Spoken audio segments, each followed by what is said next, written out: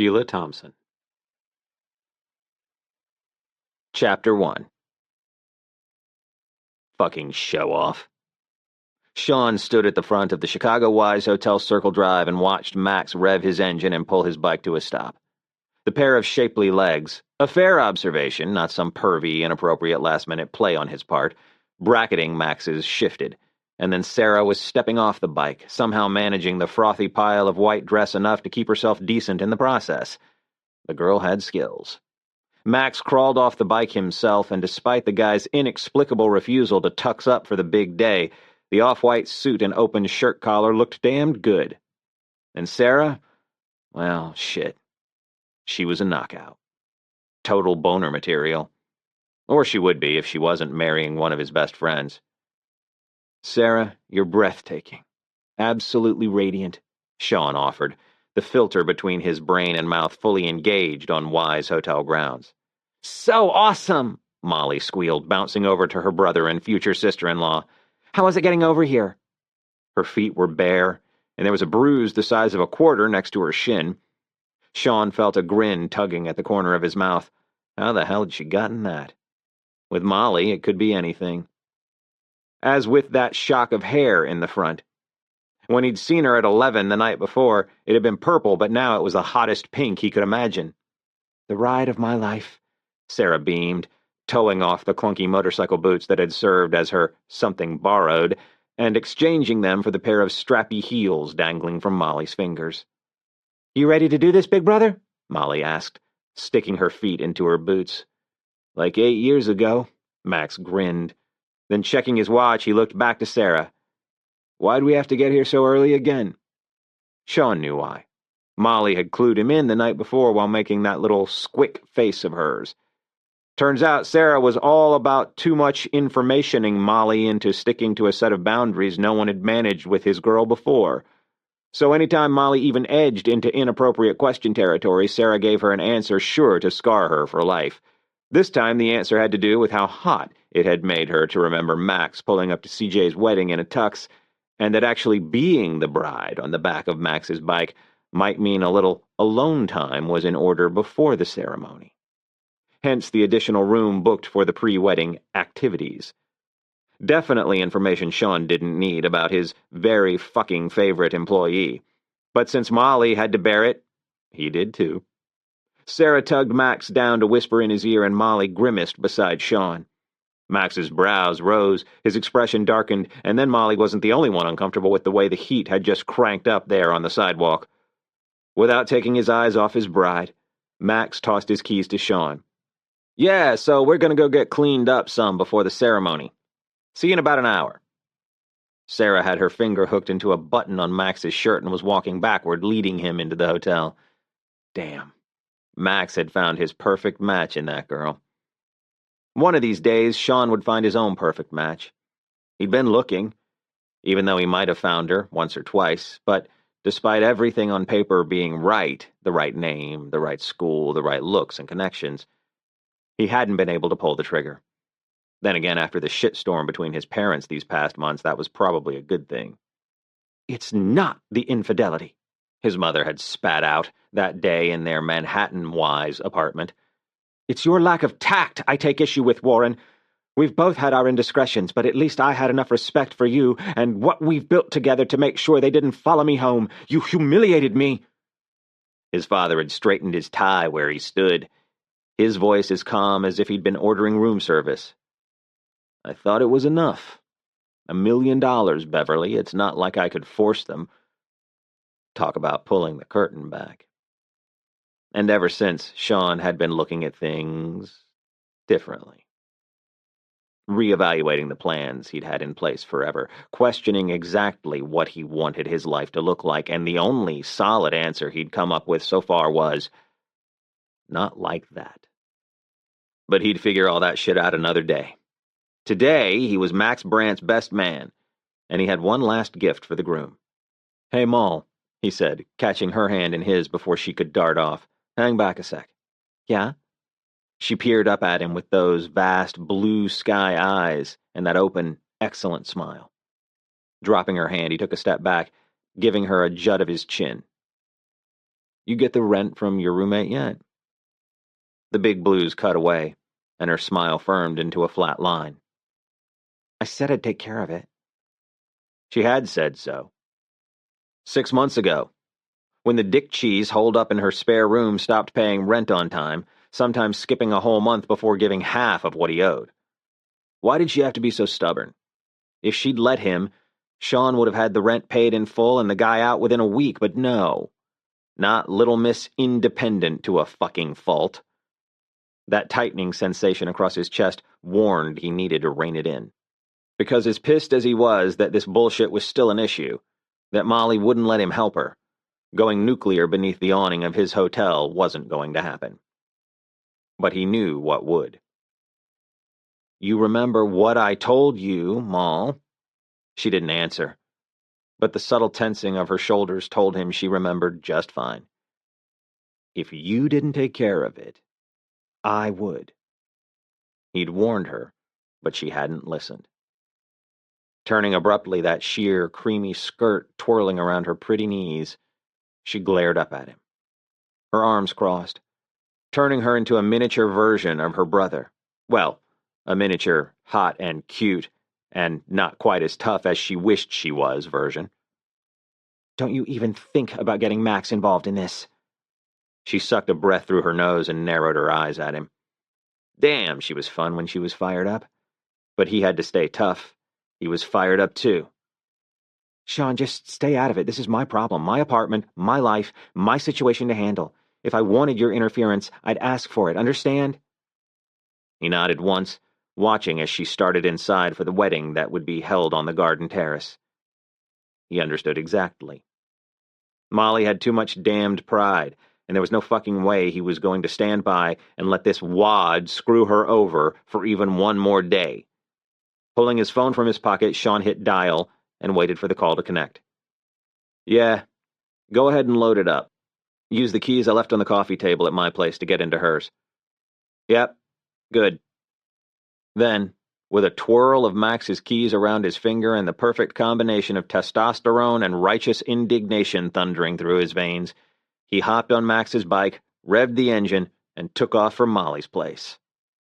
Get ready to meet your new roommate, Ma. 3 hours later, Sean stood at the edge of the dance floor in the Wise Villa ballroom, watching Max dance with his brand-new bride, Teray LaMontagne's You Are the Best Thing. Max was smiling down at her, looking like the happiest man alive. They deserved this. The dance, the day, the future, the happily ever after. All of it. A smooth hip bumped his, and Sean turned to find Molly beside him, swaying in time to the soulful love song. Slinging his arms around her shoulders, he pulled her in so she was tucked close to his side. His hand rested over her bare shoulder, his thumb playing with that silky braided strap in a back-and-forth rub until... Shit, right. This was Molly. Slip-ups happened. She grinned up at him, completely oblivious to the mental lapse on his part. "They look so damn good together. Seriously, can you believe that's my brother out there, commitment phobe of the century?" Sean shrugged. "Guess when you know, you know." Letting out the kind of dreamy sigh Molly would skin him for noticing, she nodded. "I guess." At the next chorus, the dance floor opened up to the wedding party. Oh yeah, about time. Without missing a beat, Sean had her hand in his. "Here we go, Moll. Let's show 'em how it's done." He spun her out before reeling her back in, held her against his chest for a beat, and then laughed as they mirrored each other, advancing and retreating into the shared space. He didn't know how she did it, but even in those clunky boots, every move was fluid and free. Pulling her in again, he sang along for a few lines, getting a kick out of his girl's absolute delight. He meant every damn word. Molly was the best thing, the best friend he had. And he was going to soak up all her laughter and sweet smiles while he had them, because she was going to be pissed once they got back to her place. "What's with that bass?" Molly asked, moving easily in time with him.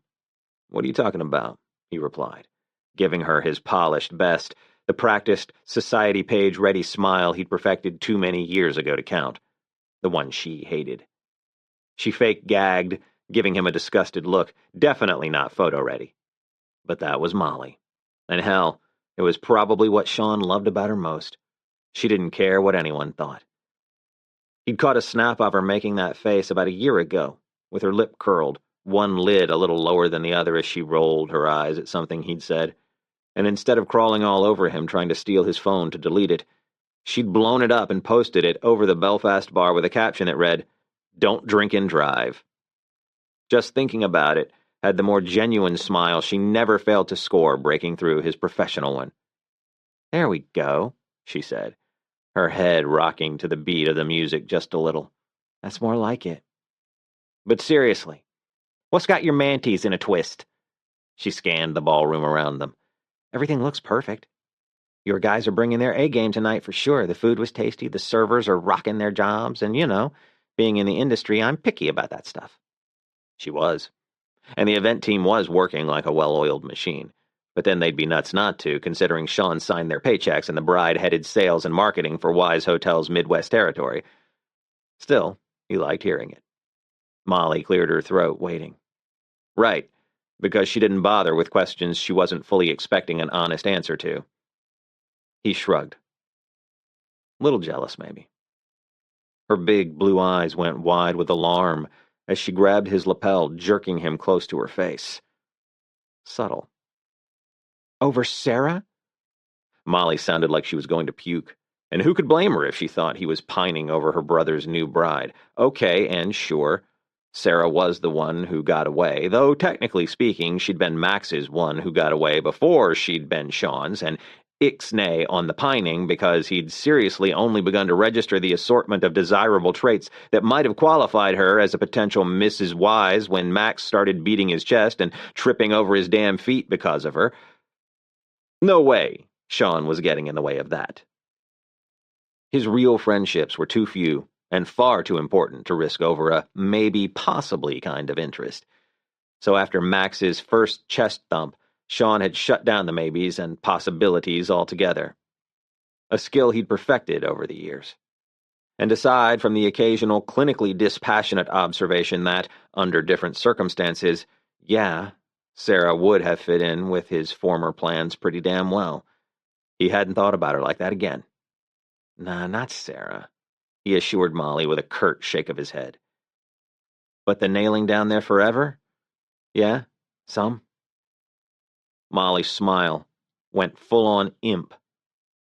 "Always a best man, never landing your bride?" Sean coughed out a laugh, because this girl... Something like that, he acknowledged. Then, more seriously, she added, "Must be nice to have someone love you like that." Cutting him a sidelong look, her eyes narrowed. "Not that I'm interested." Right. She didn't like people to know what a softy she was underneath her tough outer shell, but he knew the truth. Molly was all marshmallow inside. Sweet and gooey, and his favorite platonic treat. He tugged her close. "Liar. But it's okay, Moll. Your secret's safe with me. You won't lerve," he joked. A motorcycle boot on his toes was her answer, but the way she was fighting that grin, her cheeks turning a pretty shade of pink, was reward enough.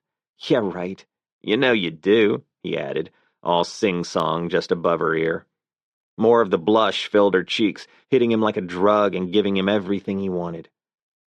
Teasing Molly had been his favorite pastime since she'd basically moved into the quad he was sharing with Max, Jace, and Brody the second week of their freshman year in college. She'd been 15, still in high school, but so desperate to escape the war zone at home that she'd been willing to make the hour commute each day. It still killed him to think about that girl who'd been as lost and displaced as they came, sullen and isolated, shut off from everyone, even her brother. It got to him, seeing a kid like that with eyes so sad. His family wasn't anything like the Brants, but he knew what it was like to feel alone, so he'd made Molly his pet project. Chatting her up as if they were long-lost friends, carrying on conversations between them, where he'd ask her a question and then, because even pulling a single-word response from her could be damned near impossible, answer for her. making up outrageous claims, clowning around and making faces at her every time he caught her sneaking a look from beneath the too long fall of white blonde hair that was always in her eyes. Until finally, one day about 3 months into school, he did it. He teased that first smile out of her, and Christ, he'd never gotten over it. Even 11 years later, Molly's smile still topped his list of favorite things. Whatever. I'm not the one who's been taking applicants for a wife for the past 5 years, looking at every spoken-for female like, there's another one who got away.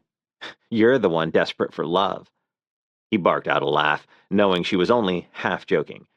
He'd been serious about settling down, but not like that. Love wasn't really the objective. Even worse, she snorted. But I know. You wanted the partner, the pedigree. Come on, he groaned, though why he gave her the satisfaction he had no idea. The right school, the right name, the right connections, the right breeding. Jesus, you make it sound like I was looking for a dog. He hadn't said half of that stuff. And the truth was, none of that really mattered to him. But it did matter to his parents. And he'd been going along. Blindly. Looking at Max and Sarah, who had that blissed-out, eye-staring thing happening, he couldn't help but wonder if he'd already blown his chance at that kind of love. There had been a lot of women over the years, women he'd shared a night with but refused to give a chance beyond that because they hadn't fit the vision of what his future was supposed to look like. Molly followed his stare and then stopped dancing. What? He asked. I see you ogling there happily ever after. She crossed her arms in that mini-Max stance that always put a smile on Sean's face. Just so we're clear, I'm not making any deals with you about 5 years from now if both of us are still single, no matter how many fancy hotels you have under your belt. Sean coughed a laugh into his hand, scanning the room out of habit to see who might be watching. Have it your way, he replied. Then, giving her a devilish grin, he pulled her back into the dance. They'd been to enough weddings over the years that she fell into step without a thought. But you're missing out. The hotels under my belt are really, really big. Awe-inspiring, life-changing even. You should be so lucky to get your hands on one of my hotels. A disgusted grunt. She loved him. I see someone's trying to compensate again. Her pitying look hit all his sweet spots. As to compensating, not really. But what he was trying to do was make the most of Molly's good spirits before she found out what he'd done. There were times when he kind of got off on her temper, but generally it wasn't directed at him. This time, it would be. And with that spine-deep, stubborn streak she had going, there was no telling how long it would be before she let him off the hook. But he wouldn't back down. And even if he wanted to, it was too late. The roommate was gone. Sean had gotten the text from the movers he'd hired to pull the guy's stuff from the apartment. And Gary was out. Molly would thank him. Eventually. After she'd tortured him for a while, but whatever. He'd had enough of the asshole taking advantage of her. The next song that came on was one of those older classic indies with a slow beat and a dark, lulling melody Molly couldn't get enough of. Wrapping an arm around her waist, Sean pulled her close, her arms linked around his neck, her head falling back as she let him lead, one of those gorgeous, contented smiles on her face. Maybe she wouldn't be mad for too long. He hoped not. Leaning over her so she bowed back while the singer held a note and the bass pumped, he drew a breath close to her neck. Damn, she smelled good. What is that, coconut? He asked when he pulled her back up. Yeah, I just got it. Smells good, right? Her hips following his, she cocked her head to the side, offering him another whiff of her neck. Going back in for a second hit, he nodded. And it smells like one of those candy cocktails we were drinking down in Mexico. Molly's eyes squinted, and he had the feeling he was witnessing her attempt at a sexy look. I'm intoxicating. Yep. Supposed to be sexy. Watch out, men. She comes across sweet, but she'll knock you on your ass if you aren't looking. Her answering nod was pure delight. Hells to the yeah. Damn, she was cute. But now he was thinking about the guys who were always sniffing around her, and he mentally added, even if Molly wasn't strong enough to knock them out, Sean and her brother sure as hell were. Sean, you are such a cockblocker, Molly hissed, elbowing her favorite partner in crime in the ribs. The guy would not leave her alone. Seriously, you're cramping my style. People are going to think we're together. Cock-blocking? Sean snorted from behind her at the South Bar, not showing any signs of stepping back. Not that she thought he would. Sean tended to do what he wanted, and in all honesty, when he wanted to hang out with her, she didn't mind, even if it was costing her the haughty bartender who'd been giving her his A-game all night. Clingy Sean was her favorite Sean. He didn't show up too often, but when he did, he was full of hugs and private jokes and the dirty, crass comments she'd loved since way back when he was just another college kid. Back before he'd become the face of the Chicago Wise and tucked all his awesomely bad behavior behind the facade of his proper public image. Moll, you know I love it when you talk like you have a pair, but I'm pretty sure there's nothing for me to block. She rolled her eyes. Obviously, the blockage would take place from the other side. I don't need you getting in the way of... Gah, never mind. Sean craned his neck and searched the crowd. One of these guys? I thought you had a thing about not dating cops. And so far as I can tell, they're the only single guys here. She replied noncommittally, because no way was she going to give up the identity of her flirty bartender. Too much fun watching Sean try to weasel it out of her. He didn't like that. Suddenly, everyone was a suspect, earning that overprotective, narrow-eyed look that if she really let her imagination stretch, she could almost pretend was a distant cousin, a very distant cousin, to jealousy. It wasn't. Sean didn't think of her like that. He thought of her as the little sister he'd never had, which made her lucky, and she was totally good with that. The wild crush of her youth was almost completely tamed these days, and had been for years. Sure, there was the occasional flare-up, but she knew better than to give it too much room to breathe, and usually she had those rogue emotions back to heal within a couple of days, if not hours. She was that good. Tell me it's not that guy Jimmy, Sean grumbled. The one who's always getting carried out of the bathroom? This time, her eyes were narrowing. A little credit, please. Like she would be waiting on a notorious puker? Not likely. Besides, Sean was right. She didn't date cops. Ever. In fact, she worked tremendously hard to make sure she didn't date anyone within her brother's immediate circle. She liked her privacy and independence, which were easier to maintain with a little distance. Sure, if she was with a guy for any extended period, eventually Max and everyone got to know him, but she generally tried to cast her reel into distant ponds. More convenient when stuff went south, and safer for the guy if he turned out to be not so cool to her. I know, Sean assured, though he wouldn't have brought it up if he wasn't at least slightly concerned. Annoying, but this was too great a day to hold much of a grudge. Come on, he cajoled. Give me a hint. I don't think so. A baby hint. Like, which side of the room is he on? For a second, Molly pretended she was ready to give him that much, but then she closed her mouth and shook her head. A lady doesn't kiss and tell. She knew it was wrong to get off on that stunned scowl, but come on, Sean's slack-jawed reaction was priceless. You were kissing? Wouldn't you like to know? She said, giving him her most mysterious look. Which might have been a smidge too much, because then Sean was shaking his head and laughing into his fist. As a matter of fact, Molly, I would. And if you don't tell me, mark my words, I'll ruin your shot at picking up anyone at this wedding. Brows rising, she grinned. And just how do you plan to do that? Sean smoothed his already perfect golden brown hair, scanning the ballroom. You were worried about people thinking we're together, and that was just from me hanging around. You don't think I can do better? Molly gulped, because she didn't doubt he could do way better. But he wouldn't, because he was Sean and she was Molly. Period. I'm not going to leave your side, Moll, he warned, rolling up to the balls of his feet. Where you go, I go. Feel like taking a load off? I'll join you for a drink at the table. Want to dance? Hello, partner. Some fresh air sound about right? And what if I feel like taking a TT break? You gonna join me in the little girl's room, Sean? The smirk dropped from his lips, but his eyes held steady. Pass. But I'll be happy to wait outside the door. Molly shook her head and laughed. I guess there are worse things than having you as my shadow for a few hours. But just so you know, I'm still not talking.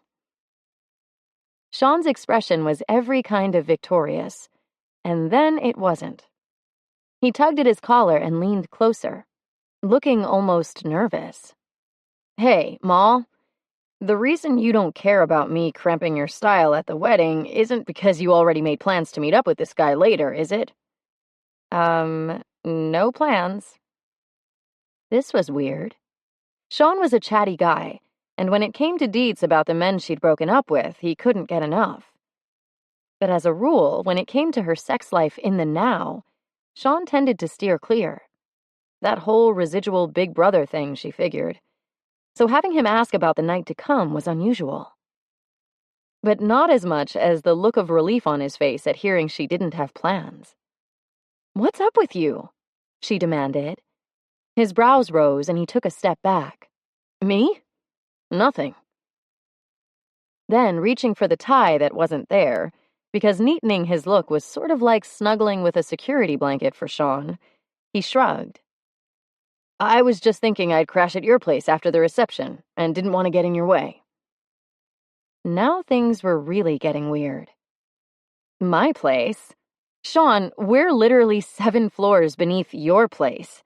In the hotel you own. What gives? I'm having some work done, actually. And you know how I hate to stay in hotel rooms. She grinned, because that was one of her favorite quirks about Sean. Wise was one of the most successful luxury hotel chains in the world, but Sean had a thing about staying in the rooms. Whatever. It's fine, but this better not be some ploy to muscle my roommate. The corners of Sean's mouth pulled down into an exaggerated frown as he shook his head. Promise. I won't give your roommate a hard time at all. And you're staying on the couch. Last time you crashed in my bed, you took up the whole thing, and I couldn't sleep at all. He was big. Not quite as tall as her brother or the other guys, but still, 6 feet was a lot of man.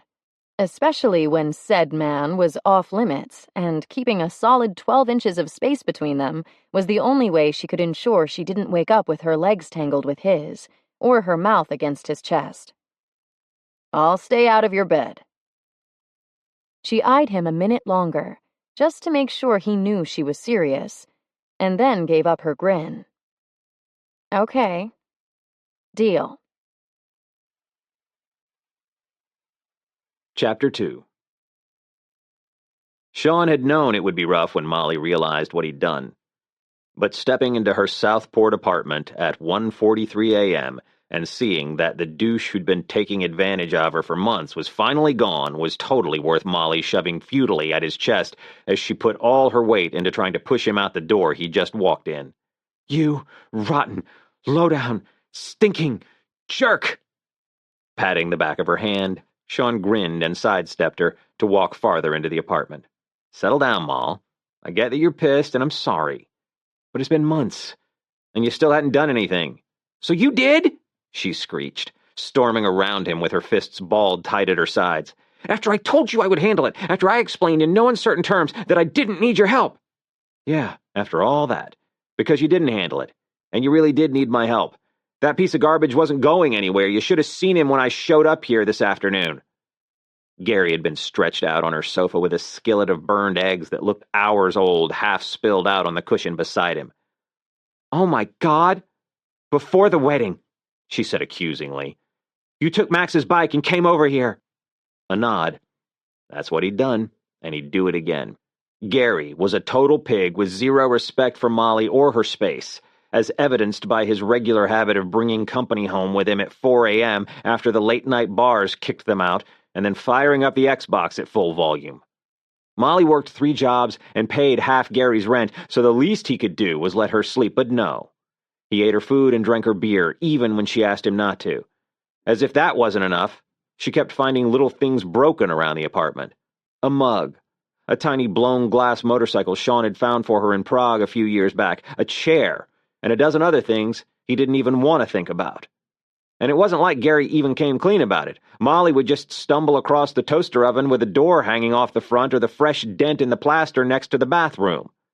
She'd mention it, but Gary didn't have the money for rent, so he sure as hell wasn't kicking in extra to cover the damage. And Molly just let him get away with it again and again because the guy had this down-on-his-luck thing she couldn't turn her back on. But Sean was through letting the weasel whine his way out of the offenses. It had been time for him to go, so Sean made Gary an offer he couldn't refuse. One that involved a handful of bills, a new job, and a week's stay at a hotel. Not the wise. And not of the guy's choosing. Anything he didn't want to take with him was at a storage locker. It was all very up and up. Because Molly was convinced the guy was helpless, some tragic victim of circumstance, and she had that thing about people, even shitty people, worrying about whether they'd be able to keep a roof over their head or be out on the street. She'd known that worry for too many years herself, thanks to her epically asshole-ish dad, not her biological father, who she'd never met, but Vic Brandt, the bastard married to her mom when she got pregnant with another man's kid. Something Vic had never let any of them forget and had held over their heads like a threat for 15 years. Blowing a slow stream of breath through his nose, Sean unclenched his fists and reminded himself that Vic was dead. And Molly had Sean and all the guys looking out for her these days. Meeting her eyes, he nodded. That's right. I handled it before the wedding, and now he's out of your hair. What did you do to him? You know what a hard time he's been having since he lost his last job. Where's he going to stay? I got him a place to stay and a job. Sean didn't mention the money or the threats. He's good. Better than he should be. And I'm out his rent, Molly exclaimed, her arms flying to her sides. Now this was getting frustrating. He wasn't even paying you all of it. But he was paying me most of it, which was better than the none I'll have until I find someone else. She leaned into him. That was money I needed, Sean. He knew. Because Molly was all about building her security. And part of that involved a plan to buy the building she was living in. She'd been saving for the down payment, but more slowly than she should have. Well, good thing I already found you another roommate. He'd had enough of this. It's late, Ma. Let's talk about it tomorrow. What? Molly coughed out, indignation written all over her too proud, too pretty face. We're not done here. I don't know who you think you've lined up for me, but the only person who decides who comes or goes in this apartment is me, mister. Yeah? He ducked, catching Molly at the waist with his shoulder. Ignoring her squeal of protest and the two fists banging their way down his back, he hoisted her up and started toward her room. You want me to get the freeloader back in here? Silence, and then a low growl. That's what I thought. Don't you that's what I thought me, Sean. You had no right, and no way I am letting you pick who moves in here. Moved, he corrected, grabbing the loop of keys she'd thrown on the table when she walked in. What? She asked, stilling where she hung over his shoulder. Walking to her bedroom, and its door with the deadbolt she'd installed 4 roommates ago and locked from the inside at night, he flipped through the keys. He'd about lost his mind when she'd put in the deadbolt because what did that say about how safe she felt in her own apartment? Moved in. Past tense. Your roommate's already here. What the F, Sean? She hissed, starting to struggle anew. There's someone here already? She craned, pushing her palm into his face as she tried to get a look at the other bedroom. Who is it? And the fact that she'd started whispering now was one of the best things about his girl. Because he knew why she was doing it. She wouldn't want someone with the shit luck of ending up as her new roomie to know they weren't wanted. She wouldn't want to make them uncomfortable. Little did she know, but the way she was squirming over his shoulder and gripping his belt about 2 inches above his ass was making her new roomie very uncomfortable. Enough of that. Flipping her forward, Sean dropped Molly onto the bed with a bounce that sent her flowy skirt billowing high around her thighs as he followed her down. She gave one futile shove at his chest and then gave up the fight, her scowl firmly in place. And that was the opening he'd been waiting for. It's me, Molly. All that hot challenge cleared from her eyes, and a searching confusion took its place. "What did you say?" "I'm your new roommate." She blinked a few times, looking away before meeting his eyes again. And without all that feisty defiance coming back at him full strength, Sean was suddenly aware of the position he'd put them in. The way he'd braced on his arms above her, with one knee planted between her legs and the other outside her thigh. The rise and fall of her chest too close to his, and the open vulnerability in those big blue eyes peering up at him. Shit. The lines with Molly were clear, and sure, he had fun nudging at them from time to time. But this friendship was too important for him to ever risk actually crossing one of those lines. So what the fuck was he still doing on top of her? Still staring into her eyes? In her bed? Especially when he'd just signed on to share this space for the next however many months. Clearing his throat, he backed off the bed, doing his damnedest not to look at how much of her bare thigh was on display. "Wait, Sean," she said, sitting up. "You can't just drop this on me and walk out." He could, and he would. And it would be a hell of a lot better if he didn't explain why. "Night, roomie. We'll talk more in the morning." Drumming her fingers over the kitchen butcher block, Molly stared at the front door, her temper rising with every second that passed. This was one of those moments when she wished she were the kind of woman who could manage a full set of nails. The satisfaction of each click had to be greater than what she was getting with her fingertips silently patting against the wood. And while she was wishing, it would have been nice to be an early riser. This lying in wait would probably have been more effective if she'd been glaring at Sean's bedroom door when he stumbled out at 5, or whatever insane hour he'd gotten up that morning. Instead, here she was, waiting for him to get back from the gym at nearly 11, a half-eaten bowl of cereal beside her. Finally, the door opened, and she shored up her scowl, preparing to lay into him. "Hey, Moll. How'd you sleep?" he asked, breezing into the apartment with that sun god smile going full tilt. Like he'd had an awesome morning already, and wasn't taking the threat of her impending wrath seriously at all. "Terribly," she stated flatly, ready to set him straight. "I guess my best friend betraying me, totally disregarding my wishes, and having no respect for my feelings about my own home just got in the way of those perfect Z's." One neat sandy blonde brow pushed up, tugging the corner of his mouth with it. "That's so? 'Cause I was feeling pretty shitty about stalking off after springing the news on you last night. Came back about 15 minutes later, and you were out cold." Dropping his gym bag inside his room, he turned back to her and ran his fingers through his sweat-dried hair. Molly tried not to notice the way his gray Bears t-shirt hugged his shoulders and chest, or how it rode up, skimming the low waist of his white basketball shorts. Post-workout Sean was undeniably hot, but this was important. "I was fake sleeping," she lied. She didn't even remember her head hitting the pillow. "I heard you coming and didn't want to talk to you again." Nodding amiably, he walked past her and grabbed a bowl and a spoon. "Moll, you know you never need to fake it with me." She snorted, because of course he couldn't resist. Then, sliding onto the open stool across from her, he started to fill his bowl with Count Chocula. "Pass the milk." She handed it over and watched as he poured half the amount she liked in her bowl. He wouldn't even drink the milk after. So weird. "Sean, I'm mad." "Yeah, I know. It wasn't your place."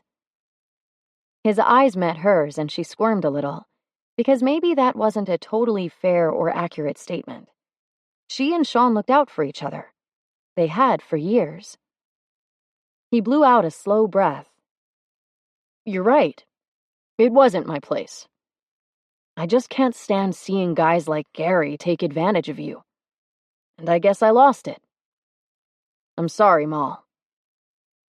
Molly bit her lip and nodded. It was hard to stay mad at Sean when his heart was in the right place, and the truth was that Gary had needed to go. But the guy had been so down on his luck. She just hadn't been willing to pull the rug from under him, especially since she hadn't found a better prospect yet. And while he hadn't been paying everything he owed, the money he had given her mattered. Mr. Razul had told her he'd wait, but he wouldn't wait forever. If she wanted this building, and she did, she needed the cash, which brought her to the stack of bills tucked beneath her napkin dispenser. It looked like pity money, which Sean really ought to know better than to try to give her. Look, fine. I get why you wanted Gary out. I wanted him out too, though I would have preferred his exit to be on my terms. But that aside, what are you doing here? Spooning a bite into his mouth, Sean chewed around his words. I live here. Rent's on the counter. First and last.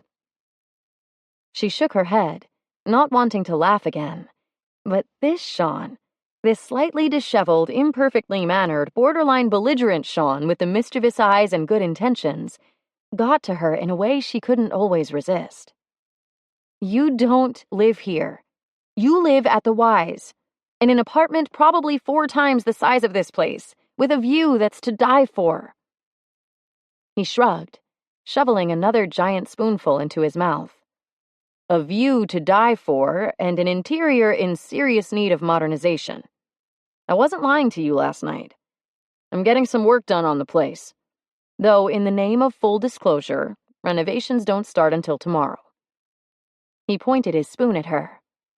But now that I think about it, the movers were there getting my stuff out while we were at the wedding. So I really was having work done yesterday. And without my bedroom stuff, it really wasn't livable. So he hadn't actually lied. Wow, and that teaspoon of inadvertent honesty sprinkled on this mountain of deceit is actually supposed to make me feel better? Sean stood and carried his bowl to the sink, where he washed it out and dropped it into the drying rack before turning back to her. Hands hooked on the sink edge behind him, he crossed one ankle over the other. No, but being able to sleep without your bedroom deadbolt should. Or just helping out a friend in need. Her mouth fell open. And now with the guilt? Amusement lit his eyes.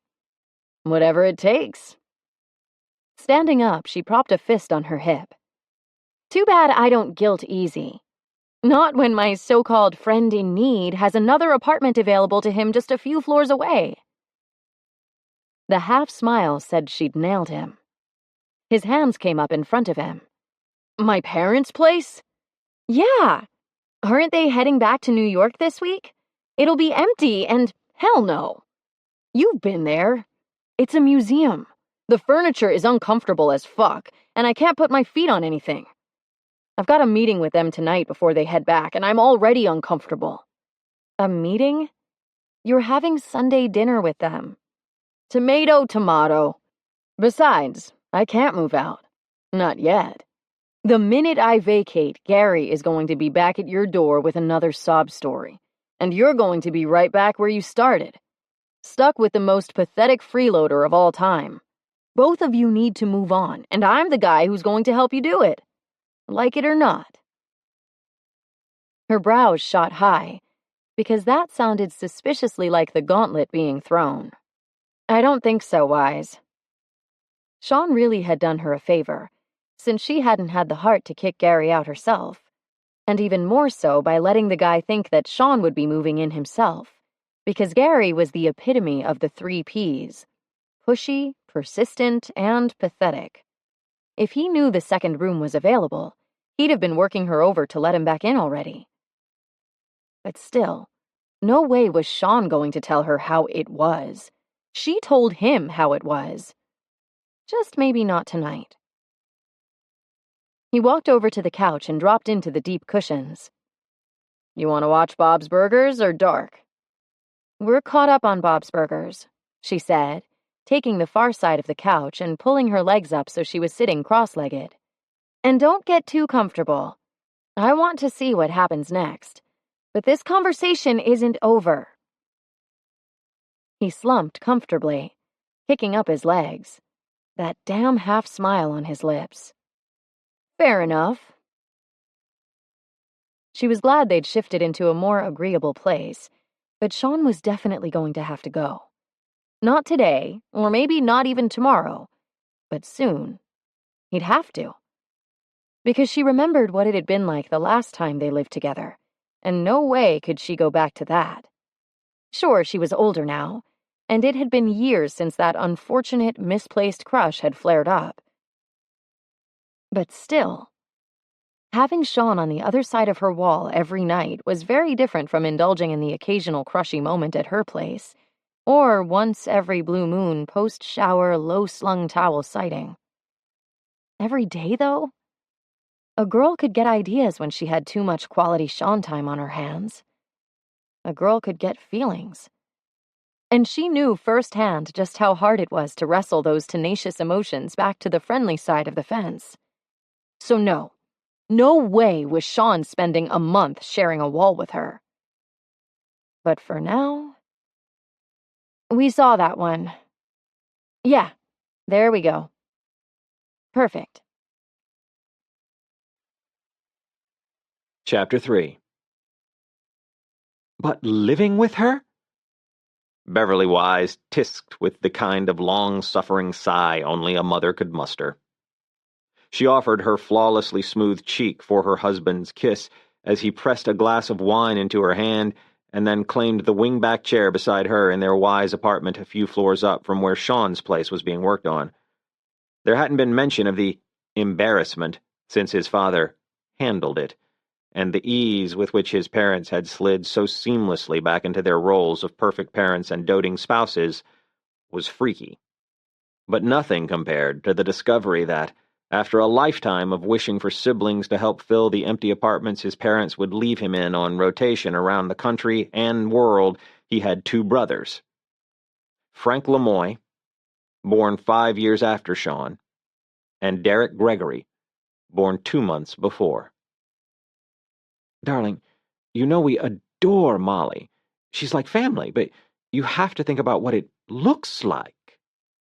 Sean grimaced, forcing himself not to shift on the stiff love seat. Even after everything that had happened, he didn't like seeing disapproval in his parents' eyes. But where did they get off judging anything he did, especially when it came to Molly? It's temporary, a month, 2 at the most, he assured them smoothly, and it's not like I'm on anyone's radar these days. He had Derek to thank for that. His older brother had been the one to come to Sean about Frank, and what a fucking shit show that had been. The asshole from boarding school who'd made Sean's life a living hell for 4 years, showing up at his office a few months back with not just the news that they were actually brothers, but that they had another brother. And Frank had been about to come after their dad with a blackmail scheme. So, yeah, Derek had really come through. Which had been about as easy for Sean to swallow as a pint of nails. But at least it meant Sean was only making the papers when he worked the society circuit. Don't be naive, Sean, his father stated flatly. You're always on someone's radar. Pursing her lips, his mother agreed with a regal nod. Think about Valerie. I know you haven't made your mind up on that front, but she deserves your respect and discretion. Her stare hardened. You will not embarrass her or us. The warning rubbed. He and Valerie were compatible in many ways, and Sean knew both families were expecting a union, but there was something missing. They'd gone out several times over the past couple of years. They got along, and he'd even go so far as to say they were friends. But it had been all too easy to let their relationship slide. As things stood, he and Valerie were very much on hold and had been for some time. Both were in agreement that if they found someone else, wonderful. If not, perhaps they would revisit the subject at a later date. Not exactly the stuff of fairy tales. What if I cut ties with Valerie? He asked, more curious how his parents would respond than anything. Lips pursed, his mother studied the crystal glass in her hand as she addressed him. That would be disappointing, to say the least. Honestly, I expect better judgment from you, Sean. Valerie is such a lovely girl, and her connections... She sighed almost wistfully. She would be such an asset to you if you would just let her. We've seen you together, his father added gruffly. You get on well, that's clear enough, but that said, if you truly object to Valerie, we'll simply find another suitable match. Then, after a pause, Perhaps Gretchen and Miles's girl." The words shouldn't have surprised Sean, but actually hearing them made him bristle. Jesus. Do I even have a choice? Don't be ridiculous, his mother chided. Of course you have a choice. It's not as if we'd force you to marry someone you didn't find agreeable. We want you to be happy, Sean. And part of being happy means finding a partner equipped to handle the position and responsibilities of being your wife. Of being a wise. Being a wise. He wasn't even sure what that meant anymore. Knowing how to hide who you truly were, even from those you were supposed to trust most, using the business as a justification for living a lie. It didn't feel right to him. His father cleared his throat.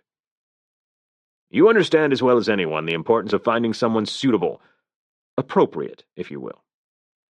His parents weren't saying anything new, but Sean's body and mind rebelled at the words. What if that wasn't the way it turned out? He challenged. The temperature in the room dropped, and both his parents grew eerily still. Then his father asked, What are you suggesting? I'm just asking. What if I fell in love? Hypothetically, of course. What if I fell in love with someone like Molly, and I wanted to marry her? It wouldn't happen. That's not how it was between them. But if it was, Molly was beautiful, intelligent, funny, and driven, and she respected hard work. She was his best friend, and suddenly he wanted to know how his parents would handle it. Because it was one thing to settle for a mutually advantageous marriage when he'd never been in love, when it seemed a practical solution at no emotional cost. But what if things were different with him? How would his parents react if he was lucky enough to find that elusive connection he'd only witnessed in his friends' lives?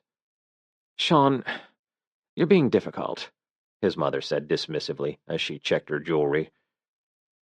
He'd been serious, but the warning look in his father's eyes told him he'd pushed far enough. For the life of him, he couldn't figure out why he'd asked at all. Thanks, Carson, Sean offered, stepping aside as his assistant for the past 3 years wheeled in a gleaming luggage cart laden with the bags Sean had taken to Molly's place Saturday. She dropped them with the concierge this afternoon, said you'd be expecting them. Sean grinned. He'd been expecting something. Hell, Sean had never known a woman to get her back up more over unsolicited rescues.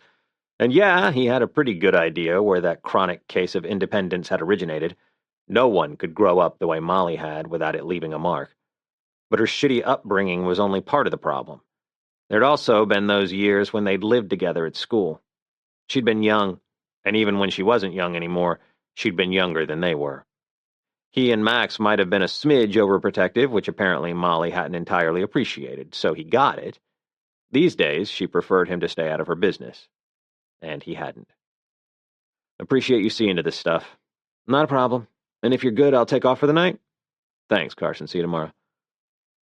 Standing at his desk, his back to the floor-to-ceiling view of Lakeshore Drive and the lakefront, Sean dug through one of the bags. Molly had collected the clothing and toiletries he'd brought to her place, packed them as neat as a pin, and tucked a note scrawled on wise stationery within.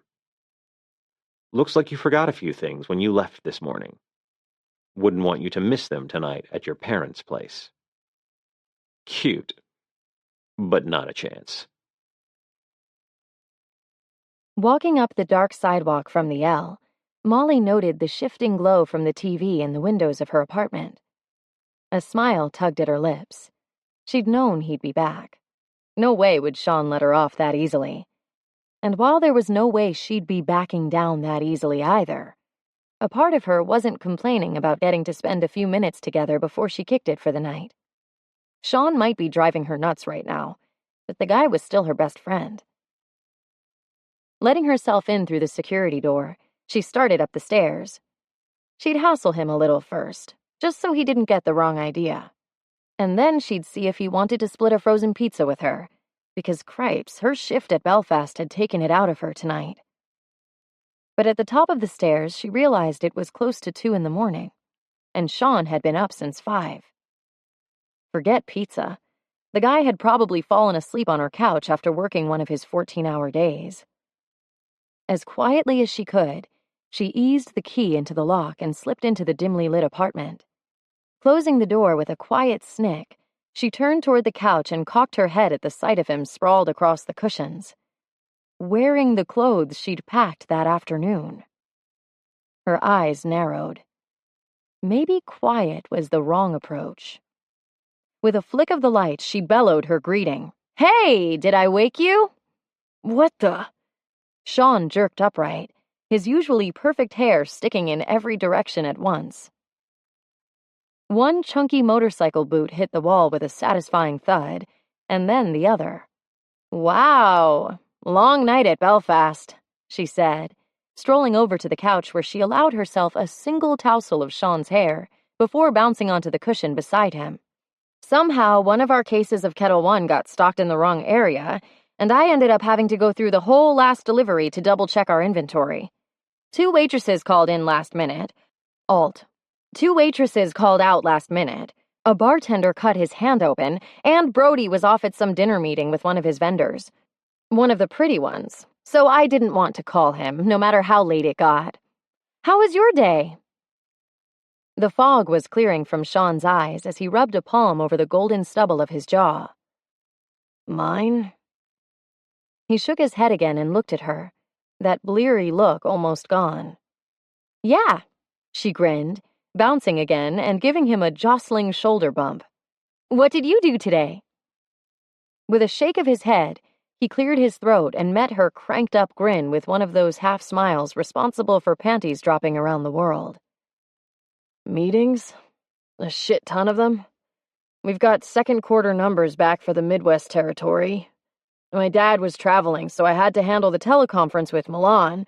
"Busy," she agreed, then cocked her head and asked, "Hey, you don't still have that thing where you can't go back to sleep if you wake up in the middle of the night, do you?" The sleepy smile dropped off Sean's face. "What time is it?" Yawning into her hand, she stood. "About 2:30, which reminds me, I'm whipped." He was still scowling at the empty space in front of him when she paused at the door to her room. "Kind of fun having you here to chat with for a few minutes when I got home." "I could get used to this." "Night, roomie."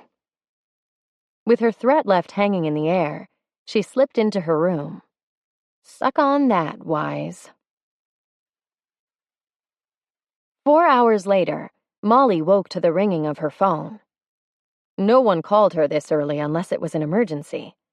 Fumbling the phone in a haze of confusion, she managed to answer. "Hello?" "Oh, darn it. Did I wake you?" Sean asked, his voice pouring through the line like sugar-free syrup. "Sorry, Moll. Just wanted to tell you I really enjoyed our chat last night, too. And it means a lot to know that we're the kind of good friends who aren't afraid to wake each other up from time to time." Eyes closed, she flopped back on the bed and pictured the cocky Eastwood-esque smile on the other end of the line. He wasn't giving up. Yet. "Me too, Sean." Neither was she. "See you tonight." After she closed Belfast again. "Can't wait." Yeah, she just bet he couldn't. Returning the phone to her nightstand, she curled into her light comforter. Good thing she didn't have Sean's problem and could fall back to sleep on a dime. Molly shocked awake, her limbs quaking as a series of hard knocks ripped her from the sleep she'd returned to. She glanced at the clock. Not even 30 minutes ago. Which meant she only had 90 minutes left to sleep before she had to get moving for her 9 a.m. Tuesday gig, cleaning the Stratton condo. Too soon. Following the persistent thuds, she stumbled through the apartment and opened the door to a bouquet of flowers. "Delivery for Ms. Brandt?" "I didn't think you delivered this early," Molly said, yawning. "Special request?" Yeah, she bet. It was one of those artfully decorated vases with the flowers arranged in a perfect tight ball. Gorgeous. Accepting the bouquet, she walked it over to the butcher block table. The card was from Sean, written in his neat handwriting. Sorry to wake you earlier. Sleep tight. Sean. She wanted to be pissed, but she had to give the guy credit. He was good. Really good. Pulling out her phone, she snapped a picture and texted it over. Molly. Nicely played. A minute later, she had his response. Sean. You didn't really think I was going to let you run me out without a fight. No. She knew him too well to think he wouldn't take this as a challenge. Molly. Doesn't matter. You're still going. Sean. Sure. When you find a new roommate. Ass. Grinning, she headed for the shower. No way she'd get any more sleep today. But she could use the extra hour to work on the Dawson website. She was on track to meet her projected delivery date, but getting ahead was always a good thing. Okay, you know I like to win, Emily Foster said, sighing after Sean dropped back onto his stool at their table for their regular Wednesday night game. She slapped her darts on the polished high top and glowered first at him and then at Molly. But throwing the game, come on. Elbows resting on the table, fatigue sitting heavy on his shoulders, Sean raised a staying hand. We're not throwing the game. Emily's eyes narrowed. You missed the board. And Molly here has 0 points for the game so far. What's going on? Is it me? Do you just not want to play with me anymore because I keep mopping the floor with you? Jace returned to the table with a fresh beer for his wife and 2 steaming mugs of coffee. It's not you, Em, he reassured her, pressing a kiss atop her head of strawberry blonde waves before sliding back onto his stool. Frick and Frack here are roommates again. They've probably been staying up half the night watching raunchy movies and trying to outbelch each other. They're not throwing the game, they just suck because they're exhausted. Jace handed Sean one of the mugs, which he took with near tearful gratitude. Am I right? Not exactly. Though Sean had certainly been looking forward to a scenario very similar to what Jace had described when he'd moved in.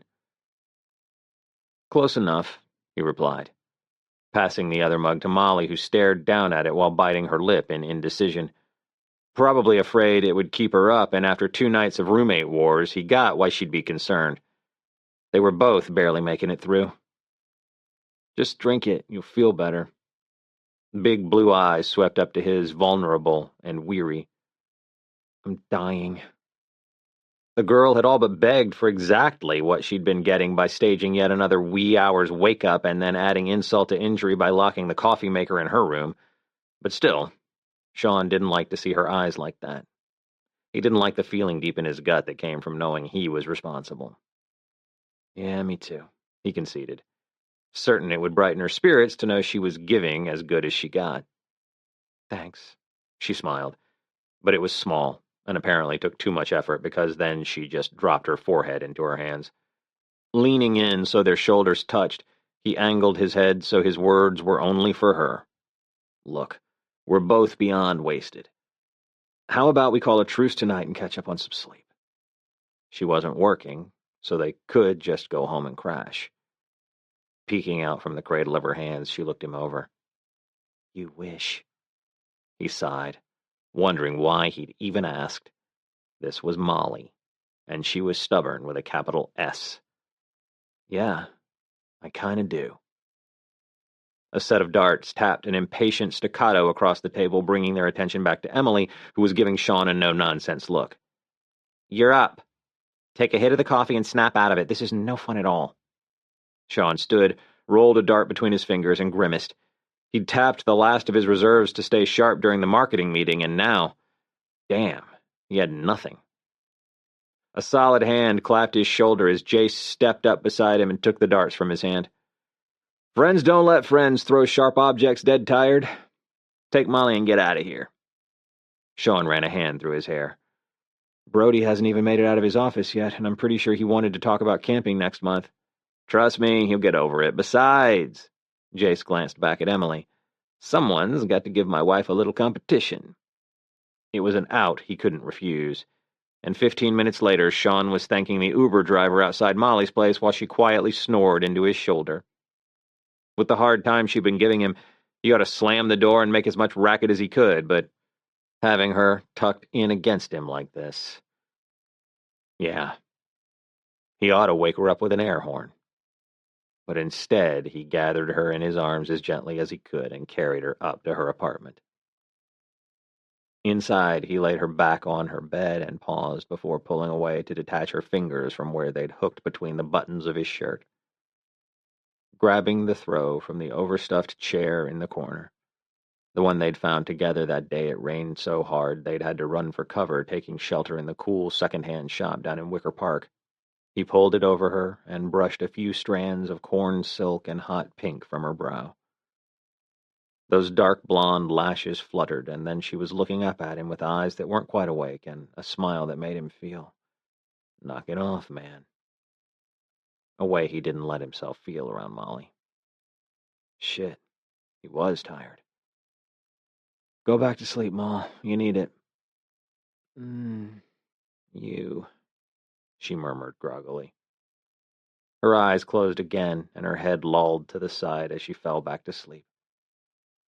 He watched her a moment longer, wondering what kind of sweet dream made that hint of a smile flicker across her lips. Chapter 4. Not good.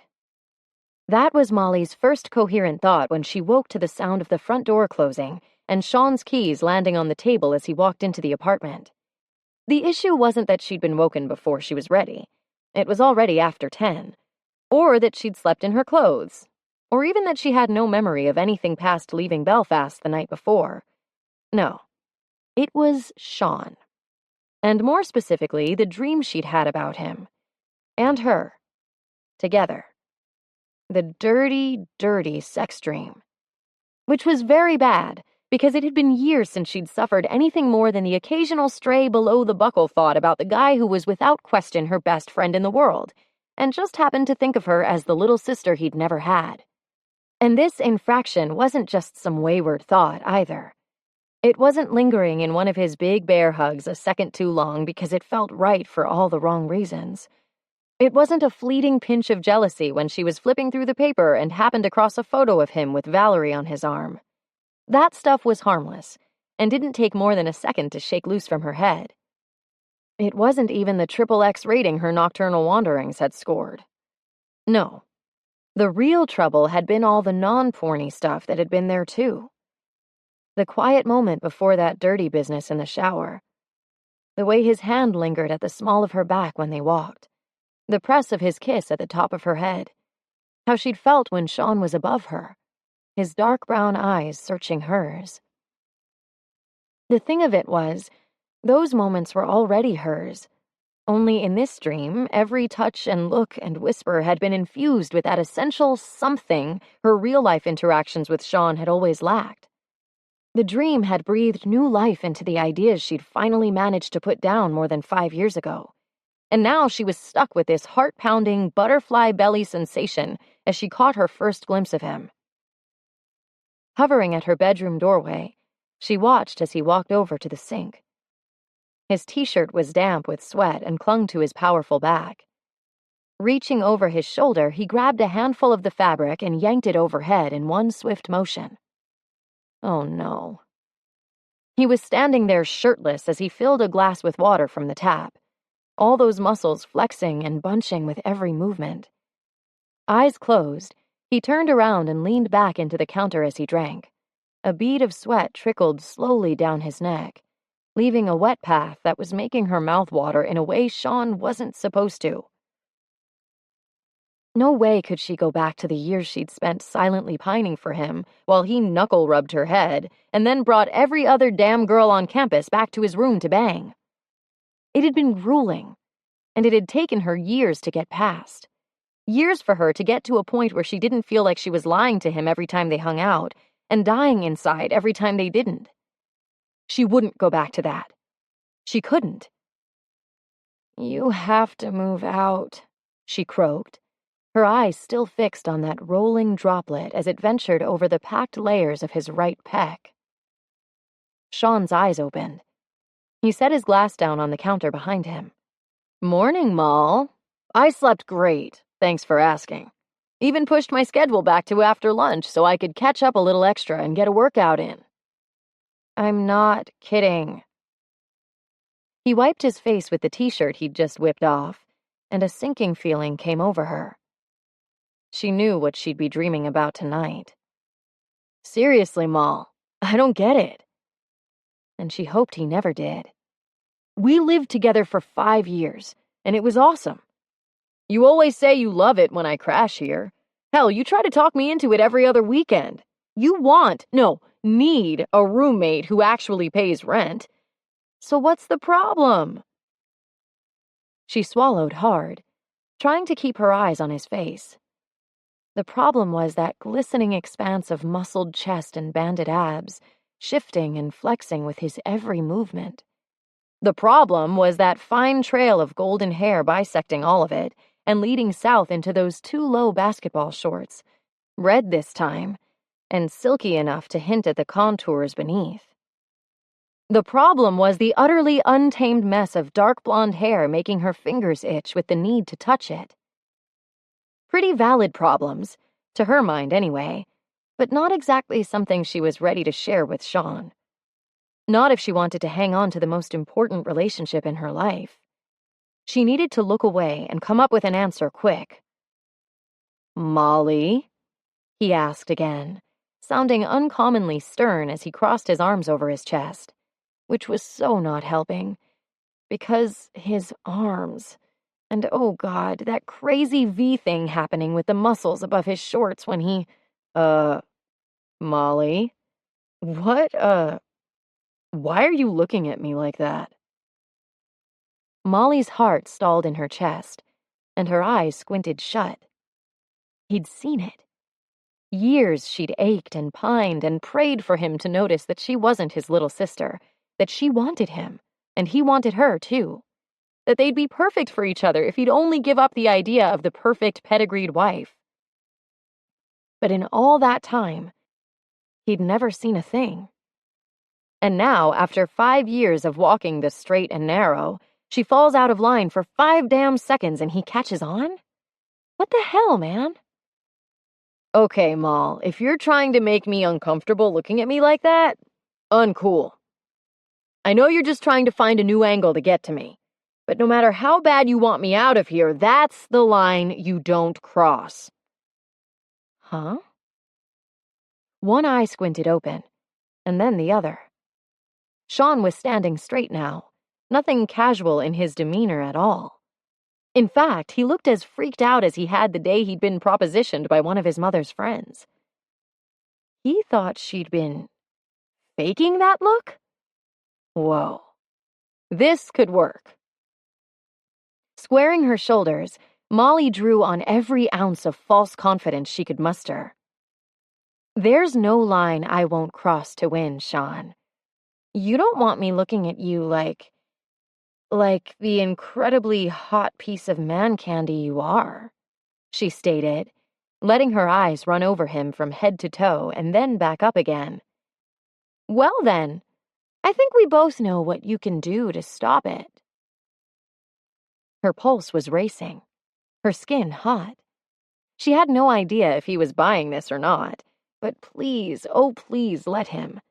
Not only would it serve as the perfect cover for that look he'd just busted her taking, but it would have him out of her apartment before lunch. Sean's jaw shifted to the side as he gave her a narrow look. No way. Look at you. You're red as a beet, and your hands are shaking. He didn't believe her. She was going to have to own up to the truth. She was going to have to tell him about the dream, and maybe about 5 years ago, and even though it was going to be weird for a while and possibly never totally the same again, they'd get past it. No way you can keep this up, he said, suddenly a whole lot more confident than he'd been a moment ago. Good effort, sure, but save us both the brain bleach and just give it up. The brain bleach? Even if it was exactly the response she ought to be hoping for, it stung. It really did. Give up? Not happening, Sean. And I wouldn't get too confident either because She swallowed and, jutting her hip to one side, tried to channel some smolder. I could look at you all day. The forced words hung in the air between them, awkward and unnatural. So very not sexy at all. Finally, Sean shook his head, giving in to a short laugh that left her dying inside. Okay, Moll. If that's the way you want to play it, go ahead. Walking past, he ruffled her hair. Give it your all. She gulped. What had she just gotten herself into? That had been fucking unreal. Disconcerting as hell, and just plain wrong. And based on how they'd left the conversation, possibly just the beginning. Sean tossed his t-shirt into the bathroom corner and cranked the water for the shower. That look. The first one, which thank fuck she hadn't been able to recreate. He'd never seen her look at him like that before. If he had... Shit, he didn't want to think about it. Because even knowing what she was up to, that look could put ideas in a guy's head. Ideas he wouldn't have a second's hesitation following through on if they'd been about anyone other than Molly Brandt. But it had been Molly behind those few seconds of temptation and sin. And the fact that he was about to step into the shower sporting a semi because of her was making him feel like the lowest of the lows. Lower, because even the shame wasn't enough to take the hard off. The shower had just started to steam, but no way was he getting in there like that. Reaching in, he turned off the hot and stepped under the icy spray. Arrgh! This scrub was going to be all business, lightning fast and void of any and all funny business regarding the demon in the next room. A quiet knock sounded at the bathroom door. Sean, you okay? Lathering faster, he gritted out the single word he could manage. Yep. Fine, totally good. Not thinking about Molly's eyes on him, definitely not letting his dirty fucking mind take it a step further and imagining the tip of her tongue wetting her lip, or, because if you need any help in there, you know, with all those muscles, I wouldn't mind getting all wet to help you out. He froze where he was, the edges of his vision blurring in time with his pulse. She hadn't. She wouldn't. No thanks, Moll, he called back, hoping like hell his years of maintaining a cool professional exterior no matter what was going through his mind would pay off. If Molly figured out she was getting to him, she'd never stop. I got it handled, under control. Shit. At least he would. You're shitting me, Brody said, staring at Sean across the mostly deserted bar. Belfast didn't open for lunch for another half hour, and while Sean needed to get back to the office, he needed someone to talk to first. And with Molly out of the running for obvious reasons, and Max a no-go thanks to the honeymoon, as well as being Molly's extremely overprotective older brother, Brody was the obvious choice. The guy was a world-class listener, and in touch with everyone's feelings on a level deeper than they were. So, after taking the world's fastest shower, Sean had darted into his room like a grade-A wuss, praying Molly wouldn't be lying in wait outside the door. Fortunately, she'd shut herself in her bedroom, and he'd been able to dress and duck out of the apartment in record time. I only wish I was, Sean lamented, bracing his elbows on the bar in front of him. Brody passed him a cup of coffee, bringing one for himself as he rounded the bar and took the open stool next to Sean. So, did it work? He asked, the oversized mug dwarfed by the guy's meaty hands. Sean's brow furrowed.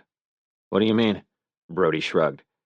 She driving you out of the place? 'Cause you know that kid Gary, he's going to be back the minute he figures out you're gone. He knew. The dickwad only had a few days left at the hotel, and already there'd been some problems with the job Sean had lined up for him. I'm not going anywhere, Sean answered. Glad to hear it, man. Brody nodded past Sean as one of the day staff arrived. It's not affecting you then? Molly pretending to come on to me? He shook his head, suddenly fascinated by the black depths of his coffee. Give me a break, man. No way. When he looked up, Brody was watching him with that all-too-knowing look on his face. You ever think of something more with her? Sean coughed, looking around the bar as though he was afraid someone might hear them. Not totally unjustified, considering Molly managed this place part-time, so any staff who happened to be within earshot would probably report back to her before her shift even started the next day. But the girl who'd come in had gone straight to the back, so it was just Brody leaning a burly arm on the bar as he waited for Sean's answer. Fuck no, come on. Come on what? She's hot. And now that Sean was thinking about it, he remembered how a few years back Brody had had a thing for her. A thing that had kind of bugged him, but never saw the word go. And if we're being totally honest here, she's not that far off from some of the girls I've seen you with. Sean balked, and Brody held up a hand. Yeah, she's nothing like the applicants you take for the future Mrs. Wise position, but recreationally speaking, you seem to like a little edge, right? And hell, that Jen McGuire you took home before you and Valerie were on again this last time? She could have been Molly's cousin, with that hair and those eyes. And Robin, what's her name? She looked like she shopped in Molly's closet with those boots and the... Yeah, I see where you're going with this. Superficially, a few of the women I've hooked up with might share a passing resemblance to Molly, but that's it. I like a little variety is all. That doesn't mean Molly's my type. She wasn't. Though, now that Brody had him thinking about it, Donna Stoltz had those saucer-big blue eyes too. No. But even if she was, you know I'd never act on it. Those girls aren't... Brody waited, and Sean shoved his coffee away as if it were responsible for the turn in the conversation. They know it's not serious. They know before anything happens that I'm not looking for more than a night. Yeah, they know the score, Brody agreed calmly, making Sean wonder if he sounded defensive or something. I wouldn't want that with Molly. He swore and shook his head again, meeting Brody's eyes. I wouldn't want that for Molly. Brody tossed back the rest of his coffee and pushed off the stool, walking around to the business side of the bar without a word. She deserves better than some guy killing time before he finds the one. Sean nodded his agreement. She was too special for that. And that was all a guy like him had to offer. Or it had been. Until this stuff with his family. Sean hadn't really questioned his parents' plans. They were such a shining example of a successful marriage, so why would he? But now... Hell, Molly was a free spirit, passionate and exciting, unpredictable, a force of nature, all the things that made her one of his best friends and favorite people. She'd never want the kind of restrained life he had to offer. Besides, she was Molly. End of story. Sean rapped his knuckles on the bar as he stood to go. I gotta get to work. Thanks for the coffee. Anytime. And Sean, Brody called after him, pointing a stern finger his way. Stay strong, man. Not a problem. Chapter 5. When Molly had stuff going on, heavy on the brain stuff, there were a number of people she could turn to. Sean, Brody, Sarah, Emily, and her go-to girl for the stuff she didn't need the entire group to know about within 5 seconds flat. Janice. Molly, what are you doing here? Jace asked, walking out of his office with a perplexed expression on his face. Everything okay? She opened her mouth to answer when Janice took care of it for her. She's fine. Everything's fine, Jace. Just keep walking. They're waiting for you up on 23, and those updated reports are on the shared drive. When he didn't seem to move fast enough, she let out an exasperated breath. Do you need something else, Jace? His brows shot high, his mouth dropping open. You're here for Janice? The guy had the weirdest thing about his assistant. Like no one was allowed to have her but him. Okay, it was the middle of the workday, and they were sitting 5 feet from his office, but for crying out loud, the guy needed to learn to share. Girl talk, Molly announced, expecting one of those hands up, backing away slowly retreats. Janice hissed out a breath, looking away as Jace's face lit up. Yeah? What's going on? He asked, a little too much excitement in his hushed tone as he hauled one of the reception chairs over next to Molly. We could go in my office. I have some water and raisins in my drawer. Very generous. Molly knew what this was about and gave his hand a comforting pat. It's not dishy gossip, Jace. Fine, it was, but she needed someone to talk to. not someone she was going to have to explain every subtle nuance to. And Janice knew things. Janice had less patience and waved him away irritably. And even if it was, we wouldn't share it with you. Go to your meeting. He huffed and grudgingly got up. Fine. See you around, Moll. He looked like he was about to say something to Janice, too, but then wisely thought better of it and left without another word. Janice reached into her drawer and offered Molly a Hershey's miniature. Okay, so let me get this straight. He caught you staring, like tongue hanging out, a little bit of drool going on staring, and thought you were just trying to scare him out of the apartment? Molly unfolded the foil wrapper and nodded. So by some miracle, he bought this. And now you're planning on just going with it? Coming on to him over and over because you think it's going to drive him away? At Molly's nod, Janice let out a lengthy sigh and picked up a framed picture of her year-old son, speaking to it. I know. Crazy. Come on, it's not crazy, Molly countered around a melty bite of heaven. He thinks of me as a little sister, Janice.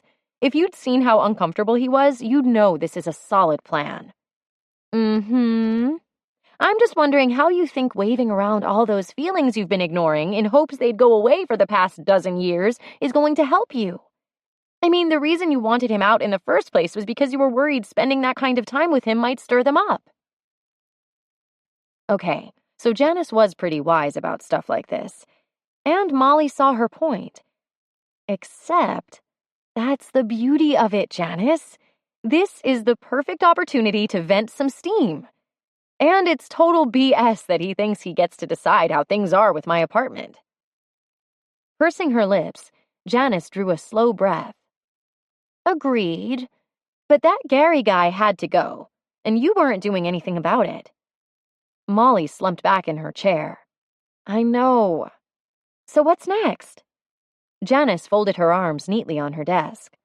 You going to put on something slinky for when he walks in the door? Molly laughed. Sean's seen me in everything from my sexiest bra and panties, don't ask, to a one-piece snowsuit, and the reaction has never varied.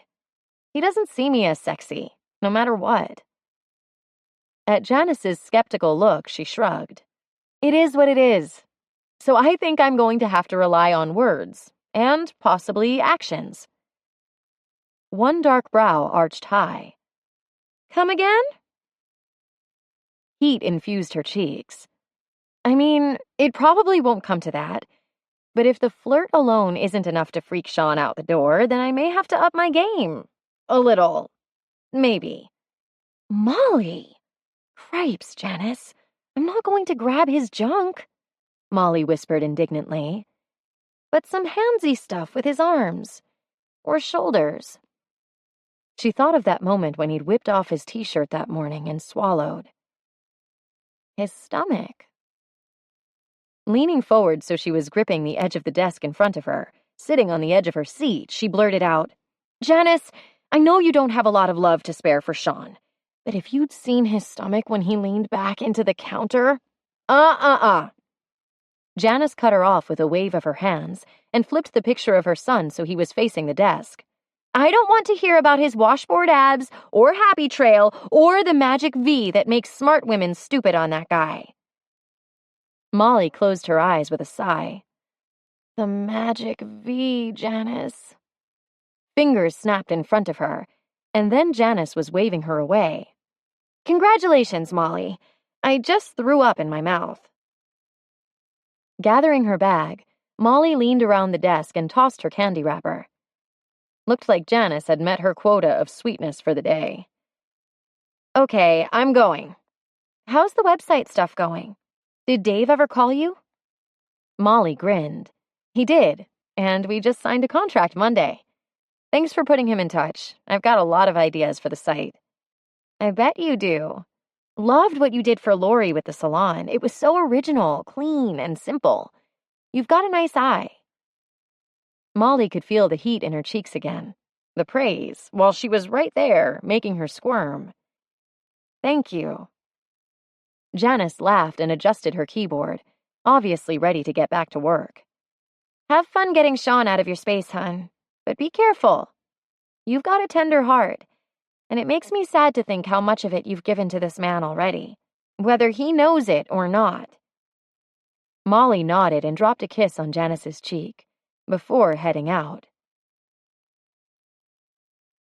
This was stupid. Sean hesitated outside the apartment door, his key in the lock. Molly had the night off from Belfast, and it was after 8. He was pretty sure she didn't do cleaning this late, so she might be home. Who was he kidding? The gauntlet had been thrown that morning. She was going to be there, waiting for him to cry uncle and move out. She was probably armed with an arsenal of innuendo and the kind of feigned advances that, if he were a better man, wouldn't get to him at all. Time to sack up, Wise. Letting himself into the apartment, he braced for what he didn't even know. Evening lover. Molly purred from the couch, her laptop balanced on her long, outstretched legs, a spiral notebook open on the couch beside her. Here to get your things? Or am I getting lucky? Molly, he acknowledged with a tight smile, ignoring her question. You have dinner yet? He normally would have had something sent out from the restaurant to his office, but his head had been full of this shit with Molly all day, and he'd barely been able to focus on work, let alone remembering to eat. So now he was ravenous. Actually, no. I was kind of caught up with this site and... No. She set the laptop aside and swung her legs over the edge of the couch to stand. Great. And she was wearing those cut-off jean shorts that showed exactly how toned and strong her thighs were.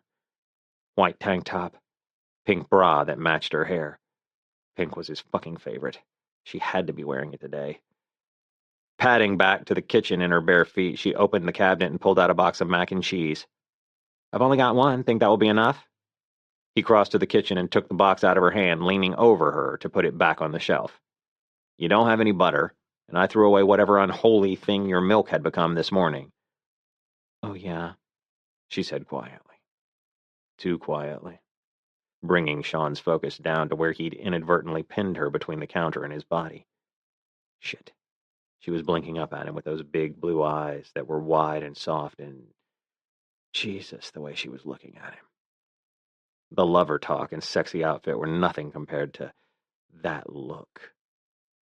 He stepped back a couple paces, pissed with himself for giving her another opening to screw with him, and pissed with her for taking a crowbar to the easy physical comfort that had been part of their relationship for as long as he could remember. He didn't want to watch his step with Molly or have to think about where his hands were or anything else with her. It hadn't ever been like that between them. He didn't want it to start now. Grab a sweatshirt or something. I'm taking you out for dinner. He snapped more harshly than he should have. Putting as much distance as he could between them, he walked to his room and shrugged out of his jacket before tossing it on his bed. Jerking his tie loose, he looked through the open door to find Molly in the middle of the apartment, one blonde brow, a few shades darker than her hair, arched. You really want to go out? She said, pulling her lip through her teeth in a scary way that made him want to reach for some lip balm for her. Pretty sure we could find something here. She was working some kind of swivel thing with her hips while she stood, her arms going to her stomach and then behind her, as if she wasn't sure where to put them. A wave of relief washed over him as he realized that look from the counter had been an anomaly, something Molly had stumbled on by accident. Hell, it was probably a trick of the light. Whatever, the important thing was that she wasn't going to nail it every time. More comfortable, he grinned at her. You ready to risk the quarter box of chicken-flavored crackers that have been open in your cabinet for the last 2 years? 'Cause I'm not. How about Italian? Tossing his tie on top of his jacket, he rolled his sleeves and then grabbed his keys. Let's go. After a beat, the pretense fell away and Molly shrugged. Fine. She followed him to the door and stopped, her nose scrunching up as she pulled a bit of stretchy fabric from her tank top away from her belly. This okay for where we're going? His jaw firmed, and he gave her a curt nod before looking away because, yeah, score one for Molly. She'd gotten to him again. You're fine. Dinner was fantastic. Not surprising, considering Sean picked the place. Any cuisine, price range, or vibe, he always knew the best places around the city, and a little hole in the wall with rustic decor, low lighting, and Puccini playing in the background was no exception.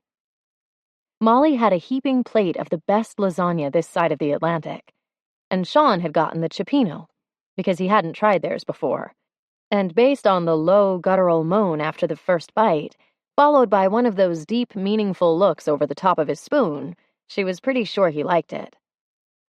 "One of these days, I'm going to get you to try a scallop," he stated, folding his napkin next to his plate.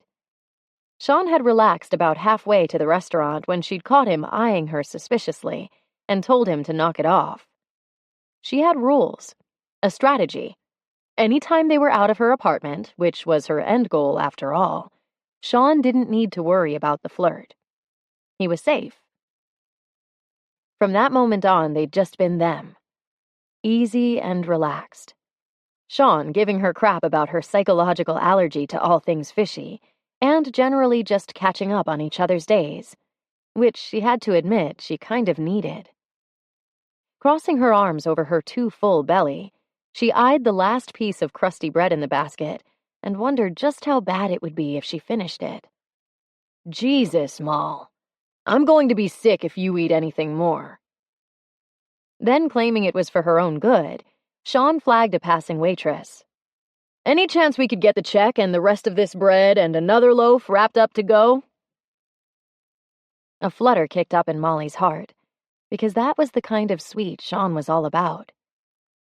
"Thank you," she murmured, checking her phone to keep him from seeing anything in her eyes he shouldn't. She was having trouble regulating what she was putting out there, only hitting her mark about half the time, and she couldn't for the life of her figure out why. Sean had looked ready to bolt when they'd been in the kitchen, and that had been an accident. He'd been so close, stretching up over her so his chest was right there and she could smell his cologne. It affected her, and he'd noticed, and freaked. But then when she'd tossed out that line about finding something to eat at home, offering up what she thought was a pretty good go at sexy, nada. Maybe she'd been too subtle, and he just hadn't noticed. Outside the restaurant, Sean slung his arm around Molly's shoulders as they started down the sidewalk. She smiled, that contented feeling filling her chest, because this was the good stuff. "You working Belfast this weekend?"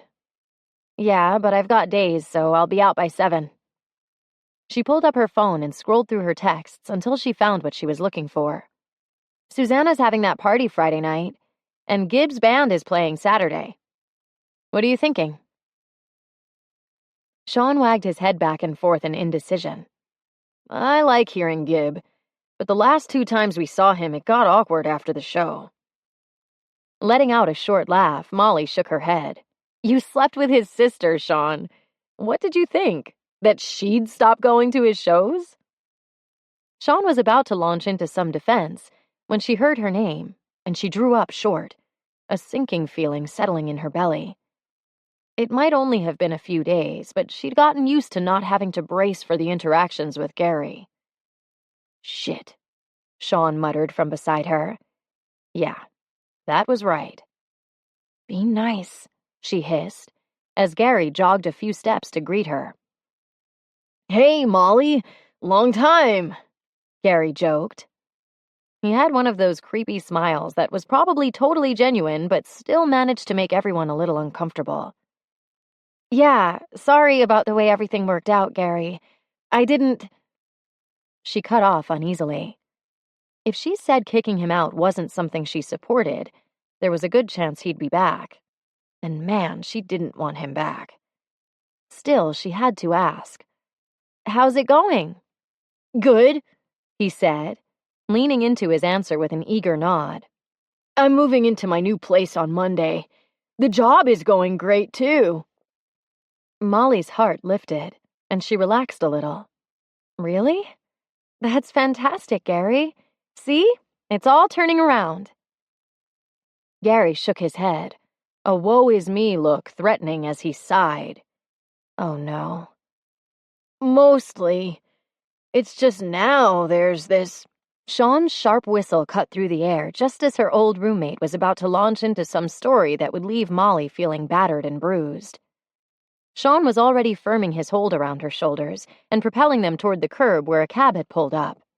"Glad to hear it's all working out for you, Gary. A positive attitude can make all the difference." The ride was quick, and Molly was still thinking about Gary when they climbed out of the cab at her building. She turned to Sean with a sigh. "Okay, I admit it. I'm grateful you handled the situation. Really grateful. Especially with all the stuff you did to make sure he had a soft place to land and the means to go forward, and that was big, Sean. Thank you." She was met with that half-cocked grin she'd fallen so hard for that first year. "So you're okay with me staying now?" he asked, all confidence. All Sean. Patting the center of his chest, she gave him a pitying look. "No. You still need to move out." She only made it halfway up the stairs before he was cutting in front of her, that same smacked look on his face. "Whoa, Molly. What gives?" She wouldn't expect him to totally get it. Using the back of her hand to nudge him aside, she started up again. "You didn't respect my boundaries, moving in the way you did. I'm firm on this, Sean." At her door, she let herself into the apartment, and then, before Sean could follow her in, turned in the doorway so he had to stop on the other side or mow her over. Arms outstretched so she was holding the frame with each hand, she gave him a level look. "Your parents' place is open. You sure you want to cross this line again?" She hoped the answer was no, because she didn't know what her next move was going to be. But whatever it was going to have to be good. Those big shoulders sagged with his head. "Are we really going there again, Ma? Even after I bought you dinner and saved you with a quick escape from Gary?" She checked her nails. Short and chipped to the point where there was more naked nail showing than deep maroon polish. And she had a hangnail. "Up to you, Wise." "Are we?" He sighed, and for a fraction of a breath, she thought he might relent and realized she was going to be a little disappointed to see him go. But then his hands were on her hips, and she wasn't in the doorway anymore, having been bodily shifted out of the way. Sean scowled at her and walked into the apartment. Stalking into his room, he didn't bother to turn around as he muttered, "Fine, Moll. Whatever you've got. Bring it." Chapter 6. Bring it. Sure. Big talk from the tough guy. Sean changed into jeans and a t-shirt and then stood in the center of his room, staring at the door and wondering what kind of beast he was going to encounter on the other side. Really, he just wanted to unwind and watch some TV with Molly, listen to her laugh while they picked apart the ridiculous plot lines of some show she couldn't get enough of. He wanted Molly the way she was supposed to be with him, kicking his hip with her foot when she wanted his popcorn or the remote, just being his Molly. The one he didn't have to worry about what he said with and could relax with like no one else. Fuck. Maybe he'd luck out and she'd get distracted by the show and forget about coming on to him for a few hours. Maybe she wouldn't manage that look again. The one that was getting to him in all the wrong ways and had him a hair's breadth from bringing it along with him to the shower and giving in to the kind of base need he'd successfully kept Molly separate from for the past 12 years. Yeah, maybe. Molly was watching some documentary on the fittest people in the world when he made it to the couch. Setting his laptop on the floor beside him, he leveled her with a glare before sitting. It didn't work, because the minute she blinked up at him, that look was back. If he hadn't already been standing, it would have had him leaping off the couch. Her big blue eyes skimmed over his face, down his neck, and slowly over his stomach until... "Christ, Molly!" he croaked, dropping his hands in front of his fly. She sighed and sat back into her corner of the couch, letting her eyes linger just long enough to make her point before she peered up at him with an appreciative smile. "Have I ever mentioned how very nicely you fill out those jeans?" She swallowed, as if her mouth had gone dry or something, and then bit her lip. Only this time it didn't look like she was trying to gnaw it off or bite through it or anything. It just looked... Fuck. It looked like he really didn't want to know what she was thinking right then. She was getting better at this, which was a problem, because he did not want to be getting ideas about Molly's mouth. Knock it off, Moll. I just want to watch some TV in peace. There was another chair he could sit in, but this side of the couch was always his. He didn't want to give it up just because Molly was being a belligerent brat. Pretty sure the TV at your parents' place is free. No way. And to emphasize his point, he sat down, holding her stare as he did. Have it your way, she said with a sigh. We'll just have to get comfortable here. His head whipped around at that because he could take the fake porn star voice. The cheesy come-on lines were even kind of adorable, but every now and then she gave him a taste of something that looked and sounded just a little too real and put a lot of bad ideas in his head. He was handling it, for now. But if she got any better, if she took things any further... That t-shirt is one of my favorites on you, she mentioned casually, her eyes back on the show. The fabric's thin, and the way it hugs and hangs across your chest and stomach doesn't really leave a whole lot to the imagination. Really nice. Sean's brows pulled together, and he crossed his arms over his chest. Great. Not only was he thinking about his best friend in a way he didn't want to, but now he was thinking about his favorite shirt in a way he didn't want to either. It was super thin, but still hanging in there without any holes, and the fabric across his chest and stomach was damn soft. A flash of Molly's hands sliding over it fired through his mind. Enough wise, she doesn't belong there. He squinted his eyes shut, willing himself to sack up, because he was making this whole damn thing way too easy on Molly. And if he didn't get his shit together quickly, she was going to have him moved out before Max and Sarah even got home from the honeymoon on Monday. No way. Molly shifted beside him, and suddenly things got a whole lot worse way too fast. His eyes shot open as the cushion dipped beside him and Molly's hand settled on his shoulder. Excuse me, Sean. I just need to grab the remote, she said, throwing her knee over his hips so she was straddling him. He gulped, trying hard not to stare at the hot pink bra showing through her tank, getting closer and closer to his face as she reached for the remote on the end table beside him. Moll, don't, he warned through gritted teeth. Instead of springing off him and retreating to her side of the couch the way he wanted, she cocked her head and looked down at him. Something wrong, Sean? Her knees were on both sides of his hips, and his hands were balled against the cushion so they didn't fist in the shorts covering her ass. Yeah, something was wrong. And it got even more so when she rested both her hands on his shoulders and sat back on his thighs, because another inch and she'd be right there. His molars ground together. He couldn't think about it, about how close she was, about how it would feel to have her pressed against him like that. Except he was totally thinking about it, and worse, he was thinking about it while he stared into those bright blue eyes. And now there was less than an inch between him and Molly figuring out exactly what kind of victory she'd scored with this little stunt. If she knew, she'd do it again, she'd push further, and he'd let her. Because as much as he didn't want to, he liked this. You're playing with fire, Molly. Enough. Am I? She asked, watching him like she wanted the one thing he knew better than to give her. It wasn't real, he knew it. And even if it was, neither of them would ever act on it. Because Molly wasn't disposable. She wasn't someone he could take the edge off with and then walk away from like he did with all the other women. Not even if she kept looking at him the way she was right then. Her lips parted, and the pink tip of her tongue peeked out to wet her bottom lip. This was bad. He could move her if he needed to, but then he'd have his hand on her hips, and what if he touched her thighs? What if he finally found out how it felt to have his fingers splayed wide across them, to feel how strong they were when they flexed? What would happen if his hands slid higher? Her shriek cut through the fantasy that was rapidly spinning out of control. Sean! She gasped, rising fast from where she'd been sitting back on his thighs, her hands clutching at his shoulders. as she shifted in a panic from one knee to the other, which wasn't helping the situation in the slightest because all that shifting around while she was practically mashing her chest into his face was sending the wrong signals to a part of him that wasn't very rational to begin with. "Molly, stop!"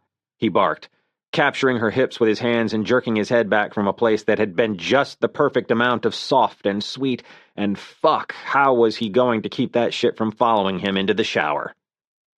Molly stopped her squirming, and, safely out of his erection's way, glowered down at him, her face a very satisfying shade of beet. "You... that... it..." She sucked in a breath and scrunched her eyes closed, apparently giving up on the completely unnecessary recap. About time the tables turned here. He knew he shouldn't be thinking about the fact that his thumbs had brushed those sexy hip bones of hers, or that the way he was holding her, half suspended above him, was feeding the part of him that liked a little control. Because this was Molly. And clearly she'd gotten more than she bargained for. "Yeah, you straddled my lap, Moll. I'm a guy. What the fuck did you think was going to happen?" When she opened her eyes again, all that saucy confidence was gone, and a part of him missed it. But the greater part of him recognized the woman looking down at him as the best friend he wasn't seeing enough of lately. The one who, despite all her hard edges and bluster, had a vulnerable side she didn't trust to many people. "Yeah, but you're you, and I didn't think..." Her eyes cut away, and she blushed even harder. Christ, she was so uncomfortable it was killing him. Even if she'd brought it on herself, he couldn't watch her squirm. So he said the only thing he could think to make it better. "Don't freak out. It's a physiological thing, nothing else. You put any woman across my lap like that, and the man downstairs is going to get involved. It's not about you." And shit. Not only was that a lie, because it most definitely had been about her, but he also realized what a world-class dick thing it was to say. He opened his mouth to apologize and say he didn't even know what. But she was nodding, like that flimsy-ass explanation had actually made her feel better. "Okay, so we'll just forget about it then, pretend it didn't happen." He sure as hell was going to try. But he wasn't holding his breath, because for the first time in a dozen years, he knew exactly what Molly felt like above him. How soft and sweet those modest curves were against his cheek. How easily he could hold her. Guide her. Yeah, forgetting about it wasn't happening anytime soon. But pretending? Sean was a master at maintaining a facade. Only, this shit stops now, Molly. Keep it up and you're going to start something we can't just forget about and pretend didn't happen. Is that what you want? Pinching her lips between her teeth, she shook her head. "Me either," he said, finally releasing his hold on her hips and helping her up. Probably something he should have done immediately. Definitely. "You mean too much to me." "Same here, Sean." There was something about the way she said it that got him deep in the chest. Made him want to pull her back into him and hold her for just a minute. But it wasn't the right time to get his hug on, so instead he grabbed the remote she'd been going for in the first place and turned up the volume. "So, CrossFit, huh? Those guys are huge." Molly nodded. Then she shook her head and pushed off the couch, her shoulders low. "You know what? I think I'm going to hole up in my room for a while, see about getting some more work done since we're going out tomorrow night." He sat up. "Molly, don't." But her hand was already up, waving him off. "I'm good, we're good, but..." Again, she pinched her lips together and looked away, which was bothering him more every time she did it. "Yeah, you just hang in. I'll catch you tomorrow night." "You sure?" She nodded. Molly going to hide out in her room was the last thing he wanted. But maybe a little space wouldn't be the worst thing in the world. Working on the brewery website turned out to be a total fail when it came to distracting Molly from the train wreck her plan to flirt Sean out of her spare bedroom had ended up being. She'd wanted to make him uncomfortable. Well, she'd done it all right. But climbing over him like a sex kitten in training hadn't panned out the way she'd expected. Sean wasn't moving out. She hadn't won. All she'd done was embarrass herself by acting like an idiot who didn't value their friendship enough to respect the lines that shouldn't be crossed, and embarrassing Sean by, well, causing the physiological response that had nothing to actually do with her. She was done. Done pushing his buttons, and done lying to herself about being able to handle it. Her feelings for Sean weren't just some passing crush, and they'd never totally gone away. She loved him like she always had. She'd just learned to manage it. And come morning, she was going to start managing it again. Sleep was hard to come by. Molly heard the TV turn off around 11. The sound of Sean getting a glass of water. The door to his room closing, and then, a few minutes later, opening again, followed shortly by a muffled curse and the shower starting to run. She shouldn't think of him in there, peeling off his thin t-shirt and shucking his jeans. Like she shouldn't think of the spray running hot over his back muscles, or what he'd look like soaping his chest. She shouldn't have done a lot of things lately. A torturous 20 minutes later, the water turned off and the apartment went quiet. Eventually she fell asleep, but it was fitful. Her dreams the kind she wanted to return to and avoid in equal measure. She was awake before Sean, but again waited in her room, listening to the sound she'd be hearing for the next month or more. Yes, she could find a new roommate, or at least she could try. But Sean didn't want to stay at the hotel or in his parents' place. And after what she'd done this week, she owed it to him to give him a room. Once she heard the front door close and the apartment was quiet again, she ventured out into the space where Sean had been only minutes before. She was a chicken for waiting until he was gone, but she was still feeling a little tender. And it was only a few hours. She'd see him at the party later. Following the scent of fresh brewed coffee, she found a sticky note on the mostly full pod. Slept like shit. Today will be better. Brand new day. She pulled the note free and leaned back into the counter, feeling some of the tension that had been knotting up inside her ease. Everything was going to be fine. Chapter 7. Six wasn't coming home early. Sean knew it, kept trying to sell himself on the truth of it as he stepped out of the car in front of Molly's place and headed upstairs. Only thing was, he couldn't quite buy what he was selling. Probably because he'd had a shit ton of work left on his desk, and he usually just stayed a little longer and got it done, but today he'd had other priorities. Honestly, he wasn't looking forward to the party the way he'd thought he would. It wasn't that he didn't want to see everyone, he did, but with things so messed up with Molly this week, the greater part of him just wanted to hang out with her, alone, laugh about the both of them being idiots, cuddle up on the couch, and shit. He stopped halfway up the stairs and gripped the keys in his fist. Maybe the cuddle should wait, because as soon as the couch crossed his mind, he was back there with Molly's legs spread across him and all the places they hadn't gone bombarding him like a dirty wish list of shame. The same dirty wish list that had followed him into the shower the night before. He wasn't proud, but there'd been no way back from what happened without some physical relief. Maybe he should get her a new couch. Something untainted by his hard-on reaching out and grabbing a taste of the most forbidden part of Molly there was. For as independent as she was, he suspected she wouldn't argue.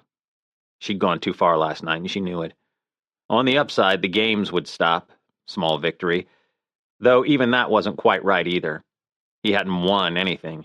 In fact, he was pretty sure they both felt like losers after what happened. But at least it was safe to go back in the apartment. Pushing open the door, Sean dumped his keys and slipped his messenger bag off his shoulder, stopping at his room to lose his coat and tie. "Hey, Ma," he called out, figuring she was in her room or around the corner in the kitchen area. "I talked to Jason M., and they're going to meet us at the party." Folding his jacket before laying it across his bed, he toed off one shoe and then the other. "But Brody's up for some grub first." Tugging his tie, he pulled it free and waited. "What do you think?" Silence. He frowned. Her keys were here, but the apartment was silent. Unbuttoning his shirt, he went to check the kitchen and living area. Ma? Empty. Weird. He'd been sure she was there. Gut tightening, he started back to his room, hoping like hell she wasn't still avoiding him. But then he drew up short next to her room. The door was half open, and when he looked in, there she was. Face down on her bed, in a black tank top with a fuchsia bra beneath and green and yellow polka-dotted cotton panties. He shouldn't be seeing this. Not after the assistant manager down South's latest takeover attempt. Probably not at all. He stepped back, tripped over his own foot, and stumbled into the wall with a thud. Molly's breathing changed, and then she was making this little moany sound that was hitting all the wrong chords with him because, fuck, that sleepy, soft, was not what he wanted to hear. Sorry, Moll, I didn't realize you were sleeping, he said, taking another step back. He left her door open like he'd found it, except she was wearing those green and yellow narrow-hipped panties, and that wasn't really open-door attire. So he stepped back to close it, not meaning to look, but fuck, that's exactly what he was doing. Sean? She murmured softly, turning her head and looking at him with sleep-hazed eyes. Yeah, I just wasn't sure where you were, but now I see you were sleeping, and I'm sorry to have disturbed you.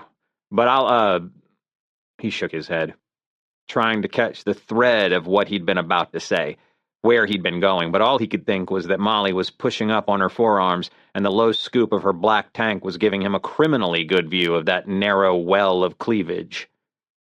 Throat suddenly dry, he tried to swallow, but only managed to choke. Molly's eyes cleared, and slowly her brows began to climb. He was so busted. I didn't mean to, he started, his tongue as clumsy and his mouth as a wad of silly putty. I didn't realize you were, not all the way. Closing his eyes, he stepped back and pulled the door shut. One breath, two. I'll catch you at the party. I've got to run back to the office for some files I need for the weekend. His heart was racing like it was about to bust out of his chest. Because I forgot them there. Jesus. At the office. I forgot them at the office. He pressed his palm to the panel of her door, then pulled it back like he'd been burned. Then I need them. For this weekend. The door swung open, and he jerked back, eyes shooting to the ceiling. Relax, Sean, she said, cutting past him. I'm dressed. Letting his breath out in a slow stream, he hoped she didn't notice. He nodded and dared a glance at where she'd stopped by the butcher block island. She was still wearing the tank, but she'd pulled on a jean skirt. Her feet were bare, and the way she was rolling out her shoulders made him think she wasn't all the way awake yet, and that she could probably use a back rub. Which he definitely wasn't going to offer, even though he'd rubbed the tension from her neck and shoulders probably 100 times before. And sure, he'd noticed how soft and smooth her skin was. Maybe once or twice he'd even needed to remind himself not to get carried away with it. But in the past, it hadn't taken more than the single mental shake to remember that the silky neck and shoulders he'd had his hands on were off limits to his mouth, and to get his head back in the right space.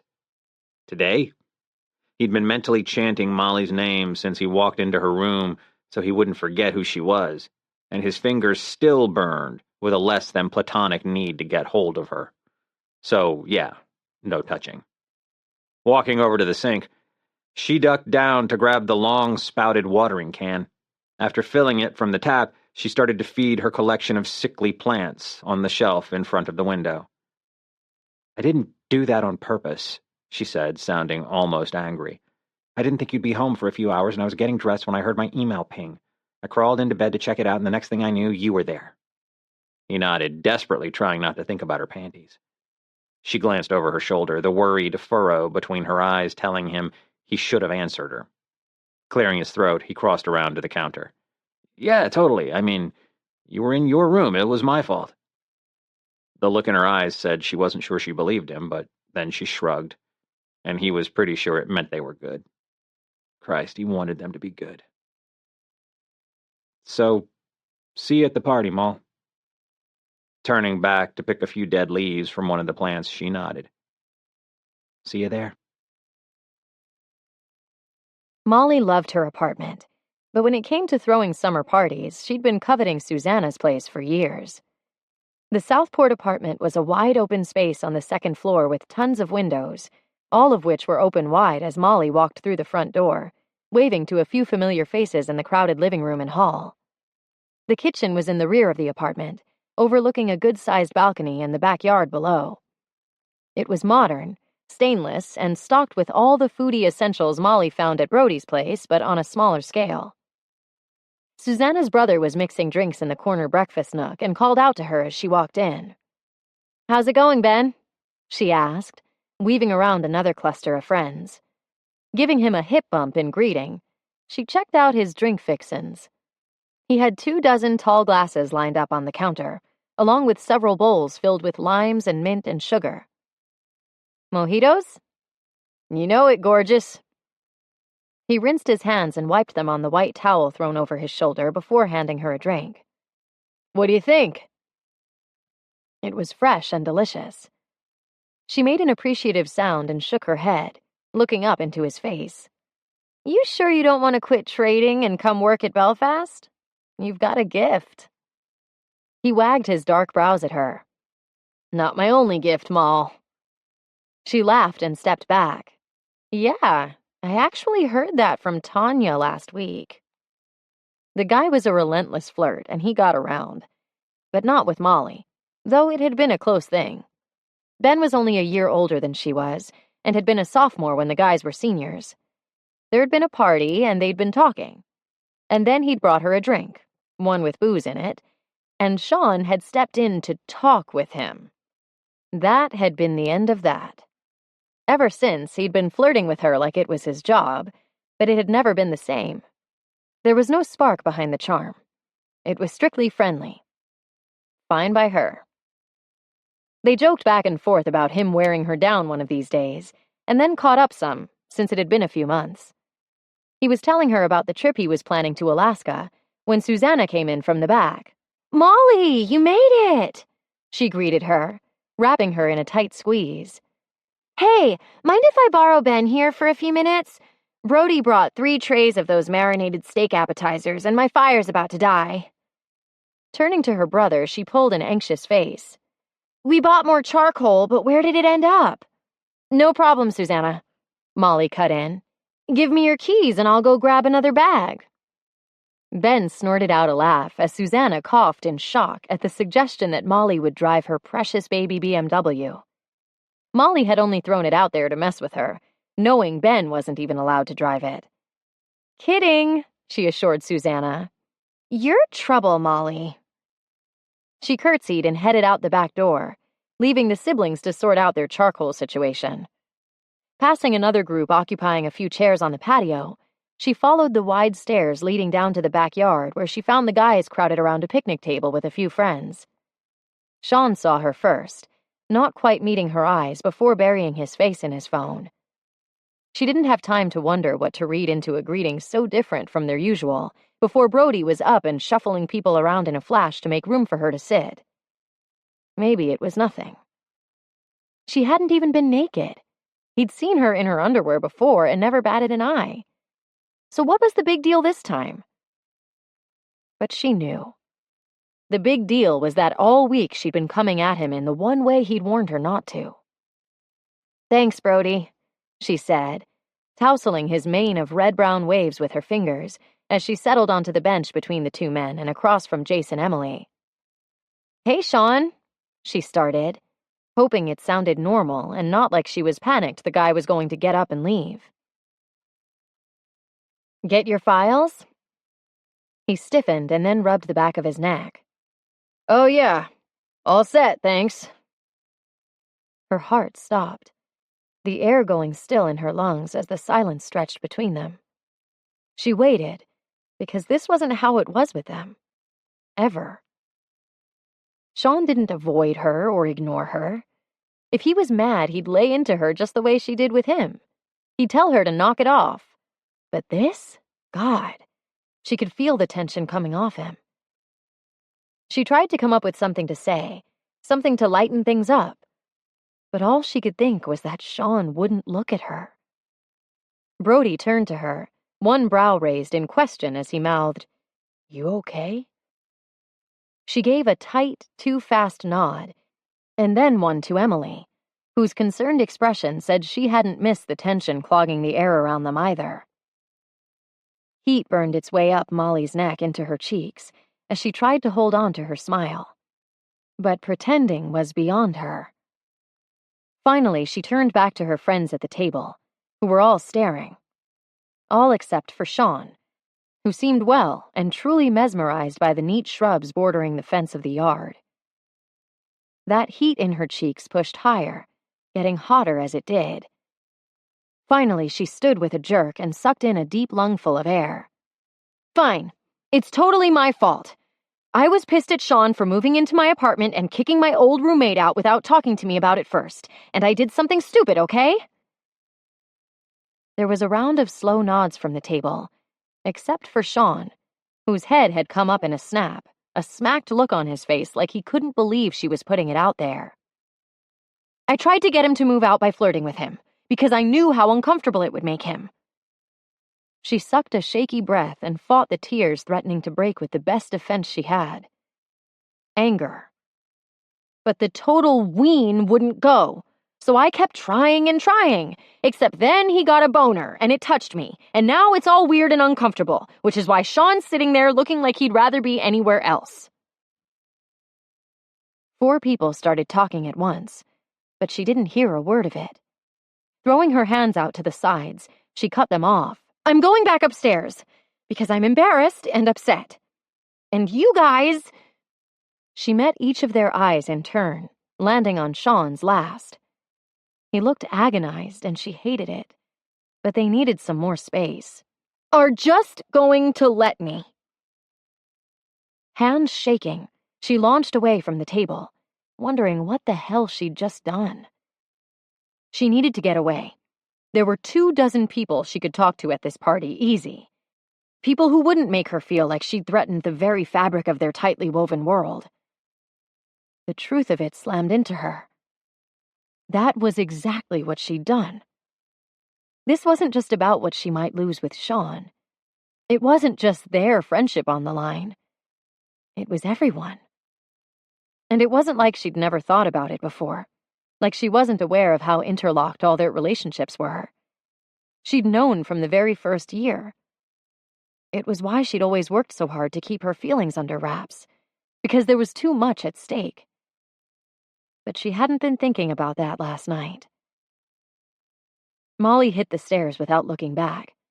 She was halfway up when Ben came out the kitchen door laughing, a bag of charcoal under his arm. Catching her eye, he grinned. It was in the trunk. Hugging the rail, she forced herself to laugh back, latching onto the exchange like a lifeline. Exactly where I would have expected it to be. Nodding at her, he asked, Which way you heading? I was going up. Need any help with the drink prep? She offered. Hell yes. Let me drop the briquettes, and I'll meet you back up there in a minute. There's another bag of limes ready to go if you want to start on that. Deal. Honestly, something to keep her hands busy would be fantastic. Ben was always good for chit-chat, and watching him work the girls was entertainment of the highest order. Or, more specifically, ribbing him over how he worked the girls. Besides, being at the bar station would give her a slew of people to talk to. Anything to keep her mind off this thing with Sean. Chapter 8. Twice, Sean had started to get up to go after Molly, and twice, Brody's meaty hand had shoved him back down on the bench. This was the worst-case scenario. Molly thinking he was avoiding her because he was upset about what had happened the night before, when really the reason he couldn't look at her for more than 5 seconds was because apparently in the last few hours, the doors had blown off the vault where he stored all his most forbidden Molly fantasies, and every time his eyes landed on her, his best fucking friend, he started mentally peeling off her clothes to get down to those polka dot panties stretched across her perfect ass. And then he was putting her back across his lap, and this time his hands were coasting over the backs of her bare thighs, stealing inside those panties so he could cup. See, I told you, Emily gloated. The smile she was giving her husband, smug and superior and enough to yank Sean's attention back to the table and his friends, who were still trying to make heads or tails of the bomb Molly had just dropped on them. Told him what? He asked, feeling shitty on every count. Emily shrugged, waving toward him. This business with you and Molly. I told him there was something going on there. But typical guy. She looked from Sean to Jace to Brody. Sorry, but you guys can be seriously dense when it comes to this business. Anyway, he said I was off the mark, didn't know what I was talking about. She tossed her strawberry blonde waves off her shoulder and leaned forward on folded arms. I'll accept your apology now. Jace gave Sean a narrow-eyed look. Would? This was bullshit. He needed to talk to Molly, explain what a low-down shit he was, and make sure she understood that no matter what, she was still his girl. She'd always be his girl. He just had to put the perv who saw her as more back in the attic. Pushing to his feet again, he made it about halfway before Brody had him back down. Firing the guy a hot look, Sean stopped and pulled his chin back. You're texting? Brody shot him a grin and set his phone down on the table. Yeah, just letting Max know your dirty dog Bone touched his sister. Fucker. This wasn't the time to joke around. Brody's phone sounded with a text, and then a second one, and Sean's stare widened, shifting to Brody, who looked way too pleased with himself. A second later, Sean's phone pinged, and then almost immediately started to ring. Jace was stifling a laugh, and Emily tapped a finger on the table. You should probably answer that. Scowling at Brody, Sean dug out his phone from his pocket and stepped away from the bench. This time, he didn't get any resistance from Brody. Hey, Max, how's the honeymoon? He asked as Emily chimed in from behind to say hi to Sarah. What in the fuck is your dick doing anywhere near my little sister? Came the slow, threatening growl of one of Sean's oldest friends. A guy Sean thought of as a brother, but who, from the sound of it, was contemplating putting his fist through Sean's face. Because he hadn't said Molly. Not his sister, either. No, Max had gone straight to his little sister, who was a 27-year-old woman, last Sean had checked. He sighed, not in the mood for one of Max's overprotective tantrums, not when Molly was legitimately upset and he was flipping out with the need to make things right. It was an accident, don't worry about it. Accident? The guy's voice went up an entire octave. You call... Look, have a good last couple days. Molly and I are fine, but I gotta go. He disconnected the call, and this time when Brody moved to block him, Sean put his own hand on the bigger guy's shoulder, pushing him firmly back into his seat. I got this. Taking the stairs two at a time, Sean wanted to kick his own ass for letting Molly walk away. He should have followed her immediately. He hit the patio and scanned the crowd, nodding at the friends he recognized while he kept moving. And then he heard it. That laugh that had a way of filling his chest even when he felt completely empty. Following the sound, he stopped at the open door and found her behind the bar, head down, slicing limes beside Ben. Ben, who kept cutting looks Molly's way, teasing her about her slicing technique and making her laugh again. She was having fun, and, hell, he didn't want to ruin it. So he hung back a minute, trying to figure out what he was going to say. And then Ben stopped what he was doing and leaned a hip into the counter where they were working so he could look at her. No big deal. Sean liked looking at her, too. She was beautiful, and when she smiled, it felt like the first sunny day after a month of rain. That's how it had been for him since the first time he'd seen it. Of course, that first smile hadn't come until she'd been living with him for months. Months of trying to get a laugh out of the kid with the saddest, most guarded eyes he'd ever seen. And then one day he'd made some stupid joke, and it had happened. The sun came out. Warm and sweet and so damn bright, it cracked something open inside him. One smile, and he'd been hooked. One smile, and that had been it for him. He'd been a goner. Not like this, not back then, but the way she'd looked at him from then on made him feel like he was something. It didn't have anything to do with his last name, who his father was, or what everyone knew was ahead for him. The way Molly had looked at him was about the guy he was at the core. And that was some addictive shit. He loved her. And as she grew up, that protective, quasi-brotherly love had grown into a friendship like no other he had, not even with her brother. Ben grabbed a sprig of mint and tucked it behind Molly's ear. She stopped slicing the second Ben reached for her, and then she was looking at the guy, gingerly touching the little green leaves peeking out from behind that silky bit of hot pink hair. Sean closed his eyes, trying to quell the possessive beast clawing at his chest. He had no right, no business, no fucking reason for his fists to be balling up at his sides and his gut to be telling him it was time to take Ben apart once and for all. The guy had been sniffing around Molly for the better part of a decade, and what? Sean's breath left his lungs in a rush as it hit him. So what if Ben had been after Molly? The guy was kind of a dog, but no worse than Sean. Ben might get around, but that didn't mean he wouldn't be serious about Molly. Sean swallowed hard and pushed his feet to move. When he reached the front, he texted Brody that he was taking off. He wasn't in any mood for a party. A stiff drink, though? He could definitely go for one of those. Walking another block, he saw a bar on the corner, one he'd never been to or heard of. Perfect. It looked like a neighborhood place, filled with a mid-20s crowd in casual summer clothes. Comfortable. He ordered a whiskey and looked down the bar to flash a grin at the girls who'd been watching him since he walked in. He needed to stop thinking about the way Ben had touched Molly's hair, or how she'd been giving him her smile. He needed to stop thinking about her at all.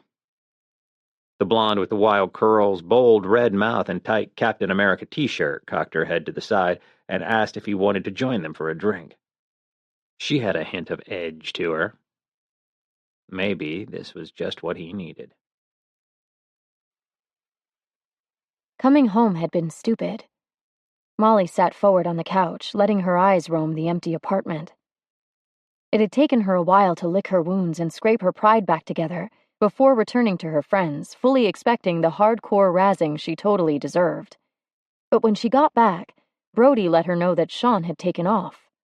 So she'd come home to find him, only he wasn't there. Turning her phone over in her hands, she swiped it to life and for the 10th time let it go dark without sending the text asking where he was. She'd never been hesitant to contact him before. She'd text him if it was slow at Belfast just to ask what he was doing.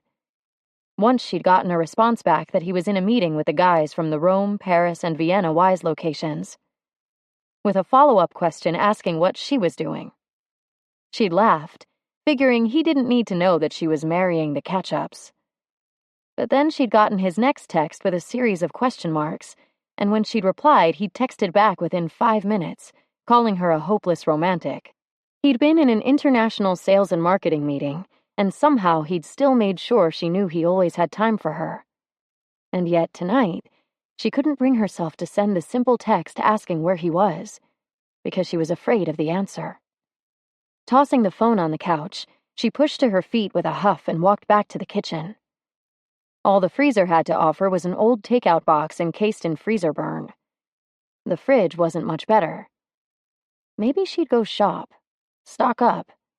Sitting around waiting for a guy who might or might not be coming home was making her feel pathetic, especially since she wasn't sure he was going to want to talk to her when he did get home.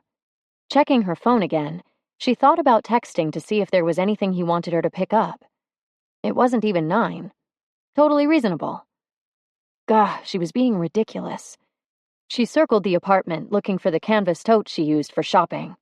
Shoes, wallet, keys. The apartment door swung open, and suddenly there was Sean. Her heart sank, with a smudge of fire engine red lipstick below his ear. So now she knew where he'd been. "You're here," he said, looking confused and something else she couldn't quite put her finger on. Guilty, maybe. Which he shouldn't. Just like she shouldn't be feeling hurt to know he'd found a woman for a little off-hours recreation. This was Sean. That was his thing.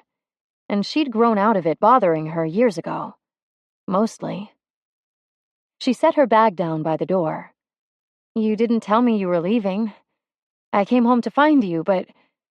She stepped into his space to brush her thumb across his jaw, showing him the smudge of lipstick. "I guess you made other plans." His eyes narrowed on her thumb and then went wide. "Shit, that's not what..." His hand closed around her wrist, warm and strong, and then he was tugging her down the hall to the bathroom with him. "That's not what I was doing." Molly watched, stunned, as he turned on the water and pumped a squirt of soap into his hand. "I went for a drink, just trying to get my head together and chill out. I feel like I keep fucking everything up and... Shit, Moll. I just wanted to stop. I wanted to get out of the way and let you have some fun, even if it meant you were with..." He shook his head and drew her hand down to the tap and began washing the red off her skin. "Okay, so I thought for a minute about taking her up on her offer when she made it. But then, hell..." Sean released her hand and turned his attention to the now faint streak of red by his ear.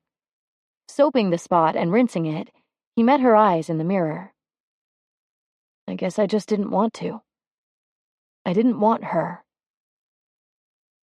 She shouldn't ask. She didn't need to know. But with Sean's deep brown eyes locked with hers, she couldn't stop the question from whispering past her lips. Why not? He held her reflected stare before turning to face her and taking a slow breath.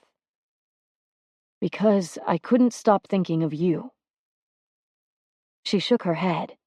He didn't mean the words the way they sounded. I know it's not what you want to hear, Mal, and I'm sorry. But that's what was going on at the party, and before. I couldn't look at you without seeing... He blew out a harsh breath. Without seeing something that's not mine to imagine. I didn't want you to know what was going through my head, so I was trying to dodge you until I could get it out. That wasn't possible. She couldn't be hearing him right.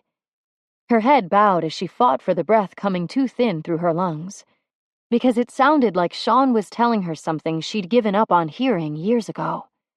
Like maybe, finally, he wanted... Molly, it's killing me that you think this is your fault, or that you'd done something wrong. Ducking down, Sean caught her chin with the crook of his finger to bring her face up to his. Searching her eyes, he looked like he was about to say something more when his expression shifted. He straightened, pulling back as a furrow marred his brow. That look, he muttered, his voice low.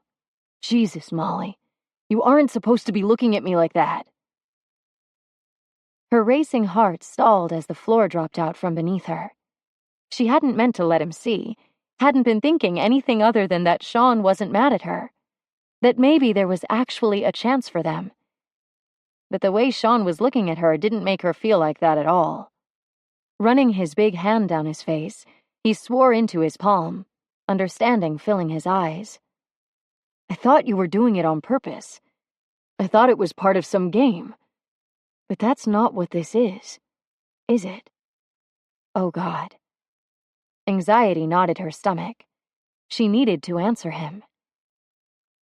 I didn't mean to, she whispered, her throat going tight as tears inexplicably pushed at her eyes.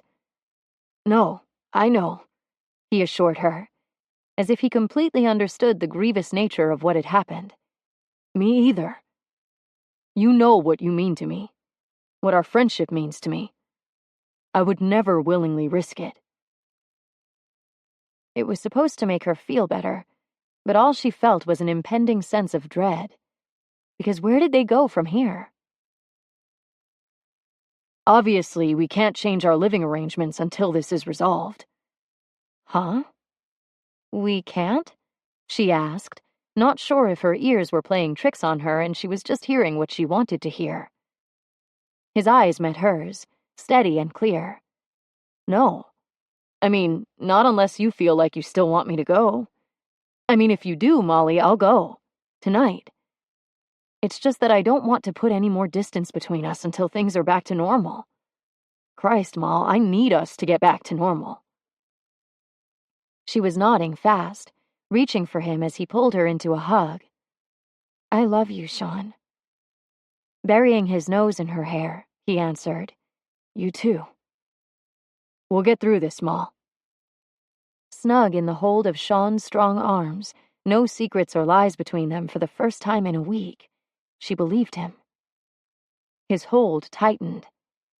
I think we'll be okay, so long as I don't get another look at those sex kitten yellow and green polka dot panties. Molly froze, then pulled back with a snort to look into his face. You're serious? Her panties were cotton briefs, probably the least sexy thing she could imagine. As a heart attack, Moll. Those panties. He bit his lip, closing his eyes as he shook his head. With that little loopy edging? Fuck. Was he talking about that little elastic scalloping around the top and legs? Crossing her arms, she asked, Just how close a look at my panties did you get?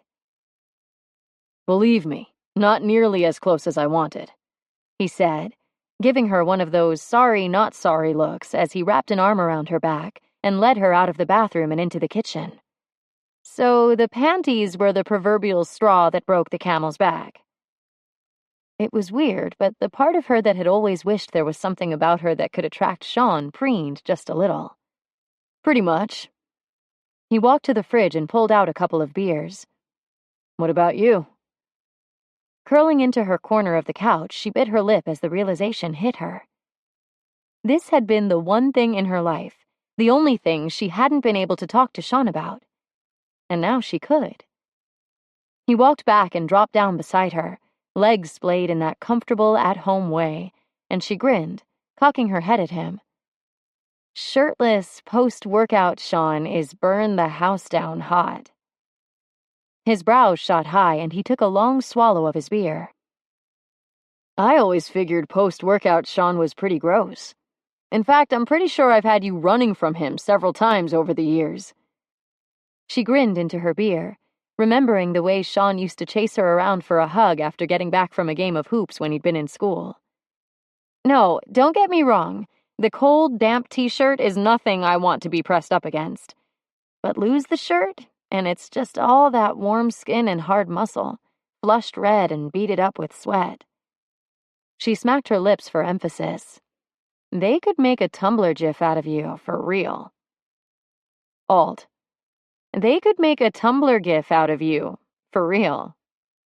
Shut up, he said, laughing. No, it's that hot, especially when your hair is going every which way. That's like the cherry on top of the Sean candy sundae. The messy hair might even be more potent than the shirtless part. Messy, huh? He looked like he couldn't quite believe her, but then this wasn't something she'd ever shared with him before. Messy Sean is my favorite Sean.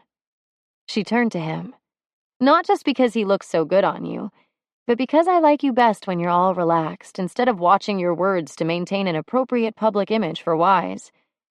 I like the Sean I get behind closed doors, the one who sits like a guy and says everything he thinks and makes me laugh at all his inappropriate jokes. Throwing his arm over the back of the couch, he turned to face her, his eyes serious. I'm not that Sean very often anymore. She shrugged. You are to me. Even when you're all suited up and on your best, most bland behavior, when you're looking at me, that's the guy I see. That's why you're my favorite. Stretching out the arm behind the couch, he caught a bit of her hair between his fingers and met her eyes again. All the time, Moll. Sean, you're kind of giving me that swollen heart feeling, she warned quietly. Their eyes held a moment longer, and then he blew out a short breath. Yeah, and I'm getting a semi. He shifted back into the cushions, not so much putting more distance between them as adjusting it with his posture, removing the deep eye staring and potential for an escalating situation. Time for some negative reinforcement. Rolling his head against the cushion to look at her, he asked, You ready for this? She laughed, enjoying the return to a state of full disclosure with her best friend. I don't know. What are we talking about? Grabbing the remote, Sean scrolled through the offerings. Brace yourself, Moll. This is going to be rough. A close-up of what looked like a half-finished sweater lit up the screen as a woman's gentle, lilting voice ran like nails down a blackboard, immediately drawing every muscle in Molly's back tight. No, she snapped, reaching for the remote and failing when one of Sean's hands planted against her forehead and the other held the remote out of reach. Sorry, Moll, he laughed, fighting her off. It's for the greater good. Drastic times, drastic measures, and all that. Squirming, she stuffed her bare foot into his armpit and wiggled her toes. You sound like a girl, she taunted at his shocked squeak. I will not watch this knitting show. I work 3 jobs, Sean. My downtime is precious. All the better, he countered, dropping the remote behind the couch to catch her foot. Every time we get a case of the wayward thoughts, we turn this shit on as punishment. Pretty soon we'll be safely back in the land of Platonica. Molly shuddered and withdrew her foot as Sean eased off her forehead. God, I hate you. Clinking his beer to hers, he eased back into the cushions, a smug smile stretching his lips. See? It's working already. Your boner's gone? She asked, forcing herself to watch the camera pan across the yarn. They were going to need more beer, she thought, taking a long swallow. Not even close, Sean replied casually, causing beer to snort out her nose. He shook his head. Damn. Not even now. Chapter 9. Saturday morning was rough, thanks in no small part to the drinking game Molly had come up with the night before. Every time the camera zoomed in when a new length of yarn slipped free of the ball for what Molly called the money shot, they had to drink. Sean had only planned to force 10 minutes of the yarn porn on them, but then there'd be another infraction, and they'd had to add more to the tally. It had been a long night, and at its end, Sean knew more about the value of maintaining a steady tension than he'd ever wanted to. And waking up to a cacophony of ringing phones, pinging texts, repetitive buzzing from the intercom, and then incessant hammering at the front door hadn't been his favorite way to meet the day. Molly's either, considering the bleary-eyed scowl on her face when he'd run into her stumbling for the door. "It's after 10, Emily laughed, shaking her head as if Sean was crazy for demanding to know what she and Jace were thinking, barging in on them at the crack of dawn. "And we made plans last night, right?" The hell they had. Jace at least had the good grace to keep his eyes trained on the far corner of the ceiling as his leggy wife strutted into the apartment like she owned the place. "Oh, you know what?" She stopped and looked from Molly to Sean, one finger tapping her chin. "You guys might have already left when we decided to do breakfast. Well, you're always up for anything, so you don't mind, right? I mean, we shopped and Brody said he'd cook, even though he thinks you need a new cooktop." Jesus. Apparently Emily wasn't going to stop talking until they just gave up. "Chase, baby, you want to unload this stuff over the counters? Just move the beer bottles. Wow, looks like you guys had a good time," she stated, her eyes glinting expectantly as she again looked from Molly back to him. Ah, now he got it. And Molly must have, too. "Okay," she mumbled through a yawn. "You're trying to figure out if Sean nailed me." Sean cut her a look. Way to cheapen it. The corner of her mouth kicked up as she padded into the kitchen and pulled a can of coffee from the cabinet. "Sorry, I meant that Em was trying to figure out if you made sweet, sweet love to me." Emily's hands clasped beneath her chin and she bounced in place. "Yes, that's what I want to know. Tell me you did." Turning that laser stare on Sean, she did that whisper at full volume thing, pleading, "Please tell me you were waiting for her when she went after you, and then you kind of caught her up against you and kissed her with everything you've been holding back for what, like 12 years? Sean was about to cut in when Brody's voice boomed from the front of the apartment. "Better not have been that long. Max would tear your head off if he found out you've been after his little sister since she was 15. Head dropping, Sean prayed for patience. But on the next breath, he smelled something even better. "Coffee?" "Got you covered, my man," Brody said, stopping beside him with 2 carriers filled with hot, steamy goodness. "Front right is yours." Molly had shoved the canister away and was biting her lip as she moved in for her cup. "Brody, I take back all the terrible things I tell people at work about you," he answered with a gruff laugh and passed Em and Jace theirs before taking the last cup for himself. There was a moment of silence followed by a round of low, appreciative moans, but it was the one closest to him that Sean couldn't ignore. Molly's eyes were closed, those dark blonde lashes dusting her cheekbones as her tongue peeked out to catch a stray bit of foam from her top lip. He swallowed hard and stepped back a pace to get the remote from where it was resting on the back of the couch. The TV came to life, and Molly arched an eyebrow. "Really?" Working hard to keep his thoughts on the blissed-out narrator channeling 1977, Sean nodded. Molly's eyes hazed as they ran over him. Slowly. Fuck. She reached behind her and grabbed the kitchen timer. When she set it on the butcher block facing him, it was set to 20 minutes. 10 for him, he gulped. 10 for her. Emily was talking again, rewinding her fantasy about events that hadn't happened. "Okay, just tell me what happened when you guys took off." "Sean looked like he was about to do physical violence to Ben when he stuck that mint in your ear." Okay, now she had his full attention. "What?" I followed you up to make sure you didn't do anything crazy, which you looked like you were about to do, but then you just left, and I went back down to the party." Sean turned to Molly, who was looking at him. He rolled his eyes as if Emily was making more of it than there had been. She wasn't. Molly walked over to Emily and, gently rubbing her arms, broke the news. "Sorry, Emily. There was no sweet, sweet lovemaking. We just needed to talk and let things get back to normal." Emily looked to Sean, obviously hoping he'd call Molly a bald-faced liar. "Sorry, Em." Brody was separating egg whites over at the counter. "So gotta ask, what's with the yarn work? I didn't think you were the crafty type, Moll." She grinned. "I'm not. Sean's trying out a few new stress management techniques." Brat. But damn that smile on her when she knew she'd gotten him good. "Add another 10 to the clock, Moll."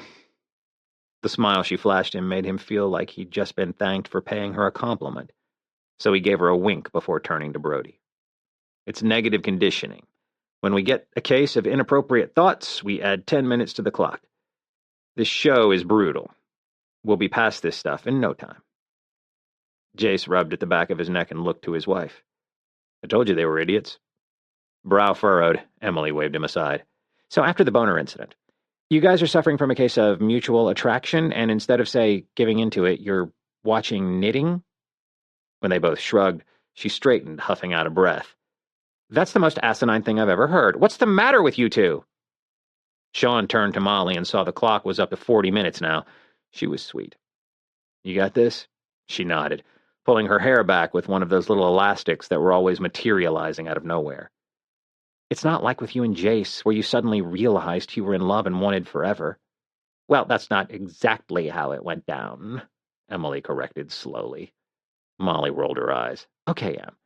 You haven't known Sean as long as the rest of us, but I'm sure you're familiar with his plans to land a specific quality of wife, thus ensuring a certain standard of marriage. Those plans haven't changed, and in case it isn't obvious, I don't really stack up to be a future Mrs. Wise." Sean was nodding, mostly because Molly was the one talking and he figured whatever it was she said he'd be agreeing with. But as the words passed from her lips to his ears, that mindless bobble action slowed to a stop. If Molly thought the reason he didn't consider her marriage material was because she was in some way lacking, she was dead wrong. They'd all given him shit about his plans before, Molly more than anyone. But it had always been in the abstract, or at the very least about someone other than Molly. He never thought of the girls he casually hooked up with as not being good enough, and as far as Molly went, it was because of everything she was that he wouldn't put her through the kind of life being with him would mean, not because of what she wasn't. Molly lived her life out loud. She was a free spirit, bursting with energy and excitement and laughter and love. And his life, hell, it was restrictive and locked down. His life was about being proper and polite, about remembering there was a time and a place, about presenting a public image in line with the legacy he'd been born into. His life was about business and the idea of Molly trying to conform, trying to turn down the vibrancy that was his very fucking favorite thing about her. He'd never want that. But hearing Molly suggest that she was somehow less than what he'd been looking for in a wife, or more specifically, than what had been drilled into his head about the kind of woman who would be an appropriate partner in the life he'd been born into, was nuts. I'm like an itch that's going to go away on its own," she was saying now, "without getting scratched." "You fit into my plans, Moll," Sean said, cutting her off. "I can't imagine my future without you being a part of it. But I'm pretty sure the kind of marriage you're looking for isn't the kind just as easily referred to as an arrangement." Hell, he wasn't even sure it was enough for him anymore. "You're more than that, Moll, not less." He shrugged, looking at each of the guys in turn. "That's why we're watching yarn porn. Because what Moll and I have together, our friendship, is too important to risk screwing up with screwing." Molly turned to him and cocked her head. "You say the sweetest things." He winked at her and got on with the impromptu brunch they'd both have preferred to sleep through, after adding another 10 to the clock. "Max, I told you already, nothing happened," Molly sighed, pinching the bridge of her nose. Cutting a look across the apartment to where Sean was heaping the leftovers from brunch onto a giant tortilla, she covered the receiver. This is the 6th call in less than 24 hours. Sean pointed an oversized spoon filled with cold goat cheese and chive scrambled eggs at her. And who do we have to thank for that, little miss runs at the mouth about private roommate happenings? A glob of eggs hit the counter, and Sean scooped it up and popped it in his mouth. Besides, I don't want to hear it. I stopped answering after the 4th call last night. Grabbing a dish rag, he wiped the counter. Man, he was the best roommate. Max was droning on in the background about making smart choices and how she knew better than to let herself get into a situation that would leave her vulnerable. She wanted to ask if he'd forgotten that he was talking about one of his best friends, but instead took a steadying breath and did what had to be done. Max, you're on your honeymoon for another 2 days. Pay attention to your bride before she decides to stamp return to sender on your ass and lets one of those saucy scuba guides give her a few buddy breathing lessons. Sean raised a brow in her direction, and she had to pinch her lips together not to laugh, because all she was getting from the other end of the line was silence. It was low, but as Sean had said the other night, desperate times and all that. Okay, Moll, Max stated, sounding uneasy enough to cause a stab of guilt. Be good, and I'll see you Monday night.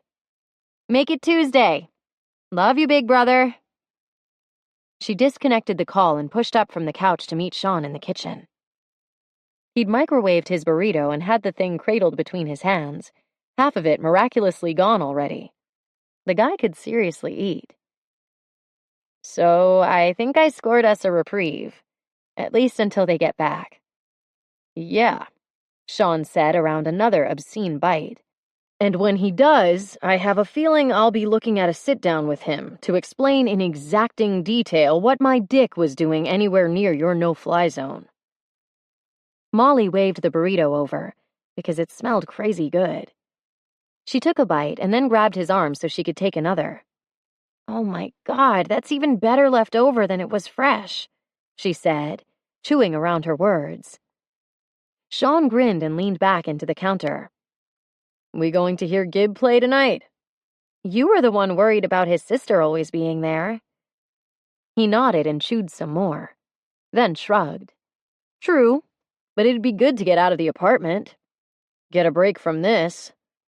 He grunted, pointing to the sweater in progress on the screen.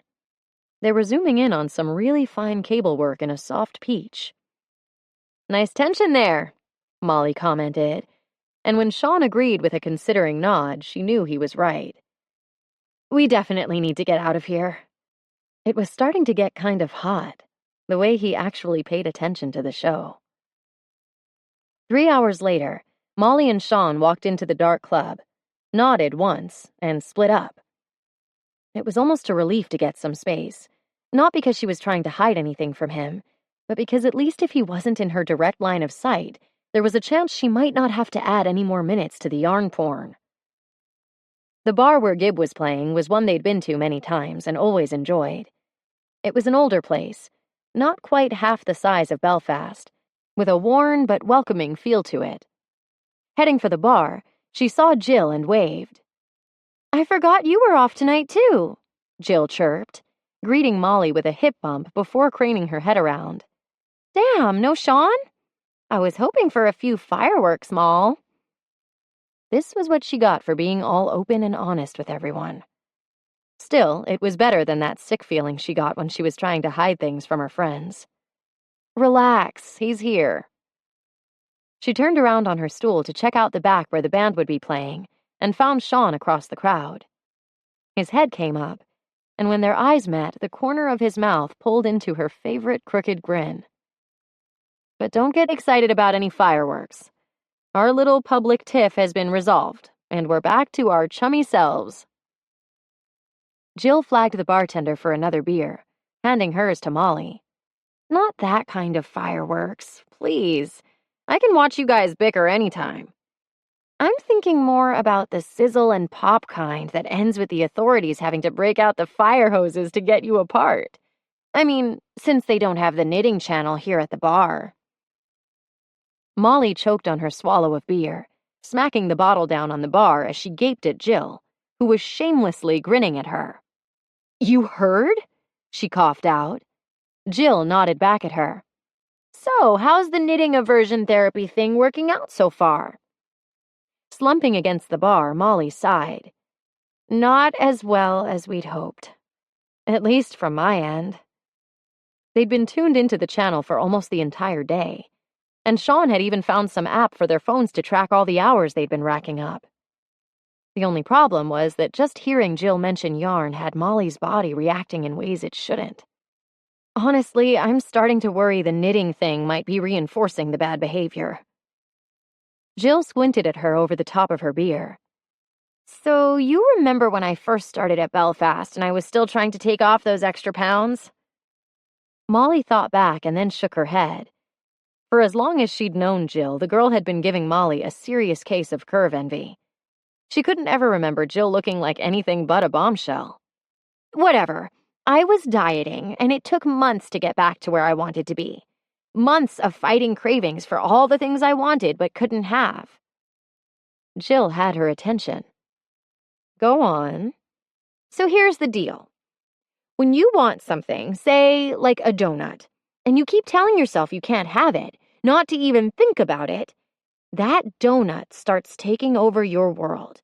You can't function right because it's there, dripping warm chocolate over your every thought. Yeah? Molly was nodding, because Sean was dripping his hotness all over her world, and if he didn't stop, it was going to get messy. And now she was thinking about him giving her that all-trouble smile of his as chocolate ran in a hot mess down her fingers. Fingers he was bringing to his mouth to... Dang it! What do you do to get the donut out of your head? Simple, Jill said with a shrug. Eat it. And this time when Molly choked, she couldn't even blame it on the beer. Jill was rolling her eyes now, laughing, which was so going to cost her when Molly was putting the schedule together for the next week. Settle, Moll. I'm not talking about the whole donut, but you have maybe a bite. A nibble. Her eyes lit up. A donut hole. Just enough to satisfy the craving before you go off the deep end at Dunkin' Donuts, snarfing down a baker's dozen in one sitting. 'Cause you know you won't feel good about it if you do. Molly was pretty sure her mouth was hanging open, and if Sean happened to glance over from his end of the place, the way she looked in that moment would probably be enough to curb whatever cravings he'd been suffering on the spot. Giving her head a shake, she pushed off the stool and took another long swallow. So, have you ever actually applied this technique to a guy? Or is this all theory? Theory, Jill admitted, then waved past her to the girls who'd just cleared the front door. Hey, my friends are here. Good luck, and let me know how it goes.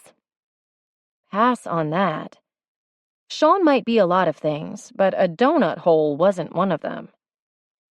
Though as Molly started toward the end of the bar where the band was setting up in front of the small dance area, she caught sight of Gibbs' sister, Amber, swaying back and forth to the overhead music while she stood much too close to Sean. The way she was nibbling at her bottom lip while she stared at him looked like she was after a bite of his donut. Molly hung back a minute, waiting to see how it would unfold this time. Sean had taken her home once a few years ago, and then made the mistake of doing it a second time about a year later. Now, every time their paths crossed, there was a gleam of expectation in Amber's eyes, and she wasn't very subtle about letting Sean know what she wanted. Amber reached out and plucked what Molly was willing to bet her boots was a bit of nothing from Sean's shirt. He flashed one of those charming smiles, the kind he had for the camera and visiting dignitaries, and smoothly took a step back. With the way he rolled through the women in this city, Sean could handle situations like this one in his sleep. But tonight, when his eyes came up and met hers, Molly could see pleading there. Or maybe she just wanted to. But either way, in the next blink she was closing the distance between them, stepping into the space he had waiting for her. She hooked an arm around Sean's waist as he slung his around her shoulders. And like that, the situation was diffused, which was nice because Amber was pretty cool, and the three of them talked a while before she left to greet a few other friends. When she was gone, Sean leaned in close to her ear. "Thanks, Ma." And that warm rush of air. Add 10 minutes to the log. Slipping out of his hold, she nodded toward the worn stage where the band was ready to play. The front man, dressed in a loose t-shirt and a pair of beat-up jeans that looked like he might have painted a house in them, started off with an introduction to the rest of the aggressively casual band members, and then within minutes had the entire place rocking their bodies in time to an upbeat indie sound. They were covering the Revivalists and Big Head Todd and the Monsters, mixing new hits with old favorites. The air heated with the press of bodies in motion, and soon Molly was slick, covered in a thin layer of perspiration, her heart pounding in time with the heavy beat as she let herself go. Eyes closed, she gave in to the pull of the music, letting her arms drift overhead. Her t-shirt crept higher on her midriff, allowing a bit of air from the overhead fan and air conditioning to reach her warm skin. And then he was there.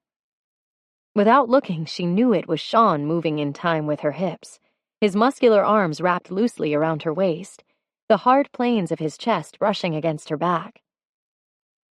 When she turned to face him, there was a sheen of sweat on his forehead, and she could see the roots of his sun-god hair were damp. His eyes were locked with hers, and he was wearing that half-smile she'd never been able to resist. Giving herself over to the music and the moment, she reached for all that too-neat hair. "Molly," he warned with a single shake of his head, but she couldn't resist. Pushing her fingers through the damp strands, she ran them around until Sean looked every bit as unruly as she felt. He shook her off, catching her wrists in his hands. This was where he would throw his head back and laugh, maybe sending her out in a quick spin as they returned their attention to the band. But that's not what happened. Where there should have been laughter, Sean's brows drew forward and his jaw went hard. Instead of reeling her out, he used the hold on her wrists to pull her closer. His hands moved to her hips, his fingers spreading wide, flexing. The band and the bar and the crowd pressing in on them seemed to fall away as they tumbled deep and deeper still into each other's eyes. It was just dancing. That was what she was telling herself, even as the hot churn low in her belly called her a liar, promising it was more. The last notes sounded, and suddenly the crowd that had been pushing at them from every direction was thinning out, the house lights coming on as the sound system started playing overhead. Sean looked around, withdrawing one hand from her hip and then the other. Retrieving his phone, he pulled up his new app and shook his head. "Why don't we just call it an even hour?" He was being conservative. An hour probably wouldn't have covered her infractions alone. But at this point, she wasn't sure it mattered. The knitting wasn't doing anything but possibly spurring a kink she wasn't sure she'd ever be able to share with anyone else. "Forget the app, Sean. Just..." She drew a long breath and took his hand. "Come with me a minute. We've got to talk." They cut around to the back hallway. Half a dozen girls were waiting for the ladies' room, and while the men's was open... gross. This wasn't going to take long, but even a second in a public men's room was more than Molly could handle. Pulling Sean farther, she pushed out the back door and waited for him to prop it open with a broken slat of wood. They could still hear the music. One of those Ed Sheeran songs was playing, but it was quieter outside, and they were alone in the alley. Sean took a step back and ran his hand through his hair, pausing when he realized the state of disarray she'd left it in. "You messed up my hair," he accused, his grin telling her that he knew how much she'd liked doing it. She shook her head, unable to play along. "You're messing up my mind." The half-smile fell away, and then Sean was stepping closer, his eyes going serious. "If this is about the dancing, Moll, it's not. It's about you and me figuring out something besides aversion therapy, because the knitting isn't working." Sean sighed, looking relieved. I wasn't going to say anything because it was still early, and I was hoping... But you're right. I want to say whatever's going on between us will go away on its own. That if we just ignore it, eventually it will stop being an issue. Molly nodded, then shook her head and stepped into Sean's space. Or maybe... Okay, I know this is going to sound nuts, and it probably is, but I was talking to Jill inside, and this sounded so stupid she couldn't believe she was even thinking about suggesting it. But then Sean ducked low, putting his face back into her line of sight and giving her that smile that promised she could tell him anything. What is it? Do you ever really wish you could have a donut, but you know you shouldn't? Like you're trying to cut back on bad carbs or processed sugar, or maybe they were just out of donuts when you went to the stand and you figured you'd just wait until you could get one another day. But then all day you think about the donut because you didn't just have it when you wanted it. So when you finally see a chance to get the donut again, you make a really bad decision and buy like all the donuts they have and eat and eat and eat until you're sick to your stomach and filled with regret? That endearing smile had left Sean's face. But being Sean, he was taking her question to heart. He rubbed a hand along his jaw and cocked his head to the side. No. I bust my ass at the gym so I don't worry about carbs and sugar. And when I want a donut, I get one. And I mean, this sounds pretty obnoxious, but if I really want a donut and the stand doesn't have one, I call down to Jerry, and I've got one in the next 20 minutes. Molly blew out a breath in a silent plea for patience. This guy ran the most successful hotel in the city, could do her taxes in his head, and knew the answer to every Jeopardy question every time they watched the show. And yet he couldn't see where she was going with this? Say it's a special donut, and I'm more of a bagel guy. Maybe she should have used an eclair. You're the donut, Sean, she snapped, exasperation wearing her thin. You are the donut I'm craving. The one I keep thinking about when I'm supposed to be thinking of other things. You. And all I was saying is that maybe what we need to do is give in just a little. Have a taste to curb the craving. Before we crack and wake up surrounded by shredded Dunkin' Donut bags and a bed filled with crumbs. Sean had stopped moving. Heck, he looked like he might not even be breathing, he was so still. Except for his eyes, which had gone dark and serious as they searched hers. Molly, what kind of a taste are you talking about? He asked, his voice gone gravelly rough. She swallowed past the anxious knot in her throat. A kiss. Not more than a donut hole. His stare dropped to her mouth. You're talking about now? Here? She angled her head, taking in the setting. The concrete was cracked, and dumpsters lined one side of the alley, while fire escapes hung overhead. She looked at someone's discarded McDonald's bag and nodded. Yeah, this is probably perfect for our needs. At Sean's raised brow, she explained, It's not romantic, so I don't have to worry about you getting caught up in some princess fantasy. We're only semi-private out here, while if we were at home, we'd have zero chance of getting interrupted. Plus, the assortment of sexable surfaces on hand back at your place. I know. Don't get me started. But here, the atmosphere isn't really conducive to going too far. You know what I mean? The muscle in his jaw bounced, and he met her eyes. You worried about things going too far? He wasn't? No. But better safe than sorry, right? He moved a step closer, his single slow breath seeming to fill out his chest and broaden his shoulders. Sure.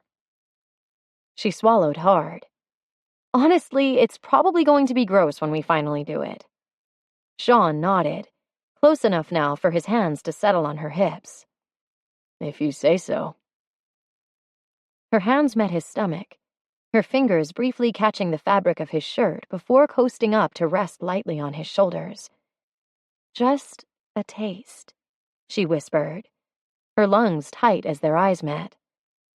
Just enough to satisfy the craving, he corrected, lowering his mouth to hers so slowly She knew he was giving her this last chance to back out. Maybe she should have. But after all the years of wondering, being this close to knowing what Sean's kiss tasted like was something she couldn't back away from. And then, contact. Chapter 10. His kiss was firm and bold. No hesitation, no tentative whisper of his lips meeting hers. But then Sean wasn't the kind of man who ever did anything he wasn't committed to. And based on the skilled glide and draw of his mouth against hers, he had most definitely committed to this.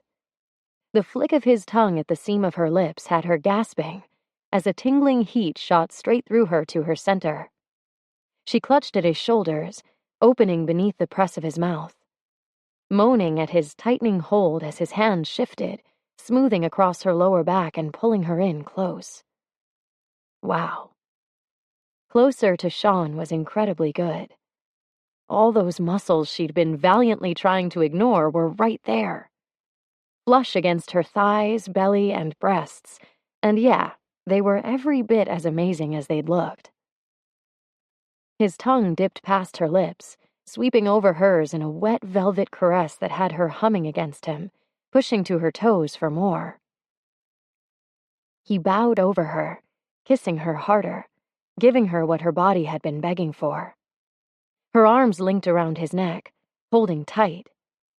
Their tongues were moving in time, one sliding over the other, stroking soft and firm, slipping from her mouth to his and back. It was so good, so right, so hot and sweet and yes. His hand moved over her bottom in a greedy press, continuing to the top of her thigh where his fingers splayed wide. He groaned into her mouth. Groaned like somehow the feel of her leg in his grip was more than he could contain. And that so worked for her. She opened beneath the thrust of his tongue, burying her fingers in the thick strands of his hair and cocking her knee to give him more access to the back of her thigh. Access he made ready use of, pulling her leg up along the outside of his, running his hand to her ass and back, squeezing and gripping and groaning along the way. The kiss turned ravenous, like blow the top off the meter hot. Another demanding thrust, and a spasm ripped through her center, wringing a needy cry from her. "Fuck, Molly," he growled, and the tortured sound of his voice was almost as good as when, in the next breath, he bowed over her again, catching her other leg and pulling her up. "Yes," she hissed, hooking her legs around his hips and then moaning at the feel of him so hard at the place where their bodies met. She couldn't get enough of his mouth, of the way his hands felt like they were everywhere, of this man she'd ached for, panting for breath as he muttered her name again and again.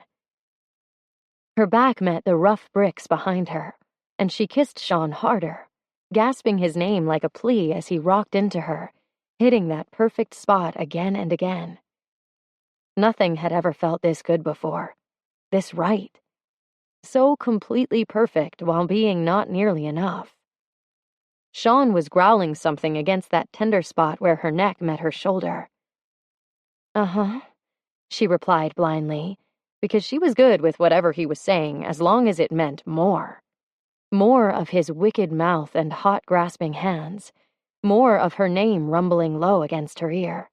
More of Sean's arms around her, his breath in her hair, and, "Oh shit!" a female voice giggled a second before the back door slammed closed with a clang.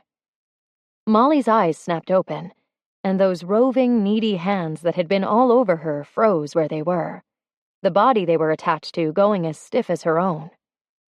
A horn blared, and a few shouts sounded from a distance, the typical city night noise landing like reality slapping her in the face. Her heart hadn't stopped pounding, her body burned, and her breath came in ragged draws. But with every thunk of a car door, roar of an engine, and wail of a siren that passed, more of her ability to reason returned. Until she was aware with crystal clarity of just how far things had gone in the dumpster-lined alley behind the bar, where they'd been hanging out with friends. Oh, shit. What had they done? Her legs unraveled from Sean's waist. He helped her to her feet, and then turned away before she'd even gotten a look at his eyes. A hint at how he was taking what had just happened. The metal door to the bar opened again, and Jill popped her head out, offering a weak, "Sorry," as she returned the broken slat of wood to where it had been propping the door open before. Jill. The floor dropped out of her belly, and Molly spun back to Sean, who was still facing the other way and appeared to be adjusting his pants. "Everything okay over there?" she asked with a nervous laugh. Sean's head dropped forward, and then he laughed too. Not the big, full laugh she loved to hear out of him, but a quiet, thoughtful laugh that hit all the right chords within her. This was going to be okay. Walking back to her, he smoothed her flyaway hair and then helped her adjust her shirt and skirt.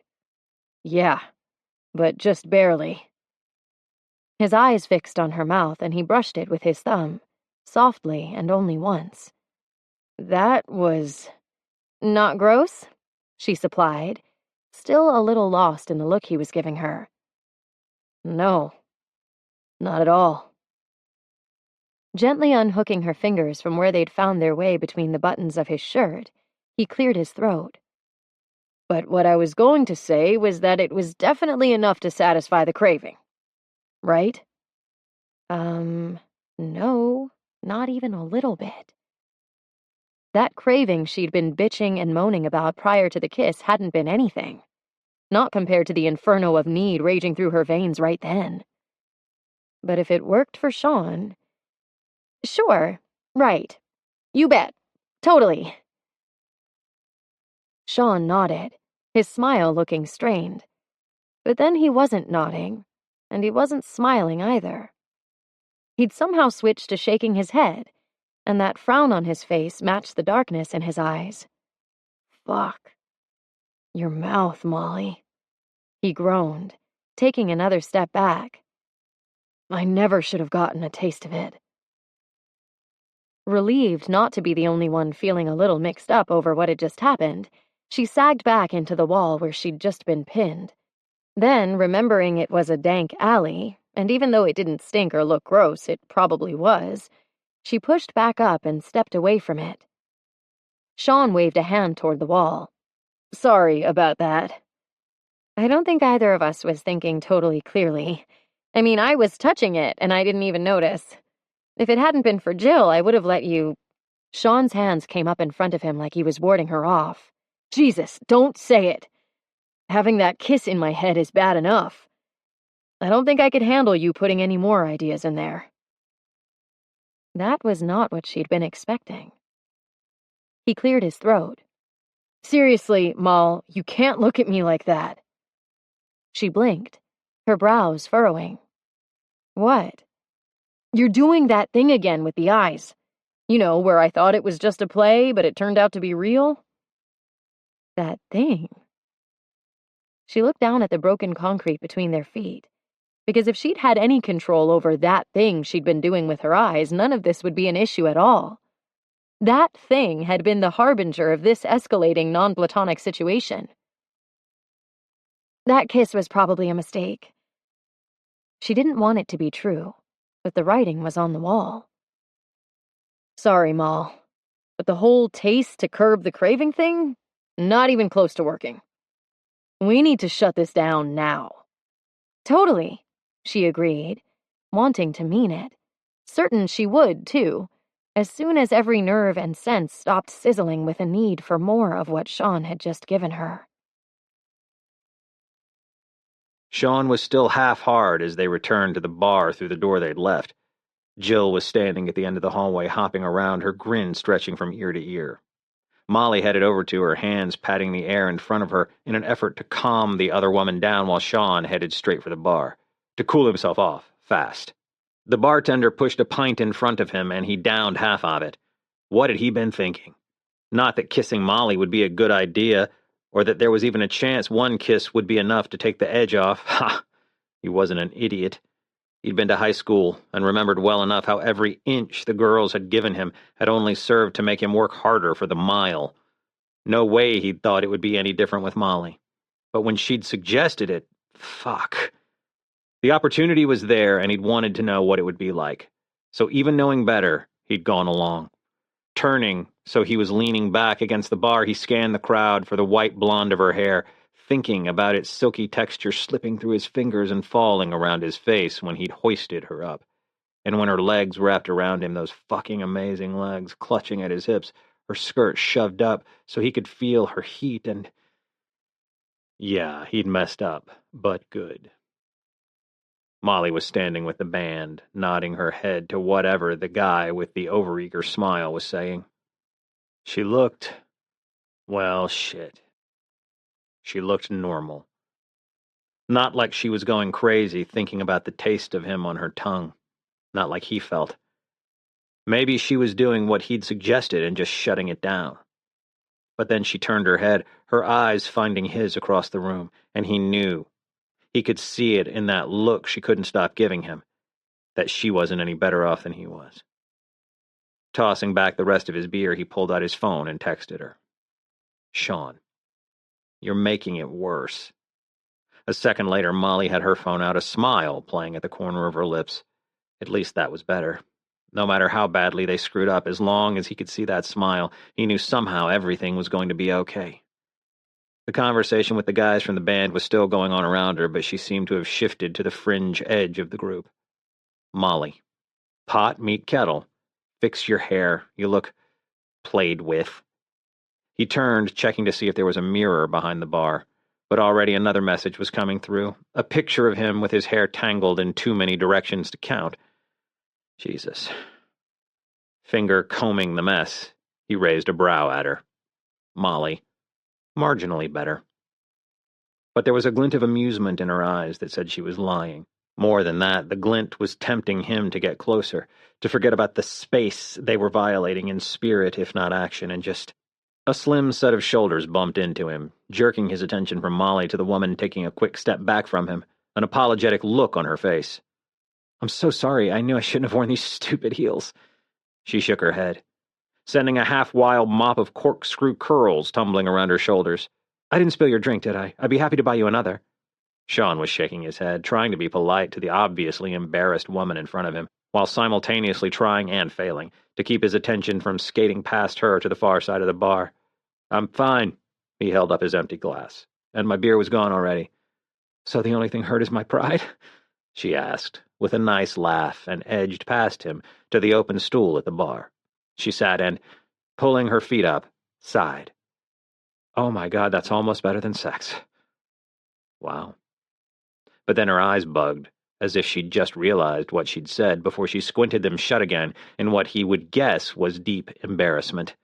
Molly would love this. And she'd make this poor girl feel better, too. Sean glanced back across the bar, ready to wave her over, but this time, Molly wasn't looking at him. Returning his attention to the woman, he caught sight of her shoes and coughed out a laugh because, damn, they had to be 5-inch heels. Intense. Now I get it. How do you balance with those skinny... Never mind. If I were you, I'd hold on to that seat all night and then pay the bartender to piggyback you out to a cab. Rotating her ankle this way and that, she nodded. I wonder if I could upgrade to a princess hold instead of piggy for an extra 20. You know, because with the dress and all. He laughed. Worth a shot. Molly would definitely like this girl. Smiling up at him, she held out her hand and introduced herself and nodded to the bartender. I'm going to order something incredibly strong from this guy. Her head cocked to the side and she peered up at him from beneath her lashes. Can I get a drink for you too?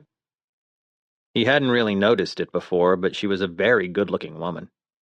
And that was most definitely interest in her eyes, which sort of put a damper on the easy exchange between them because, well, because of Molly. But as soon as the thought rolled through his head, he stopped short. There wasn't anything between him and Molly. Or at least there wasn't supposed to be. They'd said they were going to shut this thing between them down, so they would. A lot of women had passed through Sean's life over the years. Women he'd had fun with, but knew weren't what he'd been looking for long term. With most, it had been easy to move on and let a few nights of fun be the end of it. But from time to time, there had been that one who'd been the kind of fun he hadn't quite been ready to give up. Those had been the ones he'd needed to move past the quickest, cut off without a second glance, because he'd known there wouldn't be a future with them, and it wouldn't have been fair to either of them to let that natural connection grow when it would need to be severed later. And from as far back as he'd been thinking that way, the best way he'd known to get one woman out of his head had been to move on to another. Jesus. He couldn't imagine trying something like that with Molly. He wouldn't want to. But even if he did, he had to wonder if it would even work with her. Rapping his knuckles on the bar, he pushed off his seat and wished the woman in the next seat luck with the heels. And then he crossed the bar to join Molly and the guys from the band. Chapter 11. The rest of the night had been pretty mellow. Sean and Molly both did their best to act like what happened in the alley wasn't completely messing with their minds. Both pretended everything was cool. Both feigned fatigue when normally neither of them would even be thinking about calling it a night. Both kept a minimum 2 feet of distance between them. Neither joked about the kiss that had nearly set them on fire.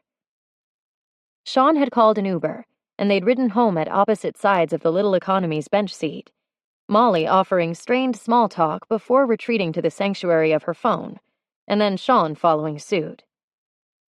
But Molly could practically feel that kiss dismantling the foundation between them, changing the terrain of their relationship.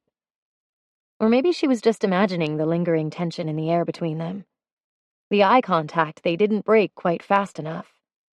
The heat in that single extra glance back after they finally had.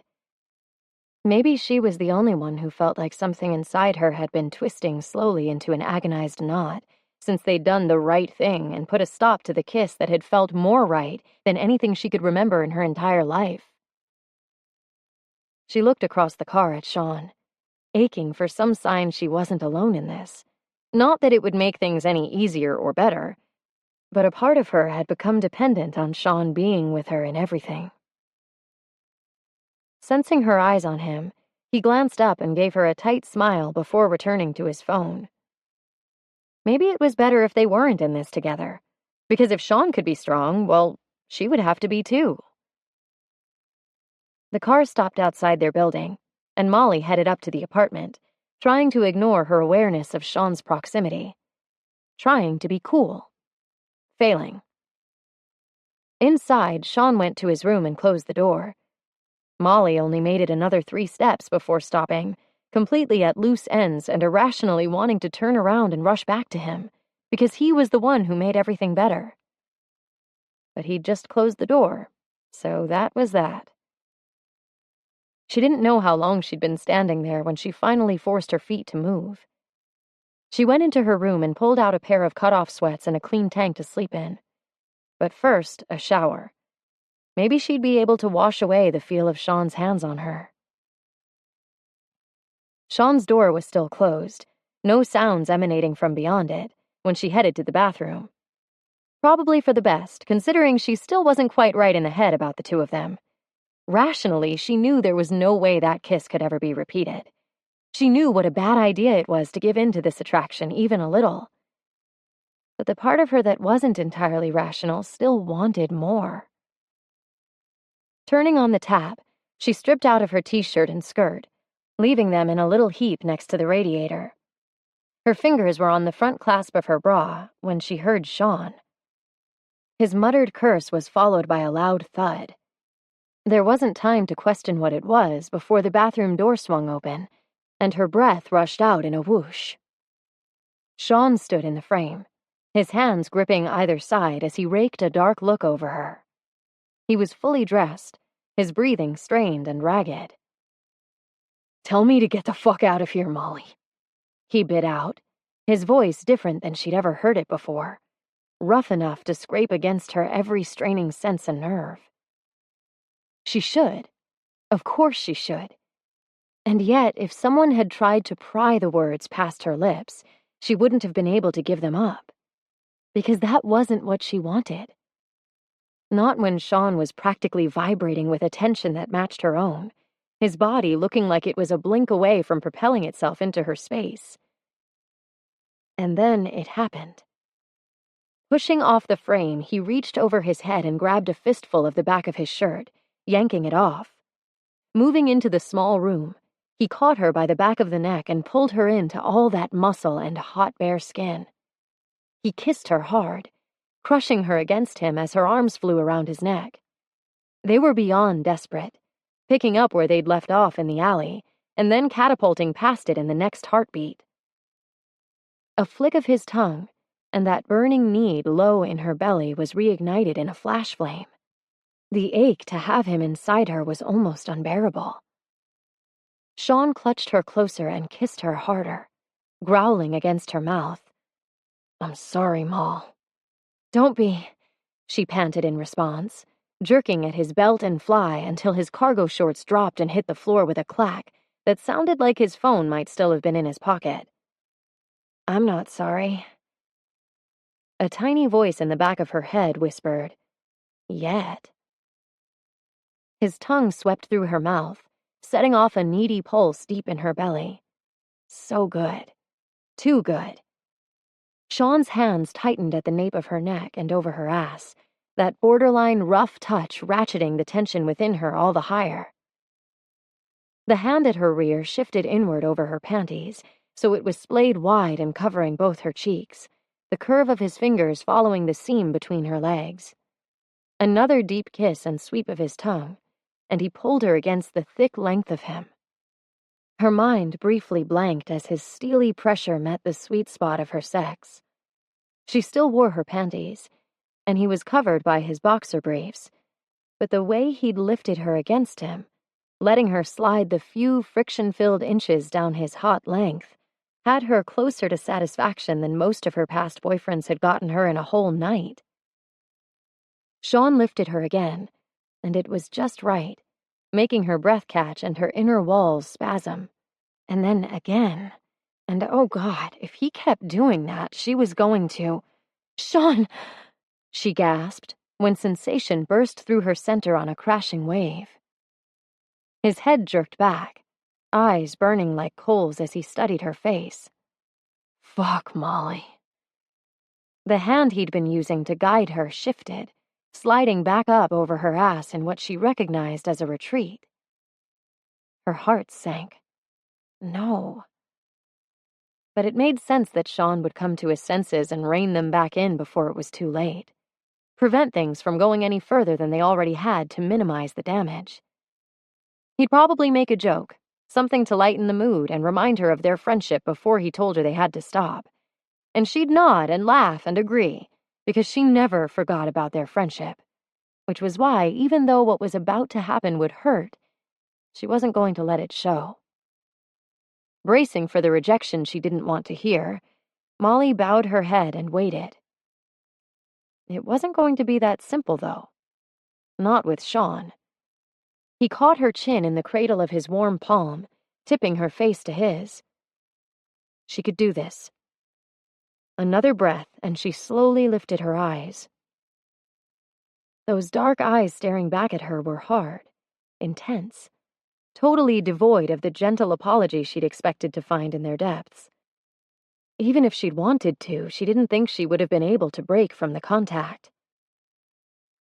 "There won't be any coming back from this," he warned, the quiet of his voice adding to the weight of the words. She nodded, a shiver of anticipation spearing through her. "I know." Then, resting her hand against his heart, she asked for the clarification she knew they needed. "Just this once?" The corner of his mouth hitched, blurring the lines between all the versions of Sean she knew.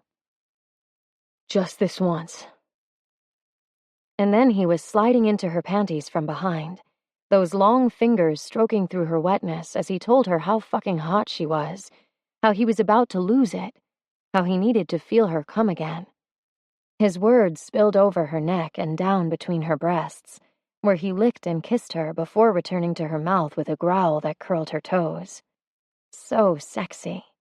So a side of Sean he'd never shared with her before.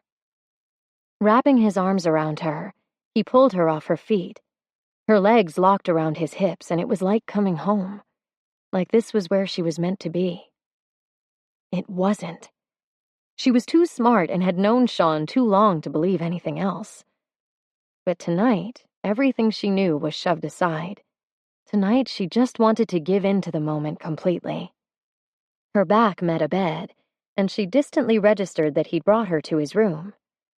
Then his mouth was covering the fuchsia cups of her bra, catching the bead of her nipple with his teeth, and groaning with her when he gave it a little pull.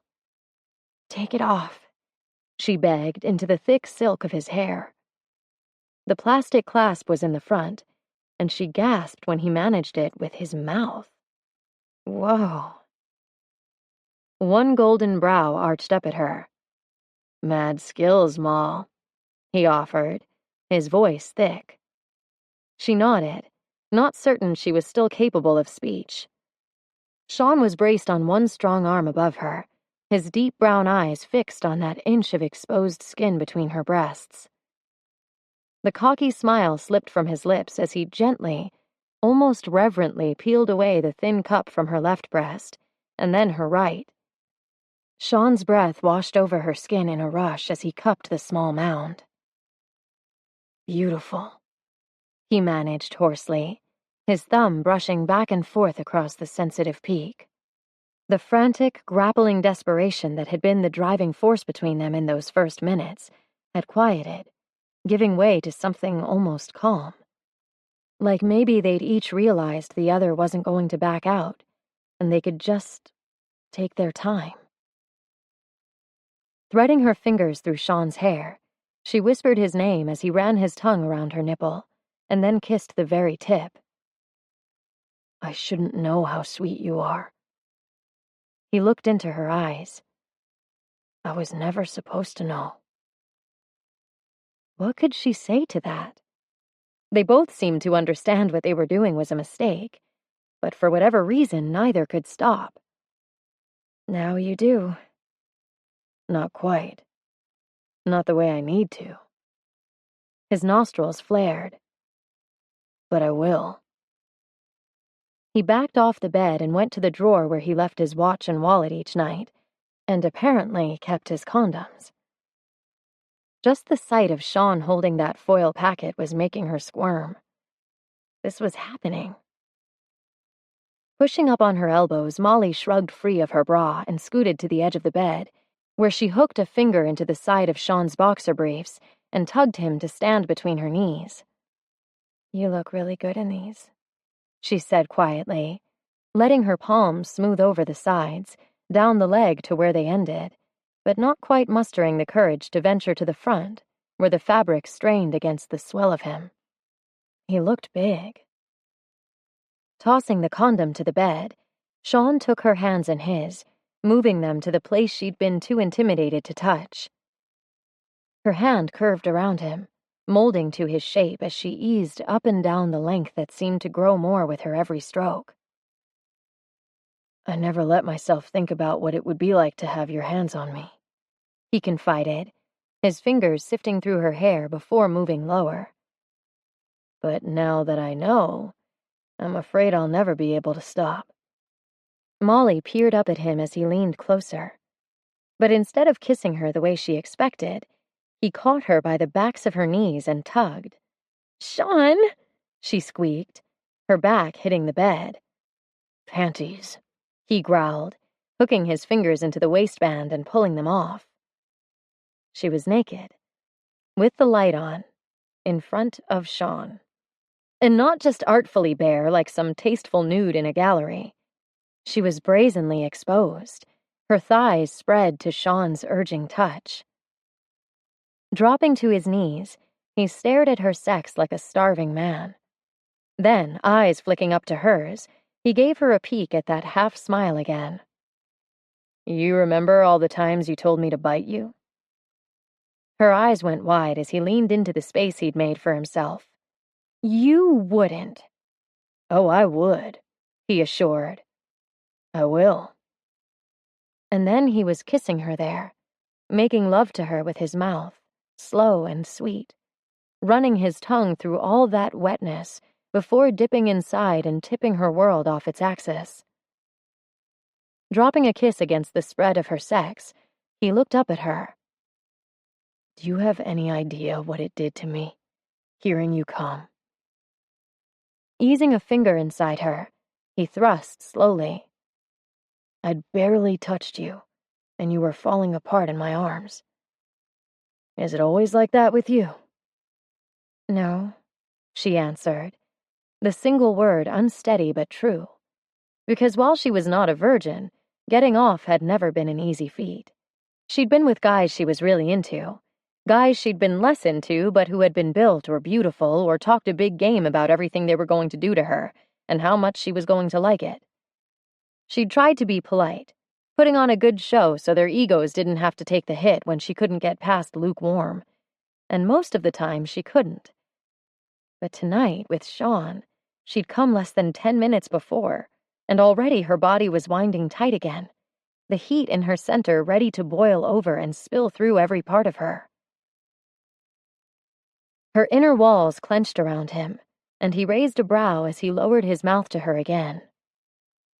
No? Ah! She cried out as the sensation intensified. Only with you. Sean's eyes met hers again, the amusement and teasing gone. You can't say that to me, Molly. Adding a second finger to the first, he stroked in and out. It makes me want things I shouldn't have. Then, curling them, he hit the spot that until that very moment she hadn't totally believed existed. It makes me want to take all your only with yous. Just imagining what that would be like had her fingers digging into the comforter and her back arching hard. You like that, Molly? He asked with another beckoning stroke. Yes, she panted, her hips lifting to meet him. Oh God, yes. So fucking hot, Moll. Another stroke and she was there, her body seizing around his thrusting touch, her head thrown back as she shattered. Sean leaned over her, kissing her hot and deep, giving her a taste of her own pleasure as he moved them back up the bed and reached for the condom. Last chance, Molly, he said, restraint tightening his features as he searched her eyes. Sliding her heel up the back of his thigh, she asked, trying to back out? But she knew that wasn't it. He was trying to make sure they didn't regret this night any more than they had to. Sean's mouth met hers in another soul-shattering kiss, and then he was pushing inside her, stretching her as inch by inch he took her deeper, filled her more, until finally she had him all. Her breath left on a shuddering gasp as emotion and sensation tangled together, overwhelming her. Everything she'd wanted was in that minute hers. Molly, look at me, he urged, bracing on his elbows so his hands could cup her face. It's just us. You and me. She nodded, tears pricking her eyes. It's just so much. She knew he understood what she was saying, could see it in his eyes. They were connected in a way they never had been before. It was powerfully overwhelming in the very best way. I know, Ma. And then, because he was Sean and he always knew exactly what she needed, he added, I'm a big guy. She laughed, which made him laugh too, which was really weird considering the way they were connected, but was also the most perfect thing that could have happened. She touched his cheek and sighed. Only you. The corner of his mouth pulled up, his eyes going tender as he started to move. Don't forget it. Never. Just once. That's what they'd said. What Molly had said. So it wasn't even like Sean could pretend she'd been agreeing with him just to be cool. She'd brought it up, she'd said it first, and like the total fuckwit he was, he'd thought she couldn't be any more perfect because once was supposed to be enough to scratch the itch. But now Sean was breathing in the sweet, sexy coconut smell of her neck. The 5 seconds he'd allotted himself to collapse on top of her well past expired already. He needed to get up. He needed to deal with the rubber. He needed to figure out how to stop thinking of Molly in terms of how insanely hot it was being inside her, how wet her kisses were, what she tasted like. He needed to stop thinking about what it had been like making her come for him 4 times. She moaned from beneath him, still doing that thing with his hair that he was also going to have to stop thinking about because friends didn't run their fingers through each other's hair, and friends definitely didn't get hard thinking about how fucking good it felt either. How was he going to come back from this? Start by getting off the girl, numbnuts. It was time. Much as he wished it wasn't, because this thing with Molly was just a thing with Molly. It wasn't their first step toward forever. And it wasn't like he and Molly could just date and see where it went. For one, it was Molly, his go-to girl for everything short of, well, this. He couldn't risk what would happen if things didn't work out. He couldn't risk hurting her, which meant it was time. Reluctantly, he started to push up on his arms, making it less than an inch before Molly moaned in protest, wrapping her arms and legs around him tighter. Just 1 more minute, she murmured, with a contented purr when he gave her back his weight. You just feel so good like this. I'm not squishing the life out of you or cutting off your air supply. He checked, burrowing his face into her neck because apparently it was okay. No. Her breath washed over his ear, soft and warm. Feels good. Yeah, it did. Especially when she started sliding one knee up and down at his side. It felt good everywhere, silky soft, but especially where he was still buried inside her. He was already getting hard again. He definitely needed to get out of her. Get rid of this Sean. She half moaned, her blue eyes startled as they met his. Are you already? The tip of her tongue touched her bottom lip, and his cock swelled even more, triggering her lips parting on one of those tiny gasps that hit him like a wrecking ball. We said just once. Okay, and maybe things would have gone differently from there if he hadn't rocked his hips into her while licking the lobe of her ear before sucking it between his teeth. I won't tell if you... Sean! She cried out, her inner walls grasping at him like hungry hands. 2 thrusts and she was sucking on his tongue while he took his fill of those insane legs of hers. So fucking good, so fucking hot, so fucking perfect. Jesus! He choked, pulling out before another second passed, and from the looks of it, not a second too soon. New condom, baby. Molly! He promised, backing off the bed in record time to change out the equipment, heart slamming. He shook his head. What the fuck, man? That was the closest he'd ever come to flaking on the safe part of sex. And it had happened with Molly, who he cared about more than any other woman he'd ever been with. It was inexcusable and... Sean? He looked back, ready to beg forgiveness, when instead, that racing heart skidded to a stop. Because the way Molly was looking at him. Holy fuck. He'd never seen anything so sexy in his life. Those smooth, long legs shifted restlessly together as one hand stroked lightly across her breast, and the other played with the pink ends of her hair. She bit softly into her bottom lip, pulling it through the clasp of her teeth before whispering, Hurry. His breath hissed out, that last word tightening every damn inch of his body, flipping switches he didn't even realize he had. She was killing him, and he never wanted her to stop. Turning back to her, he rolled the condom on, and catching the flare of interest in her eyes as she watched, he gripped himself, running up and down his length a couple of times just to see how she would react. So hot, she whispered, that hand playing at her chest, teasing lower, coasting past her belly until... Show me, Molly. He gritted out through clenched teeth, and when she did, parting her knees for him as she slipped her fingers down to where she was glossy and slick. Because of him, he groaned. Fuck. And then he was back on top of her, pushing her already spread legs wider with his knees and pinning her wrists above her head. She took him full length in one long stroke that ended with their mingled moans, their eyes locked, and smiles on their lips. Just once. More.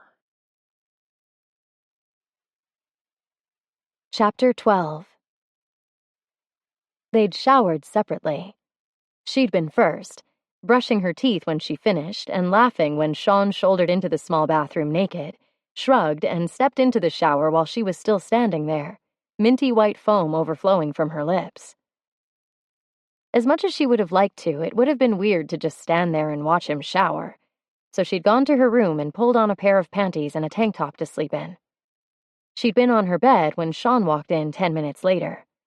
He was wearing his boxer briefs, light blue this time, and his hair was a sexy, wet mess that looked almost as good as it had after she'd had her fingers in it through 2 rolls in the hay. She'd been about to comment when, without a word, he scooped her off the bed and tossed her over his shoulder and marched out of her room. "Sean!" she squealed, futilely grappling for a hold. "What are you doing?" "I put out twice," he announced above her laughter, dumping her onto his bed with a bounce and then following her down. "I earned the cuddle." "You think?" she teased, not even trying to keep a straight face because, oh man, had he ever earned a cuddle or anything else he wanted. "Sit up." She did as he asked, checking around the bed beneath her to see if she was on top of something. But that wasn't what he wanted.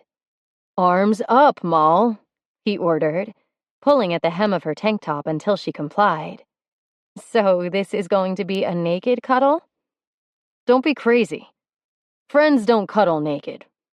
The tank landed on the floor in a little heap, and for 1 second Sean just stared at her chest like a kid on Christmas morning.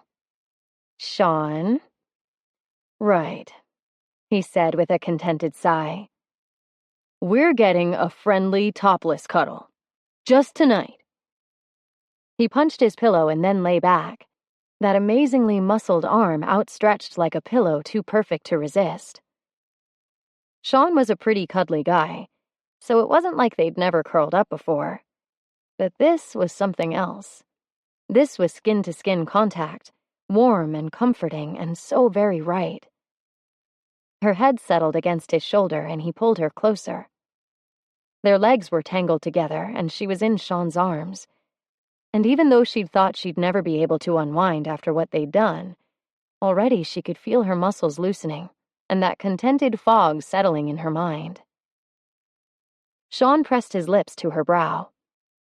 "You know I'm going to have to move out after this." "I know." He'd have to. They'd crossed a line that couldn't be uncrossed.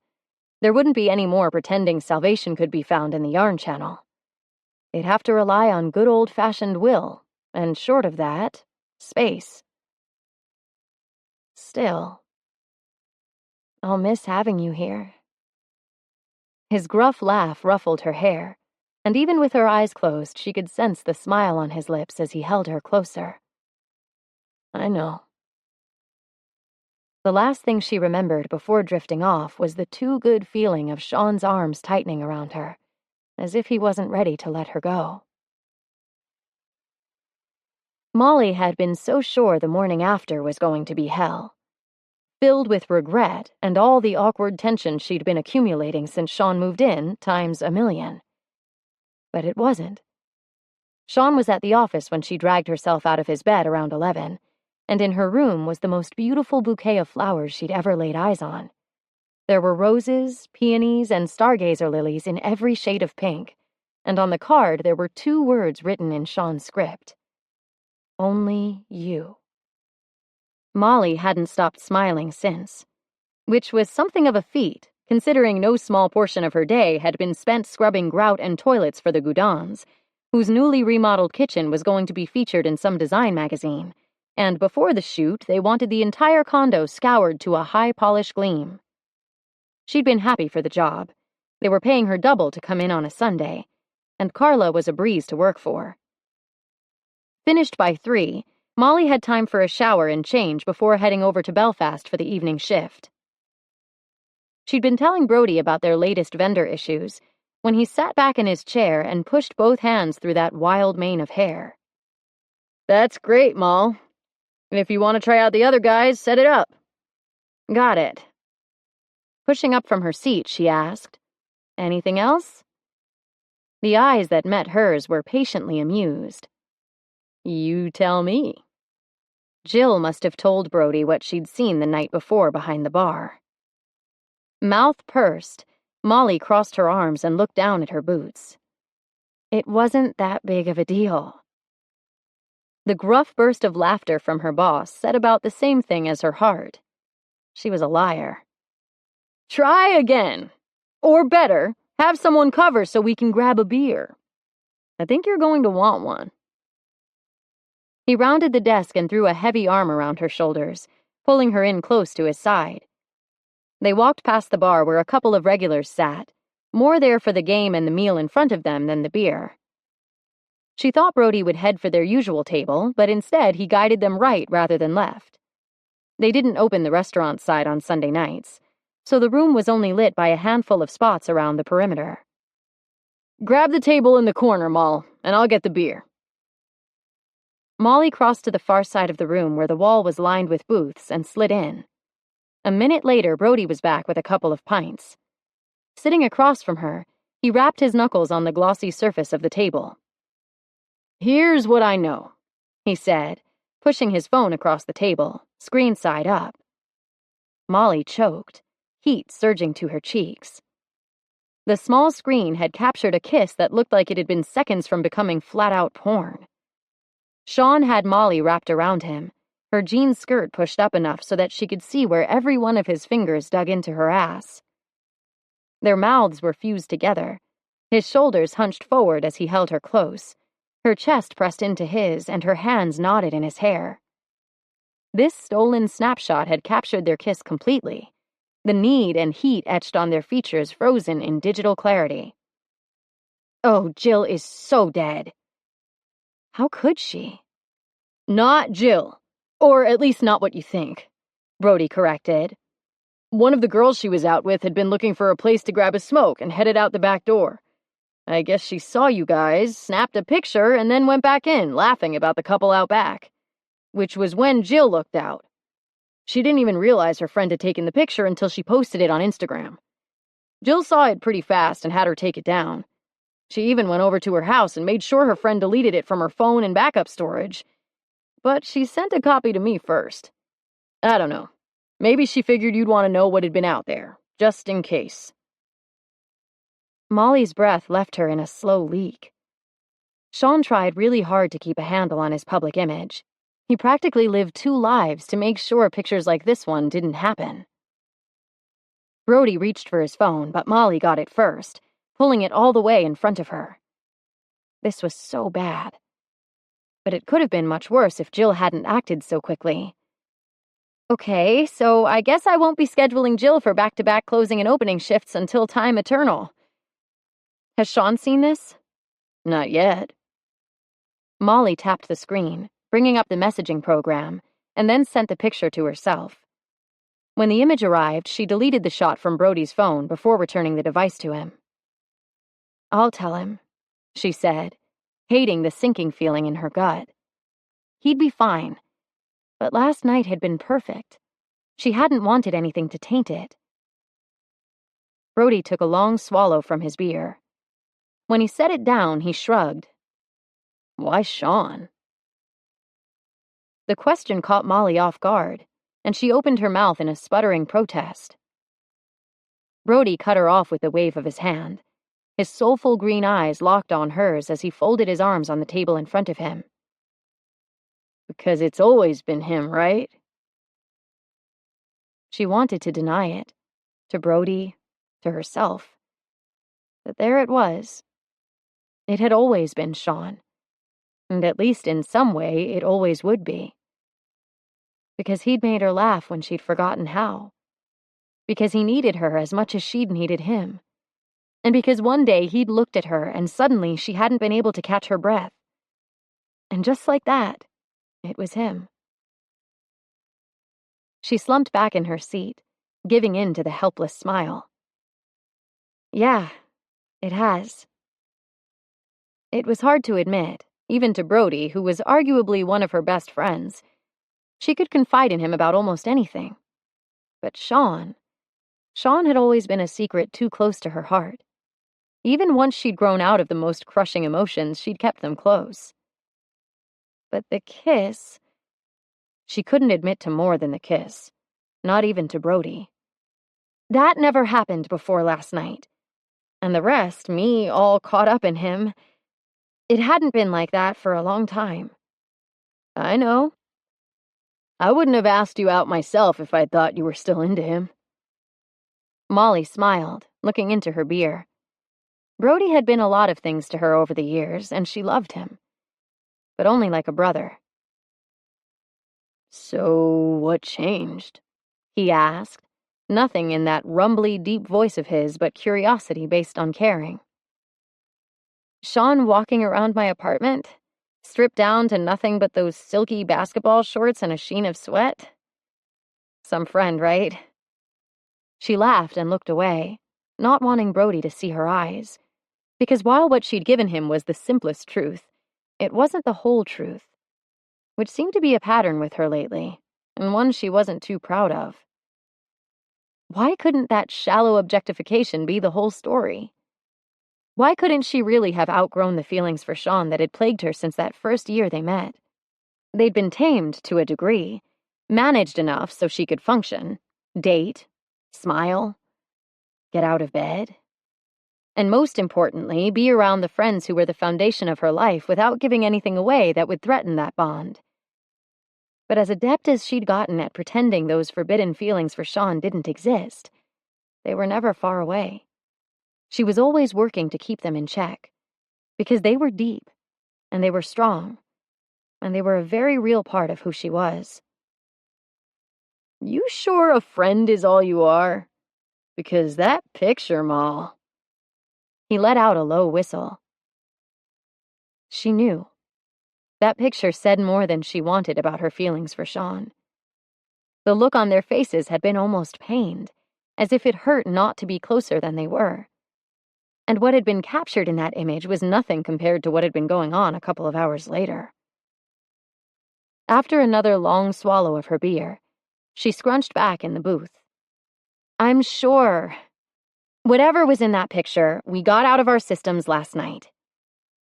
And even if they hadn't, Sean had the movers coming first thing the next morning. Just what the fuck was your dirty fucking dick doing anywhere near Molly? Max demanded, stalking out of the Y's private elevator 2 days later. Sean uncrossed his legs and stood from where he'd been leaning against an incredibly uncomfortable wingback chair in the foyer of his parents' incredibly uncomfortable apartment.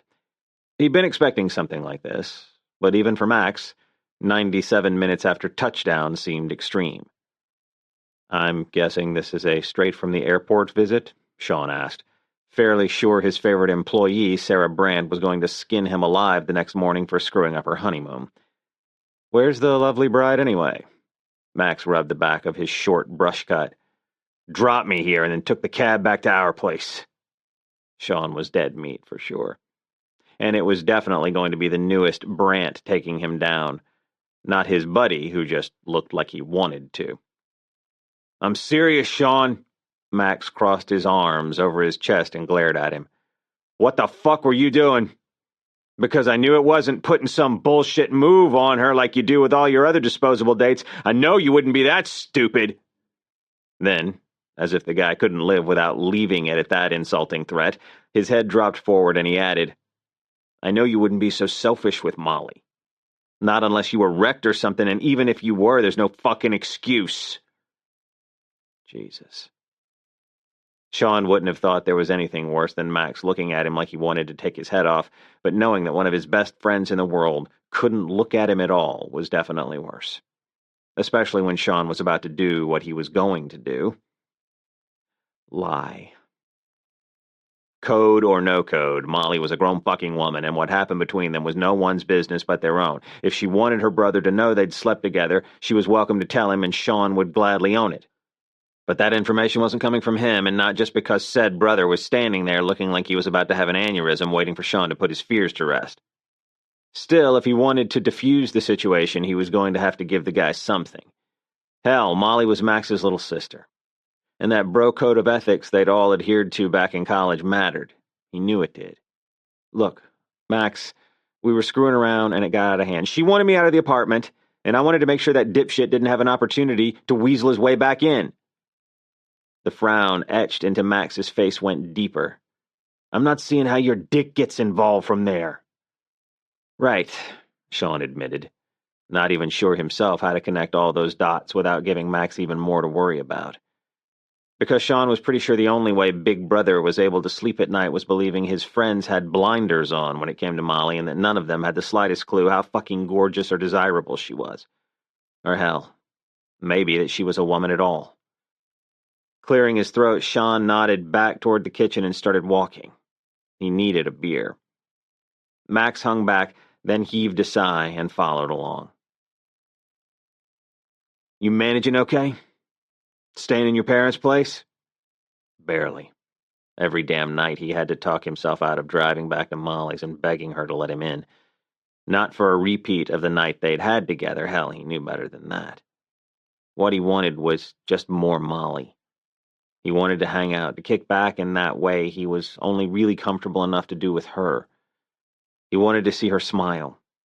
And know the most important thing in his life was still as solid as ever. But that wasn't what Max had been asking. Sean shrugged and waved a hand at the showplace his parents called one of their homes. What do you think? Max stopped beside a Victorian settee in shades of white matching the rest of the decor and shuddered. Exactly. In the kitchen, Sean pulled a couple of bottles of beer from the fridge and handed Max one, before propping a hip against the white marble-topped island. Explanation time. She thought the best way to get me out of the apartment was to freak me out by pretending to flirt with me. It wasn't the whole truth. It wasn't even most of it. But it was the part Sean could give Max. Max's expression grew steely, and Sean rolled his eyes. Don't get on her case about it, Max. It worked. I freaked. Not exactly for the reasons Max would believe, but whatever. Only you know how it is with me and Maul. I wasn't about to let her win. He couldn't bring himself to say that he probably should have, because he didn't even want to think about the idea of not having shared what he had with Molly, of not knowing about that last layer of the friendship between them. So what are you saying? Max prompted, sounding almost hopeful as he asked. You got a bone to one-up her? What? No, I got a bone because she crawled into my lap and she's fucking beautiful. He snapped back before he'd thought about the filter he might have used. But Max seemed to have missed the urgent truth in his delivery and nodded. She got to you. More than he'd ever let on. Yeah, but we both realized the line we'd crossed and took steps to ensure it didn't happen again. And this is where it got dicey. Because while that much was true, the omissions that followed, about the failure of those steps and just how far past the line they'd ended up going, made this conversation a lie. But it had to be done. Dude, this isn't something you need to worry about. Molly and I have got it figured out. We're past it. So go home to your wife before she tosses your clothes from the honeymoon onto the front grass. Max stared a minute longer until he finally nodded, the furrow between his eyes smoothing. Okay, man. If you guys are good, then I'm good. I know you'd never do that shit with Molly. Treat her the way you treat those other women. Just had to ask anyway. Sean clapped him on the shoulder, covering the sick feeling in his gut with a practiced smile. He wasn't sure what bothered him more, that he'd essentially lied to a guy he thought of like a brother, or the idea of Molly being lumped in with any of the women Sean had spent the night with, despite the fact that he'd never been anything but respectful, upfront, and, he'd like to believe, good to them. Molly didn't belong anywhere near that group of casual encounters, because that's not what she was to him. She was critical, not casual. It shouldn't be this easy between them. But a week after he'd moved out, Sean still couldn't scrape together a single regret about the night he'd spent with Molly. Even moving out wasn't the end of the world. He'd gotten rid of the freeloader, paid Molly for a full month of living there, and as it stood, they were closer than ever. Temptation eliminated. Mostly. "Hey, man," Jace greeted him with a fist bump at the front door to his place. "Glad you made it. Sorry for the holdup. Dad decided to cut his trip short, and every time they change their plans, it throws a world of shit out of whack." Jace grunted in that way that suggested he knew exactly what Sean meant. He got it. Cutting straight back to the kitchen, Sean bit back what he wanted to know most, whether Molly was there already. He'd have his answer in less than 10 seconds, so whatever pressure was building in his chest, he ought to be able to handle it. Fine. So maybe there had been a few residual effects of sleeping with Molly. She was on his mind more, and admittedly, in a way she hadn't been before. He'd been inside her, heard her moan his name, and felt her come apart for him. But aside from needing to talk his dick down from time to time when he thought about what they'd done, or when he accidentally on purpose stumbled across that photo Molly had brought to him from the back alley, the one he was supposed to have deleted but hadn't quite managed to, there was this other thing happening too. A need to talk to her more, to hear her laugh, to touch her and see for himself that there wasn't anything broken or hurt in her eyes, that what they'd done hadn't cost him something immeasurably precious. Laughter bubbled over the sounds and scents emanating from the kitchen, and that pressure in his chest instantly eased, replaced by something warm and easy. Molly. She was there. As he stepped through the wide cutout doorway, their eyes met across the room, sending a satisfied pulse through his system. Her smile stretched wide as she nodded toward Emily and Brody, who were shoulder to shoulder, each whisking some kind of sauce while exchanging backhanded compliments about the other's product. "Tell me this means what I think it means," Sean pleaded, rubbing his hands together. Molly nodded, an eager smile lighting her face. "Oh yeah, the taste-off is on. Emily is challenging Brody's mustard cream sauce." Edging out from behind the cooks, Molly shimmied around Jason and stopped beside Sean, leaving an inch of space between them. An inch he couldn't leave alone. Leaning into her so their arms brushed, he waited for it. The slow shift of her eyes meeting his. The flicker of a smile that was only about them. The relief he shouldn't need to feel. And yeah, the pull of an attraction he could only manage as easily as he was because of how completely she'd fallen back into their routine. Whatever had gone haywire between them was shut down, at least from her side, which made it a hell of a lot easier to keep his side in check. Thoughts were one thing, but those impulses weren't getting off the leash. A commitment totally reinforced when Max and Sarah showed up a few minutes later. "Let's see those tan lines," Emily urged, abandoning her sauce to greet the newlyweds, who'd been back for almost a week but hadn't been able to meet up with everyone until that night. Though Sean had seen them both, Sarah because she'd become something of his right hand at Wise, and Max because of his little visit on the way back in from the airport. Donning a pair of oven-proof mitts, Brody hunkered down in front of the oven, coming back up with a broiler pan loaded with juicy medallions of perfectly charred steak. "Rare all around, yes?" he asked, not actually listening for an answer because Brody had a knack for remembering everyone's tastes the way Sean had a knack with numbers. Sarah was leaning forward over the counter and looking like her nose had led her. "That's it, Max. I'm throwing you back and running off with Brody." Emily was moving a stack of small white plates from the counter to the island. "Yeah, Brody knows his way around a choice piece of meat. But after you taste my sauce over it, you'll be begging me for a three-way." Molly leaned back into Sean's space, her shoulder meeting his chest as she grinned back at him, eyes gleaming. He knew exactly what she was thinking. Emily hated to lose more than any person he'd ever met. She was physically incapable of not competing, and it was hilarious. A flick of Molly's eyes toward Jace, and Sean gave her a nod. He'd seen it. While Max was aspirating his beer over Emily's quasi-proposition, Jace was sitting there nodding, with that same smacked look of love on his face he'd had since Em had agreed to marry him. Agreeing to a three-way his wife hadn't even offered to include him in, over a sauce.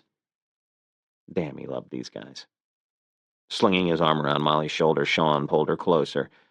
She smelled like coconut, and when his thoughts veered to how she'd smelled like coconut everywhere, he pulled her closer still, reminding himself about what was really important.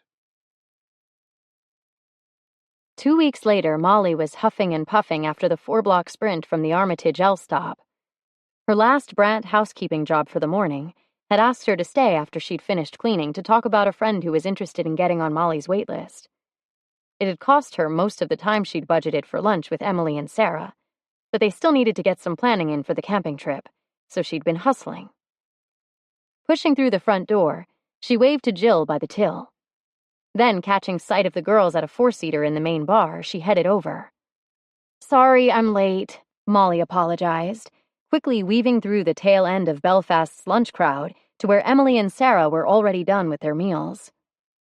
Looking around, she caught one of the server's eyes, giving a nod toward the empty plates before sliding into her open seat. She wasn't on for another hour, but she'd been around as long as Brody, and whether she was working or not, when she was in the bar, the staff tended to look to her first. "What, did you run here?" Sarah teased, pushing her water in front of Molly. "Feels like I'm running everywhere these days." Molly laughed, shaking her head at the offered glass, figuring she'd have her own in a matter of minutes. "Sorry, I missed lunch." "That stinks, but we totally get it," Emily assured her, and Molly knew she meant it. If anyone understood about work demands, it was these two. Even if they were working in high-rise corner offices and Molly was down on her knees scrubbing the corners of Gold Coast homes, they were all ambitious women who understood goals. "How many employees are you up to?" Sarah asked, straightening her silk blouse as she sat back. 12, but I've got a couple of prospects, and if they work out, it'll bring me up to 15, which would be great because it's killing me to turn down customers. If she wanted to, she could hire the staff she needed by the afternoon, but she wouldn't risk the reputation she'd worked so hard to build on people she couldn't vouch for personally. Her plans were long-term and depended on consistent revenue streams. Satisfied clients were the key. Emily nodded and picked up her phone. "So, what do you think? Should we start figuring out the logistics for the trip?" Molly grabbed her own phone, bringing up the calendar. The trip was still 2 weeks away, which would have been 2 weeks more time than she needed to plan if they were camping like they had when it was just her, Max, and Sean. They'd have decided to go at 5 and left at 6, and it would have been perfect.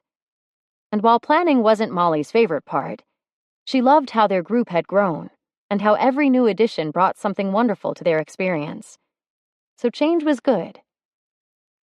Phones out, Sarah and Emily were a blur of thumbs, looking things up and taking notes on games, food, and drinks. Then breaking down each of those categories, not just into meals, but snacks, appetizers, and late-night snacks with alternatives based on whether it was warm or rainy. Because you didn't want to be making s'mores if it was pouring. "I know we just had our honeymoon, and that vacation was spectacular," Sarah said, a dreamy expression on her face. "But the build-up to the wedding was so intense, and there have been a million things to do since we got back. Max and I are really looking forward to a weekend off the grid." "Jace, too," Emily added, her brows furrowing in concentration as her thumbs sped across the screen of her phone. "Do we know if Brody confirmed the campsites again?" Molly laughed, because Emily took everything so seriously. To her, this camping trip was being handled the way she handled a promo spot for one of her campaigns. "I'll double-check with him," Molly promised, then thought better of it. "Forget that. Let's just find out." 5 minutes later, she'd grabbed Brody from the back. When they were all settled at the table, he slapped down a pad of paper in front of them and started scribbling notes. While the rest of the world would be using their phones, Molly imagined those thick fingers of Brody's couldn't make more than the simplest texting very easy. "I've been planning to get organized next weekend, but since you girls are all here and your lesser halves tend toward last-minute preparations, let's work it all out ourselves." "Speaking of lesser halves," Emily sang, leaning in toward Molly, "think you and Sean will be able to share a tent without another boner incident to report?" Sarah chuckled lightly. "God, I hope so. I don't think I can handle a replay of the groin-to-groin contact that nearly blew my husband's head off during our honeymoon." Molly froze where she was, her iced tea halfway to her mouth, a sense of dread spooling through her stomach. "You okay, Moll?" Brody asked, looking over his phone, then turning it to show Emily the picture of the new tent he'd ordered. Thankfully, neither of them was paying too much attention, because Molly felt like she'd just swallowed a frog. She'd been working overtime to remind herself that Sean was not her other half. The two of them together did not make a whole. And yet, on some level, even their friends saw her and Sean as another couple within this group. Things had been going smoothly with Sean. He seemed to have gotten past their night together without a glitch. And she was getting there. Absolutely. But suddenly, those 2 weeks she had until she was sharing a tent with him didn't seem like much time at all. Mature adult men didn't throw tantrums about their parents bugging them. But Sean was about to blow a gasket if his didn't exit his office, his sanctuary, in the next 30 seconds. They were driving him nuts, going on about who would represent Wise for this commitment or that, how dreadful some coming event would be, but how it was their responsibility to attend regardless, obligations that couldn't be avoided, and opportunities to advance relationships. None of it was new. Sean had been participating in conversations like this one, and doing so without complaint, from the time he was 12.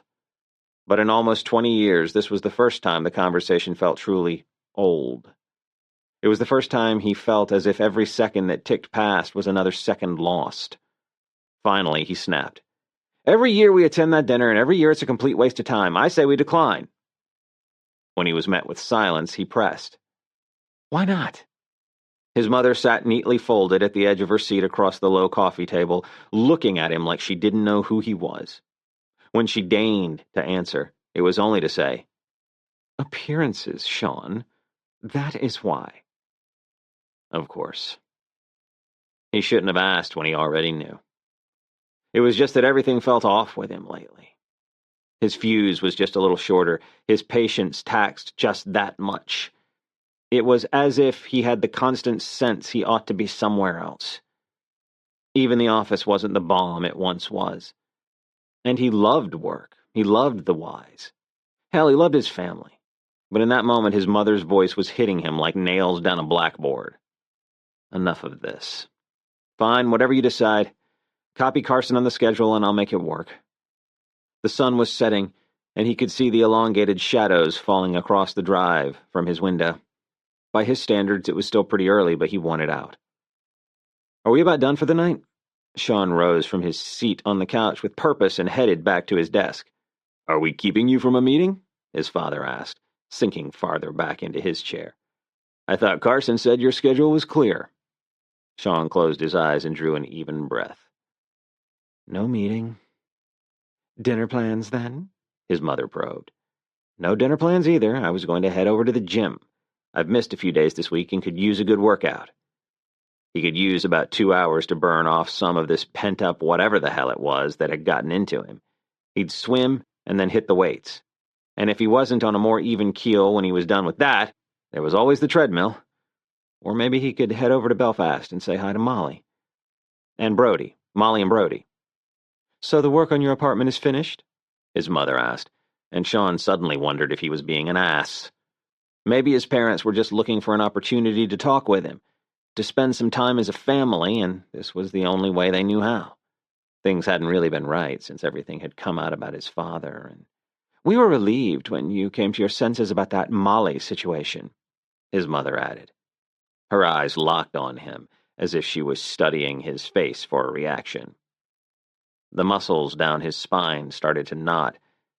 He would definitely be hitting the treadmill.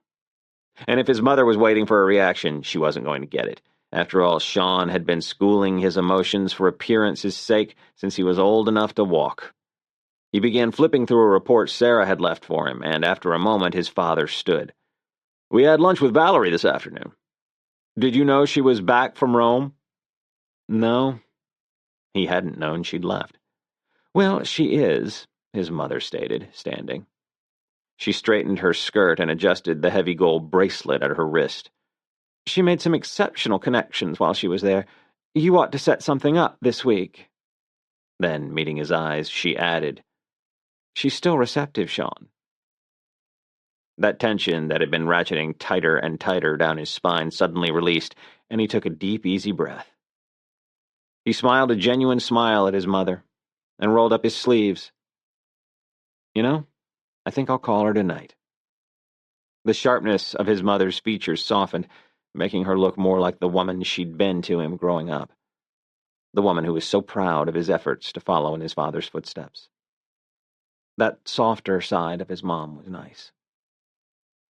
He just wasn't sure it was entirely real anymore. 90 minutes later, Sean was seated in the back corner of a mostly empty coffee shop with Valerie across from him. Her hair fell in immaculate glossy waves to a few inches past her shoulders, and her clothes looked like her personal shoppers probably earned enough in commissions to buy their own summer place in the Hamptons. It was no mystery why his parents had pinned their hopes on this woman. Valerie laughed, recounting the hard press his parents had given her at lunch, and sat back in her chair smiling over her espresso at him. I must admit, Sean, I was surprised you called. He nodded, setting his own coffee aside. Thanks for meeting me on such short notice. I imagine your calendar is booked for months. She laughed politely, but he knew from when they dated it was true. It was easy enough to push my dinner plans back. David? He asked, remembering he'd seen her and Stanthorpe in the paper not too far back. She shook her head. Alan Ryder. Right, he knew the name. Serious? I suppose it could be. The answer was just ambiguous enough to leave the door open, validating his decision to contact her. Valerie, I've been reconsidering my stance on marriage, and with the somewhat open-ended way we've left things, and considering his parents' conversation with her at lunch, I thought you deserved to know. It was time to close the door. Chapter 13. Molly should have known that with Brody, Emily, and Sarah coordinating the camping trip, there was no way it wasn't going to be perfect. Or over the top. Or as unlike traditional camping as you could get while still sleeping in tents in the woods. They'd gone to Google Earth and scouted out the available sites, securing the last 4 backing up to the woods, with a decent distance between them and the next campers in front of them. She'd ridden up with Emily and Sarah Friday morning, leaving around 10. Both the girls had a few things to handle at their respective offices, which left Molly an extra couple of hours of sleep. But mostly it had given her a handy excuse not to ride up with Sean. No matter how she sliced it, the two of them were a pair. Not that it was something new or something terrible. It was just that with the way her brain had been misfiring recently, anything she could do to avoid that coupled-up feeling seemed wise. So she'd ridden with the girls in Max's Charger. Sean had gone with Jace in the SUV, and Max had ridden along in the truck Brody rented to transport all the necessities. Sarah pulled to a stop, both hands secure around the wheel as she leaned forward, her mouth hanging open. Emily's hands clutched between her breasts as she practically bounced in her seat. This is going to be awesome! Awesome? Definitely. Over the top to the point of ridiculous? Already there. The girls piled out of the car and walked down to the campsite, where Brody was manning a gleaming 6-burner grill parked beside the half-rusted-out traditional pit provided at the site. Jace and Max were assembling a screened-in gazebo, and where any other campsite might have had an assortment of folding chairs, theirs was littered with a deep-cushioned set of wicker patio chairs, end tables, a love seat, and this crazy sort of blow-up tube that looked like it might be a cross between an inflatable couch and hammock. The girls ran down to greet their husbands. Emily got dipped back into one of those showy kisses Molly never would have guessed Jace had in him, but had become all but standard since the two had gotten together. And Sarah stepped into Max's arms, pushing up to her toes to meet him for a kiss Molly ended up having to turn away from. He was her brother, for crying out loud. They had a routine. Each couple, their own thing. And seeing it usually made Molly smile. But then, usually, she wasn't fighting her own thing. Because she had one too. She and Sean. And right then, he was stepping out from behind the truck, dressed in a Wise Hotel t-shirt that had found the perfect balance between fitted and tight, a pair of ripped-up cargo shorts, and hiking boots with socks. There were 2 coolers stacked in his hold, and it took everything she had not to give in to the pull of habit, skip down the gravelly slope, and cuddle into Sean's side for a minute, before helping out with whatever she could. Not today. Sean scanned the site, checking out the couples who were greeting each other as though it had been weeks rather than hours since they'd last had the chance. And then his eyes landed on her, his smile going wide and crooked as he jutted his chin in a nod of greeting. Offering up a wave, she forced herself to go to Brody first. "Hey, Moll. How was the drive up?" he asked, that too observant stare shifting between her and Sean. "Great. Little later start than we intended, but Sarah made good time." A chuckle rumbled deep from Brody's chest. "For being married to a cop, the girl's got a lead foot on her, doesn't she?" His eyes flicked past Molly's shoulder. "Hey, man, let me take one of those." Molly turned to find Sean standing beside her, an expectant look on his face, because whether he'd dissected it or analyzed it or not, Sean knew the routine too. He handed the top cooler off to Brody with thanks, and when the other man walked it back to the prep area, Sean searched her face. "You okay?" His biceps were flexing as he stood there holding the oversized cooler. "We okay?" She sighed, feeling like a jerk. Of course, Sean would notice something off. With a shake of her head, she sighed. "Yeah, we are. It's just me being weird." "Weird how?" He raised a brow, pulling the corner of his mouth a bit higher in the process.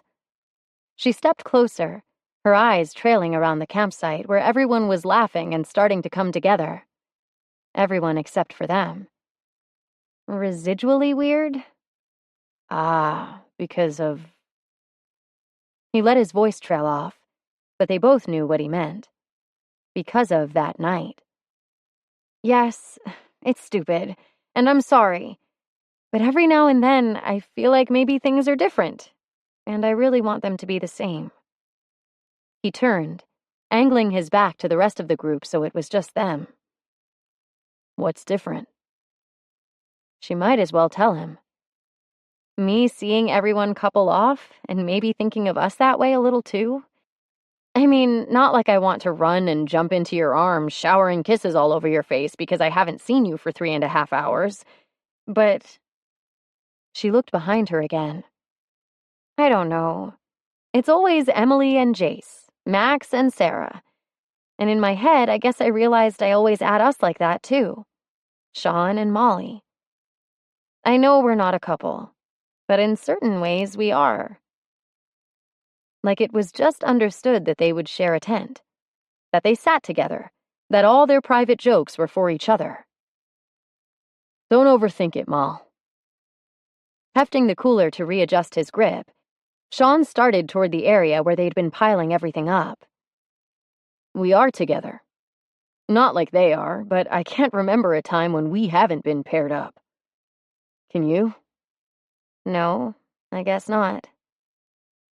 "I think we're both sensitive about making sure everything is okay between us.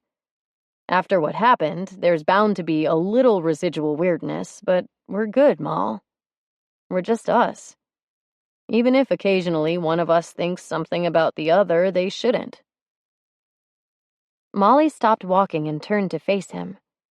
Their eyes met, and again she found herself caught in a hold that made her heart beat faster, her skin heat, and her belly start that slow, needy churn she only associated with Sean. His eyes slowly dropped to her mouth, and she felt something deep inside threatening to break free. But then Sean looked away and cleared his throat. "I'm sure it will pass." Once the campsite was set up to Brody's liking, and he had his feast underway, everyone else donned their hiking shoes and sneakers and took off down the trail toward the swimming hole. About a mile in, the trail split. One way was an easy path directly down to the beach, and the other wound farther around the lake, following a steeper trail, dead-ending at a rocky overhang protruding far enough over the water so swimmers could jump in. "It's not that high," Molly urged, practically bouncing on her toes. She was so excited to get there. "There's a windy walkway on the side where you can leave your stuff and climb back up." Her breath came out in an adorable rush. Even Sean jumps off it, and you know what a chicken he is. Or not so adorable. He barked out a laugh, shaking his head. Once, he countered, throwing his hands up with a laugh. One time, I suggest that maybe we take the trail down to the beach and go in there. And it hadn't been because he was afraid to jump. He'd been afraid to watch Molly jump. Even years and dozens of jumps later, he still had to keep himself from trying to talk her out of it. Come on, you guys, don't be a bunch of babies, she goaded. It's like 15 feet up. Max stood behind Sarah, his hands resting on her shoulders. 22 feet 7 inches, he clarified. Sarah gave a firm shake of her head. I'll pass, but don't let me stop you. Emily and Jace shared one of those looks where a whole conversation took place without words, and then Jace grinned, taking his wife's hand as they started back toward the site. You know, we're kind of beat, actually. You guys go. Have a good long swim, and we'll see you back at the campground. Christ. I think maybe a nap, Emily added unnecessarily because, seriously, like everyone didn't know what was going on. Molly snorted quietly. Subtle guys.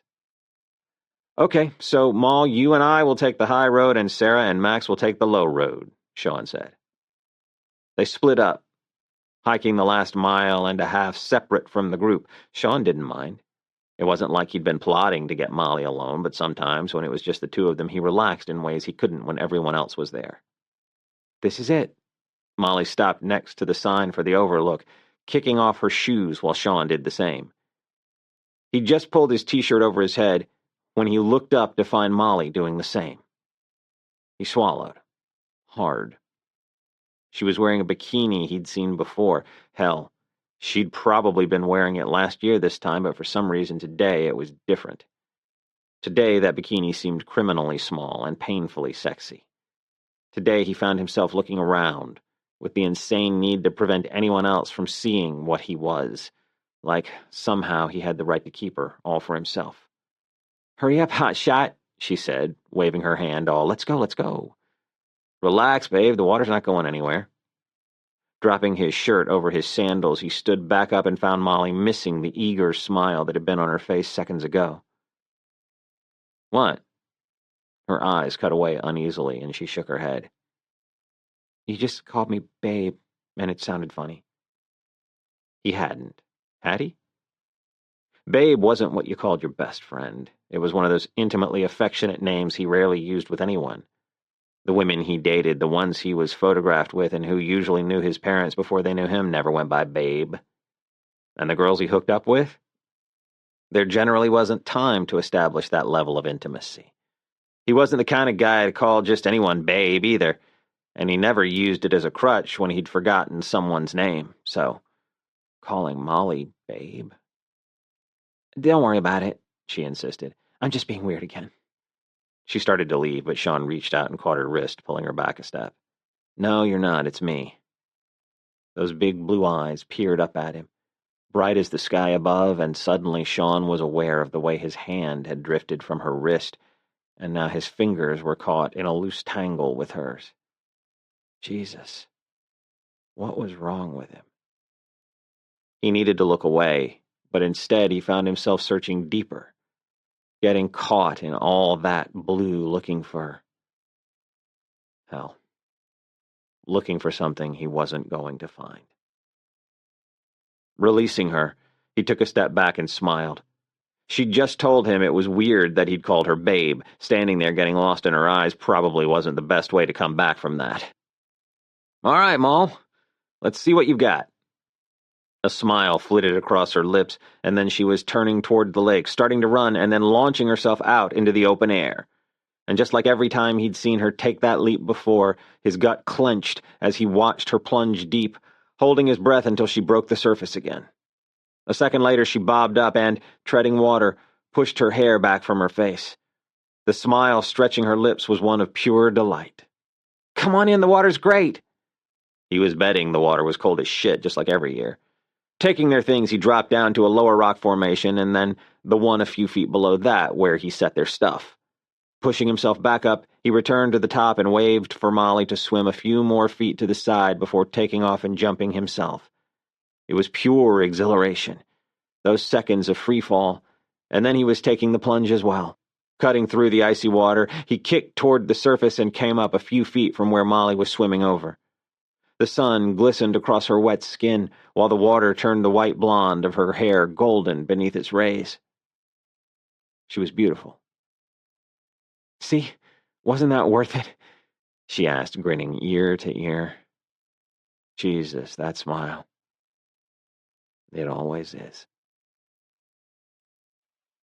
Turned out Sarah wasn't really interested in more than getting her feet wet, and Max wasn't interested in anything more than following his new wife around, so they'd headed back after a few minutes, leaving Sean and Molly to splash around in the lake for a good half hour on their own before returning to the campsite themselves. It was quiet when they got back. Brody's car was gone, and there was a note on the picnic table letting them know they'd all gone into town to grab a few extra ingredients for dessert. "Think I'm going to head over to the showers," Molly said, ducking into their tent to grab her things. She was still wearing her bikini, and Sean was still feeling like a shit for the way he kept looking at her and it, for the things he kept thinking. Like how he never had fun with the women he dated the way he did with her.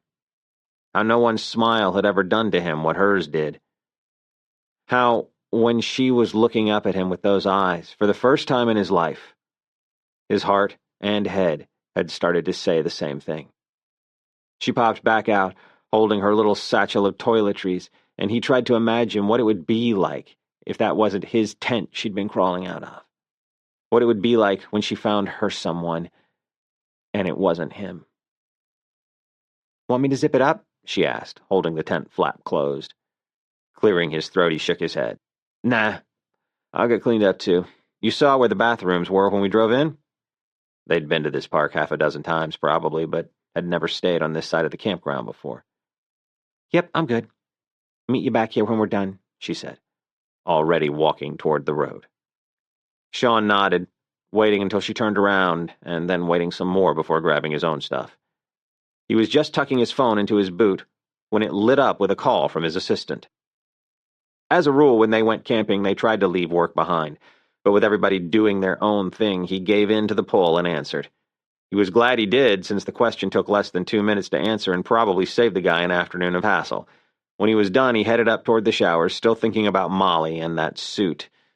About Molly in the water, about Molly in his arms and in his bed and all the places and all the ways he wasn't supposed to think about her at all. The showers at this campground looked like they did at every other one he'd ever been to. A brown wooden structure with empty windows and the doorway partly obscured by more brown fencing at either side. Out front, there was a water spout on a concrete slab surrounded by a bunch of soupy mud. Through the open windows, he could hear Molly singing Radioactive. Damn, he loved it when she sang. She didn't hit even half the notes, but when she sang, he knew she wasn't just happy. She was bubbling over with happiness. And it just didn't get any better than that. He walked up to the hut, following the sidewalk to the men's side, but his steps slowed as he neared the door. The singing was louder, not quieter. He looked up and checked the sign again. Men's. Uh-oh. Sean tentatively stepped through the doorway, knowing what he was about to encounter, but hoping against hope he was wrong. "Hey, Ma?" he called above the spray of the shower, stepping down the row of open stalls. Holy hell. There was no way he was going to survive this. Molly stood beneath the spray, rinsing a thick lather from her hair so the suds spilled over her shoulders and chest, slipping past her belly button and down her back, making a playground of that body he hadn't been able to get out of his head. But this wasn't fun and games. This wasn't about getting an eyeful of the girl he needed to remember was his best friend. This was about getting Molly out of the men's room before she completely lost her shit when she realized where she was. Thank God she was still wearing her bikini and a pair of sandals. Hopefully that would be enough. Molly?" he said again, calmly, quietly, not wanting to startle her. Her eyes blinked open, going wide at the sight of him standing there, and then she laughed, her arms crossing over her chest, even though she was wearing the bikini she'd been swimming with him in for the last hour. But standing there with the water and suds and his dirty thoughts, it felt different to him, too. "Sean, what are you doing? This is the ladies' shower. You can't be in here."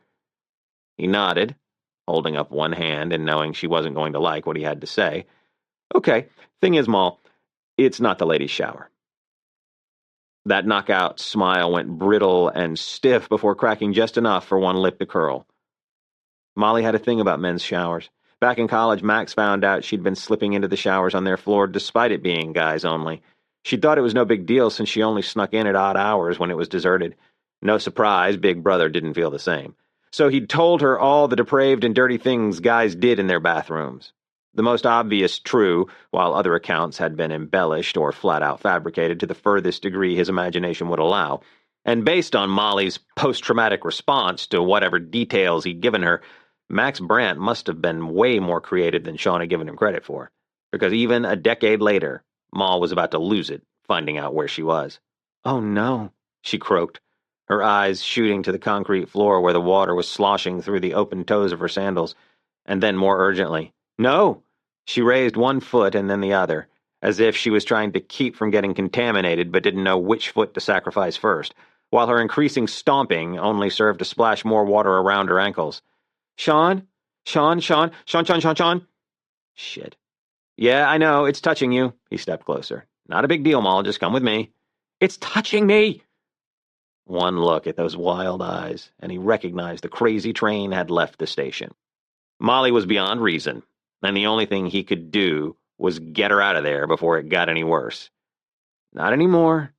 He ducked down, catching her around the waist and backs of her thighs, and picked her up against his chest.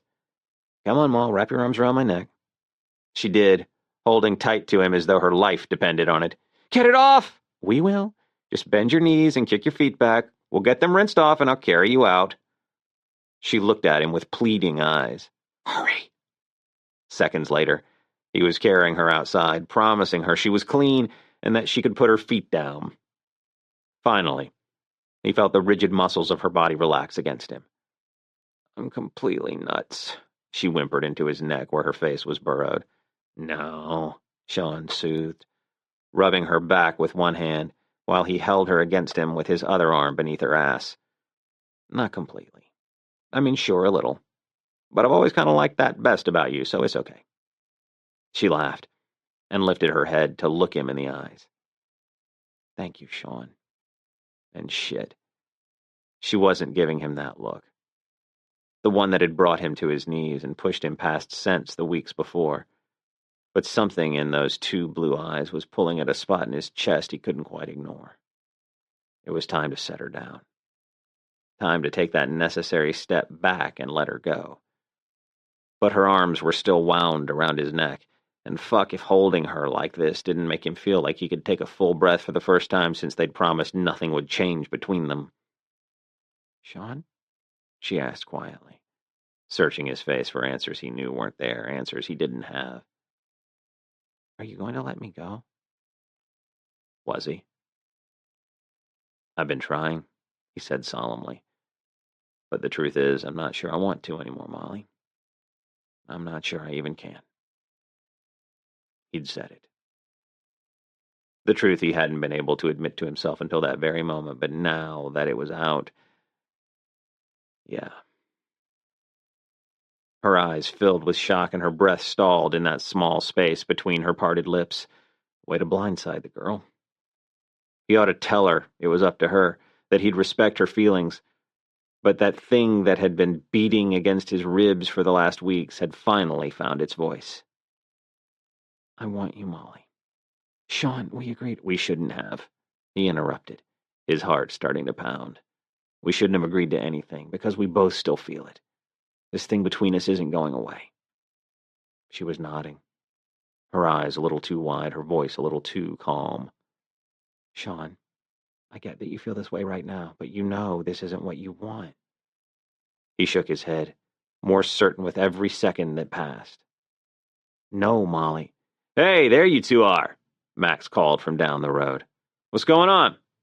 Molly shook her head, pushing back from Sean's hold.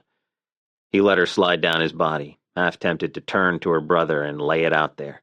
Tell Max that he'd just realized he was in love with his little sister. I wasn't paying attention and ended up in the guy's shower. Molly sent him a pleading look before turning back to her brother. Sean rescued me. Max let out a hearty laugh, his eyes squinting shut as he shook his head. Shit, Molly, you know I was making half that stuff up, right? She nodded tightly, peering back at the showers, and Sean couldn't help but wonder if it was because she didn't want her brother to see her face. Regardless, the damage is done. I hope you feel guilty forever. Max stepped closer to Sean, clapping him on the shoulder. Probably not as guilty as I should.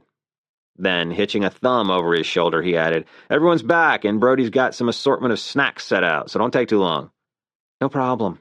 Molly started walking toward the road. Sean's still got a shower, but I'll head back now. Sean watched her go, rubbing his chest when she cast him a single, uncertain glance over her shoulder. So, this wasn't going to be easy. Chapter 14. Molly walked back to the site in a daze. She couldn't believe what he'd said. He wanted her.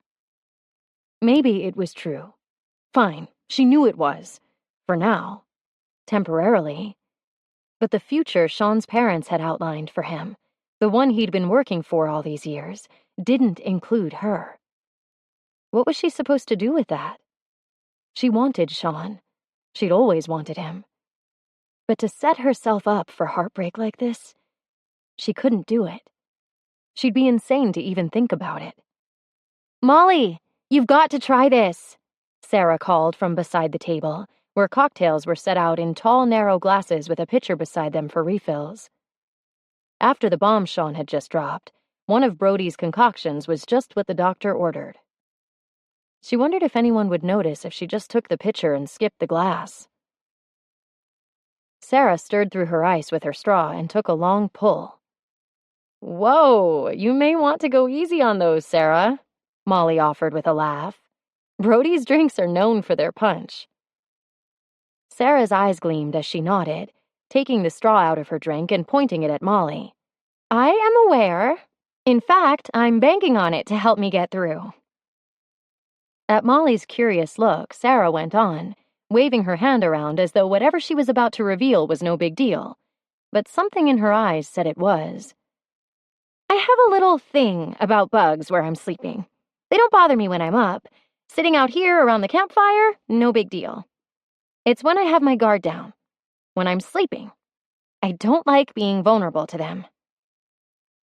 Molly set her drink back on the table and pulled Sarah in for a tight hug. She couldn't tell her about what had happened with Sean. Heck, she didn't even know what had just happened with Sean. But she could share what happened before. You do not know how much better I feel hearing that. I just made a complete scene because of my hang-up about guys' showers. Sarah's face scrunched up. Like Max's shower? Molly shook her head and looped her arm through Sarah's, recapping what had happened up at the shed and why she couldn't get past the whole public shower thing.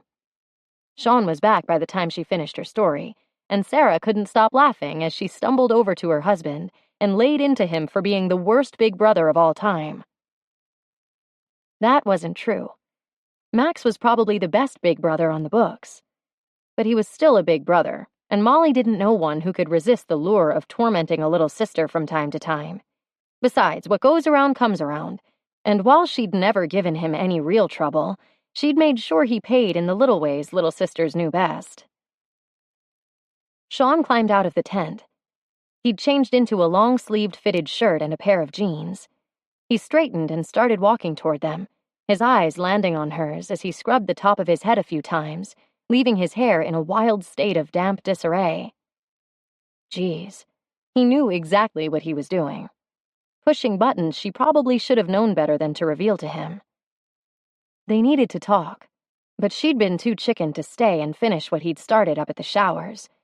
She hadn't seen it coming, wasn't prepared, and had run off before clearing the air between them. And now she was looking at serving out the rest of her night surrounded by an audience she wasn't ready to share her drama with. Sean dropped into the chair Sarah had just vacated. Leaning over, he pulled Molly's chair closer. Her eyes cut to his, a warning he wouldn't miss in them. The corner of his mouth hitched up, and he stretched an arm over the back of her shoulders, casual as can be. We need to talk, Sean. We were talking. You ran off. She nodded, letting out a slow breath. You're lucky I did, with Max right there. His eyes twinkled with mischief. True. I definitely wasn't thinking about your brother. Molly turned in her seat, taking a closer look at the man beside her. He looked utterly delighted. And something about that hitched-up smile pulled at hers, too. Just what are you grinning at? He leaned closer, dropping his voice to barely above a whisper. Thinking about all the things I'm going to do to you tonight? About your hands in my hair and how I'm going to keep you quiet when you're panting my name? Molly gulped, her body getting on board all too easily with Sean's plans. His completely presumptuous, totally flawed plans that absolutely were not going to pan out. What's gotten into you? Sean laughed, giving her a look like the answer was the most obvious thing in the world. You have. When she couldn't do more than stare, he stretched back in his chair, looking up at the evening sky before he stood. Taking Molly's glass from her hand, he rattled the ice. Get you another one? Her eyes bugged. She'd sucked down the whole thing without even realizing it. Molly shook her head. Just bring me the pitcher. Sean spent the rest of the night sitting too close, touching her at every opportunity, and repeatedly violating her personal space to whisper one outrageous thing after another in her ear. By the time Brody's Friday night feast had been devoured and the dishes all cleaned, not only were Molly's cheeks blazing, but all those dirty suggestions had more than warmed up the rest of her as well. She'd asked him what had gotten into him, and he'd told her she had. It was exactly the kind of thing she had dreamed of hearing those first years when he'd been her hardest crush. But now, suddenly all she could think about was how much there was at risk. Because this didn't feel the same as it had a couple of weeks ago. This didn't seem like just one night. Because it wouldn't be. They'd already had their one night, so this was more. Maybe it was Brody's drinks, or the nearly newlywed status of their company, but as obvious as it seemed to her, the rest of the group seemed oblivious to what was happening, completely missing the way Sean's fingers were playing at the back of her hair, or how his eyes burned when he looked at her. Whatever the reason, she was grateful for it. Finally, Sarah stretched her arms overhead in an exaggerated yawn that set off an avalanche more from everyone else. Standing up, she conceded. That's it. I can't fight it any longer. I'm going to have to risk the bugs. Max grinned, wrapping his hands around her hips as he stood as well. Don't worry, baby. I'll protect you. Sean tilted his head toward Molly's.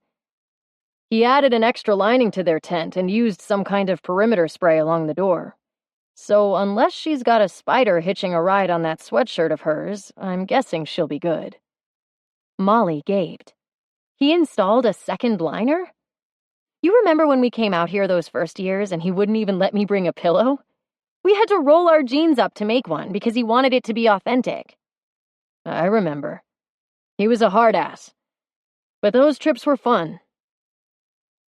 Brody and Jace loaded the coolers into the truck and locked it up, while Emily stared down at her phone from across the fire, periodically rubbing her eyes or covering her mouth for a yawn. Crowd's getting thin, Sean commented, his eyes cutting to Molly's. He was right, but it wouldn't take more than a single look at Brody, and the guy would stay up as late as she wanted. Only what good would that do, really? Eventually, they'd have to go to bed, and when they did, Brody had his own tent, and she and Sean were sharing. Like they did every year. Sooner or later, she was going to have to finish this conversation, and it was going to kill her when she did. She was going to have to tell him no. And of all the scenarios she'd imagined over the years, that had never been one of them. Sean unzipped the mesh flap of their tent and crawled inside, moving quickly in the darkness to close up behind him. A couple of fires were still going strong farther up the loop, but with the exception of Brody's air mattress inflating, from this end of the campground things were quiet. Too quiet. Molly wasn't ribbing him the way she always did. She wasn't gasping about something she'd forgotten to tell him or sticking her foot out of her sleeping bag to shove at his ass while he dug through his stuff. She was just lying there, silent, at the farthest edge of her side of the tent.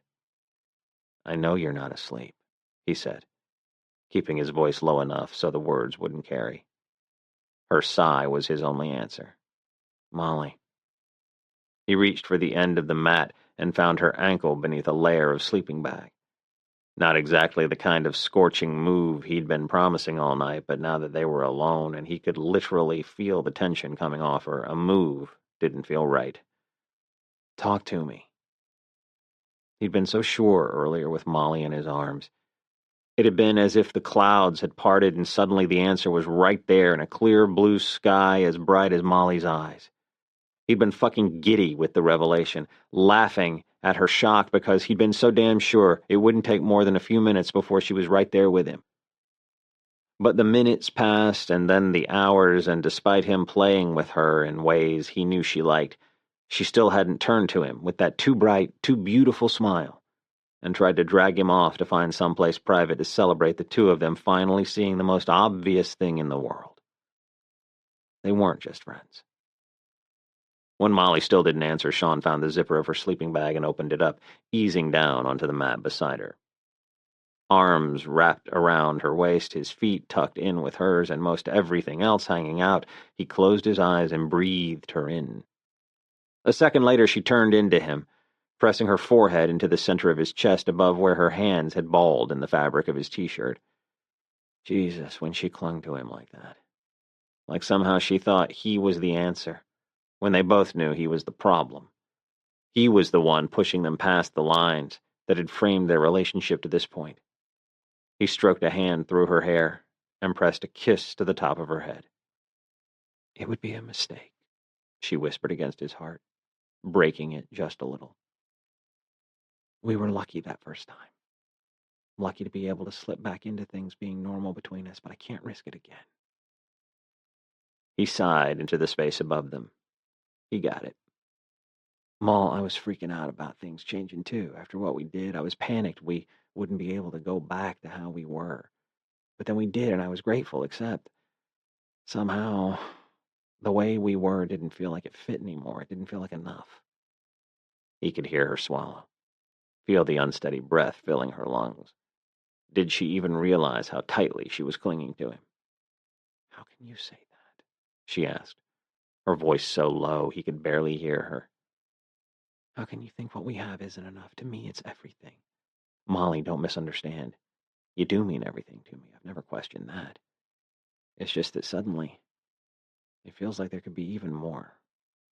Like maybe there already is. Like maybe there always was, and he'd just refused to see it." She was shaking her head slowly against his chest. "Sean, I know it feels good being together. Believe me, I know, but it's not as simple as that. I don't think I can be with you without getting invested." He let out a quiet laugh, holding her closer. "Invested doesn't sound like a bad thing to me. Not at all. In fact, it's pretty much where I'm going with this whole thing. Invested, committed, the whole shebang." "For now," she whispered. His hand stilled at the back of her head, the air seeming to go solid in his lungs. "For now." "Molly, no." She pushed back from him, going to her knees. "Sean, I know this stuff with your parents hit you hard. I know you're angry, and right now it feels like maybe the last thing you want is the life they have, but one of these days you may realize your feelings about the mistakes they've made don't matter when it comes to the kind of future you want. And when that happens, I don't want to be what's holding you back." Sean pushed to his knees as well, his heart hammering. "What happened with my parents changed a lot of things. It made me take a look at what I was doing with my life, and yeah, it made me question the priorities I'd taken for granted all these years. But Molly, this isn't just some whim or passing phase. For Christ's sake, I'm not some 15-year-old kid rebelling against my folks. And you sure as hell aren't some bad decision I'm using to do it." "I know, and I'm not trying to make light of what you're feeling. It's just..." She bit her lip, searching his eyes. "I'm not sure you completely understand where I'm coming from. Why I'm afraid to let things go any further than they already have." "Then tell me." So he could tell her why she didn't need to worry. "I was in love with you, Sean," she admitted, in a whispered rush, her brows furrowed, her big blue eyes pleading for understanding. They were the kinds of words he'd spent his adult life consistently working to avoid. But hearing them come from Molly's lips, Jesus, he didn't know if his heart could take what was happening to it. He wanted to grab her shoulders and pull her into his chest so she could feel what she was doing to him. Only one thing stopped him. Was, he clarified. The single word sounding like it had rolled around in gravel and glass. He didn't like was, as in past tense and no longer. It wasn't what he wanted to hear, which was crazy, but man, it also felt like the most sane reaction he'd ever had. Molly pinched her lips together and nodded. For years, from the time I was 16 until I was 23, you were the beginning, the end, and everything in the middle. I was just a kid, and eventually I got over it. I have my heart under control now, but Sean, there's no way I'd be able to maintain that control if we were adding some kind of regular benefits package to the mix. She was killing him. Molly, you've got this all wrong. I'm not asking you for some benefits package. Unable to hold himself back any longer, he pushed his hands over her hips and pulled her in tight to him.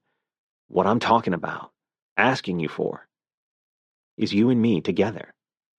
Giving more than friends a chance, because this is the first time in my life that I'm not waiting for what feels right. I found it. It's you. Damn it, Molly, it's this. He took her by the back of the head, pulling her into his kiss, telling her everything he'd meant but couldn't get right with words, reminding her of all the reasons why. Her hands were in his hair, her fingers pulling as she opened beneath him. All that stiff resistance gone within a single breath. Couldn't she feel this? Tearing her mouth from his, she sucked in a breath and then another. But she was still holding him, her hands at his shoulders now, her fingers bunched in his shirt. So this isn't just another night, or another string of nights. You aren't trying to get me out of your system? Molly, Molly, Molly. No. I don't think there's any getting you out of my system. And more than that, it feels so fucking good having you there, I don't even want to try. His hands coasted up her sides, following the dip of her waist and the rise of her ribs before reversing their paths and starting back down again. So, you want... She sounded so vulnerable. But beneath that soft tremble, there was something else making his heart start to pound. Because she sounded hopeful, too. I want you, Molly. I want us. But what about your plans? He could hear her swallow, hear the doubt and the hope just beneath it in the words she could barely whisper. His fucking plans. There's got to be a reason I haven't been able to follow through on the plans I had, and I think you're it. I think you're my plan, Molly. Just saying it out loud felt so good, so right. So fucking different from those conversations with Valerie where they talked about compatibility, discussed their acceptable levels of attraction with the distance he would never have been able to manage with Molly. Now, here in the dark, with Molly trembling beneath his hands, he couldn't believe he'd been so blind to this woman who had been in front of him the whole time. She'd been in love with him. He wanted that back. What if it doesn't work? She hedged. What if we try this being together in front of all the friends we share and love, and we realize we made a mistake? It wouldn't be a mistake. Then we go back to being friends, Molly, because that will never change. Do you think that's even possible? I swear to you, I do. He believed the two of them could do anything. The silence stretched, and then she whispered, I'm afraid to tell them. I'm not sure. Maybe we leave them out of it for now, if it makes you more comfortable. It wasn't what he wanted, but if there was anything he could do or say that would put Molly's mind at ease, he was in. See how we feel about just being us. He waited for her answer, the seconds stretching. His heart sank, a cold chill slicing through him as she pulled away. Too late. He'd figured out what he wanted too late, and now she wasn't willing to risk a relationship. After she'd admitted to having loved him for years, he'd finally seen what was there in front of him the whole time, and it was too damn late. which meant now it was going to be his turn to make sure his feelings didn't get in the way of the friendship that meant more than anything. He had to say something, make sure she knew it was going to be okay. Molly. The velvet touch of her fingertips at his lips interrupted his words, and then he felt the soft press of her breasts against his chest as she leaned into him. I'm scared, Sean, terrified. But I don't want to say no. His arms locked around her waist, hauling her in closer still as he caught her in a crushing kiss. Because she didn't want to say no. Molly, you won't regret this. It's going to be so good with us, I know it. It's already pretty good with us, she said, her words coming breathless and soft. You sure you're going to be able to improve on perfection? He could hear the smile behind her words, the teasing challenge as she tested the new ground beneath them. Oh, baby, let me show you the ways. And with that, he laid her back on her mat and followed her down. Chapter 15. This was crazy. But after all the years, all the wishing, there was no way Molly couldn't say yes. And now Sean was on top of her, taking her mouth like he couldn't get enough of her taste. Like each kiss was a claim, both victory and celebration.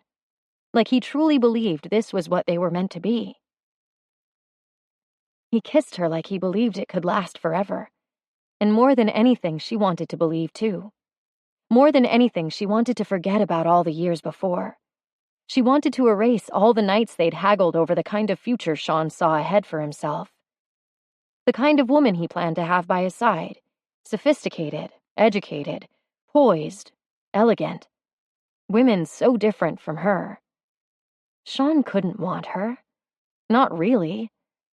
The low growl rumbling from deep in his chest as he palmed her ass and rocked between her legs called her a liar. Okay, so he did want her. But for how long? How long before he began to notice the ways she didn't quite fit into his world? Before frustration replaced passion? He said they would always be friends, no matter what else they became.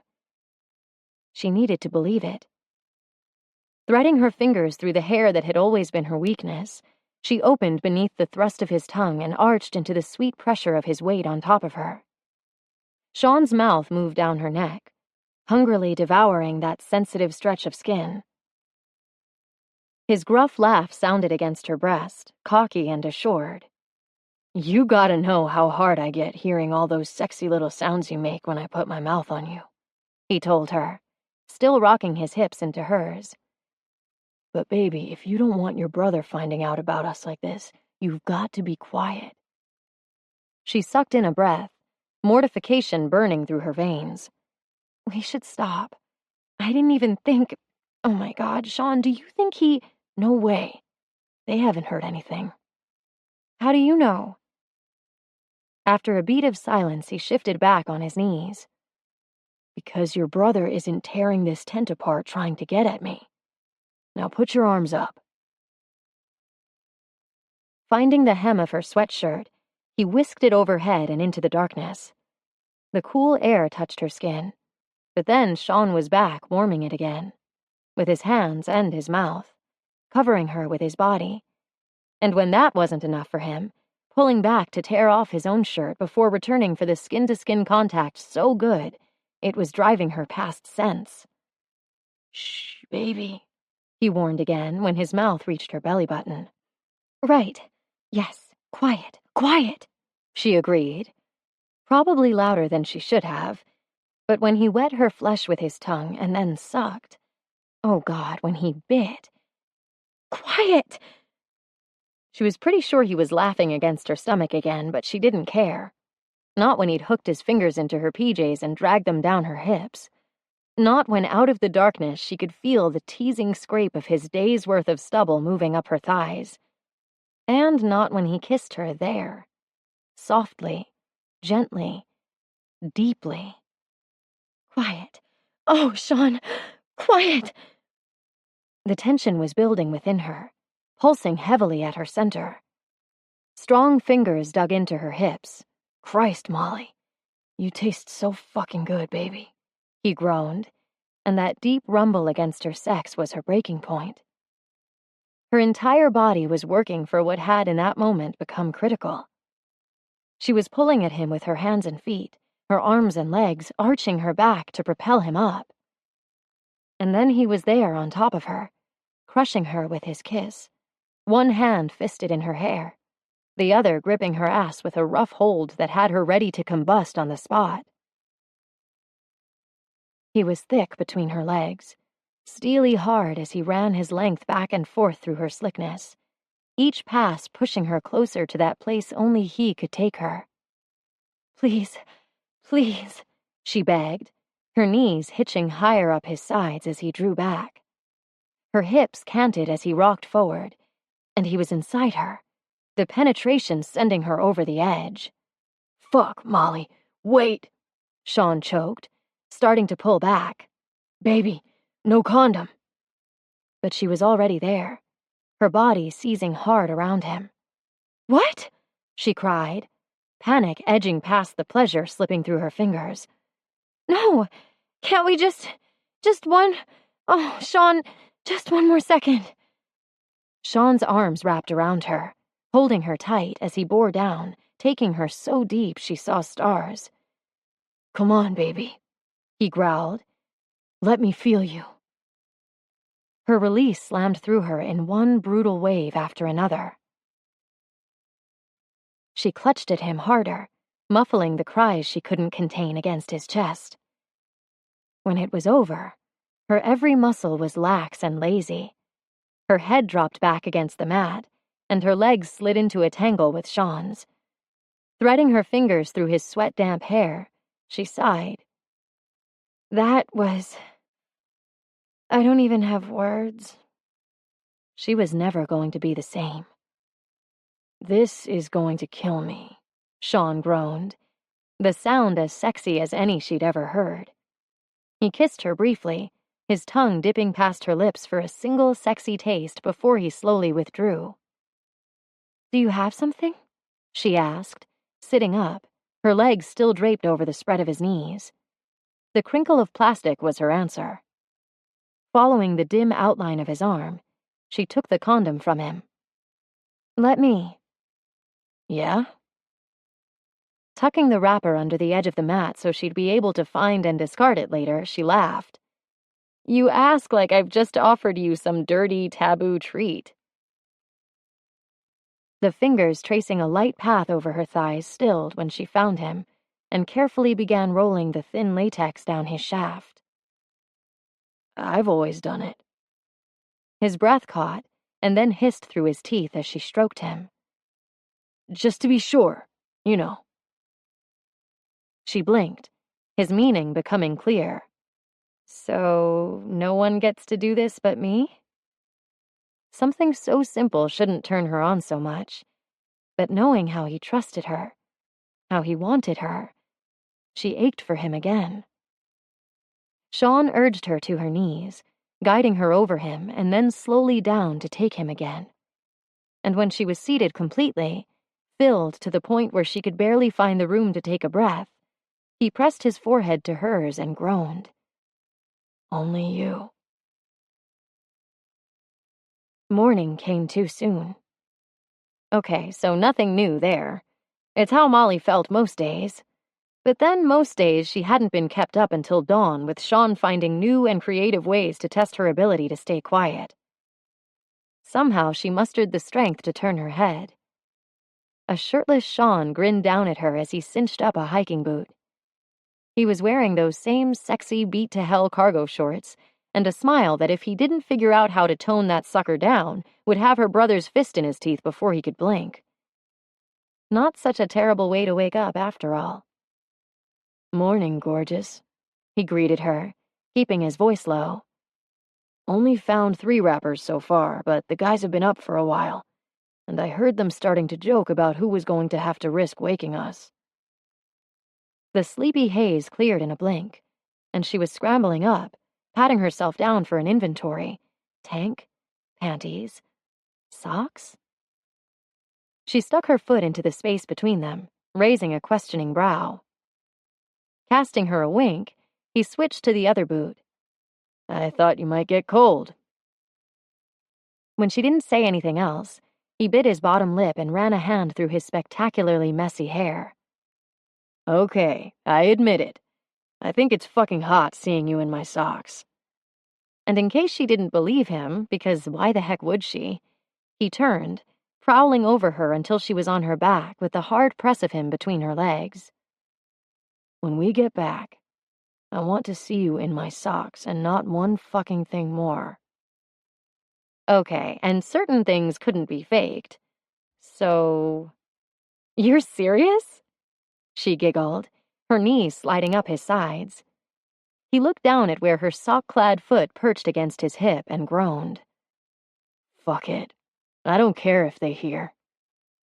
And wow, that man-possessed look in his eyes was all the confirmation she needed to know he was serious. Bringing her hands up between them, she laughed, trying to hold him back. Sean! The corner of his mouth kicked up. That's nice, Molly. But my favorite is, Sean, please. Followed closely by, Sean, yes. Or maybe it's the other way around. Giving her his weight, he easily pushed past her arms and buried his face in her hair. How about we give them both another try and figure it out for sure? The clang of metal against metal rang through the site, followed by her brother's sharp call. I know you're working in there, Wise. Put the laptop down and wake Molly up. Brody's got brunch ready, and he says you'll never forgive yourself if you don't get it hot. Molly froze, panic choking off her air as her eyes locked with Sean's above her. What if Max decided to wake her up himself? What if he came to their tent and found Sean on top of her? Max would kill him, or at the very least hurt him. And what about Sean and Max's friendship? What if she ruined everything because she couldn't just say no? Sean's eyes narrowed as he searched her face. You're white as a sheet. And then, shit, Molly, breathe. The breath she'd been holding burst out on a rush, and she started to squirm. We can't let him find you. Hurry!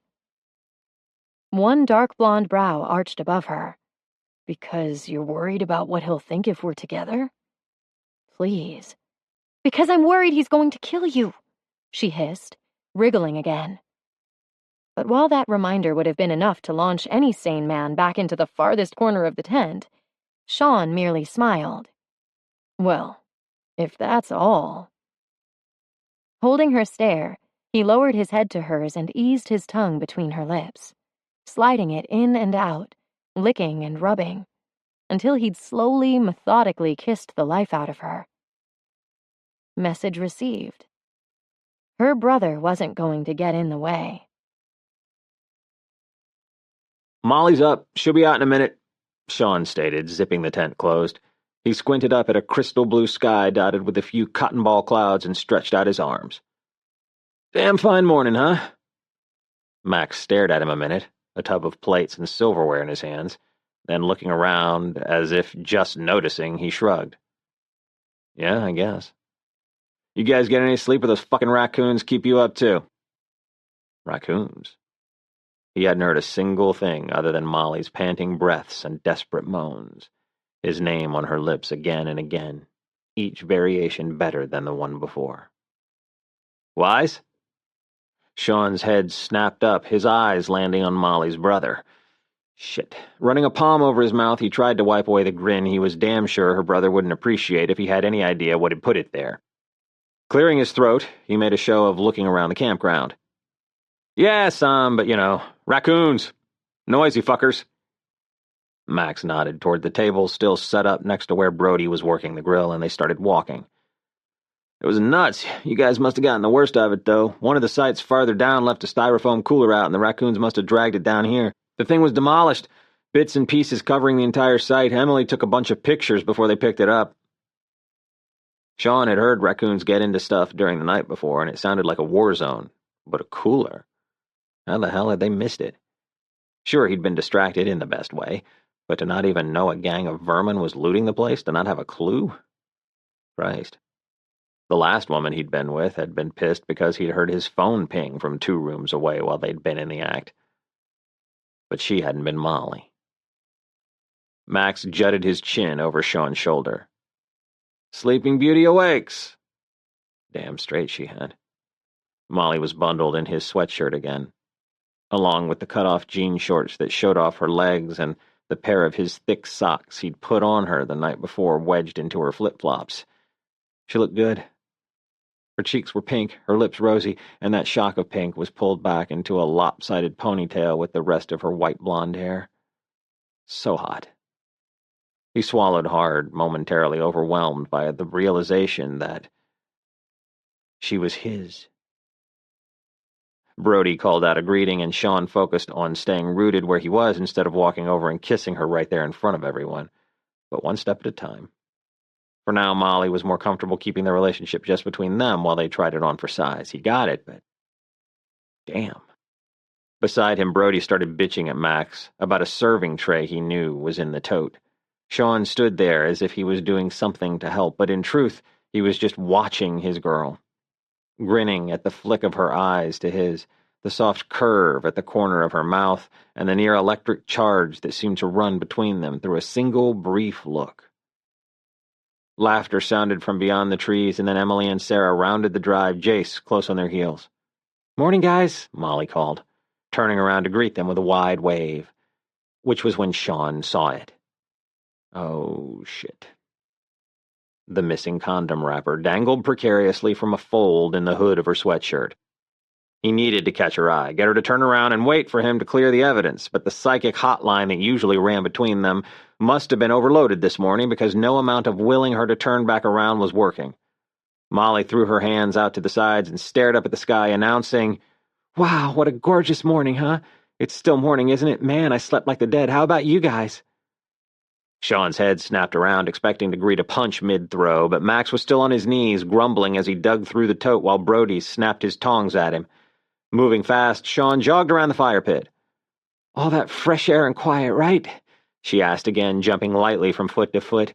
Okay, so she hadn't noticed the raccoons either. Nice to know he wasn't the only one that distracted, but seriously, was it possible to attract any more attention? "Who's hungry? I'm starving." Dodging 3 chairs, he came up behind her and threw his arms around her, laughing loudly. "Funny, Moll. But hey, you know what all that racket was?"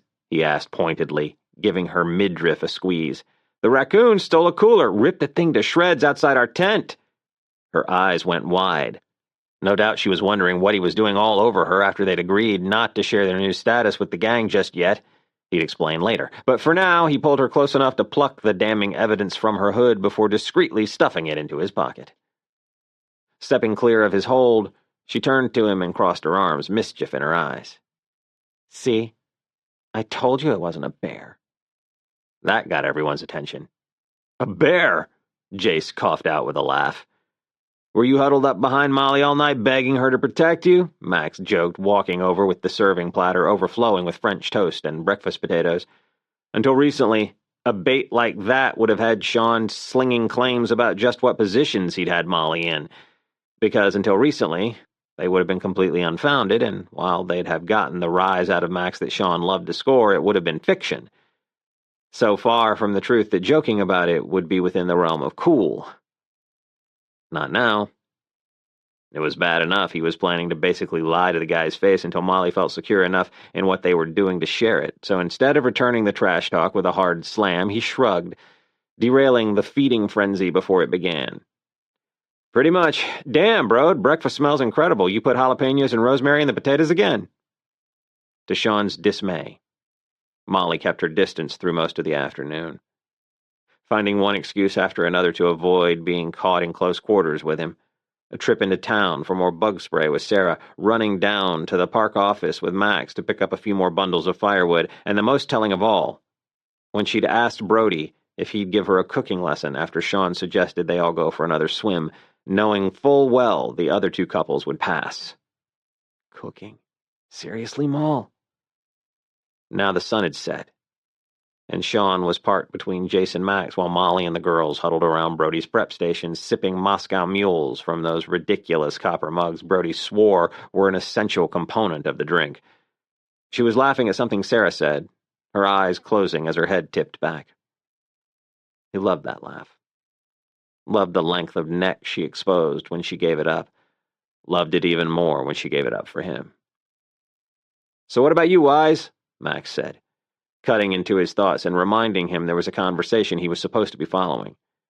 "You have any cool travel lined up this fall? Morocco? Barcelona, maybe?" Jace asked with a wink. Sean mentally called up his calendar, thinking about meetings and flights, what he might be able to shuffle so he didn't have so much time away from Molly. Milan, month after next, but, maybe Sarah would like to go instead. She'd have a blast in Milan.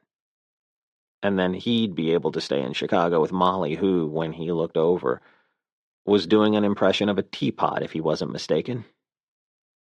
She'd be great with kids. The kind of mom who'd play with them and do different voices when she read stories. The kind of mom who wanted to tuck them in at night herself. "Shit, Wise. You trying to get Sarah to leave him already?" Jace asked.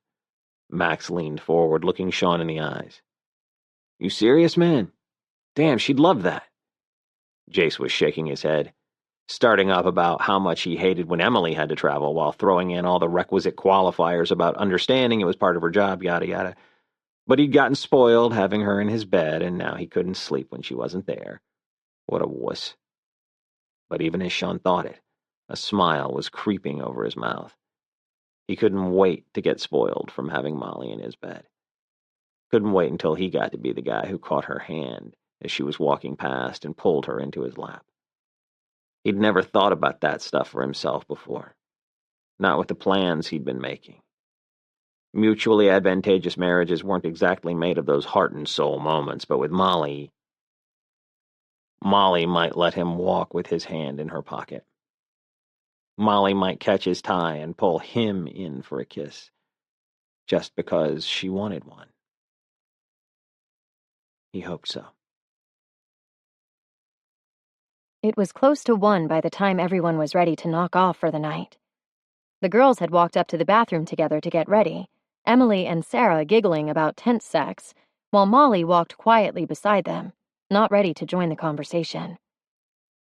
Last night had been amazing, but for whatever reason, today she'd been nervous. The last time she and Sean had given in, she'd known exactly what the next day should look like every day that had come before. Normal. Like nothing between them had changed. But that wasn't the new plan. This was a new day, different from all the ones that had come before, even if she and Sean were the only ones who knew it. She'd been a chicken, dodging him at every turn, because what did this new normal look like, especially when they weren't ready to share it? "I'm sorry, Molly. You're probably ready to puke listening to us blab." Sarah slowed by the drive to the site where she and Max were set up. "I blame it on Brody's generous pores. I've been running my mouth all night, and you're probably ready to overdose on TMI." Molly's brows shot high, and suddenly she felt guilty. Had she seriously tuned out the last 10 minutes of conversation? "No, I'm fine. Just a little out of it. And I'm blaming Brody's drinks too. And the raccoons last night. Just tired." Emily raised a hand to her mouth, trying to cover the yawn they'd all been fighting. "We need to find Molly a guy." "Say what?" She craned her head, checking to see whether Sean was within earshot. Max was standing outside his tent at the next site, waiting on his wife, but Brody and Sean weren't visible from where she'd been standing. "Seriously, Em, we do," Sarah agreed, that sleepy haze in her eyes starting to clear beneath the glow of the lantern. "You know what? We can. I mean, look at us. We're smart. Connected." Okay, this wasn't good. "That's sweet, but I'm not really into the whole setup thing." Emily was grinning down at her, nodding a little too enthusiastically. "We get shit done, Moll." Yeah, they did. These two took to projects like nobody's business. But even without Sean having just stepped into the picture, Molly wasn't sure she would want to be one. I know you do. You guys are impressive. Like, whoa. But I kind of have a rule about finding my own dates. She should totally have that rule. Emily leaned in, probably closer than absolutely necessary, the lantern giving her a sort of ghost story look. You know what you need, Moll? This could be fun. What's that? Those big, soft brown eyes that Jace had waxed poetic about for the first 6 months they were married bore into her. You need to get the hell out of Sean's tent. Amen, sister, Sarah agreed with a hiccup. Okay, and now Emily was really close. Especially after that close encounter business with his boner, and then that knitting channel stuff. I know you guys are besties, but you gotta draw the line. This was the part where she was supposed to take her drunk girlfriend's hands, look them in the eye, and share what was happening between her and Sean. But that would mean admitting to them that she believed she and Sean had a shot. It meant risking that she would look like the worst kind of fool when Sean realized there was a reason Molly had never been on his radar before. Besides, they'd been together for like 5 seconds. If things worked out, there would be time to tell their friends later. And if they didn't, that would be okay too. But for tonight, she had another way to handle this. You're right. I should get out of his tent. Both women were nodding. Tonight. I'm going to get out tonight. Emily was still in full bobblehead mode, but Sarah's eyes had taken on a wary look. But there's a reason I never bunk with Brody. He snores like crazy. Lies. At least as far as she knew. Brody just didn't like a roommate unless he was doing her. So maybe I could bunk with one of you guys. You know, if you think I should really get out of Sean's tent. Like, tonight. And suddenly both women were shaking their heads. No, it doesn't have to be tonight. Ha. Seriously, there's no rush. Your sleeping bag is already in there. Yeah. Molly heaved a deep sigh of relief. Mostly for their benefit. You're right. It's no big deal for this trip. Okay, thanks, girls. I feel way better. Emily agreed she did too, but Sarah was looking at Molly with a critical eye, as if something didn't smell right. Time for a quick exit. Okay, hey, has Max been holding your tent flap open this whole time? Whatever Sarah's BS meter was picking up, she forgot about in a blink. Next thing, she was running for her tent, squawking about keeping the bugs out. One down. Em? You gonna make me wait all night? Jace called from the next site down. Em offered a quick shrug, her grin going wide before she skipped off as well. Crisis averted. Molly stood where she was for a minute, the lantern dangling from her fingers not bright enough to make out their tent beyond. What was she doing? A part of her wanted to run, not walk, that last distance to get back to Sean, make the most of every minute they had together. But the other part of her couldn't stop asking why she wasn't being smarter, why she would set herself up for the kind of heartbreak and rejection she'd spent most of her life actively working to avoid, why she would risk her relationship with Sean when deep down she knew a romantic relationship couldn't last. Knowing she wouldn't find any answers standing alone in the dark, she did the only thing she could and put one foot in front of the other until she made it back to where Sean was waiting for her outside the tent, arms crossed. Looked like you might be ready to turn tail and run there for a minute. Of course, he'd been watching her, making sure she got back okay. He was still Sean, overprotective and caring and all too easy to fall for Sean. The man she could talk to, Sean. After everything, I feel like I suddenly don't know how to be with you, she admitted nervously. What to do? He nodded, reaching past her to open the flap of the tent. When they were zipped inside, he cocked his head at her and grinned. You'll figure it out, Moll. But if it makes you feel any better, I know exactly what I want to do. His confidence tugged at her smile and her heart. Yeah? Crawling toward her until she was leaning back on her arms, he lowered his voice. "Oh, yeah. I've been waiting for this kiss all damn day." Her heart fluttered, and then in the next beat he caught her by her hips, and in a move so swift and smooth he had to have been thinking about it all day, Sean had her PJ bottoms and panties cast aside, and her knees flipped over his shoulders. "Sean!" "Shh, baby. You just kick back and think about what you want. Take your time. I'm going to be at this a while." And then he kissed her. Chapter 16. So very not the way he'd seen this morning going. Sean ran his hands over the worn boards of the picnic table, focusing hard on keeping them from balling into fists and harder still on keeping his fucking mouth shut. "But seriously, Sean, you have to know somebody. Just think about it," Sarah charged, giving Sean the serious face she used with him across the conference table at work. The one that said she meant business. The one he didn't like very much right now, at least not in the context of her applying it to finding his girlfriend a date. Even if said girlfriend would probably flip out that he was trying to label her already, but whether she was ready to admit it or not, that's what she was.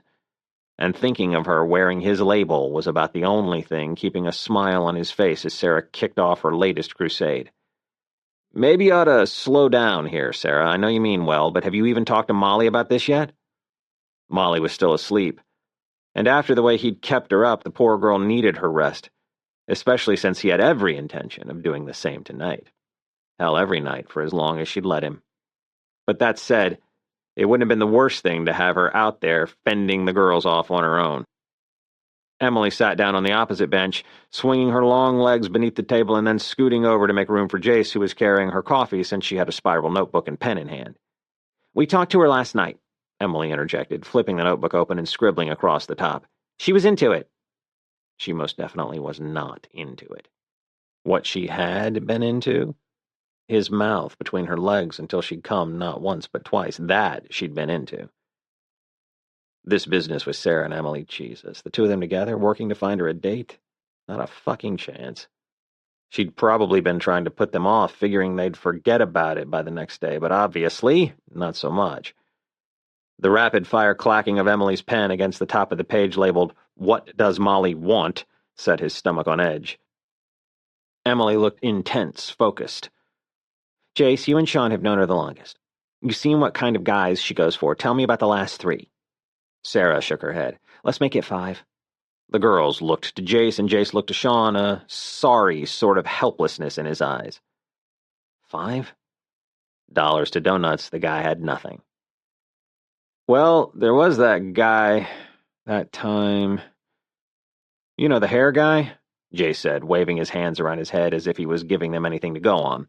And sure, Sean knew exactly who he was talking about. Hair guy also went by Eric, a clerk at a local skate shop. She'd gone out with him a couple of times, but hadn't been that into him. Emily was staring at Jace, an expectant look in her eyes. When he didn't go on, she blew out a frustrated breath and waved her hand. "And? What did she like about him? Why did she go out with him? What set him apart from the guys she didn't go out with?" Jace blinked and again looked to Sean. He felt bad enough that he was lying to his friends about what was going on with Molly, but he couldn't just leave Jace hanging in the wind, especially when the man's wife was looking at him like that. After a sigh, Sean bit the bullet. "She went out with him because she said he was pretty mellow. She liked his smile and that he made her laugh. And she liked the hair. Something about wanting to put her fingers in it." Max walked over and sat, handing Sarah a mug of coffee. "So this is Operation Land Molly, a man in action? Do I want to be here?" he asked, having the sense to look at Jace and Sean rather than his wife and Emily. Jace shook his head. "Definitely not, man. Run." Sarah took a sip of her coffee and smiled, snuggling into her husband's side. "We're talking about hair guy, trying to identify what attracted Molly to him and why it didn't work out." "Fuck if I know what she saw in him," Max grumbled, his brows pulling together. "But it didn't work out because of his work ethic. Something about him calling in sick all the time and trying to get her to play hooky. She didn't respect him." Emily's pen was moving in a blur across her page. "Perfect. So, strong work ethic, good sense of humor, mellow, and hair appeal. I may need to go directly to the source to understand that last one better." "And before hair guy?" Sarah asked. Knowing better than to bother with Jace again, she cocked her head and waited for Sean's answer. Bar guy, also known as Richie Oldsmith. He was actually an inventor, pouring drinks to earn enough bank to launch his product. He could remember being a little jealous over the way Molly kept talking about him, telling Sean how she thought they'd get along because they were so much alike. His kick to the curb was courtesy of being impractical, Max added, with a grin. What's up? Molly asked, rubbing the sleep from her eyes as she half stumbled over to the picnic table where most of the group was congregating. Brody was probably chatting up the group of girls camped down by the bathrooms. Everybody was laughing, smiling. Everyone except for Sean, that was. He had a pea in his cornflakes kind of dour going on, and after the night they'd had, whatever was bothering him had to be pretty big to wipe the smile from his face. Sean sat back, shifting over on the bench to make room for her. The girls decided to get a jump on finding a new guy for you. So we've been going over your previous boyfriends, making lists of what you liked and didn't like. They want to make sure this next one's a winner. And like that, she was awake. No wonder Sean looked miserable. You guys don't have to do this. It's nice that you want to, but I think it's better if I find my own dates. We tried that, Sarah said with a laugh. So now you get to just kick back and let Emily and me do our work. Sean was still watching her, his eyes dark, frustrated. There was no question what he wanted. Her to come forward with the truth. But she just wasn't ready. And he must have seen it in her eyes, because his cut away, and the muscle in his jaw started to tick. She didn't want him to be mad at her. She didn't want to hurt him or cause him any suffering. But they hadn't even had a full day alone to see how they actually felt about trying out this couple thing. It was too soon, and he had to understand that. Maybe he did, because after a long breath, he smoothed his hand back through his hair, returning the rumpled mess she'd spent hours perfecting the night before into a semi-neat state. And then he was looking back at her, the smile she hated from all those society shots front and center on his face. It wasn't real, but he was willing to play along. She let out the breath she hadn't realized she'd been holding. Okay, this will be way better now that you're here, Emily said, her eyes glittering with excitement. We've already been through hair guy, bar guy, inventor guy, and Sean was just about to tell us about homeless guy. Molly let out a snort, turning to Sean, who didn't seem the slightest bit apologetic. Homeless guy? This again? Sean sat back, cocking that strong jaw to the side. Did he or did he not try to take you to his friend's couch on not one, not two, but 3 separate occasions? And in case there was any question, that right there is why she dumped him, Max said with a shrug. Yeah, thanks for the hot tip, Max. Emily looked to Molly. But let's get back to the original attraction. What made you say yes? Welcome to the hot seat. Molly could feel the heat creeping up her chest and neck. She knew the answer, and prior to this weekend, nothing on earth would have made her own up to it. She would have been too worried about someone connecting the right dots. But now... His eyes, she admitted, remembering the way they'd held hers that first time, the familiarity of them.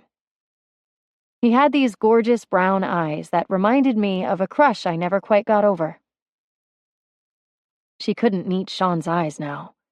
Not with that smug smile planted on his lips, the one that more than anything she wanted to kiss right off.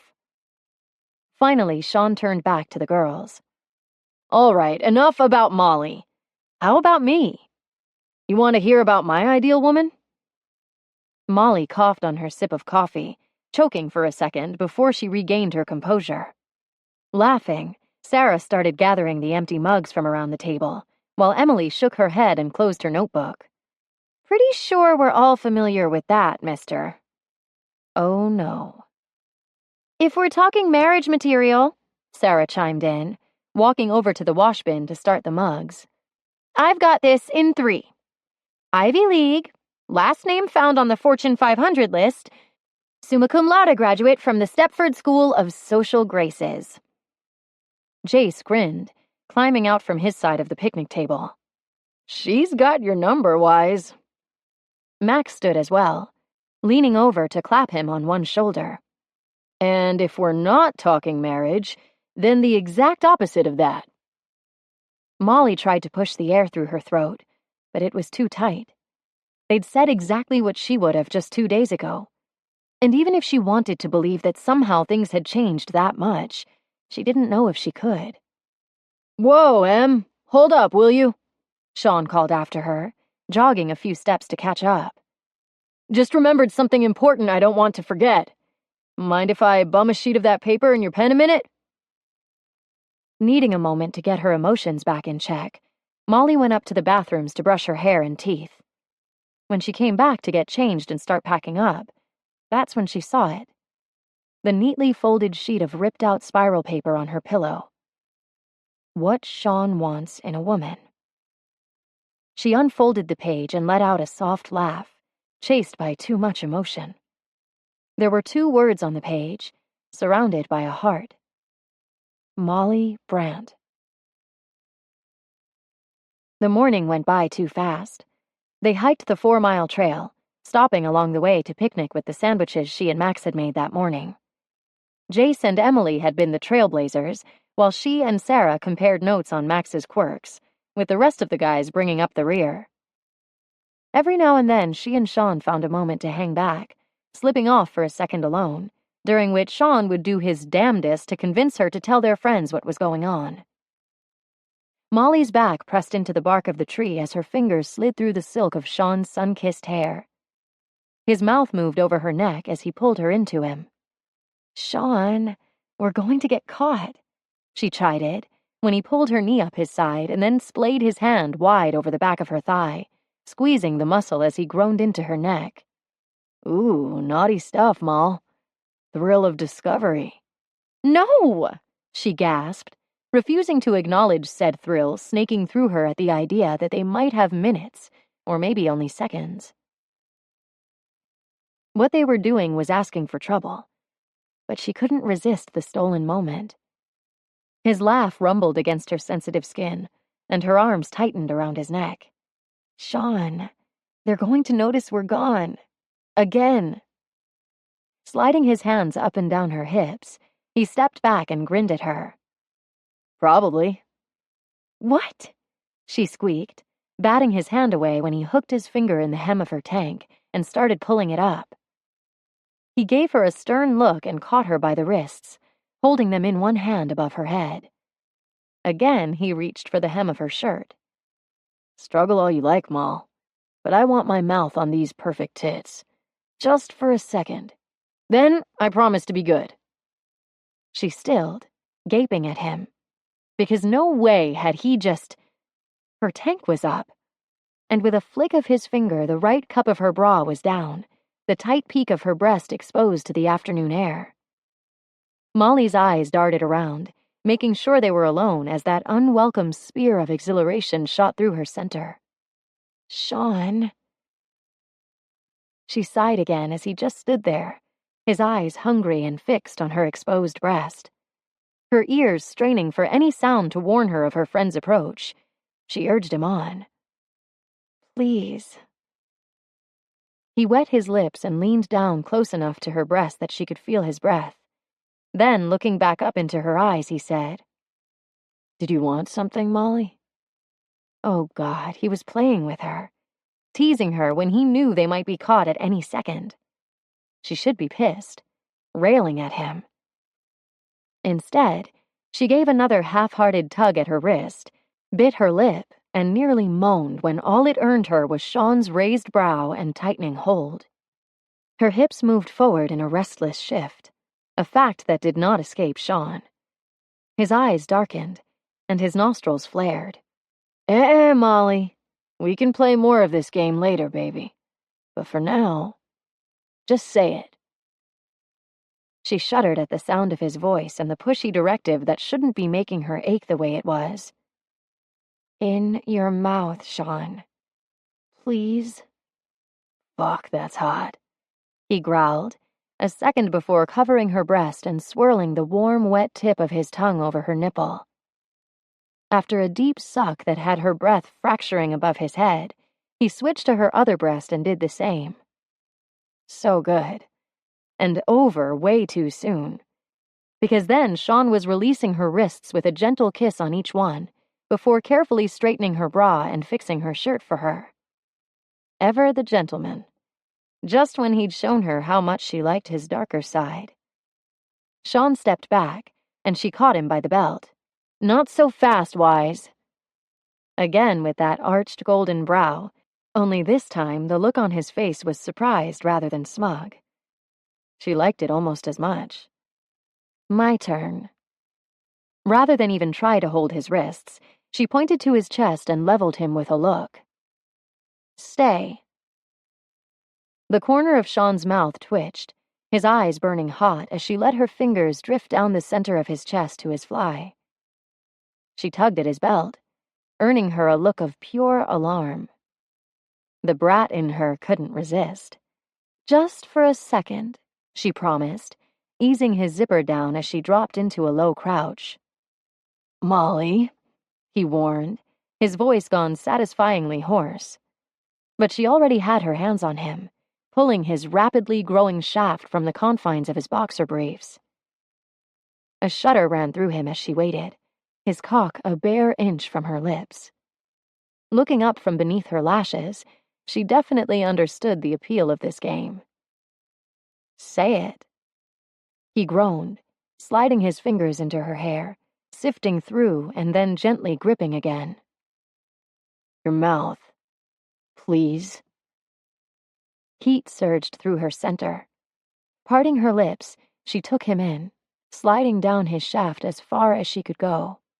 A string of hoarse expletives sounded over her head, and she smiled, easing back until she left him with one final lick of the tip. Standing up, she dusted her hands on her thighs and grinned as though she weren't every bit as affected as he was. More so. You ready to get back? She asked cheekily. Before she could react, Sean reached out and, catching her by the back of the neck, dragged her into a kiss that turned her knees to jelly and her brain to mush. When he let her go, he shook his head. Not really. But I don't think I'm going to be able to exact the kind of revenge that deserves here in the state park. They'd taken the tents down and packed up most of their supplies before the hike, so things moved quickly once they got back to the campground. The cars were loaded, Brody's grill and umpteen coolers secured in the truck. Molly started walking over to Emily and Sarah's car for the ride home.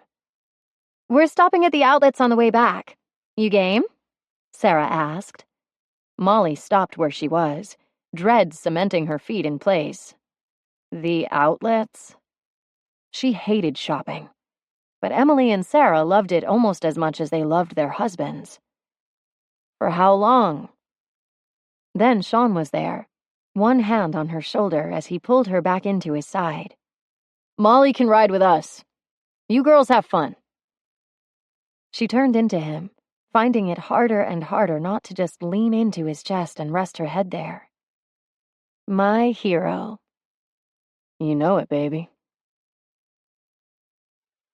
The ride home after camping was always quieter than the ride up.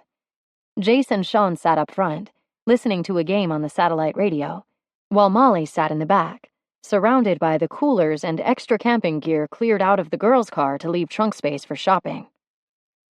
Jace dropped Molly first. The gear was mostly Sean's, so she didn't need anyone to help her get up to her place, which meant she wouldn't get a chance to see Sean alone. No kiss goodbye. No plans.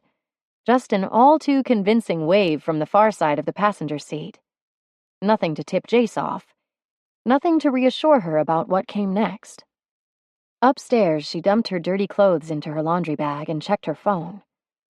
Nothing. But why would there be? They'd said goodbye less than 10 minutes before. He and Max probably hadn't even gotten to the storage place. This was ridiculous. She'd see Sean at work tomorrow night or the next day. He'd call or text like he always did. Because them being together didn't change anything, except that in addition to hanging out in their spare time the way they already did, they'd be having sex on the regular too. Only somehow she didn't believe that. From where she was sitting, everything felt different. Maybe she should just text him. Or call. See if hearing his voice would reassure her some. This was pathetic. She plugged in her phone to charge beside the bed and left it there while she went to shower. When the last of the dirt and sand had been scrubbed clean, she pulled on a pair of clean, soft sweats rolled at the cuffs and a Wise Hotels t-shirt. One glance at her phone was all she gave herself. No missed calls or texts. She rubbed a hand over her anxious belly, feeling stupid for not just calling, for being this undone over a guy. Except this wasn't just any guy. This was Sean. The guy she'd loved for more years than she wanted to admit. The guy she'd finally gotten over. The guy who in one weekend had managed to undo all her hard work and break down the walls around her heart, turning her into a giant, steaming pile of squish. 3 days, and she was back where she'd been at 16, at 20. She was in love with him, staring at the phone, willing it to ring, praying he would feel the same way she did. Only this time it was worse, because this time Sean was telling her he wanted her too. This time he was letting her believe there was a chance. This time he'd given her just enough to tear down the walls around her heart and leave her vulnerable and exposed. Breakable. The worst thing about it was that she knew better. Sean wanted her, for now. There was no questioning that fact. Yet a part of her couldn't help feeling as though, despite his assurances that it wasn't the case, maybe what was happening between them had more to do with his family than it did with her.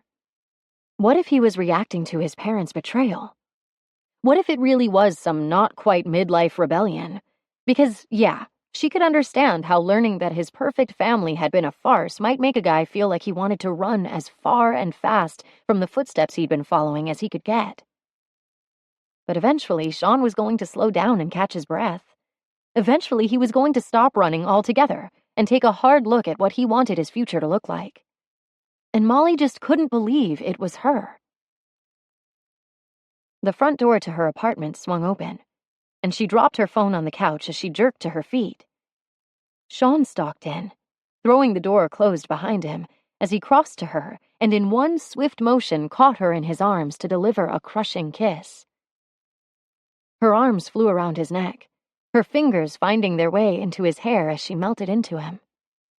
"Molly, this has to end," he growled against her neck, tightening his hold and lifting so her feet dangled as he carried her back to the bedroom. End? Her heart stopped. What?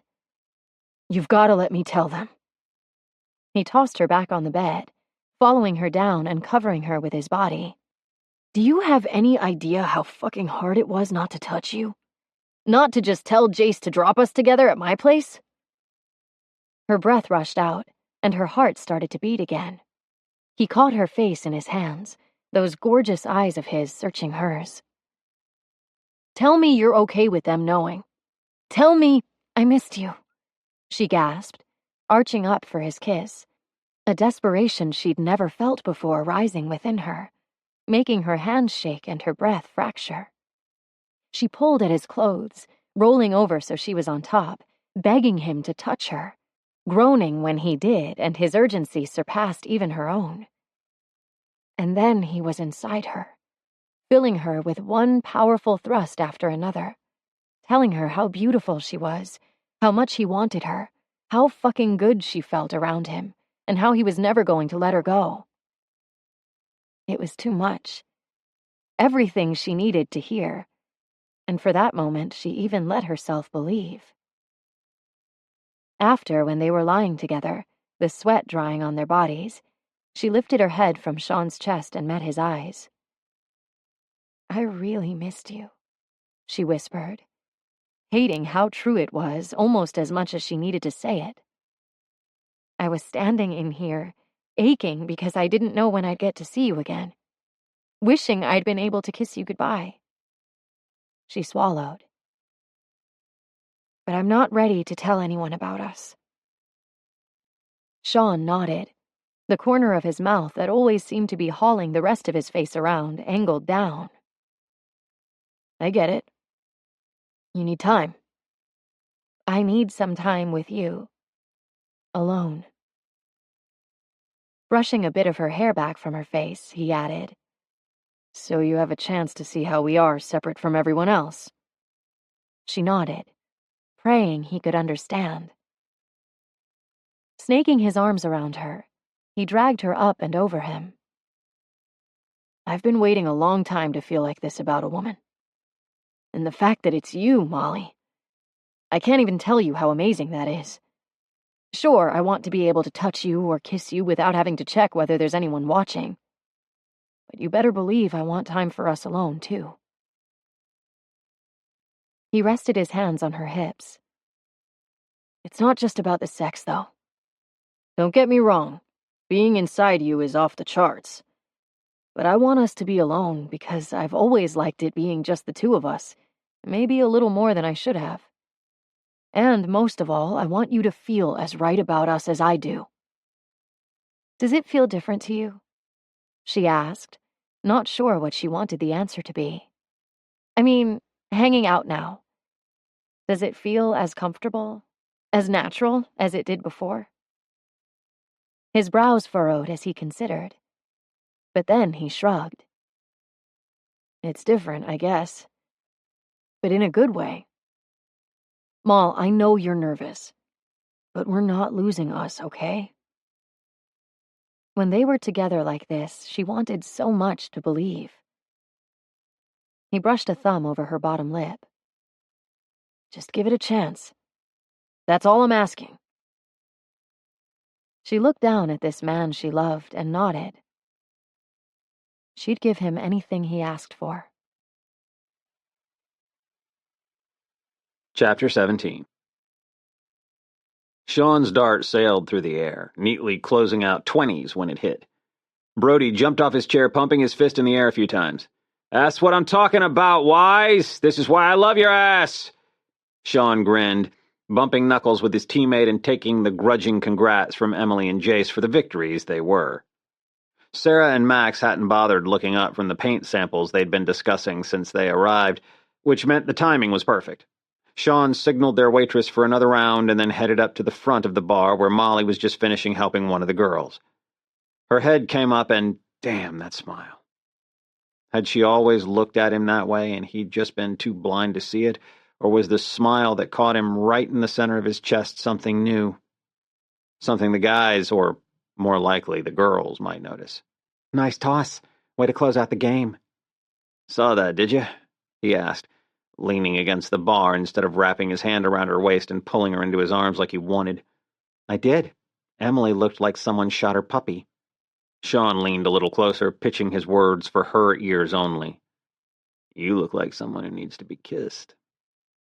He'd been careful, checking first to make sure Jill or one of the other Belfast staff weren't within earshot. He wanted their relationship to be out in the open, but more than that, he wanted Molly to be good with it first. He wanted her to be confident and feel secure. Much as he'd like to pretend he didn't, he knew exactly what was holding her back. It was him. Everything he'd been saying, planning, working toward for the past 10 years. She didn't completely trust that his change of heart was going to stick, that he'd realized what a fool he'd been, trying to emulate the behavior and choices of a man who had betrayed everything he'd claimed to have valued. And Sean couldn't blame her. Molly blushed, ducking her head so that fall of silky blonde and hot pink shielded her face. You need some help bringing up another case of long necks or anything? Sean asked. Her lips pressed together in a tight line as she nodded once. Cool. I'll meet you in back. Cutting through the crowd, he headed around the corner to the back hall that led to the bathrooms, offices, and storeroom, none of them visible from the main seating area. The seconds ticked past, and he propped a shoulder against the wall. Totally casual. Sure, his heart rate might have kicked up a notch or two once she agreed to meet him, but he was chill. He checked his watch, as if it was going to tell him how long he'd been waiting, even though he hadn't checked it before he set up shop like some junior high chump trying to play it cool waiting for the chick he liked at her locker. Just then, Molly rounded the corner. that sweet blush still hot on her cheeks as she cast a furtive glance behind her. Sean caught her arm and pulled her into him, turning them around so she was against the wall and he was standing over her, one arm braced above her head. "You're killing me, Molly," he ground out, before taking the kiss he'd been thinking about since he woke up hard as a spike, fucking alone in his bed that morning. She was so sweet that the single taste he'd been promising himself suddenly wasn't even close to enough. "Making me blow every bit of game I ever had straight to hell." She bit the tender pad of her bottom lip and peered up at him, one brow raised like she thought this was funny or something. "Me? Really? And this loss of game, alleged loss of game, is my fault?" Damn, when she looked at him like that, he couldn't think. Rocking into the space between them, he nodded. "Hell yes, it is. You keep walking past our table, stopping next to me and asking if there's anything I want, lingering just long enough for me to get a hit of that coconut, and then leaving me stuck at a table across from your brother ready to bust through my fly." Her brows pulled together and she bit her lip again, looking significantly more amused than he felt. "Did I really make you hard?" The whole breathless thing when she said hard, damn, that worked for him. "When do you get out of here?" he asked, forcing himself to take a step back and check around the corner. No one was coming, so he took her hand in his and pulled it against his chest. "Past your bedtime, I'm afraid." Then, snaking her hand into his jeans pocket, she pulled out his phone and checked the time. "But I've got a break coming up in about 20 minutes. "Is that so?" He did the math. "Shit, not enough time for me to get my car." "Your car?" "You know, the one with the tinted windows and spacious second-row seating. I was thinking I could park in the alley." "Another alley?" She shoved off his chest with a teasing laugh. "Wow, Sean, you take me to the nicest places." Uh-oh. Grabbing her wrist, he reeled her back in. She'd been joking, but he didn't like the idea that there might be any hint of truth there. Looking down into her eyes, so there was no way she could miss his meaning, he spelled out just exactly what he thought. "Baby, just say the word, and I'll take you any place you can imagine. There is nothing I want more in this world than to show you off to everyone as my girl. But since you won't even let me hold your hand on the street because someone we know might see it, yeah, I'm looking for any way, any place that I'll be able to get you alone for a few minutes. I want to be able to put my arms around you. I want to feel your head on my shoulder and your smile against my chest. I want to do that thing where our fingers are all tangled up when we talk like they were Monday night. I want a few minutes where you can be my girlfriend and not just my buddy." And because this was Molly and she knew him better than anyone, he added, "Plus, there are about a million dirty things I want to do to you, too, and FYI, you really would have liked where my head was at tonight. Feel free to read into the wording as much as you like on that." Molly smiled up at him, her eyes suspiciously shiny. "I liked that finger-tangly thing, too." His heart turned over, thudding hard enough that it would have hurt if it didn't feel so good. He pressed his brow to hers. "All we have to do is tell them. Now we can hold hands like that anytime we want." The silence stretched, and for a minute Sean thought she might be considering it. Hell, maybe she had been. Then she cleared her throat and, smoothing her hand over his chest, sidestepped his hold. Heading back toward the bar, she cast him a quick glance over her shoulder. "I'm pushing my break back to start in 30. Get your car." The next week was brutal. It wasn't that her workload was any worse than normal. It was more that her mind was on other things.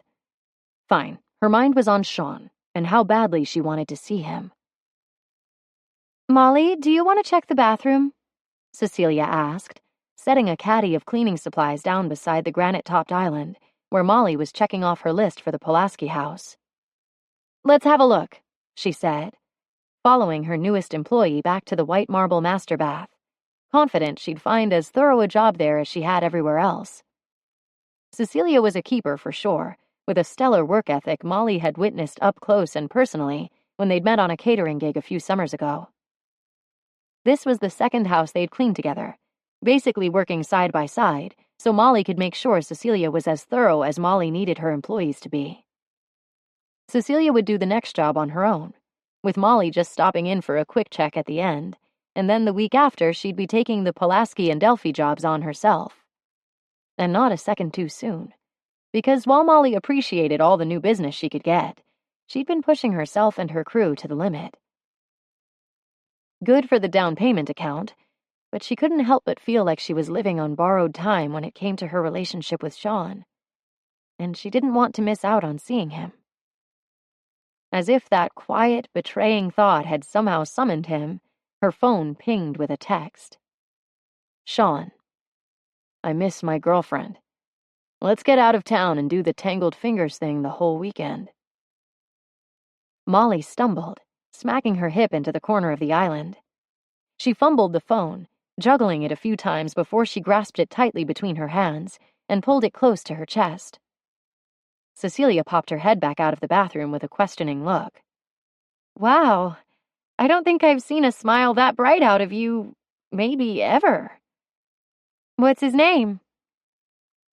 Sean, Molly replied without thinking. Popping her head up in horror, she saw Cecilia was ducking back into the bathroom. For a second there, you got my hopes up.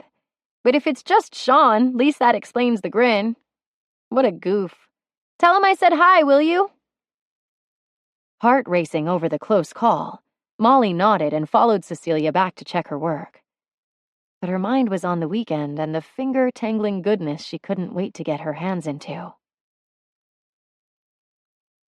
Not exactly what I was expecting when you said you wanted to stop and pick up some beer, Molly remarked, leaning back on her arms and stretching her legs out along the bench. Damn, she was gorgeous wearing that contented smile with her face tilted up to the sun. But worth the detour, right? He snapped a photo and then thumbed through the others he'd taken during the New Glarus brewery tour. The one he'd gotten Molly of examining a huge copper brewing unit. Her white hard hat, tilted at a jaunty angle, was going on his computer's screensaver. Or it would once she let him tell her brother about them being together. This one was going on his phone along with a lock code. No way was he going to be able to keep things under wraps much longer. Not when having a damned picnic table between them was making him itch. Molly drew a deep breath. Brody's going to be fuming if he finds out we came up here without him. Brody can bring his own date up here anytime he likes. Her eyes cut away, but not before another pretty pink warmed her cheeks. It's kind of weird, isn't it? She asked, staring out to the surrounding fields. I mean, calling this a date. That's what it is. She nodded, a pretty curve touching her lips. But still being here alone. It's never just you and me. I mean, not out of town like this. She was right. They'd been on countless trips together, but always as part of a bigger group. Even after their friendship had begun to set them apart, they'd never taken a weekend just the two of them. Right then, he couldn't help but wonder why. Maybe the answer was in front of him, in the way he couldn't take his eyes off her, in how even these few feet of distance between them were too much, and how fucking good it felt to have her alone. He'd been working his ass off not to think about Molly like that from about when she turned 20. But now that he'd let himself, there was no going back. Worried we're going to run out of things to talk about? He teased. Then he grinned when she shook her head and laughed, because even in this new territory, that was one thing neither of them would ever have to fear. Since that first day he'd gotten her to smile, conversation between them had always come easily. I wouldn't say worried.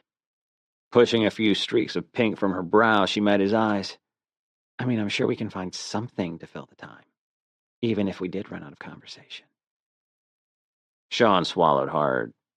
He knew that look she was giving him. He loved that look. Pushing up from the bench, he grabbed her hand. Time to get back on the road, babe. Oh dear, Molly muttered, frowning deeply as she sorted through her cards early Saturday evening. This can't be right. Sean rubbed a hand across his bare chest and scowled at her from where he was leaning against the side of the couch, a sheet the only thing keeping him decent. Again? He laughed. You've got to be kidding me. She clucked her tongue. I keep counting and, yeah, looks like gin. Again.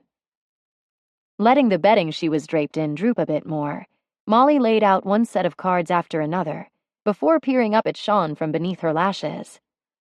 It's almost like you're distracted or something.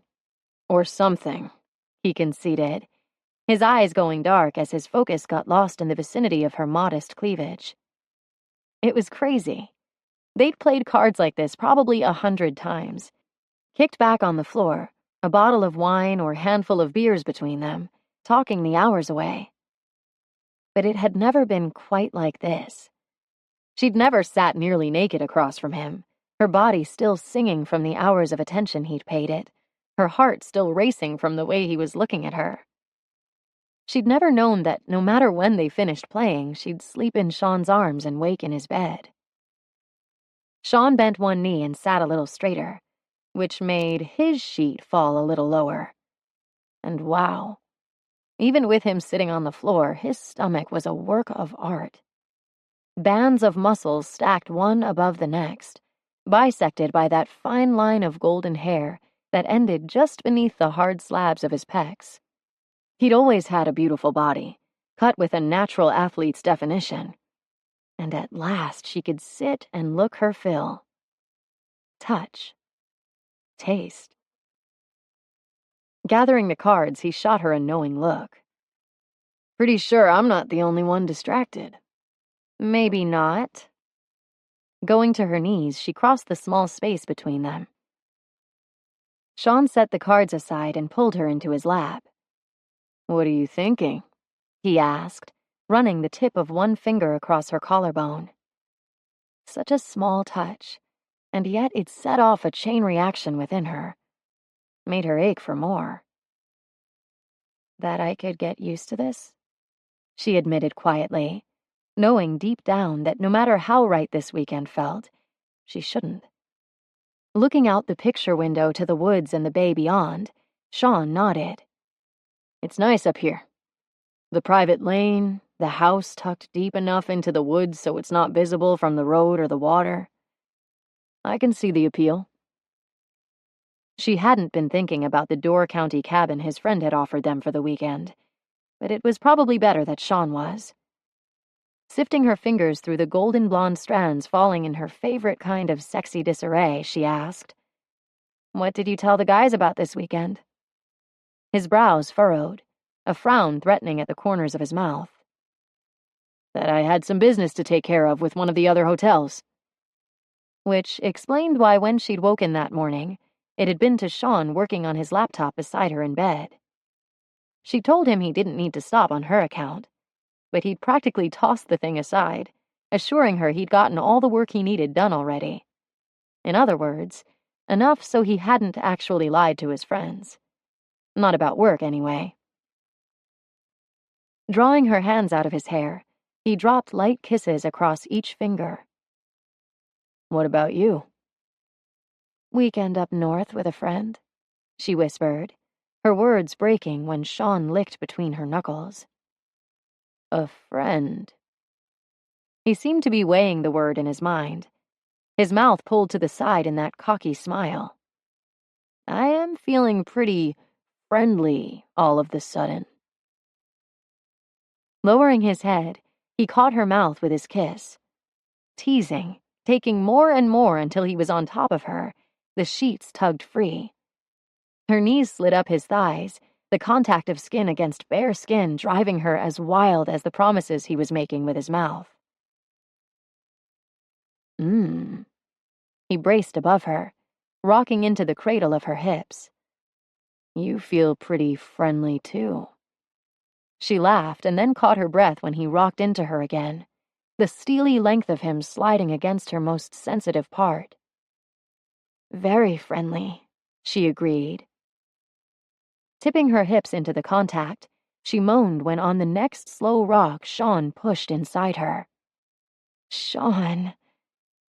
Braced on one arm, he cupped her hip, drawing her into each slow sinking thrust, taking her deep and deeper, hard and harder, all the while keeping those dark eyes locked with hers. This was what she'd dreamed of, only the reality was so much more. And God, the way he was looking at her. What if she could really have this? What if she could keep him? What if... He sank deep, hitting that spot inside her just right, and her mind blanked of anything beyond what he was doing to her in that moment. "Baby, not yet," he groaned, shafting into her one last time before pulling out. She wanted to grab him by the hair and pull him back, beg him to take her again, but they weren't protected. And when he backed down her body, burning a path with his mouth as he went, she really couldn't complain. "Your mouth is so... Oh, yes, Sean!" she gasped, after he'd hooked her knees over his shoulders and sank into devouring her like a starving man. And when she'd barely finished, he pulled her from the floor and carried her through the bedroom and into the master bath. "Like this, baby," he growled against her ear, as he positioned her hands on the counter in front of the mirror. He rolled on a condom, and then, watching their reflection, took her from behind. He was slow, thorough. The possessive look in his eyes and rough scrape of his jaw at the back of her neck were as powerfully sexy as watching his fingers playing between her legs and his big hand kneading her breast. She was already there, pressing back into his every stroke, rocking into his touch, begging and moaning and promising everything and anything to the man shaking her world to its very foundation. When she tipped over the edge, tumbling into her release, Sean held her in his arms, telling her how perfect she was for him, how beautiful, how sexy. Telling her all the things she could only ever truly believe in that flawless moment. Chapter 18. They'd had a finger-tangly Sunday morning, eating breakfast down by the dock before making love in the boathouse. Making love. The words made Molly want to giggle almost as much as she wanted to wrap herself up in them forever. She'd had sex, done it, screwed and fucked. But not until Sean had laid her out beneath the pale moonlight the night before had she made love. And it was something different. Special. Addictive. The afternoon had come way too soon. Sean had driven them back to the city, and despite his attempts to convince her to let him stay at her place or have her come back to his, Molly remained strong. She never knew when she was going to wake up to her brother in her living room, though that didn't seem to happen much now that he was with Sarah, or Brody riding by after spending the night with his current flame. Besides, she was supposed to meet the girls for breakfast the next morning, and the rest of the week was going to be nuts as she made up for the days she'd taken off from 3 jobs. She'd need the sleep. But more than that, there was the whole not letting herself get too comfortable thing.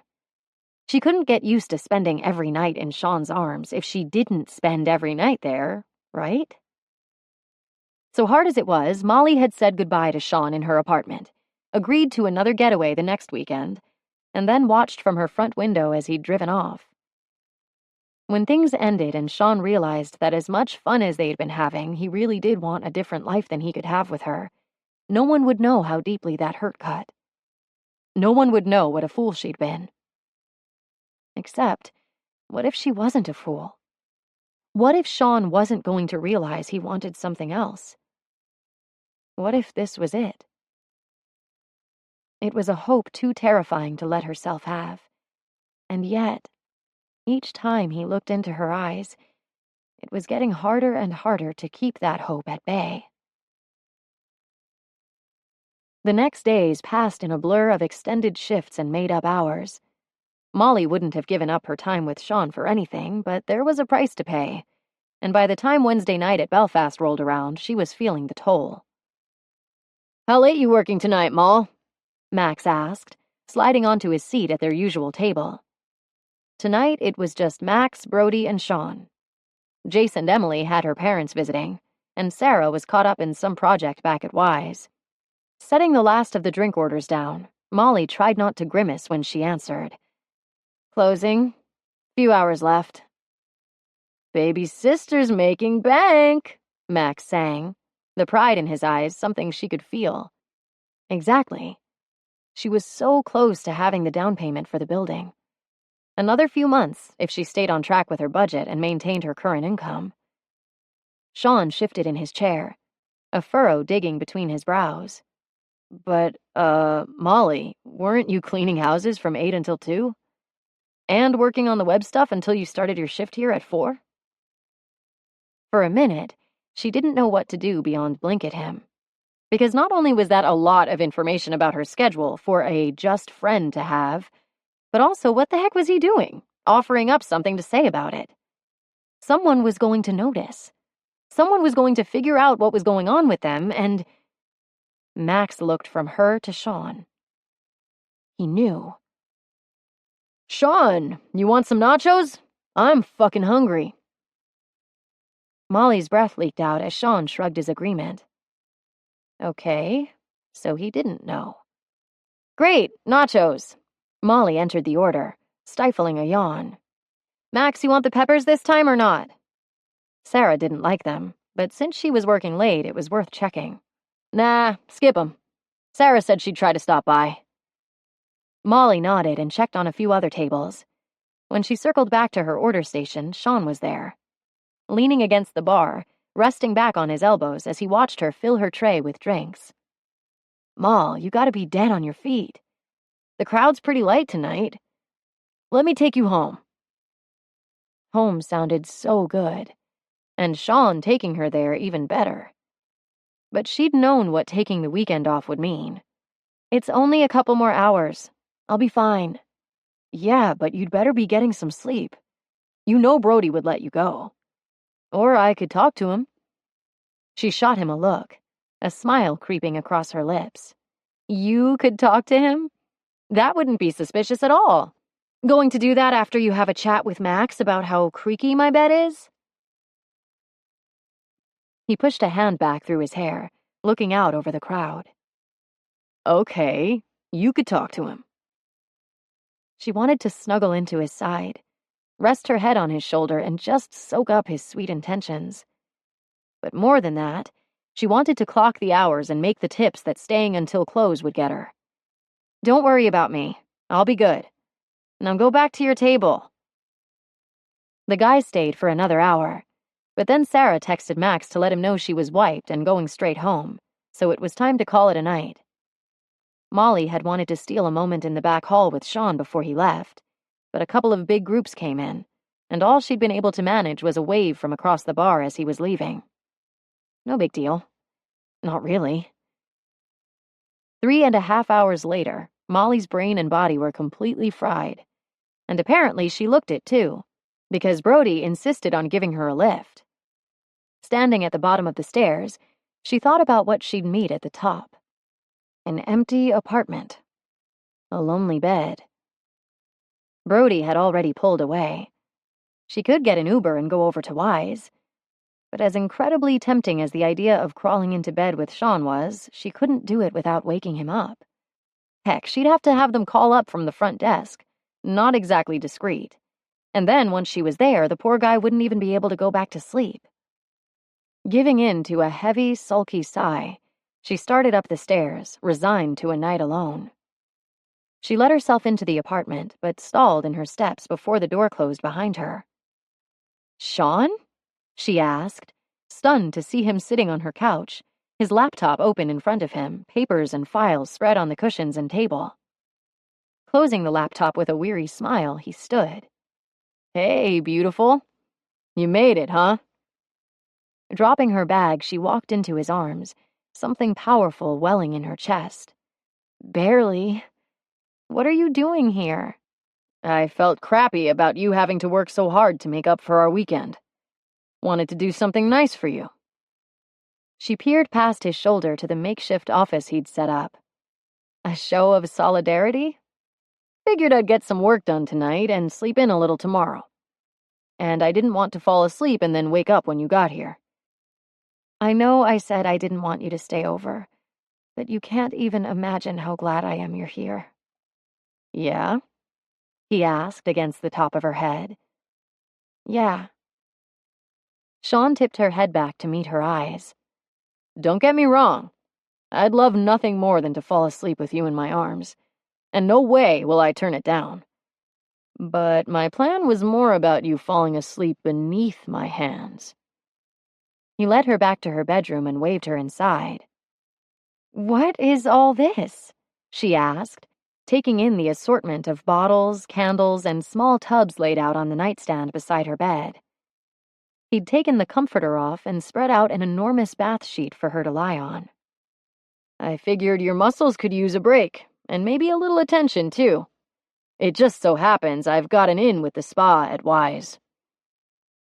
It was quite possibly the most thoughtful thing anyone had ever done for her, and Molly found herself blinking back tears. Then Sean was helping her out of her jacket and stripping off her t-shirt and denim skirt. When she was in nothing but her panties, she crawled onto the bed and stretched out face down.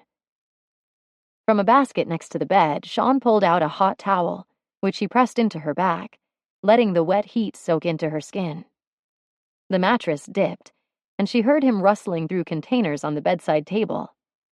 A moment later, he removed the towel, and those strong, capable hands were rubbing some kind of lavender-scented oil or cream into her tired muscles. It was pure bliss, a kind of luxury she never indulged in, couldn't justify.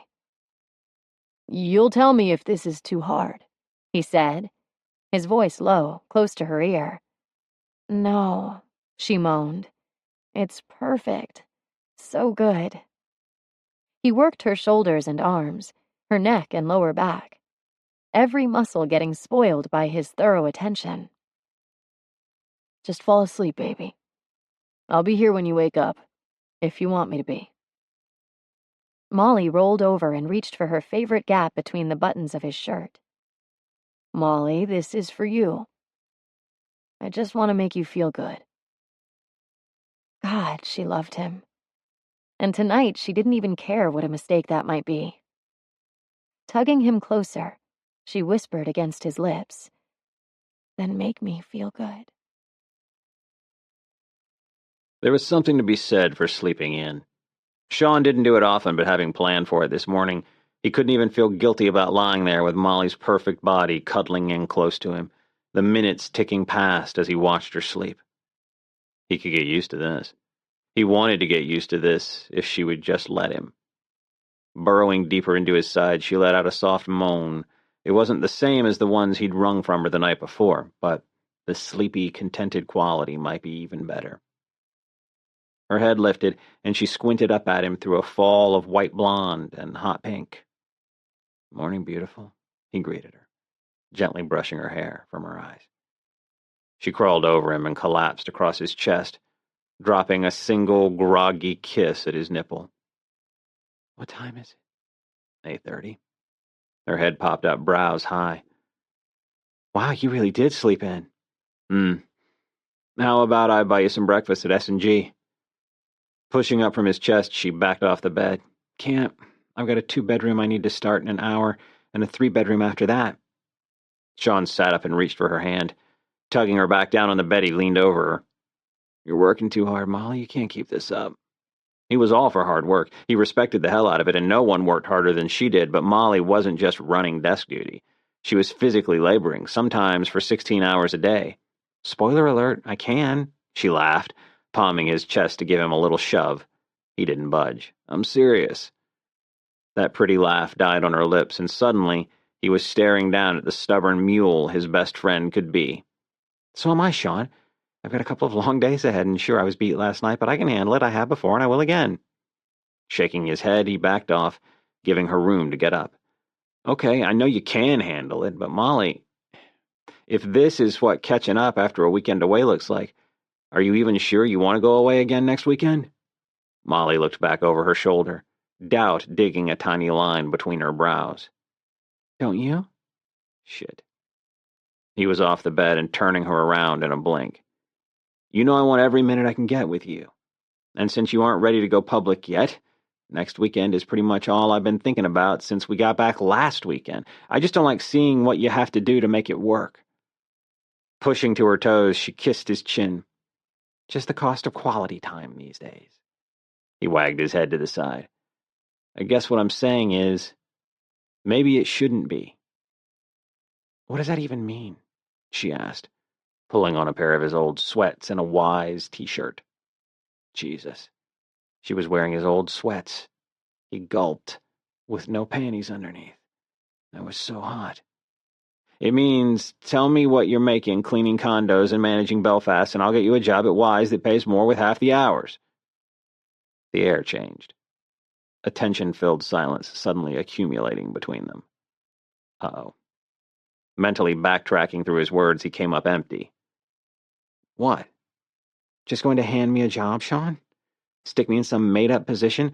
I have zero experience or education in the hospitality industry, so it would have to be. Cut me a check every 2 weeks for services rendered?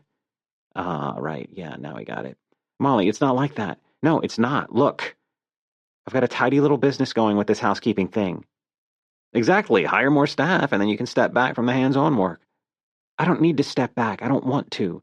I want the income. Because every dollar I earn brings me closer to getting my name on the mortgage for this building. The building. He knew she was slowly getting closer to having the down payment for the place. And he knew, with the way she'd grown up, with the day-to-day uncertainty of whether she'd have a place to sleep that night, ownership and having a steady stream, or even better, multiple streams of income was important to her. He got it. But she didn't need to break her back to make it happen. So why not take a job at Wise and keep building your website and housekeeping businesses on the side? You don't have to be the one actually down on your knees scrubbing the baseboards. Molly threw up her hands and stalked into the bathroom. Fluent in Molly speak, he recognized the non-answer for what it was. End of discussion. Only that was bullshit. He had a legitimate suggestion, one he was smart enough to know he'd have to wait a couple of days before bringing up again. He pulled on his jeans and followed Molly into her bathroom. You have time for a lunch break at least? I could meet you somewhere. She spit out her toothpaste and wiped her mouth before turning so her hip was propped against the counter. I could do lunch, but won't you be busy making up for your morning off? Normally he would. But after going from having Molly all to himself for the whole weekend to barely seeing her once they got back, the work could wait. He'd have plenty of hours to get caught up while she worked the closing shift at Belfast that night, too. I'll work when you work. And damn, what a difference saying the right thing instead of the wrong made, because then Molly was looking at him with those eyes that had gotten him into the best kind of trouble. She stepped into his space and let her fingers trail along his still half-open denim fly. That's kind of hot, she murmured softly. Not as hot as she was, swimming in his clothes. Or better still, him peeling her out of them. Taking her by the waist, he popped her up on the counter and went for the Wise t-shirt first. I'll show you hot. Chapter 19. Saturday, Molly woke to the soft press and gentle scrape of Sean's lips and day-old stubble, working a path down the length of her spine. You're spoiling me, she murmured, lifting her head enough to peer over her shoulder at another spectacular mess of bedhead. They hadn't arrived in New Hampshire until close to 2 in the morning, and when they finally got checked into their hotel, not a Wise hotel, Sean had wrapped his arms around her, and they'd gone straight to sleep.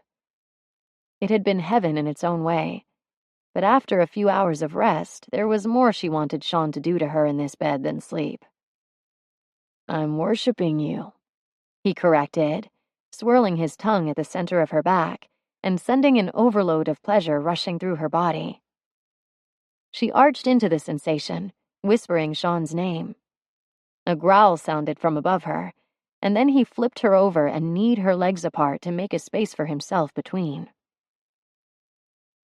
She hooked a lazy leg over his hip, basking in the feel of his body over hers. I'll never get used to this, she whispered, her hand stroking lightly over his chest. Waking up to you making my dreams look like nothing compared to my reality. The corner of his mouth kicked up, and he rocked slowly into her hips. Is that what I'm doing? He rocked again, finding that perfect point of contact that made her needy and hot, and turned her mindless. Then again, and this time she met him halfway, her breath hitching as she answered, as if you don't know. That cocky shrug said he most definitely did. What I know, Molly, is that you've been letting me do every dirty, depraved thing I can think of to you for a month now. And baby, there are not words for how much I love that about you. But you still won't spend the night at my place. And I can't park overnight in front of yours because you're afraid someone is going to see my car and figure out that we're together. It's starting to feel like I'm disrespecting the relationship I've got with your brother and the rest of our friends by sneaking around this way. She'd known this was coming. He'd been quiet about telling everyone for more than a week, but clearly he'd been thinking about it. His brows pulled together, and he shook his head. No biting that pretty bottom lip, Molly. I'm the only one who gets to bite it, and then I get to kiss it better. She laughed, turning her head away as she released the abused lip in question. But Sean wasn't ready to let her off. Cupping her cheek in his palm, he brought her eyes back to his. I'm serious, Moll. I know you were nervous, but you've got to see by now that there isn't any reason to be. Her laughter stopped, because she knew he was right. She couldn't keep lying to everyone about what they were doing. She didn't want to. Only days ago, she'd been on the brink of confiding in Emily and Sarah, but she hadn't quite been able to take the leap. Now Sean's eyes closed above her, his breath leaking out in a slow stream. You aren't ready. Before she could agree or disagree or make any more excuses to put off something they should have done weeks ago, he was rolling off the bed. It's okay, Moll. I told you I'd give you all the time you needed, and I meant it. He sat at the edge of the bed and looked at her from over one broad shoulder. One of these days, though, you're going to realize you can trust me. I figured out what I wanted that night at the campground. It's you and me, and I swear if you can find the faith in us, you'll never regret it. Sean, she said, sitting up and reaching for his shoulder, her heart aching, knowing that her delay was causing him pain. I do trust you. He kissed the top of her hand and then headed for the bathroom. We should get ready. Damn, you look spectacular, Sean growled, using the hand interwoven with hers to pull her in close. Let's blow off the wedding and go back to the suite so I can do my favorite dirty things to you. Molly laughed, her shoulder coming up against the tickle of Sean's jaw. Right. After you surprised me with this dress and those girls spent all that time on my hair and makeup, it would be a crime not to show it all off. The dress reminded me of your eyes. I needed to see it on you. But believe me when I tell you, it will be worth every penny just to take it off. Or maybe you don't take it off at all. Maybe you let me unzip it just a little. He murmured close to her ear, trailing a finger halfway down her spine before dropping a kiss at the back of her neck. So the straps slide down, and then when I bend you over in front of the mirror, I can see those perfect... Sean, she gasped, her eyes darting around to check the surrounding lobby for anyone who might hear. But there was no one within earshot, and even if there had been, they were in New Hampshire, at a wedding for people Sean only distantly knew. His hands were on her hips. I'd push this pretty blue dress up over your sweet ass, rip that scrap of lace from between your legs, and get you so hot and wet you'd be running down my fingers, Molly. She'd stopped walking. Her light laughter from Sean's first suggestion completely evaporated under the scorching description. His grip firmed. I want to tell you I'd make you beg me, but it would be a lie. I'd be on my knees behind you, using my mouth, my teeth, my tongue to show you how badly I want it inside that hot-as-fuck body of yours. Her breath was coming in shallow pants, the body in question aching in response to his words. And then, after I make you come, twice, he hummed against the shell of her ear, when your body is slick and sensitive from having me inside you, when I can finally breathe again, because I'll know, no matter how many guys like that douche with his tongue hanging out over by the concierge look like they want to fight me to take you for themselves, you're mine. Then I'd straighten your skirt and zip up your back and see if we could get any farther than the hotel lobby before I started trying to talk you into going back upstairs again." Trembling, she turned and met the dark wells of his eyes. "You're serious?" He looked at her like he couldn't believe she still didn't get it. "Always with you." Molly nodded, not trusting her voice to form words, because God, more than anything in that moment, she wanted to believe this was real, that she could have this man forever.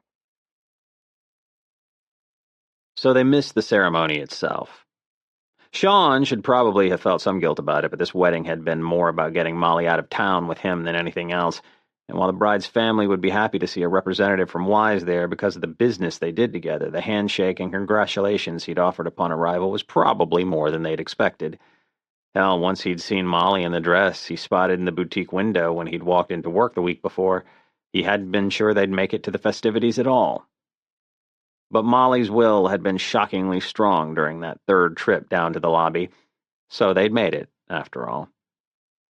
Now, halfway through dessert, with Molly's fingers interwoven with his own on top of the table, Sean was enjoying being surrounded by strangers for the night and getting to be the couple they privately were in a public setting.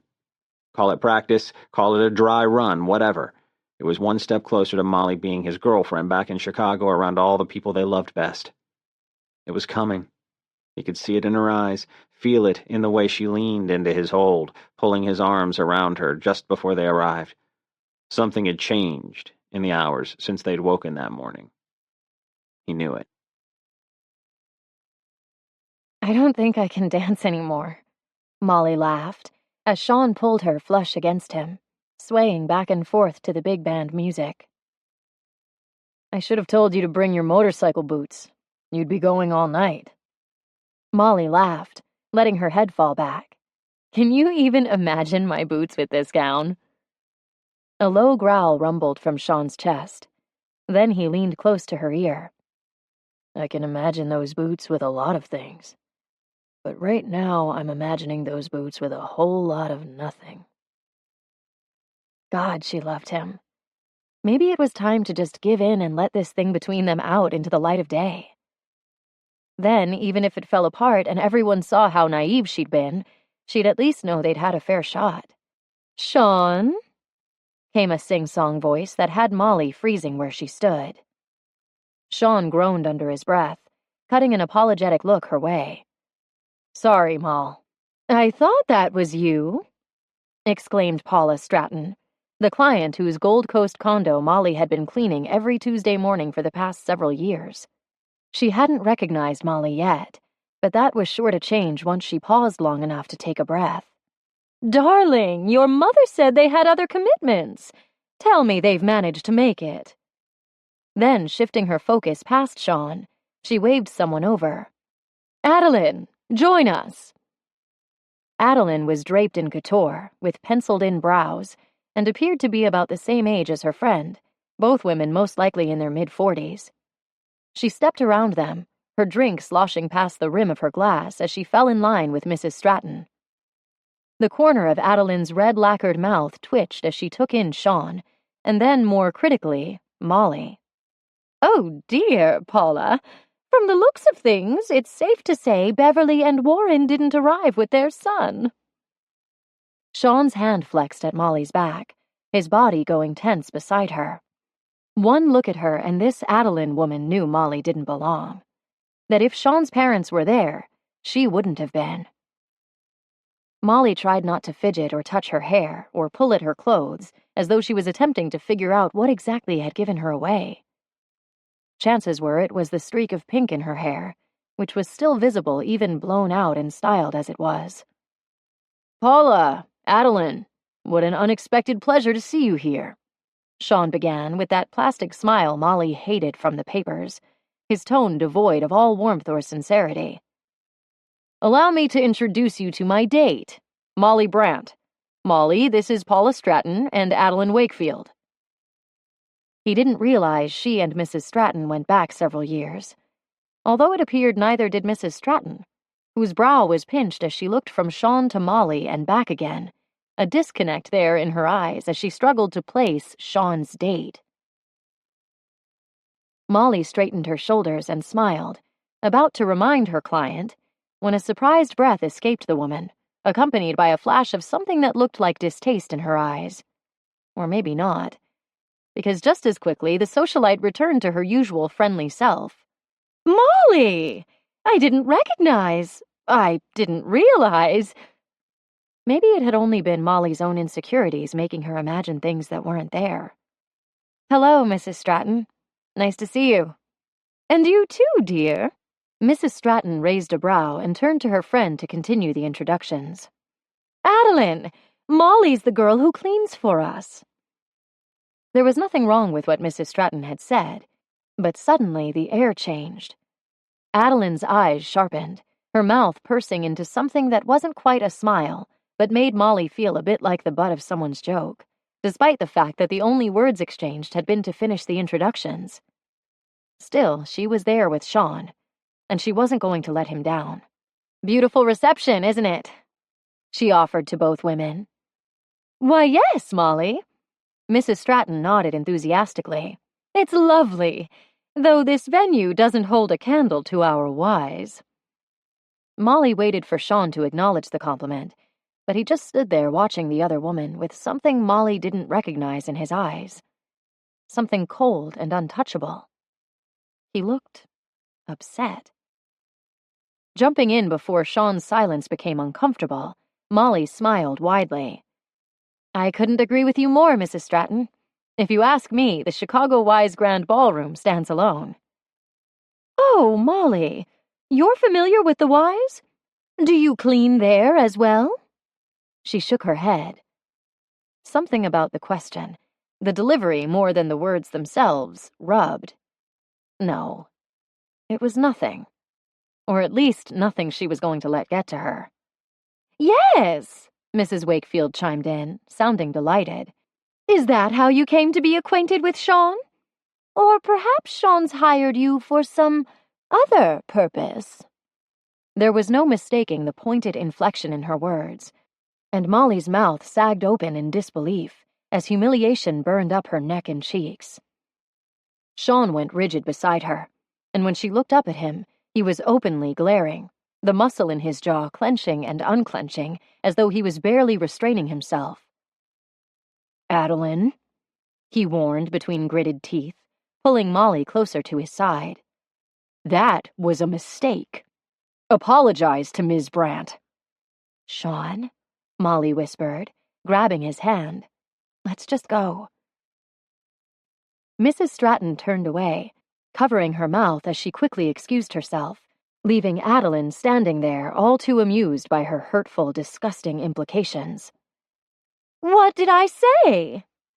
"Something I assure you you will regret," Sean snapped back.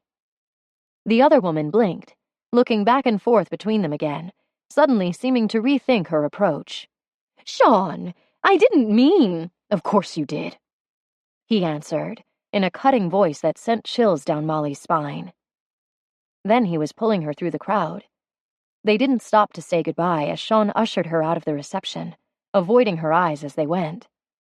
Not that she could blame him. When they reached the drive where Sean let the valet know they needed a car, Molly kept walking to the edge of the pavement. The temperature had dropped, but even gulping the brisk night air, she couldn't cool the burn of humiliation. Sean stepped in silently beside her. "I've never been so embarrassed in my life," she whispered. "Is that what it would be like every time we ran into someone from your other life?" They weren't touching, but she could feel him tense just the same. He didn't answer, but he didn't really need to. She knew. It wouldn't be every time, because regardless of social status, most people weren't built that way. But some were.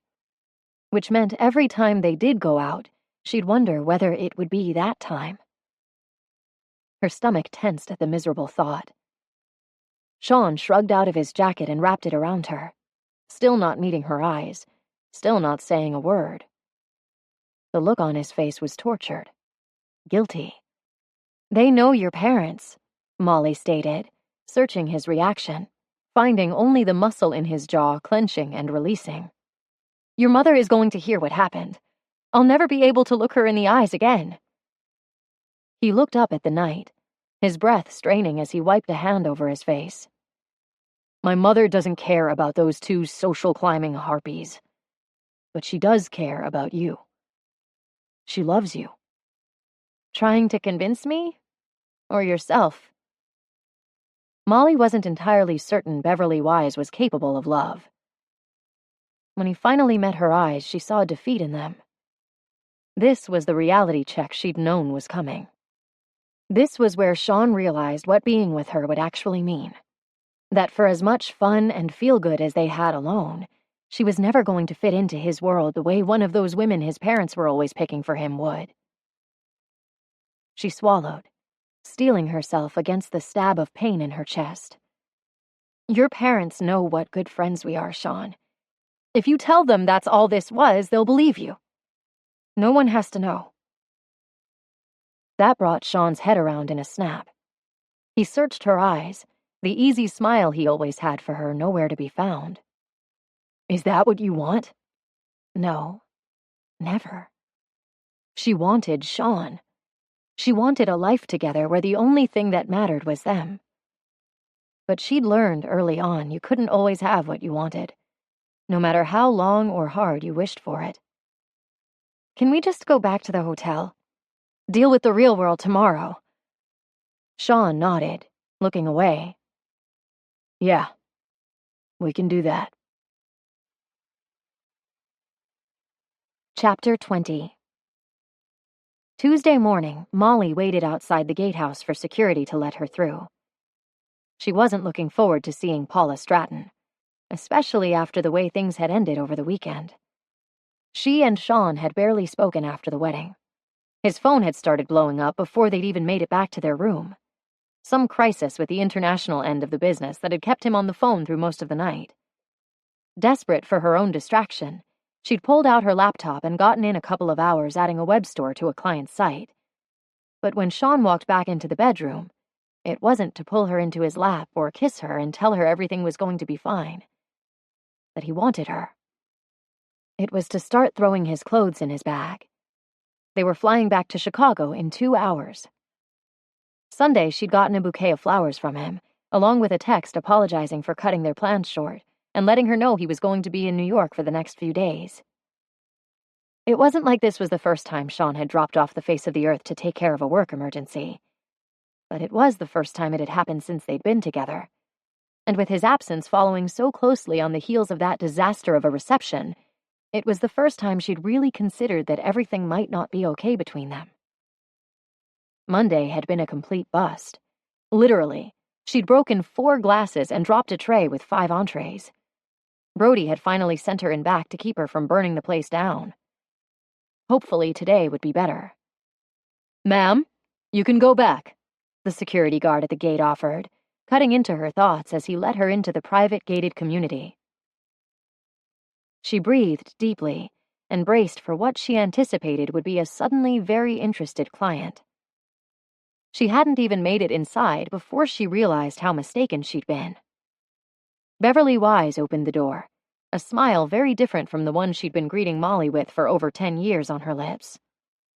"Beverly, this is a surprise. I wasn't expecting to see you here." Understatement of the century. "Is Mrs. Stratton home?" Please, please, please let her be. Because as much as Molly didn't care for how she'd felt seeing the woman socially, this was business. And business would be about 1,000,000 times easier to handle than some quality alone time with Sean's mom. Paula had a few errands to attend to, but she was gracious enough to invite us to stay. "We need to talk, Molly." Then, waving her toward the kitchen, Beverly added, "There's some fresh coffee on the counter. Why don't you pour yourself a cup and come sit a moment?" Molly's stomach twisted in on itself. "I'm sorry, but I have another appointment after this one, so I should get started. If you'd like to talk this afternoon, I've got a few hours before I'll be going over to Belfast." Because there was no way she was going to have Sean's mother, whom she could only presume had flown out to Chicago for the sole purpose of having a chat with Molly, follow her around this house discussing Molly's suitability for her son while she scrubbed toilets on her knees. You're such a responsible girl, Molly. I've always respected that about you.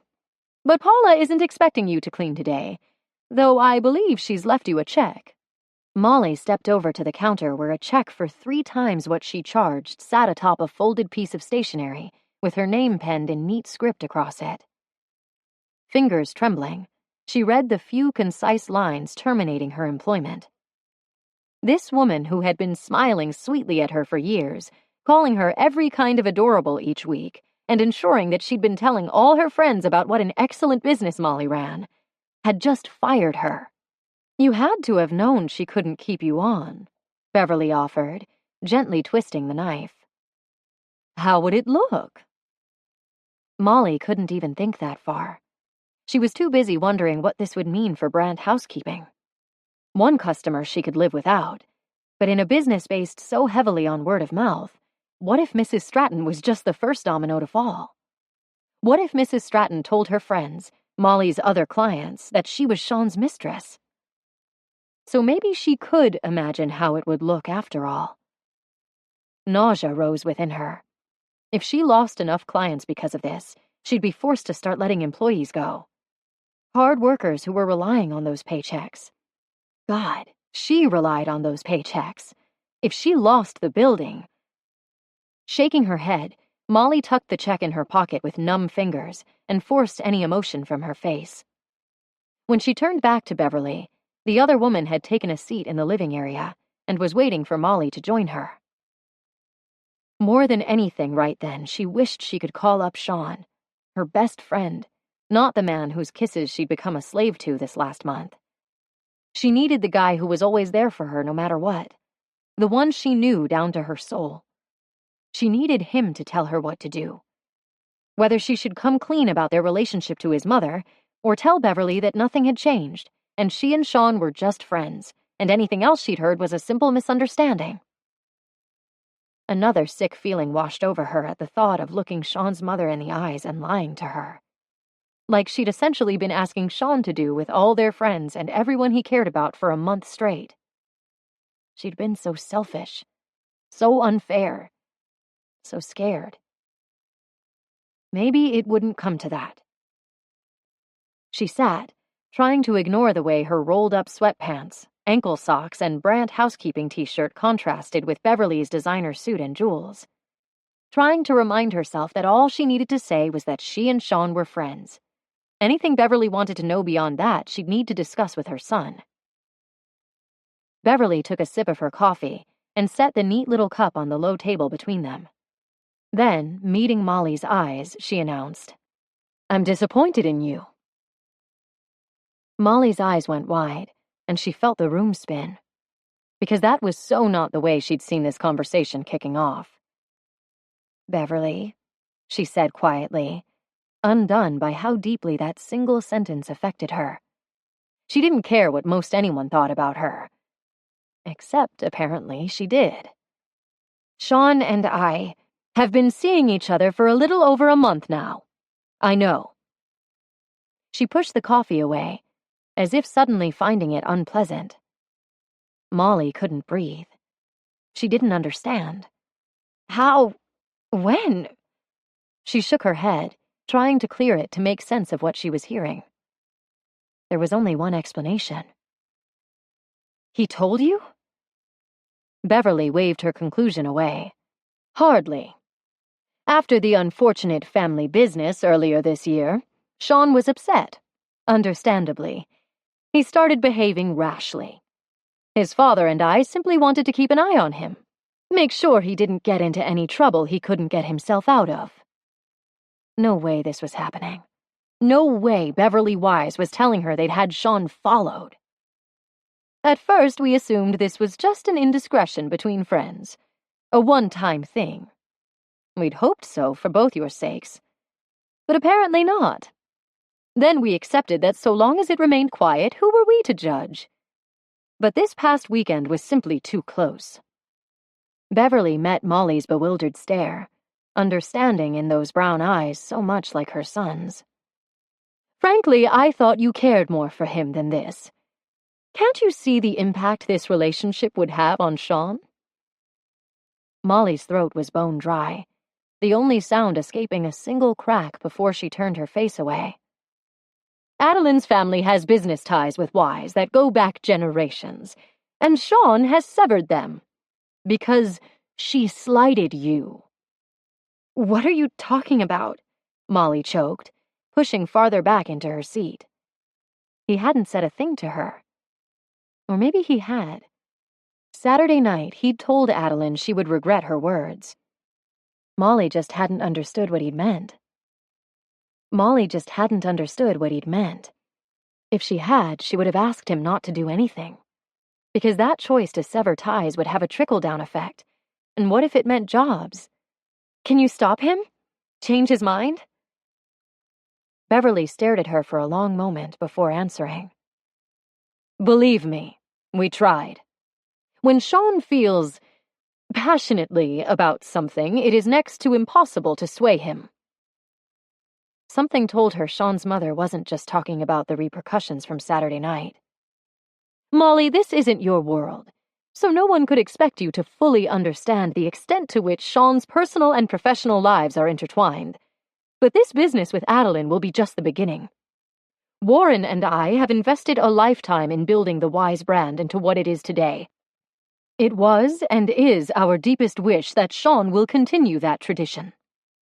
Beverly sighed, sending another wave of her disappointment to wash over Molly. However, we have sacrificed too much to allow him to diminish what we've built every time someone disrespects you. And mark my words, Molly, it will continue to happen.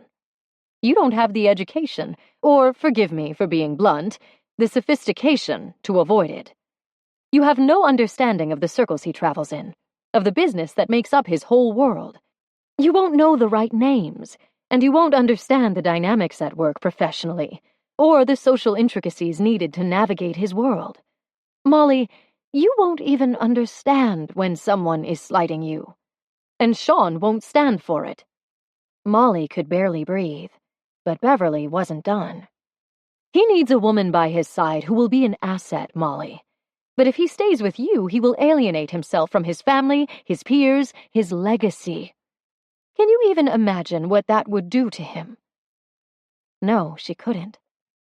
She wouldn't, because it meant thinking of the man she loved with her whole heart, giving up all the things that had filled his heart for as long as she'd known him. It meant considering how he would feel when he realized what being with her had cost him. And even if it wasn't as dramatic as all that, after Saturday night, and now this, there was no way she could pretend there wouldn't be some new degree of strife and conflict in Sean's previously peaceful life. What would it do to their relationship? What would it do to their friendship? Pushing out of her chair on legs she wasn't sure would support her, Molly pressed a hand to her unsettled stomach and walked to the window overlooking the community courtyard. Children played merrily in the immaculately kept, ornately patterned brick road surrounded by 12-foot walls, topped with a spiked metal fencing that would give anyone considering trying to climb in second thoughts. This wasn't her world. Beverly was right. Molly would never fit in, and if she tried to, she might cost Sean his place in it as well. There was some rustling behind her, cabinets opening and closing, the tap running. And then Beverly was pressing a glass of water into her hand. I know you care for him. You always have. Molly turned to Beverly, a question in her eyes. Beverly offered the most reserved of shrugs. A mother knows these things. I also know with the way Sean feels about you and your brother, even if he realized he'd made a mistake, which I don't believe he has yet, his sense of responsibility and obligation to the two of you won't allow him to walk away. Molly felt the cool trail of tears on her cheeks and wiped at them with the backs of her hand. Beverly had seen enough of her weakness already. You're saying I need to be the one to end things with Sean. A nod. For what it's worth, Molly, I've always liked you. I'm just sorry Sean didn't have better sense when he decided to act out over this business with the family. It was rash, and I'm certain he would never have allowed it to begin if he'd thought you would be hurt. Molly was the one who should have known better. She wasn't the right woman for Sean. It wasn't news to her. She'd known it from the start. It was just that some small part of her had been holding out hope that he'd be able to prove her wrong. It was Thursday night before Sean made it back to Chicago, and he only made it back that quickly because he'd practically worked through the night Wednesday to do it. He didn't want to spend another night away from Molly. Leaving the way he had was a fuck-up he'd been paying for days, and one his ego hadn't let him fix. What happened at the wedding with Paula and Adeline had been utter bullshit. Paula was on a first-name basis with everyone, but hadn't even offered Molly the option. And then that business with Adeline essentially suggested Molly was on Sean's payroll for sex? Fuck Adeline Wakefield and anyone else who dared to talk down to Molly. It made him sick. Sean's fists balled. They'd been so close. He could see it in Molly's eyes, feel it in the way she leaned into him. She'd been about to take the leap, and he'd been making all the best plans about what came next. They were going to go home and tell everyone about their relationship, and he was going to get down on one knee in front of the friends and family they loved most and ask her to marry him. She was going to say yes, because she was Molly and he was Sean, and there wasn't one fucking thing better than when they were together, and they both knew it. But then reality had come crashing down in the form of two stuck-up snobs. He'd been worried from the start Molly wouldn't put up with the superficial bullshit that made up half his life. And what happened the very first time she even dipped a toe in that shallow pool? Paula Stratton and Adeline Wakefield. It was a small wonder Molly hadn't turned around from that encounter and broken things off with him on the spot. For a minute he'd thought that's what was happening, and then he'd gotten the call from his dad, and he'd grabbed hold of the hotel emergency with both hands. Oh, it was legit. Wise was about to break ground in Switzerland, and the deal was on the brink of falling through. His father was flying out to handle negotiations in person, which meant Sean was needed in New York. He'd had to leave, but he could have handled the departure differently. He could have talked to Molly more before he left, only he'd been afraid if he gave her time to talk, she'd tell him it was over, that she didn't want his life. So instead, he'd thrown himself into the work, letting day after day go by with little more than a text. And each night, before he finally gave in to fatigue, he told himself she was still his. Now here he was, with more than 24 hours since her last response, a text telling him they'd talk when he got back. It didn't take a genius to figure out that wasn't code for, "Can't wait to see ya, lover." The lights in her apartment windows were burning bright when the driver dropped him off. He trudged up the stairs, all the things he needed to tell her getting jumbled up with all the reasons she might not want to hear them. He let himself into Molly's apartment and tossed his keys on the table by the door as he called out to let her know he was there. A second later, she was standing in her bedroom doorway, dressed in the denim skirt that drove him crazy and a long-sleeved t-shirt with a T-Rex on the front. Classic, gorgeous, perfect Molly. One look, and it was like suddenly everything was right in the world again. Whatever the resolution, with the hotel in Switzerland, it didn't matter. All the Paulas and Adelines in the world didn't matter. The only thing that did matter was making things right with this girl so he could get his ring on her finger. Hopefully she'd be willing to tell her brother about them before they did, but hell, he'd take her any way he could get her. "I love you," he announced, knowing what a jackass he had to sound like, but not caring so long as he got to say the words and she got to hear them. "Sean," she sighed, her focus suddenly dropping to the floor, and the express train to his happily ever after ground to a screeching halt, because that one word, those 4 little letters, reminded him that just being back might not be enough. Not after this week. "I'm sorry I didn't call," he began, cutting off whatever she'd intended to follow his name. Her hand was already up, waving his apology away. "It's okay, but we need to talk." She still wasn't meeting his eyes, but hers were blinking in quick repetition, gutting him as he realized it was because of tears. "Molly," he pleaded, not even knowing what he was asking for except for whatever was happening in that moment to stop. "This isn't working." Her words were a whisper, but they met him like a wrecking ball. "What do you mean?" "It isn't working?" he asked, forcing a calm into his voice he didn't feel. He knew what she was saying, of course he fucking knew, and he knew why. But still, he couldn't accept it. "I mean, I don't think we should be together like this, like a couple, anymore." The bag in his hand dropped to the floor, and he walked over to the couch where once upon a time Molly had crawled across his lap, where they'd watched hours of yarn porn, where she'd fallen asleep against his chest and made him feel for the first time in his life like there was only one path. One thing that mattered. Her. He looked down at that couch and then sat in the single chair instead. Christ, he felt like he was drowning. Like water was lapping at his chin, too close to his mouth, that any second he would go under. Running his hand through his hair, he pulled himself together, straightened his tie, and looked at the woman he loved, looking back at him like he was a regret. She was still standing where she'd been when he'd walked in, still looking like everything he wanted, but it felt like she was getting farther away by the second. He had to remain cool. If there was any chance of salvaging his relationship with her, his friendship, then he was going to have to keep his shit together. Be reasonable, rational. "Is this because of that Wakefield woman? Because Molly, if it is, I swear it's not. Not entirely." Then she wrapped her arms around her middle and shook her head, letting her hair fall like a veil in front of her eyes. He remembered how she used to do the same thing when she was 15 because she didn't want him, anyone, to see her. Molly. He cleared his throat, took a measured breath. She sighed and walked over to him, sitting at the edge of the coffee table. "Sean, these weeks we shared were like a fairy tale." She swallowed, blinking quickly. "It's time I'll always cherish. But the kind of future we'd have together in the real world isn't the kind of future I want. Not for myself. Not for either of us."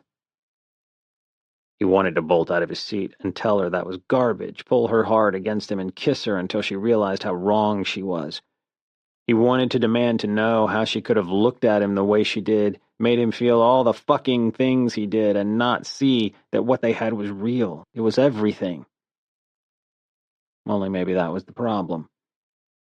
Maybe it had never been all that for Molly, and maybe that's why she'd been so hesitant to tell anyone about them. Yes, they had chemistry between them.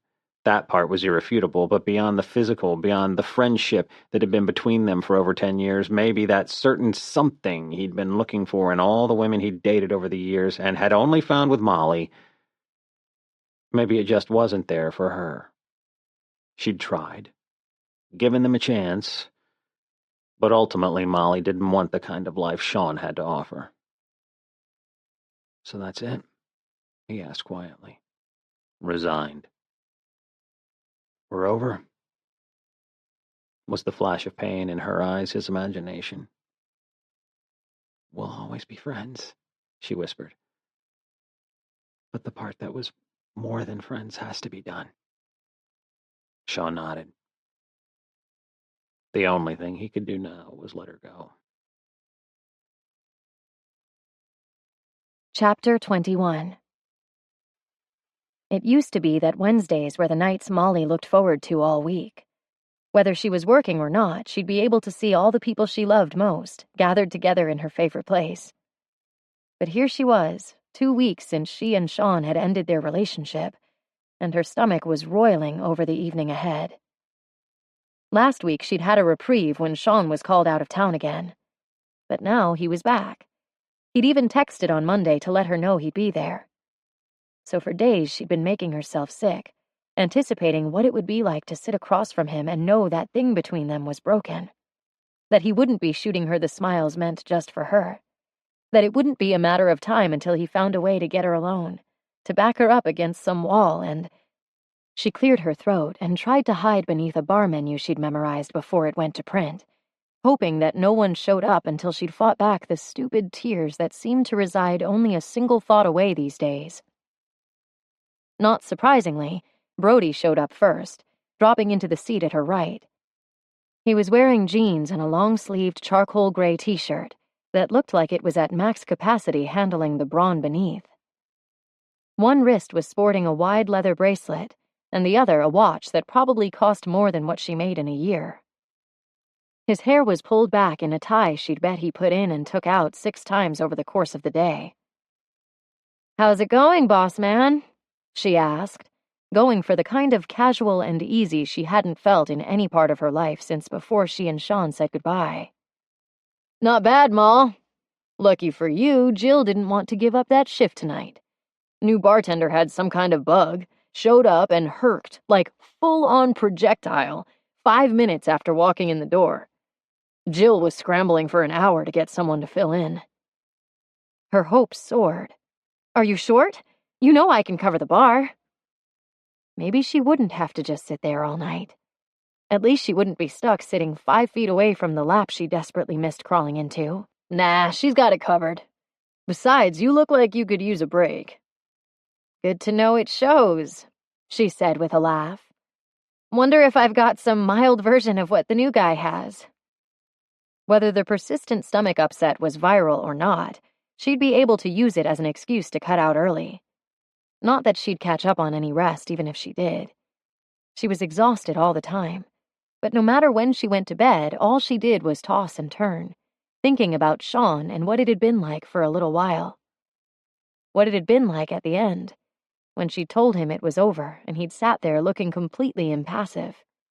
No denial, no demand, just nodding along until finally there had been nothing more to say and he'd left. Shoot. She didn't want to start crying again, especially with Em and Jace and Sarah and Max all headed toward the table. Sarah's brows pulled together as she neatly tucked herself into the chair between Brody and Max. "Molly, you okay?" Brody had a hand up, signaling Jill to come over. "Bug going around. Don't let her share your beer." Sarah frowned at her. "Again?" She could have kissed Brody right then, but since the guy had been warning everyone off an exchange of germs, she figured better not to. They were all laughing and joking around when Sean showed up a half-hour later. Molly knew the second he walked through the door. She could feel the pressure change in the room around them. That queasy sort of nervous tension accumulating deep in her belly. Their eyes met from across the bar, and he stopped, just stood there for a second, like maybe he wasn't going to stay. That pause nearly killed her, because this was Sean. Her Sean. And after almost 2 weeks of not seeing each other, instead of running up to him for the giant bear hug that she'd always considered her due, she sat glued to her chair, willing her eyes away from the clean lines of his chiseled face and that half-cocked smile she knew wasn't coming. "Hey, guys," he said, settling into the open chair across the table. The way his eyes drifted past her without stopping had her stomach kicking up another revolt. Pressing a hand to it, she looked away, blowing a slow breath through her nose. She could get through this. In time, maybe she'd even be able to look at Sean without thinking about how close she'd been to having him forever, without wondering how very bad it would have been to pretend she didn't know what being with her might cost him. No. She never could have done that to him. And the very fact that Sean hadn't put up more than a cursory argument when she'd told him it was over was all the evidence she needed to confirm she'd done the right thing, no matter how much it hurt. When Molly had it together, she returned her attention to the table and found Emily drumming her fingers, watching her intently. Oh no. She knew that look. "Enough's enough, Molly." "Who's the guy?" Max's face lit up. "You dating someone, little sis?" She was going to have to tell them something. But right then, all she could think was that she could feel Sean's eyes on her, waiting for her answer. Time to tug up the big girl panties. "No guy. Not anymore," she answered as casually as she could manage. Molly reached for the beer Jill had brought over, and then, on second thought, put it back. "It's over already?" Sarah asked, her pretty smile melting into a pout. "That stinks." Emily was nodding in agreement, but she wasn't through. "So what happened? 2 weeks ago, you thought this might be the one." Molly was shaking her head, that sick feeling growing by the minute as heat spilled into her cheeks. From the corner of her eye, she could see Sean leaning forward in his chair. "No, that's not what I meant," she lied, wondering why she hadn't just kept her mouth shut. Emily sighed, her eyes filling with compassion. "You were all breathless and whispery, like you could barely keep from telling us his name. Molly, you were so excited. What happened?" "Yeah, Molly," came the voice she couldn't stop remembering, midnight gruff at her ear. "What happened?" She turned, meeting Sean's dark stare. Her walls were starting to crumble. This was too much. Finally, she managed the truth. "We were just too different." "Jesus, Molly," Brody muttered from beside her, but he was looking at Sean. Of course he knew. Max grunted. "Sounds like a douche. Fuck 'em, Moll. You can do better." She smiled, knowing her brother was just trying to be on her side, but she couldn't let it go. "Nah, he's a good guy. I want him to be happy, and I'm really hoping we can stay friends." This was where Sean was supposed to assure her they would, where he gave her the smile the two of them, and maybe Brody, would understand. But when she met his eyes, all she found was that same closed-off stare from 2 weeks ago. No words, no smile. Nothing. She was going to lose it. Jumping off her stool, she started cutting around Brody. "Give me a minute, guys. I'm not..." Her stomach lurched, and the edges of her vision went dim. "Whoa, Molly," Jace said, jumping up from where he'd been sitting at her other side. His big hand caught her beneath the elbow, the other circling around her back. "You okay? Looked like you were going down. Here, sit a sec." Sean was standing now, a deep furrow between his brows as he watched her. "Molly." Brody caught a passing server and grabbed a water off her tray. "Drink some." "I'm fine," she grumbled, taking a small sip. I think I've been fighting a bug, and it's starting to get the upper hand." "Fighting for how long?" "Because you've been kind of pukey for the past few weeks." Sarah's brows furrowed, and she looked as if she might be counting on her fingers before adding quietly, "Maybe even longer." It was the counting that snared her attention, made Molly's throat go Sahara dry as she ticked off weekends in her mind. Too many weekends. Only that couldn't be it. Her heart started to race. No way was that it. She missed months all the time. Had from as far back as she could remember. It's why she never bothered keeping track. Only this time, all the clues had been there. The relentless fatigue, the tears, the loss of appetite, the achiness she'd thought meant her period was finally coming, and then figured was stress or a bug when it didn't. But for every obvious sign, there'd been another equally compelling explanation. A broken heart. She looked across the table at where Sean had gone deadly still. "Oh my God, Molly." Emily's eyes went wide, her palms flattening over the table as she leaned in, the action pulling along the rest of their friends at the table as well. "Could you? Is it possible you might be pregnant?" The reactions around the table ran the gamut. Max shot back in his chair with a dismissive grunt. "Fuck, Emily, come on!"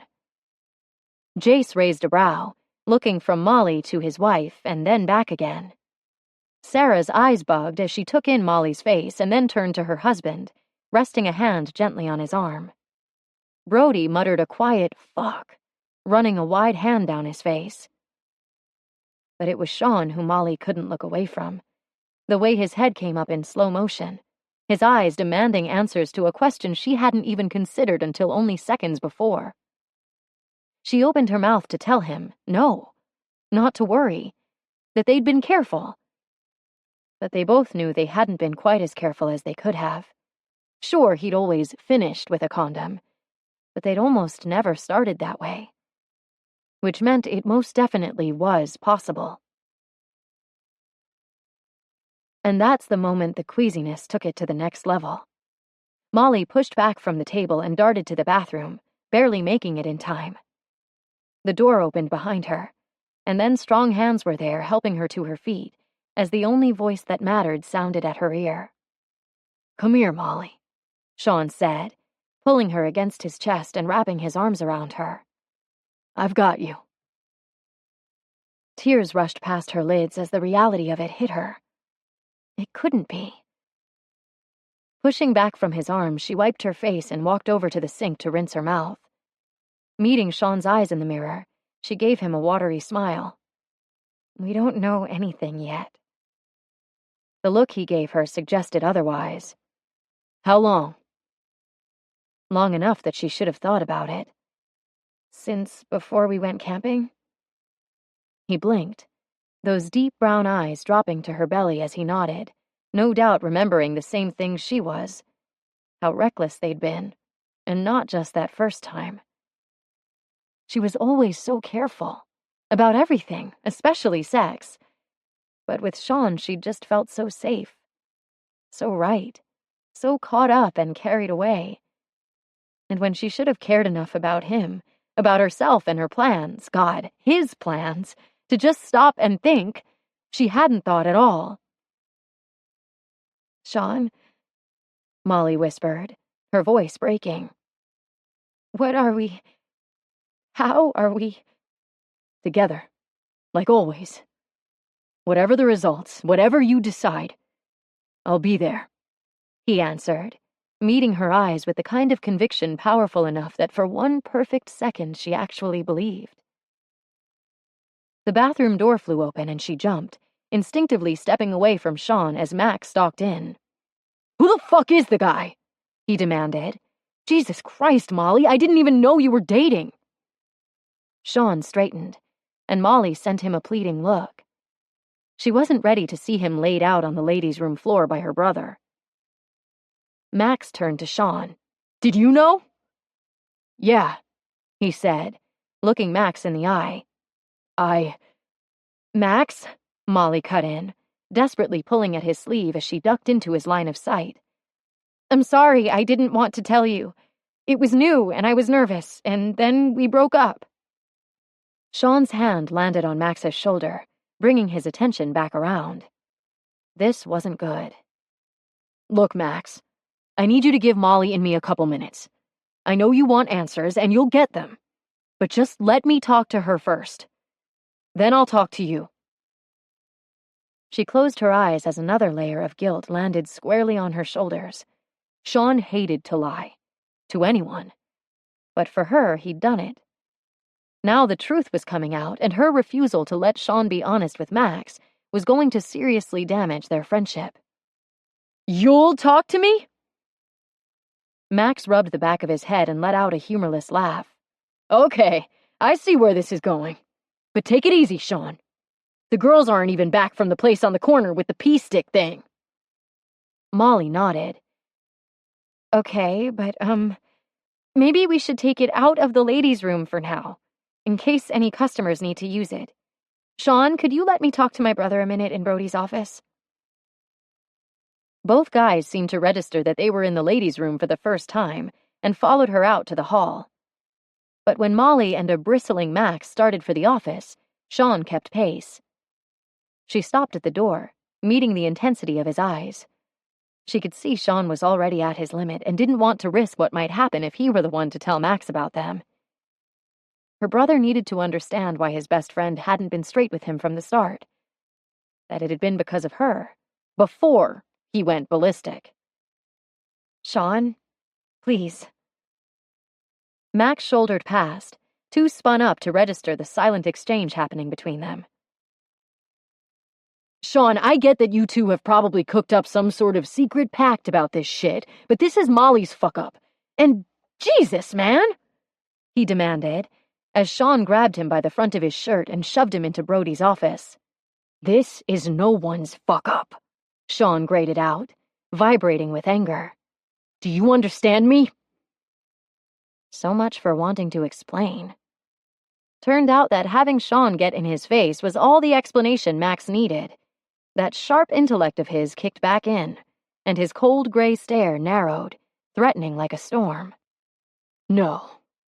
No way you did this. To my little sister.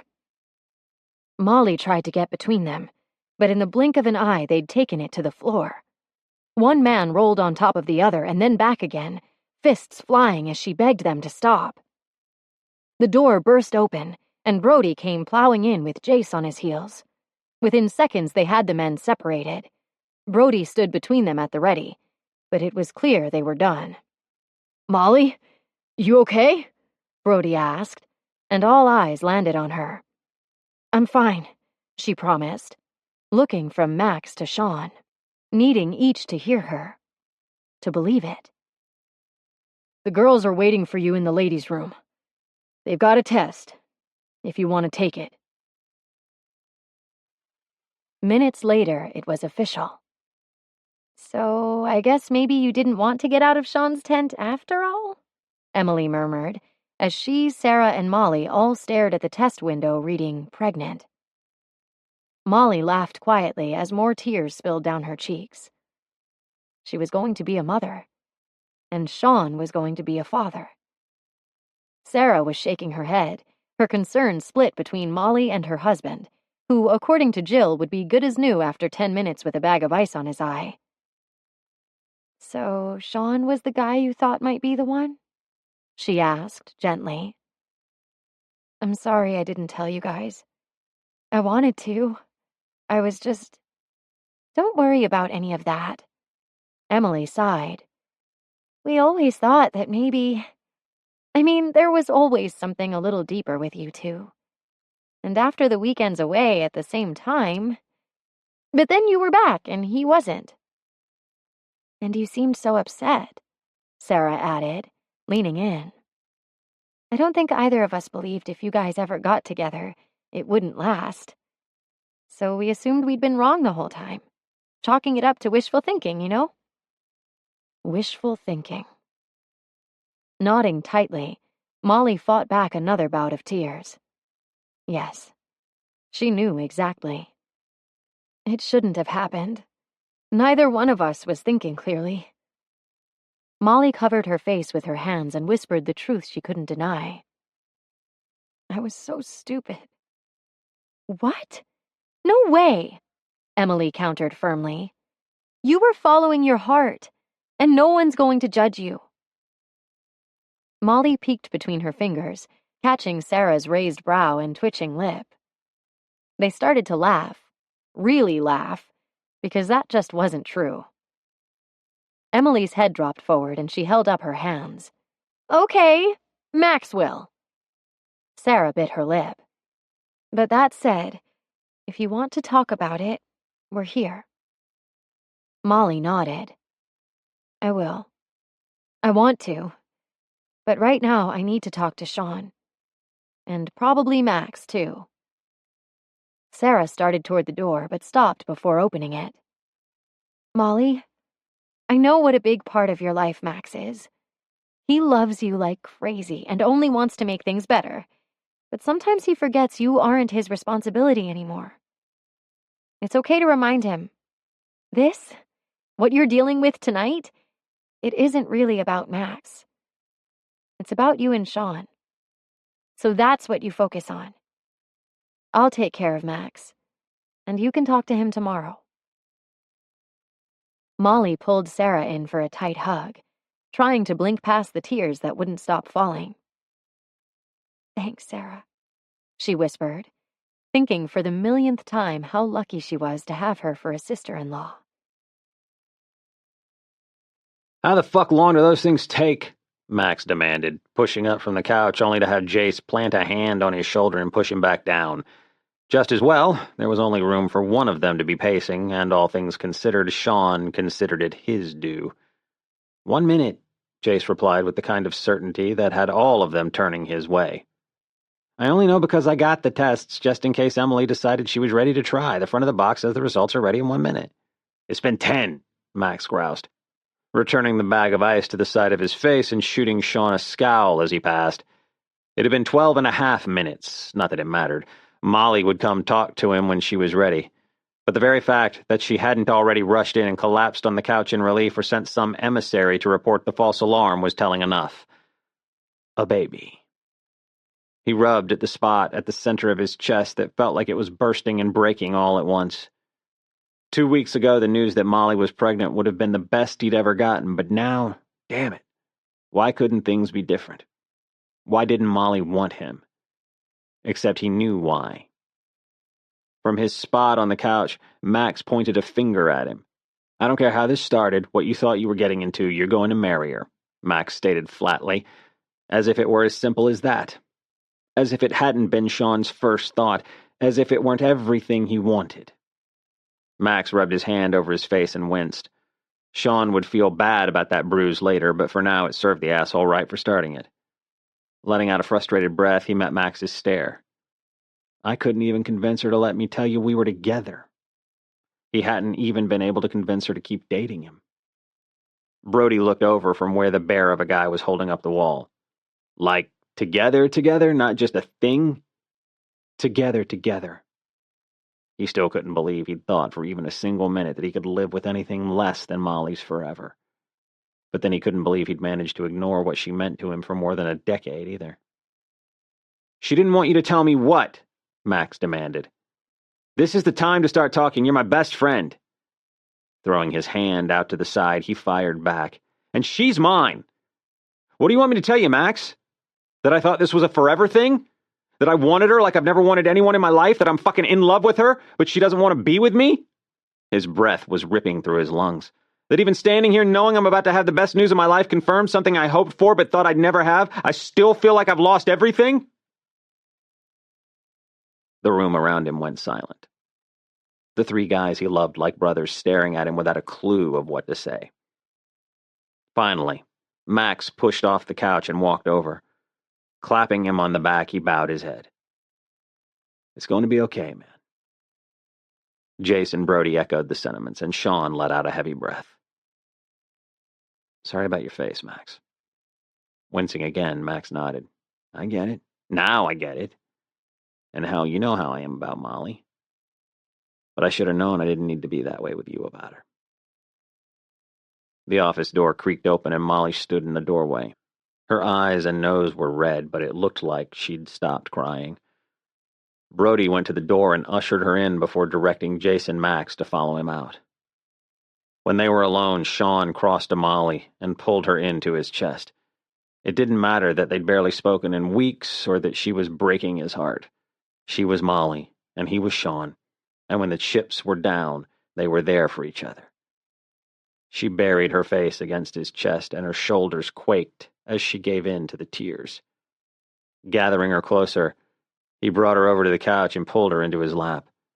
For a perfect moment, she rested her head against his chest, and he could almost pretend everything was going to be fine. That he was holding the woman he loved and the smallest spark of life they'd created between them. That he'd never have to let them go. I know you. I know you want to do the right thing, she whispered, her voice shaky, fragile. Her fingers tucked into the gap between the buttons of his shirt. But trust me on this, Sean. Letting you marry me because I'm pregnant wouldn't be it. Letting him... Christ. Did she have any idea how much it tore him up to hear that? All I want is for you to be happy, Ma. To know you aren't alone. That I'll be here to support you in every way. Even if it was killing him to know he couldn't make her happy the way he wanted to, with them together. How could he blame her?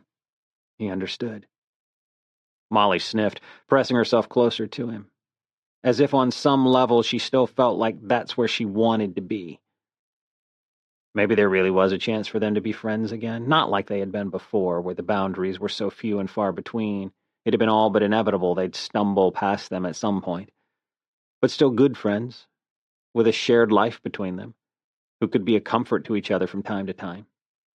Sean, I can take care of myself, she said gently. Then after a pause, and our baby. Tears blurred his eyes. It was real now. Our baby. Easing one hand between them, he covered the flat of her belly with his hand. It would be so small, so precious. Maybe even a little girl. He cleared his throat. I know you can, but you'll never have to. He should have stopped there.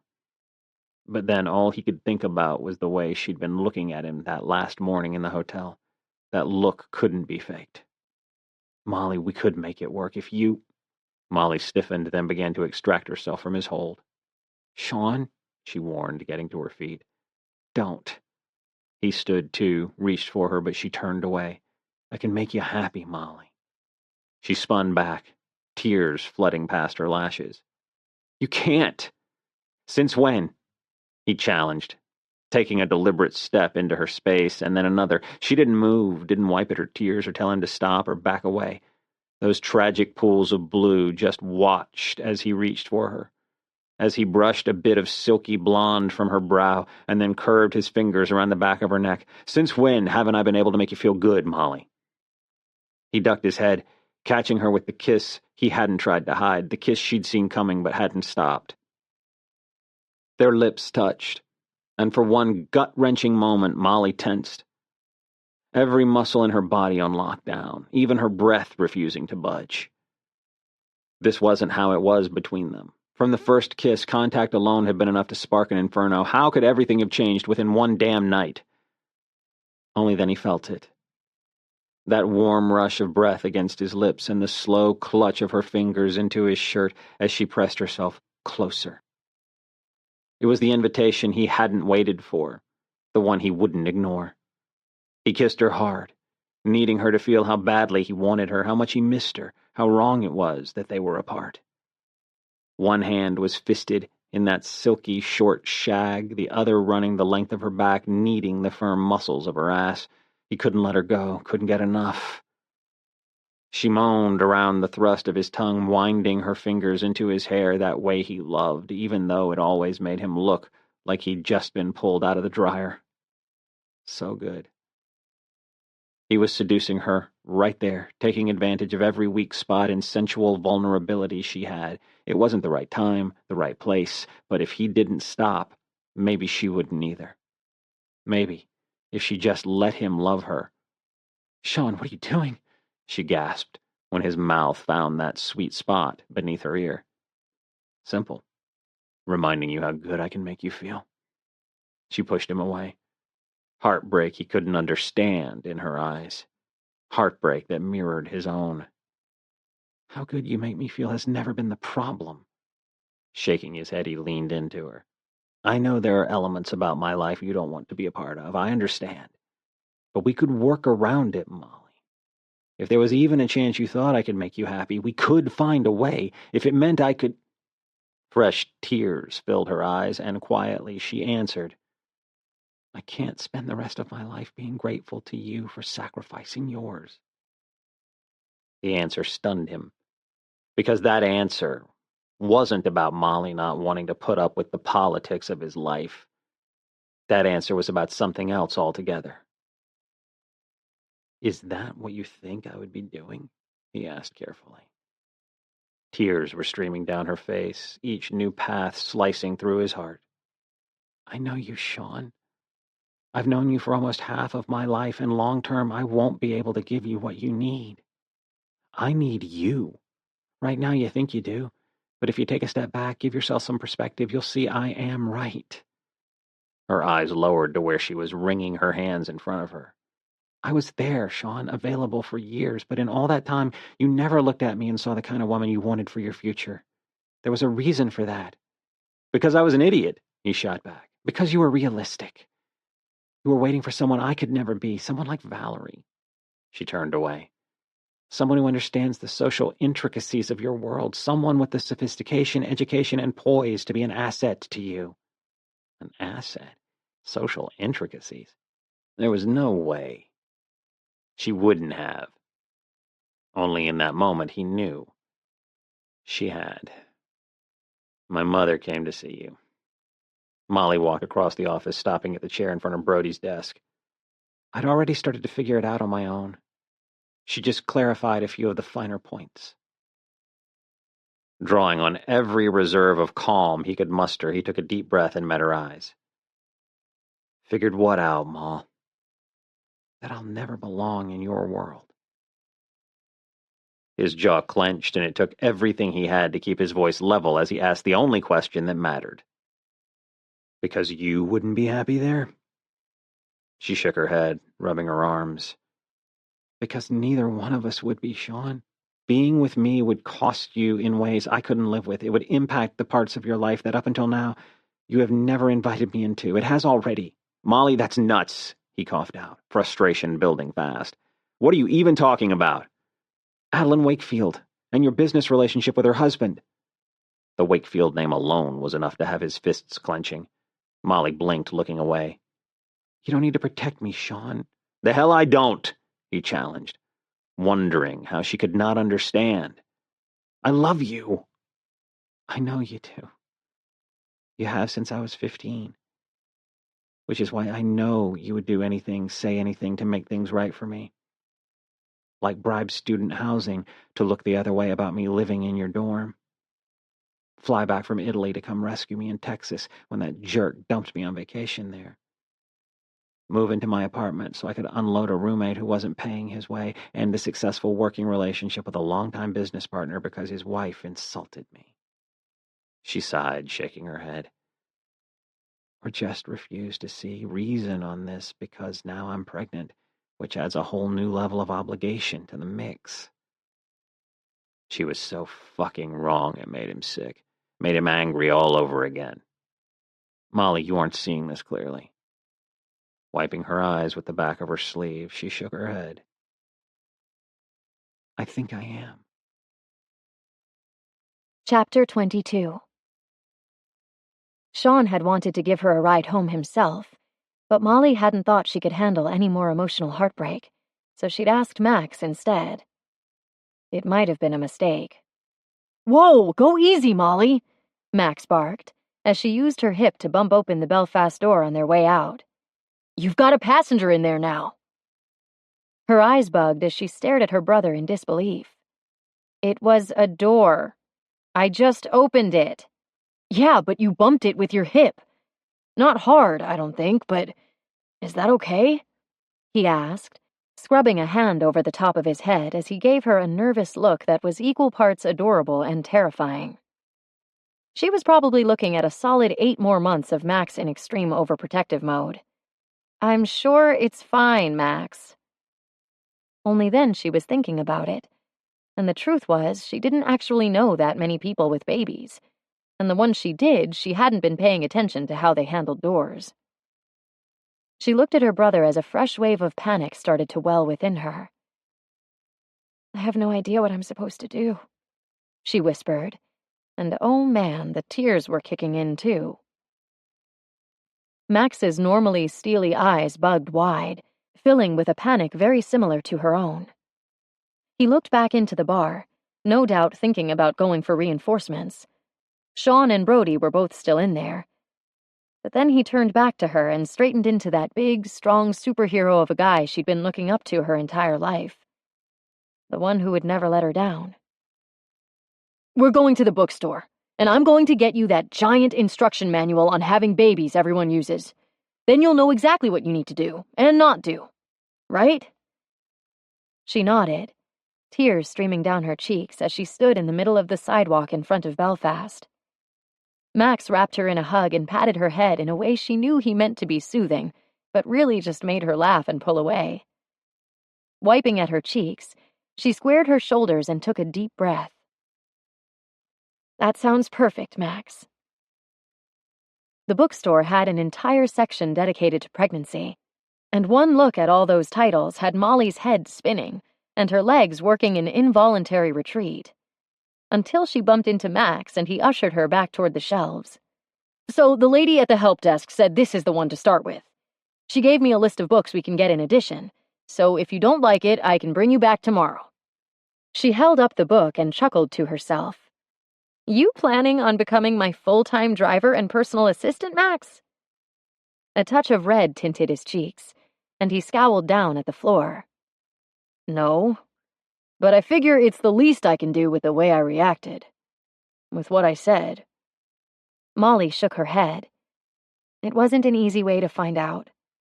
You were blindsided. So were you. And even if you hadn't been, what I said was shitty. He sighed and then met her eyes. I'm sorry, Moll. Really sorry. Deep emotional stuff wasn't Molly's thing, especially with her brother. It made her uncomfortable and squirmy, like there was probably some right thing to say that everyone else would know without having to think about it. But for Molly, the only words she could manage were the ones that came straight from her heart. Thank you, Max. He raised a brow. Forgive me? Like there was any question. I forgive you. But Max wasn't the only one who needed to ask for forgiveness. She blew out a long breath and a look of pure panic flashed across his face. Are you okay? Should I take you to the hospital? Cripes. Max, I'm fine.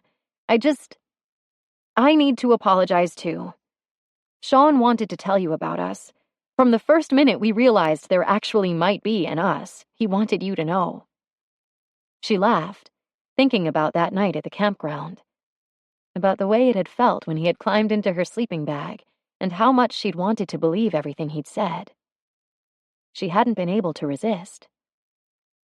Max reached for the pregnancy book and started flipping through the pages. She had a feeling he wasn't seeing a single word, just avoiding the awkward eye contact. Then he winced, looking horrified as he shoved the book back at her. So maybe he'd seen a few words after all. Why didn't you want me to know? He asked, nodding them toward the front of the store to check out. They passed the aisles for self-help and diet and nutrition before she could answer him. Part of it was I didn't want you to hurt him. She dared a glance at her brother, who was staring at the floor as they bypassed the magazines. His brow was furrowed, his jaw tensed. I know how protective you can be about me, and even when I tell you you don't need to be, you don't always listen. I was worried you wouldn't give him enough credit. There were 6 people in line and 1 girl checking them out. It felt like a conversation they ought to save for the privacy of Max's car, but they'd already started it, and besides, she didn't recognize anyone. So when Max asked her, why not? She answered, maybe because I was having a hard time giving it to him myself. Molly. And then, because she'd given him that much, she gave him the rest. And I think maybe I was embarrassed to admit I thought we might have a chance. I mean, we all know what Sean wanted for his life, and I'm not exactly it. She could see her brother struggling for something to say. He wanted to tell her she was wrong, just like she wanted to hear it. But they both knew better. And in the end, he just pulled her in for a hug. 6 days later, Sean was wearing a hole through the hardwood in Max's living room while Sarah spent the evening at Molly's place. Max pulled a couple of beers from the fridge and handed one to Sean. You ask her again? Sean nodded, taking a long draw. He'd been over to see Molly every day since finding out about the baby, trying to get through to her on, well, anything. But it wasn't happening, not yet. She said no to marrying me, no to living together, no to dating casually and just letting things happen, and after that one, she asked me if I thought she was an idiot. At this point, he was pretty sure they were all in agreement that he was. I asked her if she'd thought about slowing down with her workload. Looking up, Max asked, how'd that go over? About as well as when I brought up child support. Max grimaced, shaking his head. Anything you didn't ask her this time? He hadn't asked if she thought about him. If she missed being in his arms the way he missed having them around her because it had made her cry the last time and her tears were more than he could handle. Why can't she see that she's all I want? He demanded, looking at her brother because he was the closest thing to Molly Sean could get.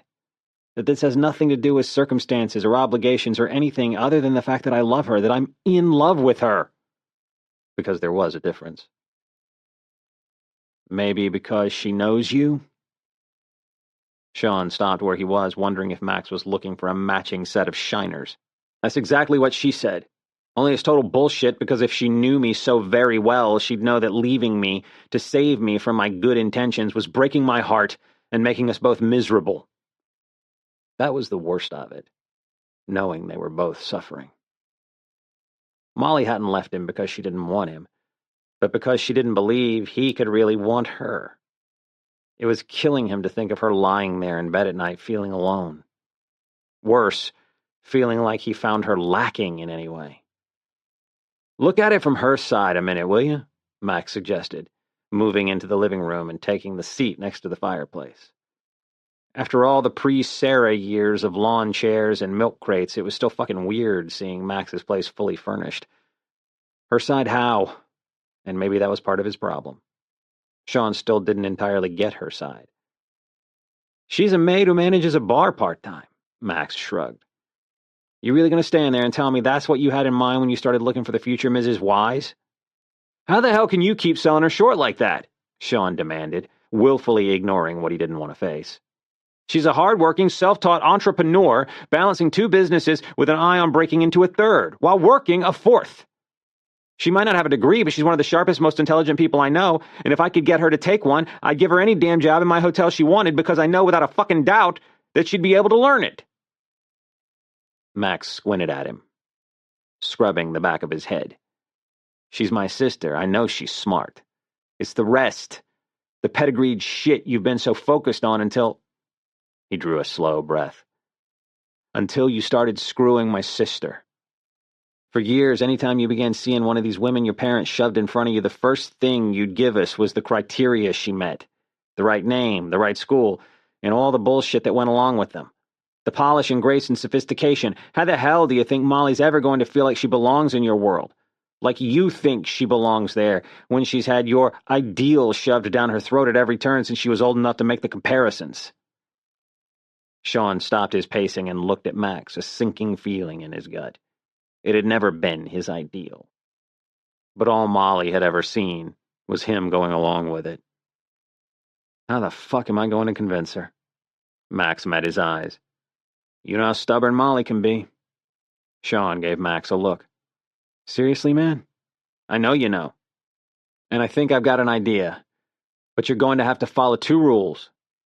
"Anything," Sean said. "Okay, rule number 1, back off. I know it's going to be hard, but you got to give Molly some space." Sean's molars locked down. He didn't like the sound of that one bit. But if Max thought he had a plan, Sean was willing to keep an open mind. Give her a chance to get her head together. Do some clear thinking. Exactly. Too much has been happening too fast. Our girl can handle a lot thrown at her at once, but even Molly has her limits. Max walked over and clapped Sean on one shoulder. "Let her breathe a little, and she'll remember you're her biggest source of comfort. More than Brody. Shit. Even more than me." "Really?" The grin he couldn't fight made Sean feel like a grade-A ass, but damned if that wasn't what he'd needed to hear.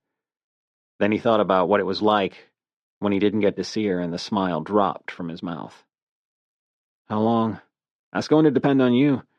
And following rule number 2, figure out what she wants most and give it to her." Sean's lungs deflated. "She wants me to let her go, Max. And not just for some time to breathe." Max crossed his arms and met Sean with a level stare. "If that's what she really wants, then you're going to have to do it. But I've seen Molly when you haven't been around for a while, and I'm telling you, it's not pretty."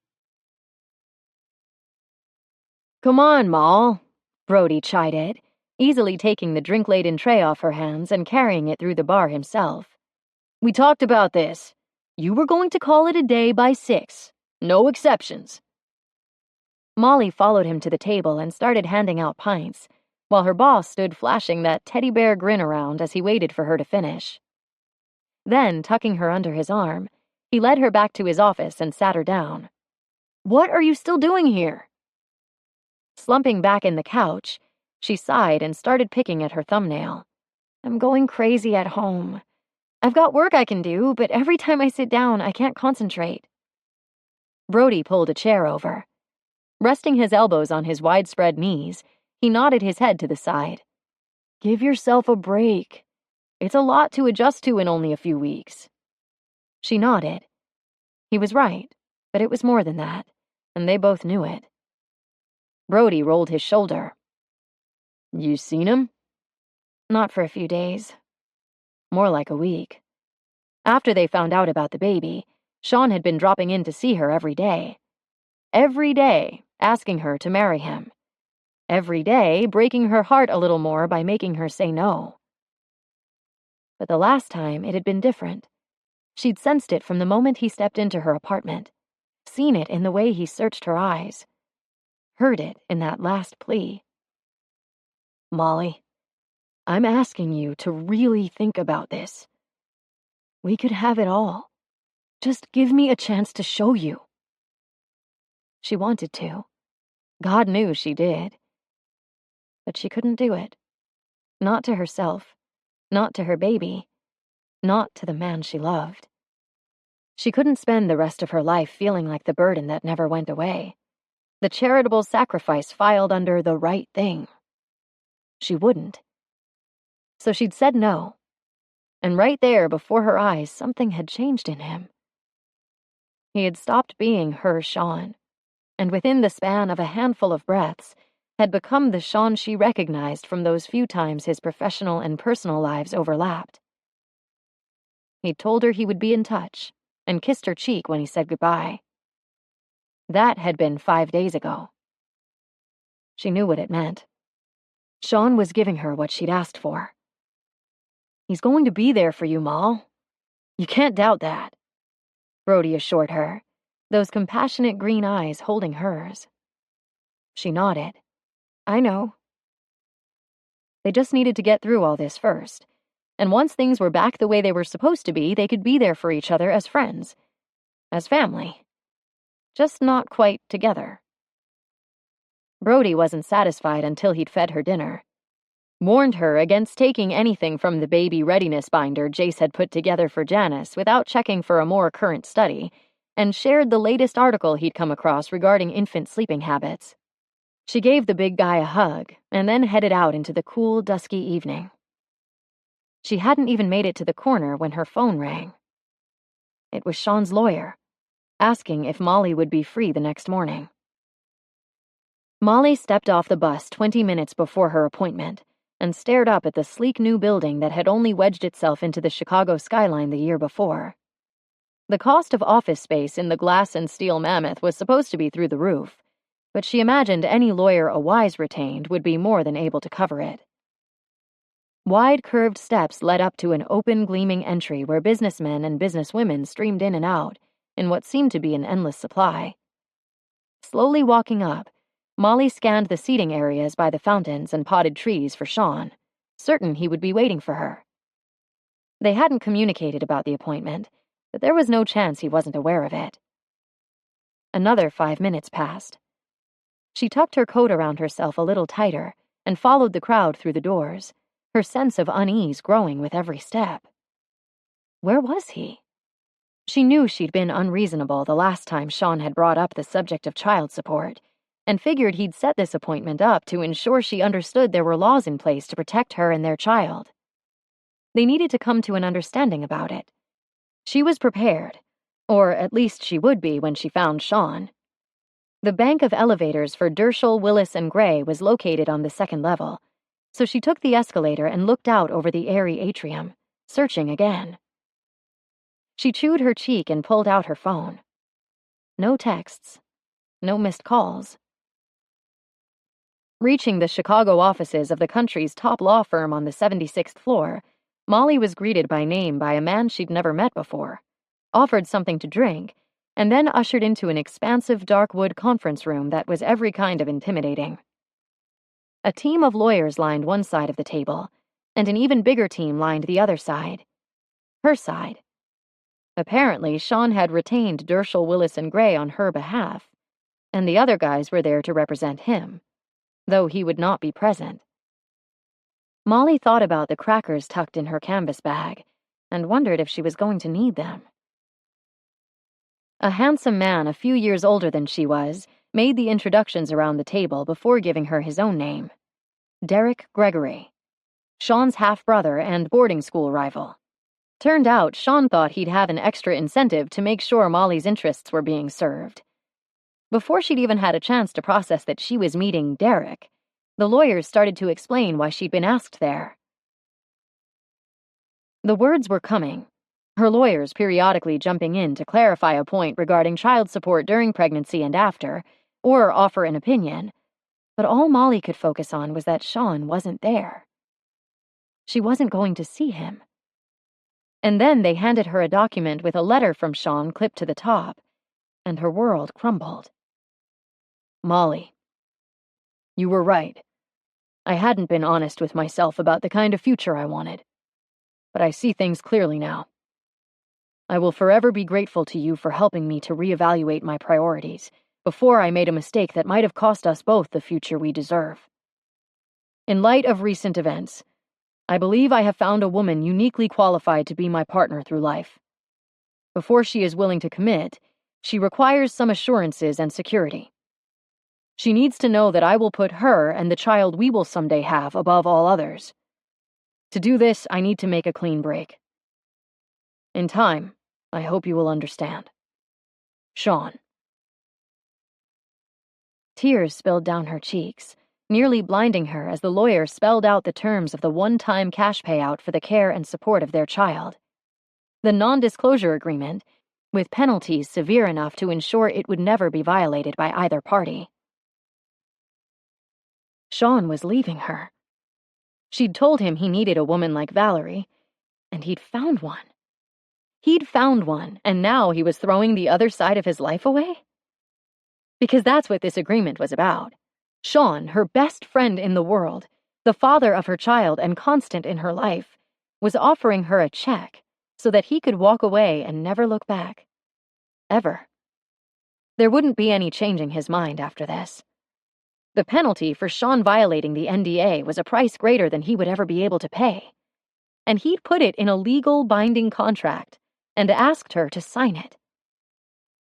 What had happened to the man she'd fallen in love with, not once, but twice?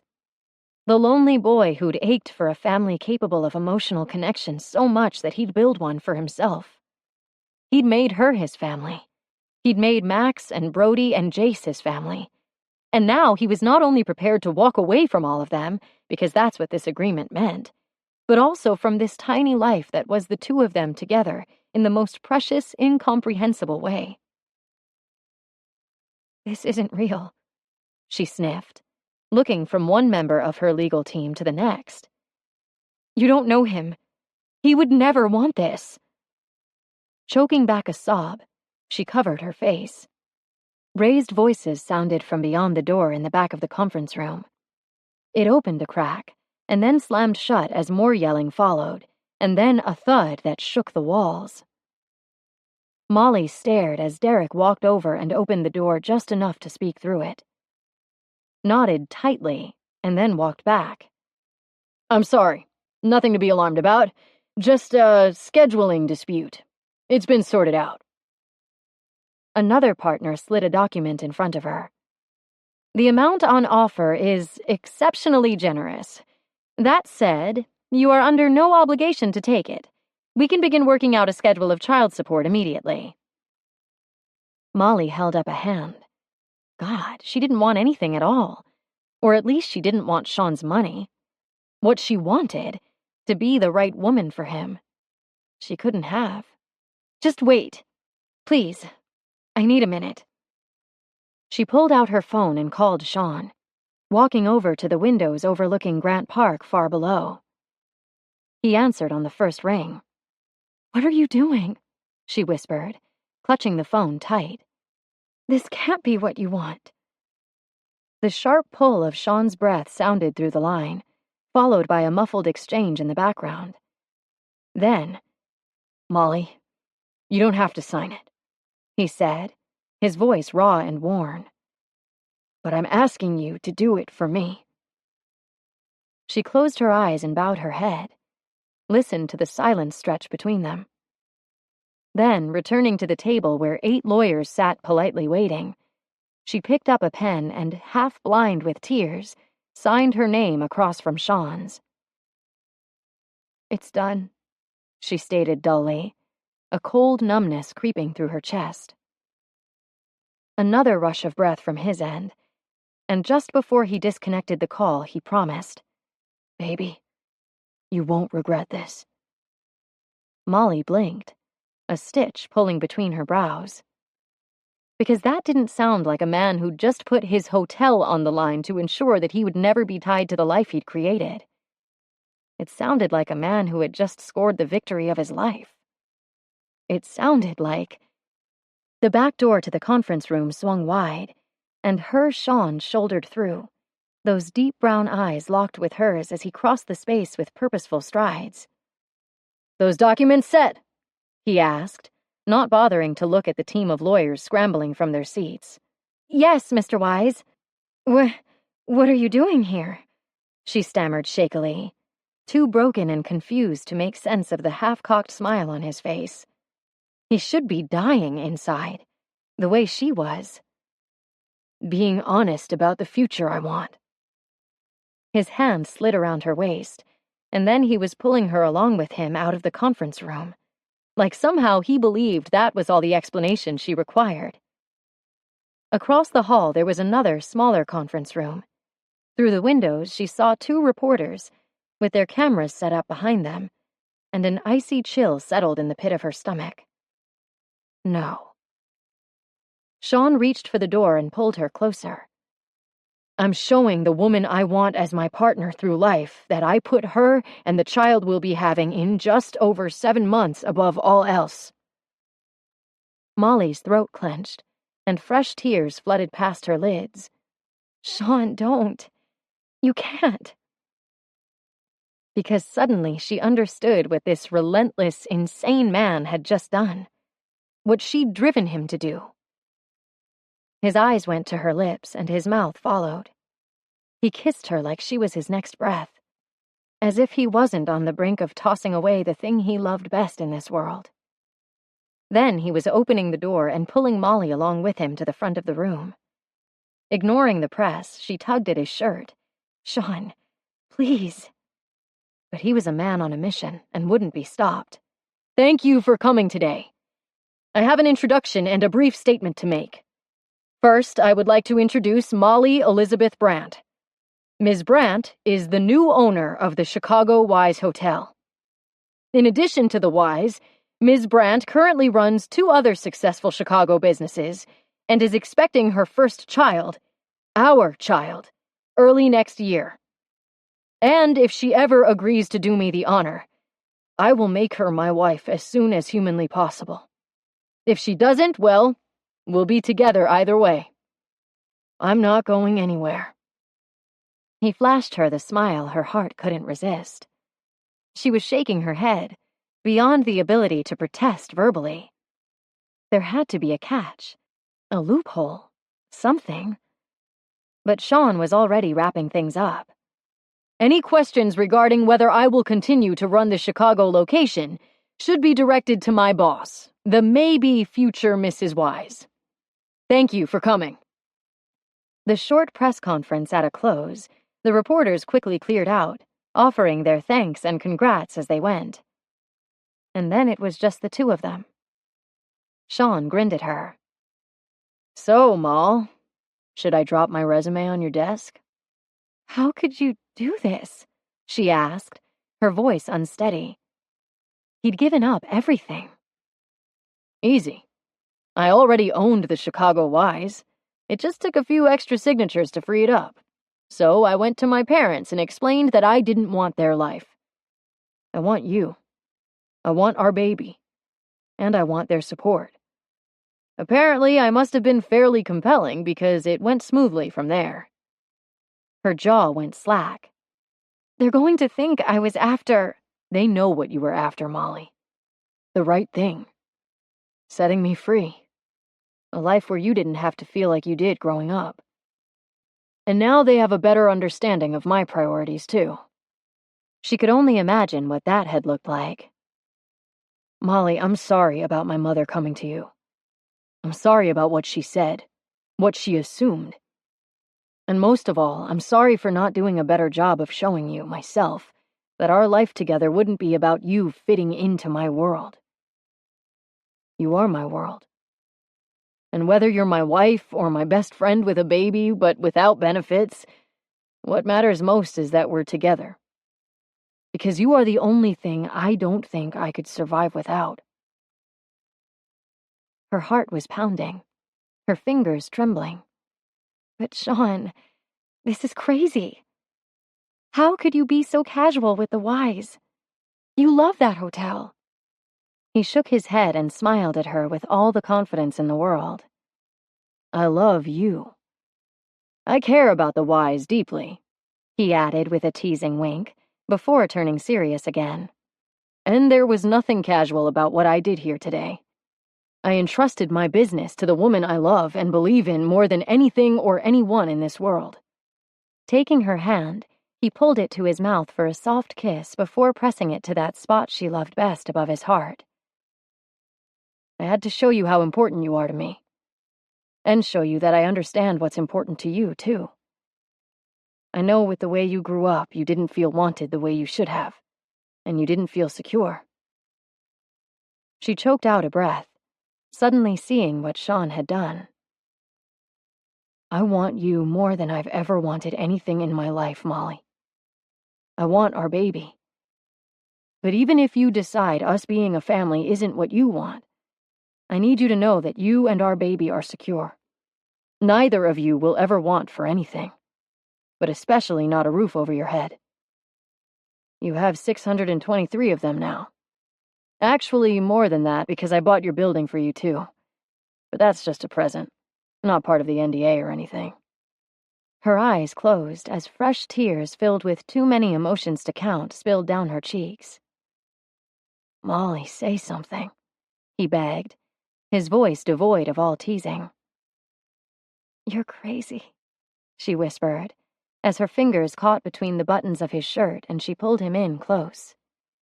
And you're stubborn, he growled, a breath from her lips. She shook her head, peering up into the eyes she'd loved since she was 16. I love you, Sean. I can't believe you did this. I'm sorry, Shh. Let's just go back to that first part, can we? That half-cocked smile went even wider. So you love me? She laughed, her heart so full it hurt. Yes, I do. Kind of desperately and hopelessly. And I'm pretty sure for the rest of my life. Sean let out a slow breath, nodding once as his eyes filled with so much hope and relief and love that she wondered how she had ever doubted him. Then this time, Molly, I'm begging you. Stepping back, Sean bent slowly to one knee and pulled a medium-sized black velvet box from his pocket. Holding it up, he opened the lid, revealing a tiny misshapen pair of soft knit green baby booties with uneven stitches and a breathtaking diamond ring tucked between them. Please, Molly, be my wife. It took her 3 tries before she could fight past the emotion and find her voice. But when she was able, she stroked her finger over one booty and asked, Did you knit these yourself? Sean laughed and nodded. They aren't perfect, but I figure by the time she gets here, I'll have mastered it. She. He wanted a girl. They are perfect. Every single stitch was made with love. Taking Sean by the tie, Molly tugged him to his feet and stared up into his eyes. I love you. I love you too. So say it. Give me the happily ever after. I want the fairy tale baby. She laughed because only Sean. Yes, I'll marry you. Epilogue. Brody. The sun was setting over the ocean, casting the beach in a warm, golden glow. White sand sifted through Brody's toes as he stood between Jace and Max, the 3 of them decked out in white tuxedos with their pant legs rolled up. Emily, Sarah, and Janice stood for Molly, each of them wearing a dress of their own choosing, but in matching shades of cream. The girls looked gorgeous, their smiles almost as bright as the bride's. But not a one of them could compete with the grin on Sean's face. Jesus, that guy. 2 weeks was all it had taken to coordinate the schedules and set up the sunset beach wedding of Molly's dreams. And at least 3 times that Brody knew of, the guy had tried to talk Molly into flying to Vegas to elope early. Not because the planning of where to put the tiki bar or the seating chart for 8 was just too much to handle. No, the guy just couldn't fucking wait to get his ring on her finger. It wasn't like Brody hadn't seen it before. Max and Jace had been just as nuts. But watching his previously sane buddies go off the deep end never ceased to surprise him. Now Sean had finally made it to his day. He and Molly were exchanging rings, speaking the kind of heartfelt vows that hit Brody deep in the chest and had the couple stealing meaningful looks at each other from across the sand. The kind of vows that made him wonder what it would be like to love like that. Brody'd had his share of relationships over the years, several that had even been serious, but never like this. And now watching as Sean pulled Molly in for the kiss that finally made her his wife, Brody rubbed at that hollow feeling spot inside his chest, bothered by it for the first time. Not that he was about to run out in search of some girl to help him fulfill his happily ever after. First, he wasn't really built that way, and second, the only girl he'd been even remotely interested in as of late was crushing hard on someone else. No way he was getting near that. Everyone was jumping around, cheering and whooping into the ocean air. Brody threw his arms around the newest Mr. and Mrs. Wise, pulling them into his bear hug. For now, watching 2 of his best friends in the world find their fairy tale ending was everything he could ask for. Congrats, guys. I love you.